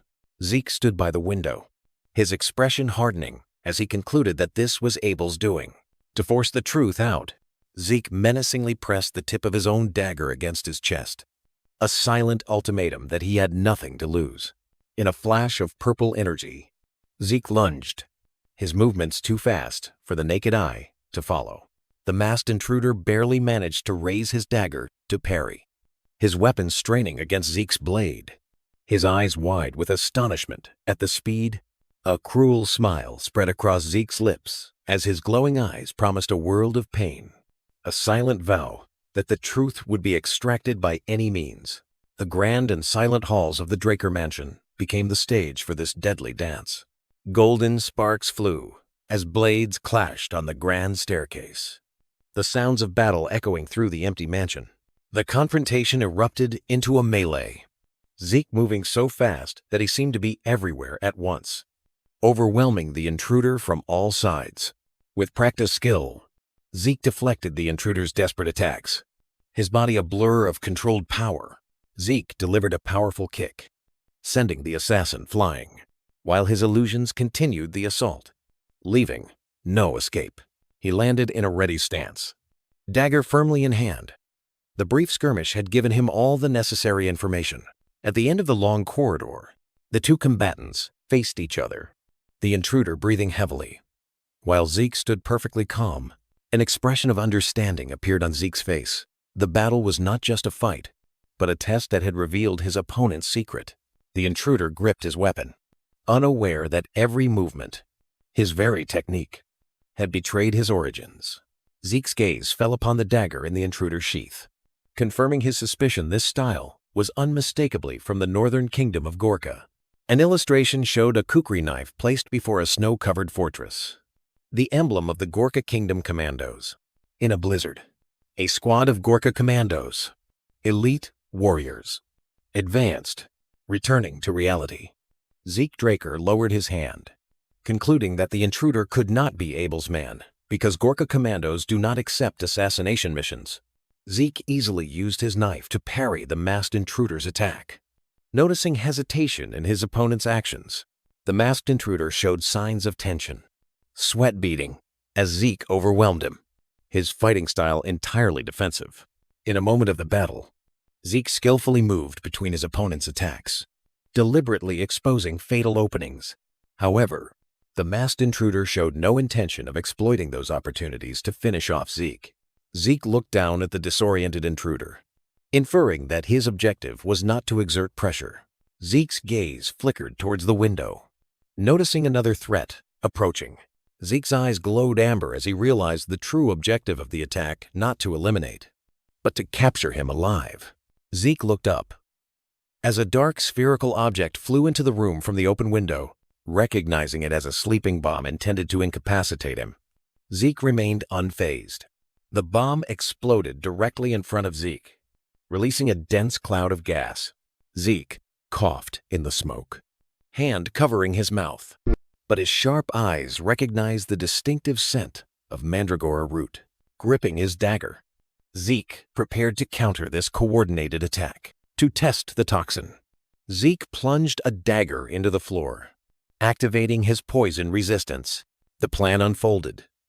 Zeke collapsed to the floor as if completely incapacitated, deceiving the masked intruder. The masked intruder quickly hoisted Zeke's limp body onto his shoulder, preparing for escape. Another masked accomplice flung open the door, clearing the way for the abduction to proceed smoothly. Being carried away, Zeke slightly opened his eyes, his sharp gaze revealing that he was still fully conscious and observing. Elsewhere, Cliff Reinhardt, a powerful man wearing an eye patch, sat deep in thought, waiting with confidence. The scene shifted to a secluded farm on the outskirts of Atlas, where the kidnappers had chosen to hide. Inside, Zeke sat on a chair, his hands tightly bound by chains, but a meaningful smirk appeared on his lips. Thick metal chains were tightly wrapped around Zeke's hands, secured by a sturdy lock. Tightly bound, Zeke faced his captor while three figures in black cloaks stood guard behind him. Cliff Reinhardt confidently introduced himself, his two loyal subordinates standing behind him, exuding an overwhelming aura. Zeke's gaze became distant as he recognized Cliff, a flood of memories from his past life suddenly resurfacing. The symbol of the Reinhardt Merchant Group appeared in his mind, an eye-patched skull with scales of justice. The memory continued to replay the image of a magnificent castle, the center of power for one of the 10 greatest merchant groups. Another symbol flashed in Zeke's mind, the image of a fierce golden wolf against a red flag, suggesting a more complex connection. Zeke's stream of memories brought him back to the prospect of a devastating war about to engulf the Alencia Kingdom. He recalled the time when both he and Cliff Reinhardt stood on the same side, before Cliff disappeared after entrusting him with top-secret information. Back in reality, Zeke still considered Cliff's decision to return then a foolish act, even if it stemmed from patriotism. Cliff Reinhardt offered a perfunctory apology for resorting to drastic measures to arrange this meeting. Meanwhile, Zeke was still held tightly by a large guard. Metal chains wrapped around him. Without a hint of hesitation, Zeke interrupted Cliff, demanding that he get straight to the point. A commanding purple light flashed in Zeke's eyes, his aura completely dominating the room. Cliff paused, realizing that, even as a prisoner, Zeke was still a member of the Draker family, not to be underestimated.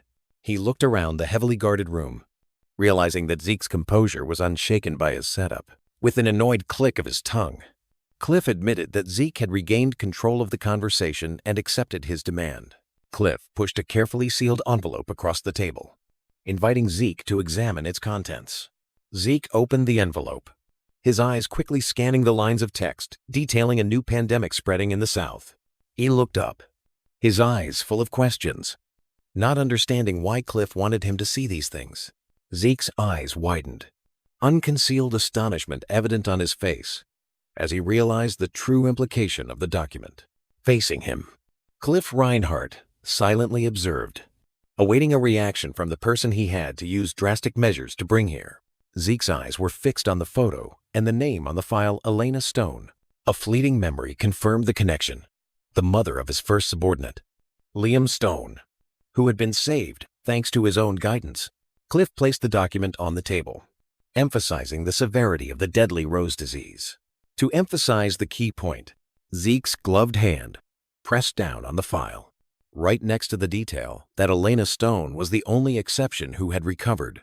Cliff's sharp, knife-like gaze pierced straight into Zeke. An unspoken question posed, demanding an answer. A smug smile briefly appeared on Zeke's lips, as he realized Cliff had sniffed out his involvement and was deliberately cornering him. In Zeke's mind, the image of the cure appeared, a treasure that could manipulate the entire continent, and he considered the possibility that Cliff was aiming to monopolize it. However, Zeke dismissed that thought, believing that a calculating person like Cliff would not take such a risk purely out of greed. Zeke's eyes sharpened. He had seen through Cliff's true motives. Facing Cliff's gaze, Zeke raised his head, his calm expression an undeniable affirmation. He was the one behind it all. The information was a heavy blow, causing Cliff to spring up, kicking over his chair in shock. Losing all composure, Cliff lunged towards the table, his eyes filled with despair and pleading, ready to pay any price. Zeke merely glanced over his shoulder, completely unfazed by Cliff's outburst. A cold, powerful smile bloomed on Zeke's lips. He was savoring the moment. Zeke raised his hand, as if to ironically reassure, his gesture mocking the loss of control of a merchant who was always calculating. Cliff Reinhardt's eyes narrowed, a cold realization running down his spine as he understood that his opponent's true objective was not money. With a sinister smile, Zeke Draker made an offer, inviting Cliff into an exchange where he held the upper hand. A deal not for profit but to save a life. Cliff questioned the terms, his tone full of skepticism at the offer to exchange the drug production method for 3 future requests. To reassure him, Zeke evoked an image of a peaceful village, implying that his demands would not exceed the capabilities of a merchant group. Cliff pondered, hand on his chin, weighing the risks of a vague agreement against the sole opportunity to obtain the cure. A smug and calculating smile spread across Zeke's lips. He knew the bait had been taken. Cliff sprang to his feet, accepting the agreement, while Zeke calmly picked up a pen, beginning to write the fateful contract on a piece of paper.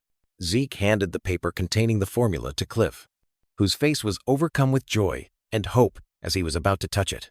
But just before Cliff could take it, Zeke suddenly snatched the paper back, his smile gone, replaced by a serious expression. Zeke held the paper tightly, his eyes boring into Cliff. An unspoken question posed. Cliff leaned back, completely bewildered and deflated by Zeke's sudden action, demanding an explanation. Cold sweat beaded on Cliff's temples as he tried to maintain a forced smile, attempting to hide his anxiety at Zeke's question about the patient's identity. Zeke looked down at Cliff from across the table, in a position of absolute power, pointing out that Cliff's loss of composure had exposed his weakness, struck at his weak point. Cliff bent over, the weight of despair and defeat pressing down on his shoulders. Finally, Cliff slowly straightened up, taking a deep breath, accepting his disadvantaged position, and preparing to face any demands. Zeke Draker revealed information about an Alencia royal family member, his eyes probing Cliff Reinhardt's reaction. Zeke abruptly changed his demeanor, refusing to provide further details, leaving Cliff stunned.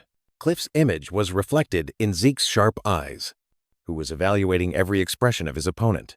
Cliff's thoughts took him back to a time in the past, where a scarred mentor offered advice, warning of Alencia's downfall. The mentor continued his advice, but Cliff, with a weary expression, expressed his exhaustion with steely determination. The past, Cliff affirmed his desire to face his fate in Alencia, despite all risks. Back in reality, Cliff remained silent, his past resolve now hidden behind an impenetrable wall. Zeke observed the change in Cliff's eyes, recognizing a deep determination, and wondering about the important person Cliff was trying to protect. The scene shifted to an illustration of a blonde noblewoman in Alencia, symbolizing the ongoing power struggle. A map appeared, outlining the dangerous path between the Roman Empire and the Alencia Kingdom, with slums sandwiched in between, illustrating the chaos of the region. Zeke concluded his analysis with a smug smile, pushing the contract towards Cliff as a final move. The blank paper, symbolizing a vague agreement, was placed decisively before Cliff. Cliff stared at the contract, his silence a reluctant acceptance. Cliff's gloved hand trembled as he grasped the paper, an act of surrender. Cliff closed his eyes, gritting his teeth, pain and resignation evident on his face as he clutched his only hope. Zeke interrupted Cliff, his sharp gaze not allowing his opponent to regain composure after the recent agreement. Taken by surprise, Cliff nodded reluctantly, his hand still clutching the crumpled contract, agreeing to meet all demands within the merchant group's capabilities. With a confident smile, Zeke made his first demand. He wanted to be officially hired by the Reinhardt Merchant Group. The scene shifted to a bustling town, as Zeke explained that he needed a temporary false identity. Back in the meeting room, Zeke pointed forward, emphasizing that he needed this cover for a mission in the southern continent, a lawless land. Zeke looked directly at Cliff, acknowledging and leveraging the Reinhardt Merchant Group's reputation, which was prestigious enough to deal even with gangs. After a moment of thought, Cliff nodded, suggesting that Zeke could use his cousin's identity to avoid suspicion. Zeke seemed pleased, continuing to make demands for transportation and a large house, while images of gold coins flying around illustrated his demands. A surge of anger flared on Cliff's face. He gritted his teeth at Zeke's endless demands. Zeke stood up, ending the negotiation, and requesting to be contacted when everything was ready. As the door closed, Zeke crossed his arms, his gaze deepening as he realized the extent of Cliff's desperation in accepting such an unfavorable deal. Cliff was silently escorted out of the room by a group of cloaked figures, their shadows stretching long across the floor. Zeke turned when a voice called from behind. Two men, seemingly Cliff's subordinates, gestured for Zeke to follow them. Outside, a horse was already saddled, waiting in the narrow alley. Led by the two escorts to a courtyard, Zeke Draker assessed the warhorse prepared for him with an appreciative nod. With a self-satisfied smile, Zeke lightly patted the scarred escort's shoulder, wordlessly asserting control of the situation. He decisively placed his foot in the stirrup, mounting the horse skillfully. The scarred escort signaled to his comrade that their task was complete, and they prepared to leave. Zeke called them back, a sharp question in his eyes, causing both men to halt in surprise. The scarred escort narrowed his eyes, suspicion evident as he questioned Zeke about the source of his knowledge. Zeke merely smiled mysteriously, dismissing the question and immediately turning the tables with a recruitment offer. The scarred escort crossed his arms, his expression turning serious as he heard the offer to rescue a target. He shook his head decisively, his hesitation not due to the mission but another matter. Zeke, still on horseback, looked down at them and questioned their hesitation. Feigning ignorance of the issue, The scarred escort explained that their policy forbade dealings with Zeke's powerful family.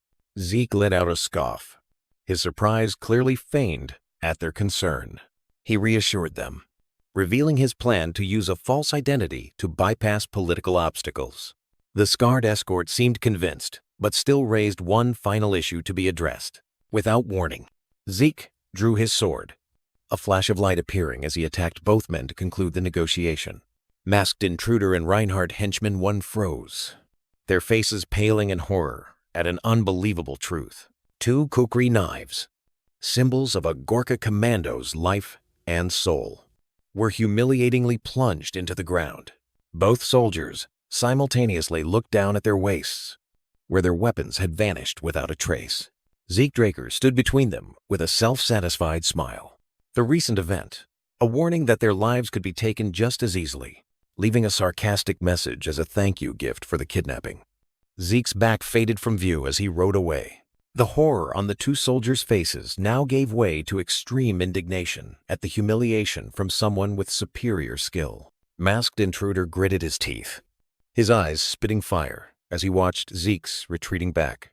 A single word escaping his lips: monster.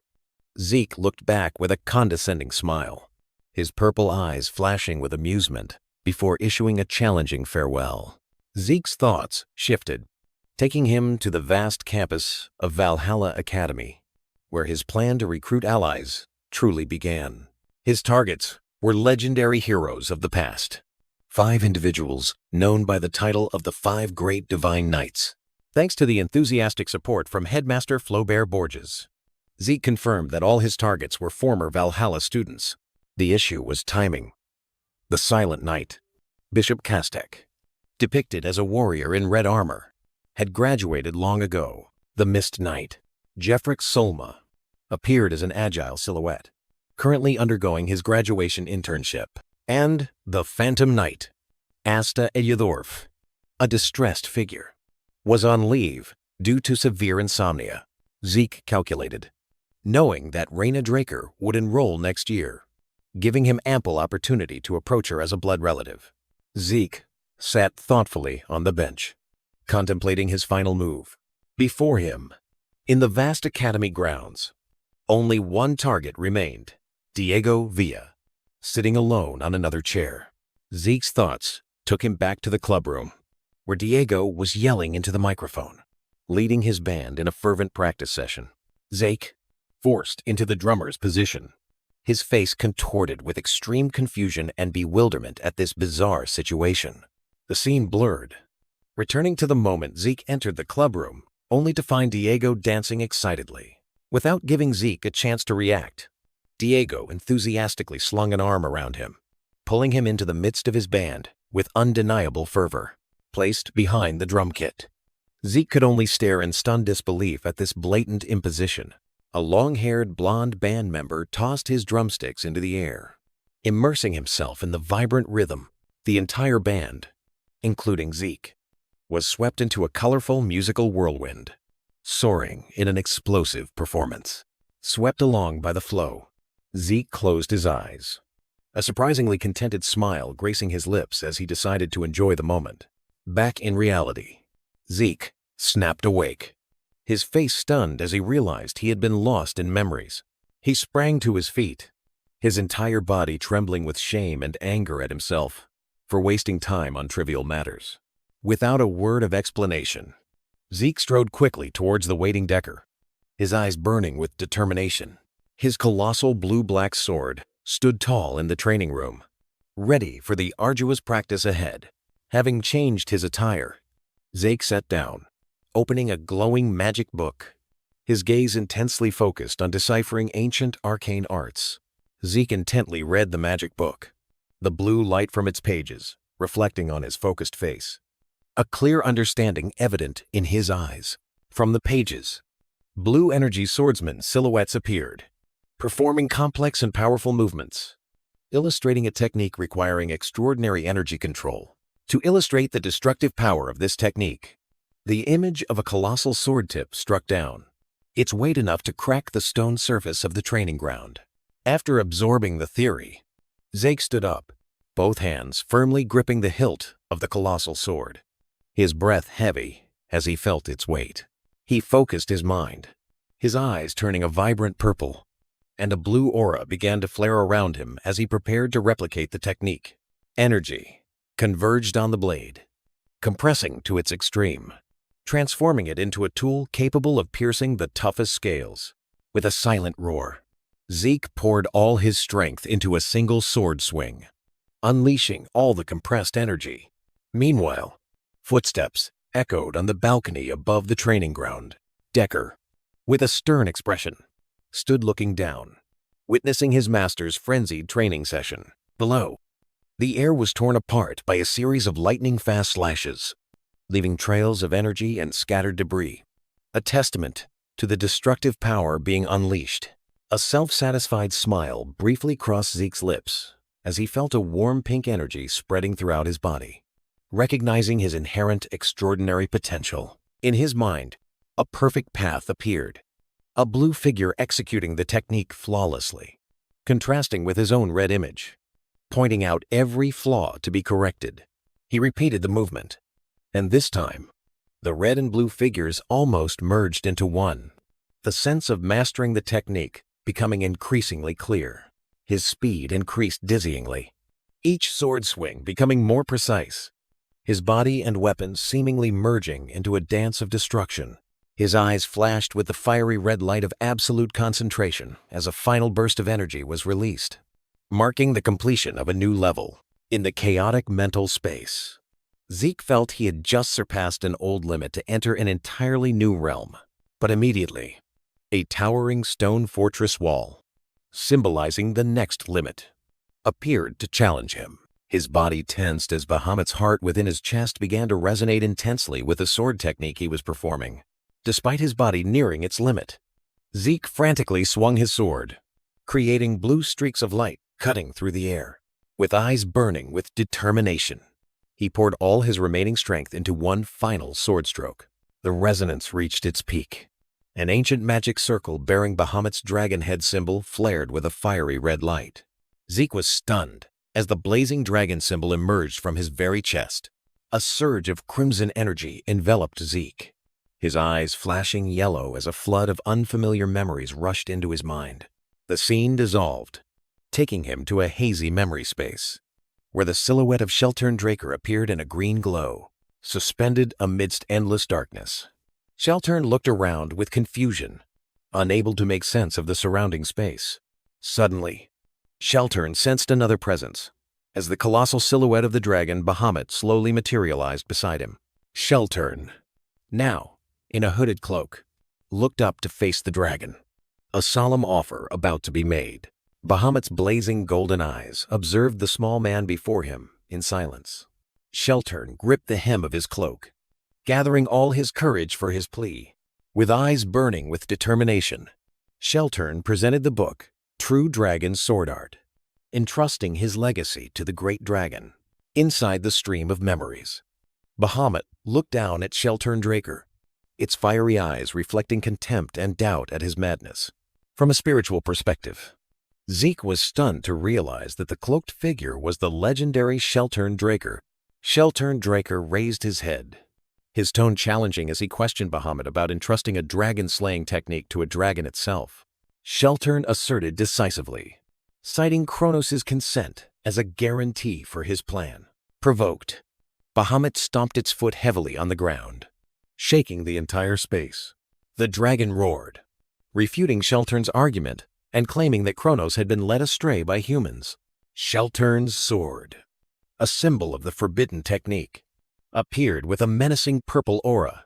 Without further explanation, Zeke took his stance, his cloak billowing as he prepared to demonstrate his power. Bahamut was surrounded by a rain of energy spears, its eyes still full of doubt at Zeke's prophecies. The dragon let out an enraged roar, completely dismissing Zeke's words as insane prophecies. In response to the challenge, countless swords and spears of purple energy appeared densely, ready to attack. Zeke Draker drew his sword, its golden hilt flashing decisively. He swung his sword, unleashing an overwhelming vortex of yellow and purple energy. The power from Sheltern's slash caused the ground beneath him to crack and shatter. Bahamut was struck, its colossal body torn apart by the purple energy currents from Sheltern's technique. Amidst a chaotic energy vortex, Zeke Draker stood firm, his sword blocking countless invisible attacks. He raised his sword, challenging a series of colossal shadow spears forming above. With a firm stance, Sheltern prepared to unleash a destructive attack. His blade glowing brightly, the dark energy from his sword surged forth, tearing through space towards Bahamut. A barrage of dark purple magic spears pinned Bahamut to the cracked ground. From afar, the spiritual form of Zeke Draker hovered, silently witnessing the scene. Zeke's expression was stunned, completely overwhelmed by the terrifying power of the dragon magic being unleashed. Below, Sheltern stood alone facing the colossal magic spears, showing no fear. Zeke looked down, realizing that Sheltern was not just resisting, but also overwhelming a power he himself couldn't imagine. Pinned down, Bahamut roared, a desperate threat. Attempting to strike at Sheltern's weakness by mentioning the kingdom of Kronos, Sheltern responded with a cold silence, a silent question challenging the dragon's threat of karmic retribution. Sheltern's blue eyes flashed in the darkness, a silent contempt for Bahamut's resistance. In helpless rage, Bahamut transformed into a vortex of dark energy, roaring its disdain for the mortal who dared to challenge it. The chaotic energy dissipated as Bahamut seemed to accept its fate. Realizing that everything had been foreseen by Kronos, Sheltern calmly pulled out a golden pocket watch, opening it as if to mark the end of the confrontation and the beginning of a covenant. Within the chaotic memory space, Bahamut's blazing golden eye widened in extreme disbelief. Its colossal dragon body was tightly bound by purple energy chains. A greatsword of dark purple energy, exuding an overwhelming aura, was pinning Bahamut down. Restrained, Bahamut roared a silent challenge towards Sheltern, disbelieving that Kronos' borrowed power could subdue it. The energy sword completely suppressed the dragon's resistance. Its power, undeniable. Zeke Draker calmly opened the golden pocket watch, activating a colossal magic circle that glowed brightly beneath his feet. Standing at the center of the formation, Sheltern plunged his sword into the ground, the entire space trembling at his will. Witnessing the unbelievable scene, Zeke Draker, in the form of a spiritual phantom, gaped in astonishment. Sheltern watched Bahamut's attack being nullified, a flash of realization in his eyes as he understood the true nature of this power. A symbolic image of Kronos in the form of a colossal golden dragon appeared, demonstrating that Sheltern's magic was completely suppressing Bahamut. Cold sweat streamed down Zeke's temples. He couldn't believe the power being displayed before his eyes. Zeke's gaze was fixed on the watch in Sheltern's hand. He realized it was the source of this earth-shattering magic. Despite being overwhelmed, Bahamut still roared stubbornly, refusing to accept defeat against Kronos' power. Sheltern looked down at the watch, while Zeke's phantom hovered in the distance. The connection between the artifact and Kronos' power becoming clear. Zeke stared at the image of Kronos, completely overwhelmed by the scale of power he was witnessing. Zeke, in the form of a spiritual phantom, braced himself to endure an overwhelming flood of information pouring into his consciousness. Zeke's astonished eyes flashed with a spark of realization as he understood the nature of the power being unleashed before him. The ground trembled and cracked under an invisible pressure. Black dust, violently rising from the newly released power, restrained by a purple energy field. Bahamut roared helplessly as Zeke Draker calmly held out the pocket watch. The source of this overwhelming magic, Bahamut's colossal claws dug firmly into the stone ground, a desperate attempt to resist the power pinning its body. Bahamut roared a silent question, its fiery eyes fixed on Sheltern, demanding an explanation for the horrifying illusion it had just witnessed. Sheltern replied with a confident smirk, confirming that the vision was indeed a prophecy. And that was why he had to entrust a supreme technique. Trembling with the bitter realization, Bahamut recognized the inherent flaw of dragons, while Sheltern stood afar, affirming his belief in humanity's inherent strength. With a final decision, Bahamut gritted its teeth, making a bold demand to acquire the very technique that could destroy its own kind. In response, Shelturn summoned a colossal magic book, its pages flipping at dizzying speed, releasing glowing ancient characters into the air. The essence of the technique converged into a glowing blue card, etched with the image of two dragons confronting each other across a sword. Bahamut looked down at the powerful creation with admiration, while Shelturn, with his back turned, asserted that his actions were for the world's survival. Bahamut's colossal eye narrowed mockingly, exposing Shelturn's true motive as not to save the world, but to protect humanity. Without a word of rebuttal, Shelturn allowed Bahamut's shadow to envelop him in the card, deciding to seal this technique until the prophecy was fulfilled. Shelturn turned and walked away, leaving a stunned Bahamut behind, his actions demonstrating an unwavering belief that humanity would eventually find its own path to power. In the stream of memories, Bahamut uttered a destructive vow, its blazing golden eyes reflecting absolute contempt for humanity. Facing the threat, Zeke Draker merely offered a mysterious smile. Confident in a truth known only to him, Shelturn reiterated an ancient prophecy about a future contractor, his gaze piercing through to Bahamut, who was imprisoned within the energy sphere. The prophecy of a contractor echoed, causing Bahamut's pupils to contract. In a moment of sudden realization, the stream of memories faded, returning to Bahamut's dark, solitary lair. Curled in the darkness, Bahamut pondered the impossible concept of someone it could trust. It narrowed its eyes mockingly, extinguishing all hope with a wave of cold skepticism, causing the image of an energy sphere to vanish into thin air. Back in reality, the intense memory caused Zeke Draker to collapse onto the mansion steps. Lying on his back on the ground, Zeke looked up at the sky with a stunned expression, trying to process the contradictory truth he had just witnessed. Images of Bahamut's hatred and his connection to the dragon's heart swirled in Zeke's mind. He sat up, his eyes full of questions and confusion at the historical enigma of the covenant between Bahamut and Tarakan. Driven by uncontrollable curiosity, Zeke began his investigation among the shelves in the vast library. Distorted images of Tarakan and Bahamut appeared, a testament to how history had been manipulated by the Draker family. Amidst hours of searching for clues, Zeke pushed his physical limits, wiping away sweat after a rigorous training session. Returning to the library, Zeke continued to turn page after page, determined to uncover the buried truth. A letter sealed with red wax lay on the table, signaling that an important message had arrived, confirming that preparations for a request were complete. Outside a magnificent mansion, Zeke pondered his request for a new identity, a perfect cover to avoid all suspicion. Under a completely new identity, with light brown hair and a muscular physique, Zeke smirked, somewhat amused by his powerful new role. His eyes gleamed with calculation, his ears listening to the sounds of the new world he was about to enter.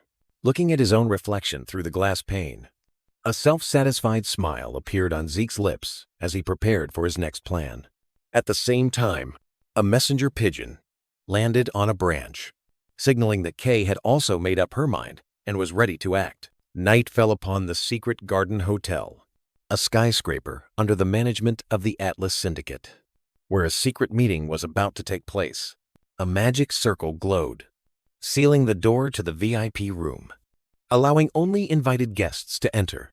Inside the luxurious bar, Kay leaned back on the sofa and welcomed Zeke, who had just entered. As an official partner, Zeke smirked, responding to Kay's greeting with a loaded question, challenging their newly established partnership. His face was shrouded in shadow, leaving only one eye gleaming, exuding a mysterious and dangerous aura that made the person opposite him wary. Kay appeared confused by Zeke's unpredictable behavior, unsure of her new partner's true intentions. Both stood on the balcony, looking down at Atlas City, sparkling with lights in the night. The peaceful scene suddenly vanished from Zeke's mind, replaced by the image of a city engulfed in flames, a painful memory from the devastating war. Returning to reality, Zeke closed his eyes, trying to suppress the chaotic emotions the memory had just evoked. At a luxurious bar, Kay poured a glass of amber-colored wine while Zeke looked around with interest. Kay pushed the glass of wine towards Zeke, explaining the purpose of the place, but he decisively raised his hand to refuse. Kay giggled, covering her mouth at Zeke's reaction, who only responded with an annoyed glare as he explained his reason. The memory took him back to a noisy party, where he was forced to drink by people dressed as clowns in a chaotic atmosphere.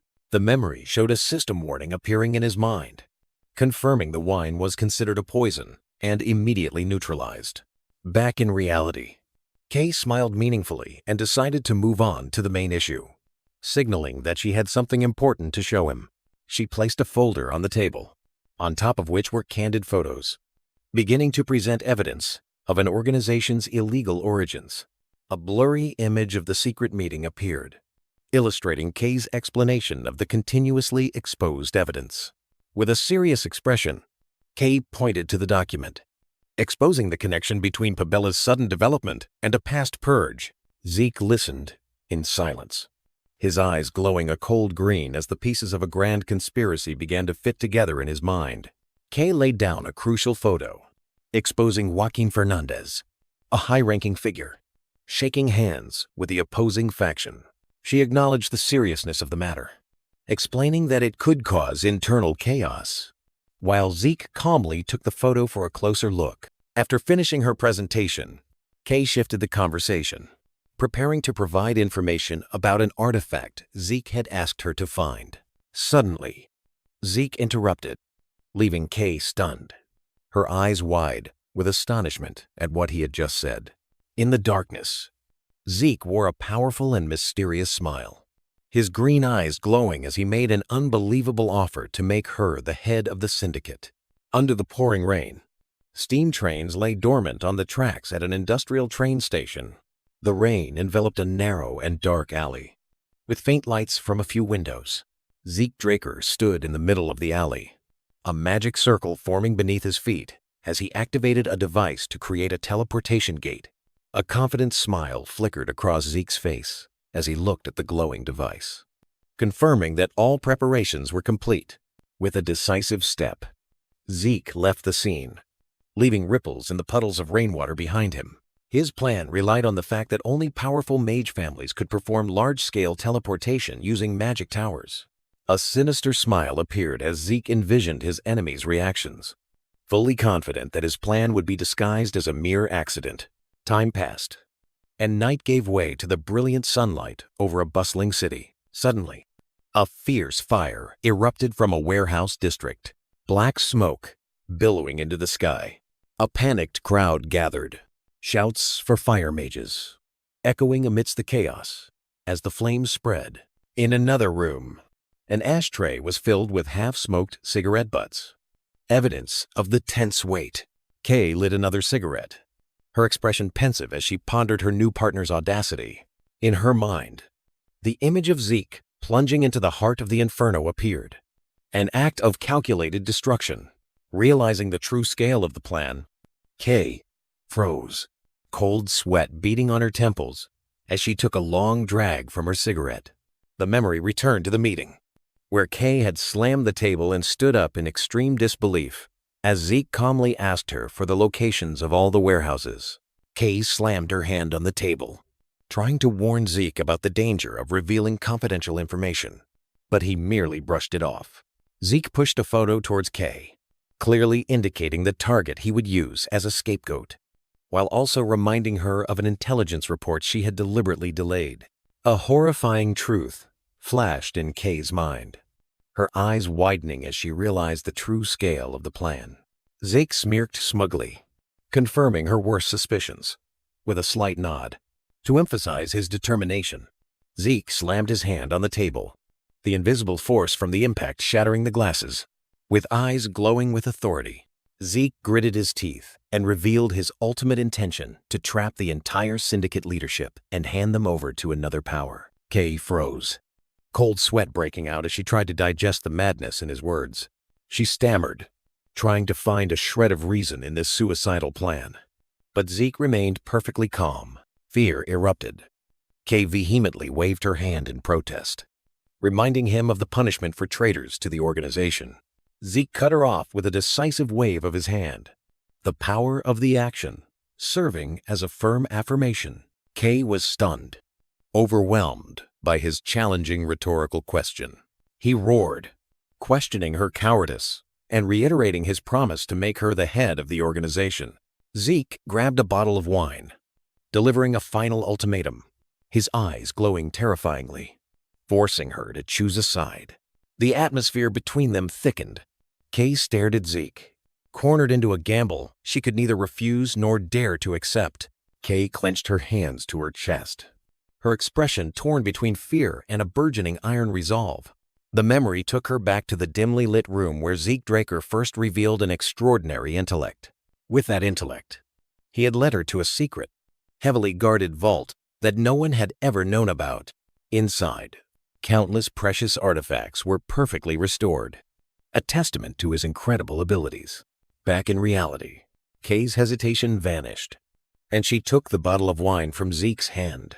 With a silent roar, she swung the bottle forcefully, shaking off all the fears that had held her back. Without hesitation, Kay chugged the bottle of wine, a reckless act to affirm her choice. Zeke's eyes widened slightly, a hint of surprise at her fierce outburst.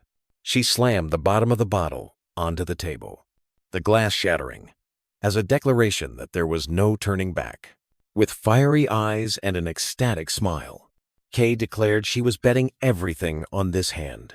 A smug smile appeared on Zeke's lips, and he assured her that this decision would not be a mistake. Then, in a moment of silence, Zeke lit a cigarette, and smoke diffused. His gloved hand trembled slightly as he tapped the ash into the already full ashtray, revealing the tension of the weight. Finally, with a decisive gesture, he broke the cigarette. The gamble accepted, and the plan officially begun. Kay stood on the balcony, smoke diffusing, as she pondered, placing her full trust in Zeke Draker.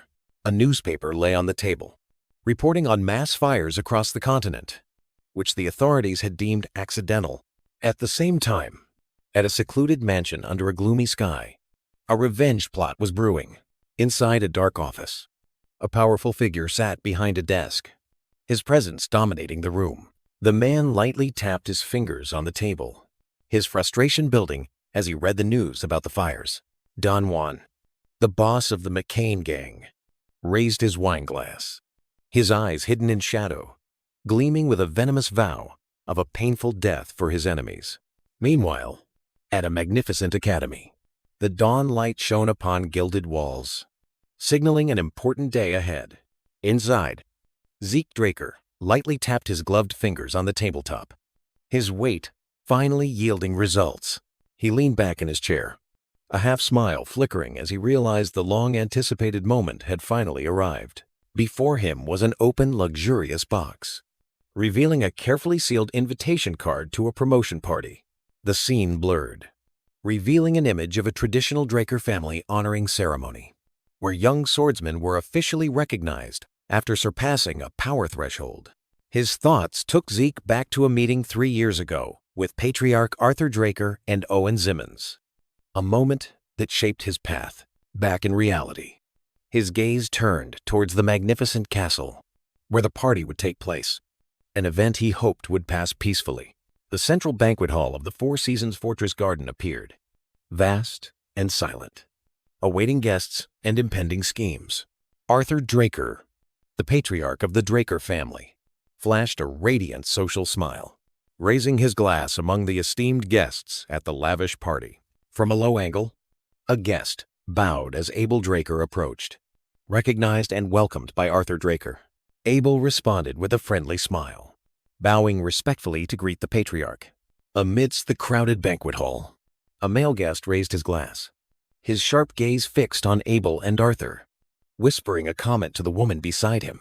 The ash-blonde man continued speaking with a smug smile, his eyes glancing towards Abel, who stood there with a calm but somewhat forced expression. The subtle provocation touched Abel's pride. His blue eyes flashed with a cold glint, a suppressed anger at the reminder of his recently broken record. Arthur Draker placed a hand on his chest, offering a polite yet meaningful explanation to Abel. implying that Zeke would arrive soon and he needed to prepare for the ceremony. With a graceful wave of his hand, Arthur Draker gestured for Abel to enjoy the party at his leisure, skillfully concluding their conversation. Abel watched Arthur's back as he walked away to prepare for the ceremony, blending into the crowd of guests. When alone, Abel's smile vanished, his eyes burning with a hostile blue light, revealing the true resentment simmering within. Zeke Draker discreetly loosened his uniform collar, a small gesture indicating the stifling feeling he experienced amidst the party's artificial atmosphere. Duke Draker, Zeke's escort, crossed his arms and loudly complained about being dragged here, making no effort to hide his annoyance. Duke Draker continued to grumble, his face irritated as he recounted being ironically assigned the escort duty by Arthur Draker. Zeke subtly glanced at his master, a hidden and somewhat mischievous smile appearing as he understood the reason for his grumpy demeanor. Walking along a royal corridor, Zeke Draker looked up and asked his escort, and Duke Draker confirmed their destination. Duke Draker continued to explain with a grumbling expression while Zeke listened attentively.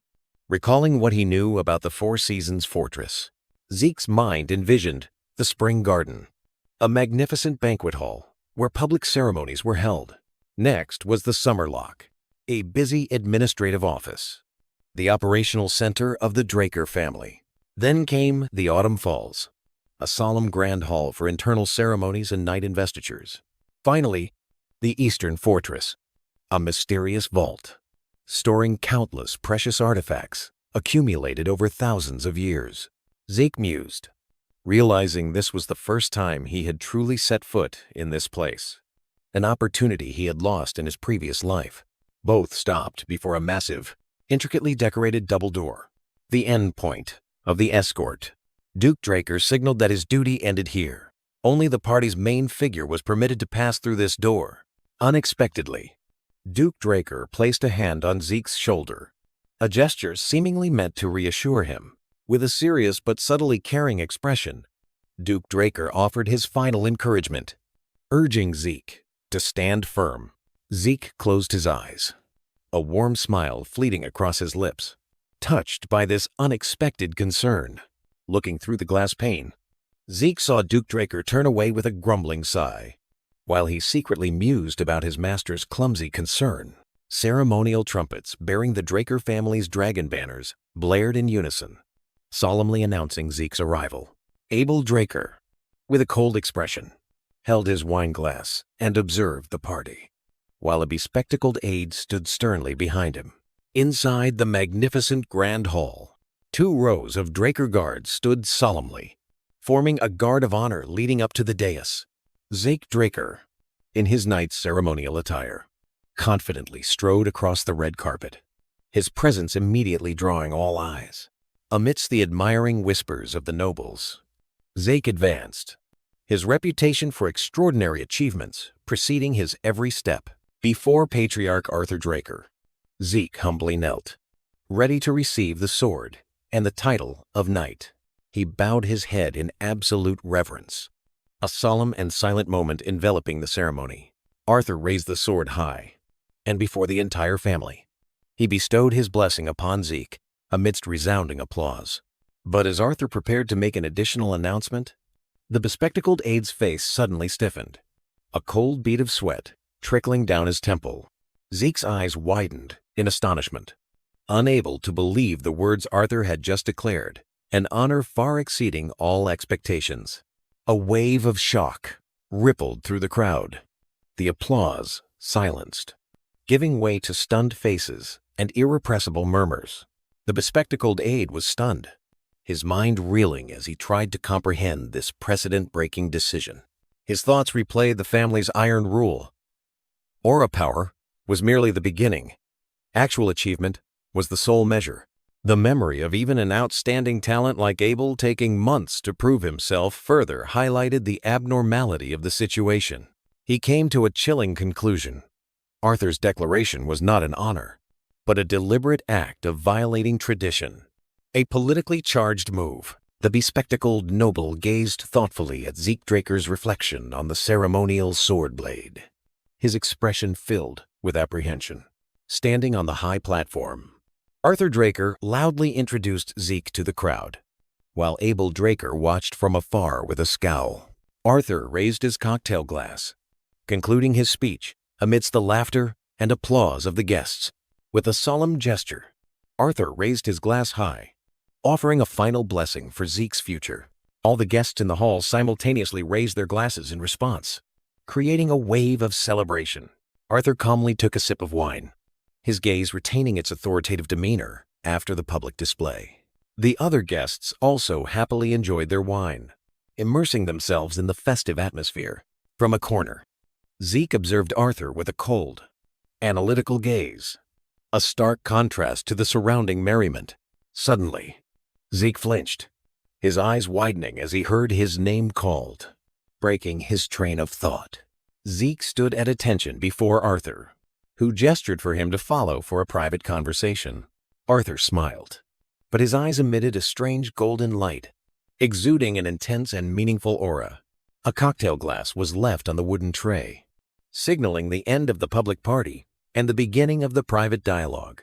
In the crowd, the bespectacled noble glanced at Abel, silently signaling him to control his expression. Abel's face was shrouded in shadow, revealing only his blazing blue eyes, unable to conceal the simmering rage within. Abel Draker wore a smug smile, seemingly anticipating an upcoming event. In the lavish grand hall, the conversation between the two men revealed the anticipation of an approaching prince. Abel and his companion turned and walked away, deciding to leave quickly to prepare. The large doors closed behind them, sealing the conversation. In a private room, Zeke Draker entered, his expression still pensive after the meeting. He looked down at the golden coin in his gloved palm, an enigmatic token from the patriarch. Zeke leaned back, scratching his head in frustration, trying to decipher Arthur's intentions. His thoughts turned to the multi-day party, a tiring prospect visualized through the image of the noble guests. Looking out at the sea of people in the banquet hall, Zeke felt the burden of having to maintain his facade for the coming days. He brought a hand to the back of his neck, a gesture revealing his tension and weariness from his social role. A sudden voice called his name, making Zeke turn around in surprise. A gentle hand tugged at his cloak, a direct and bold approach. A young woman with blue hair stepped forward, introducing herself with a formal royal gesture. She held her head high, a confident and knowing smile gracing her lips as she revealed her identity, Melissa Alencia.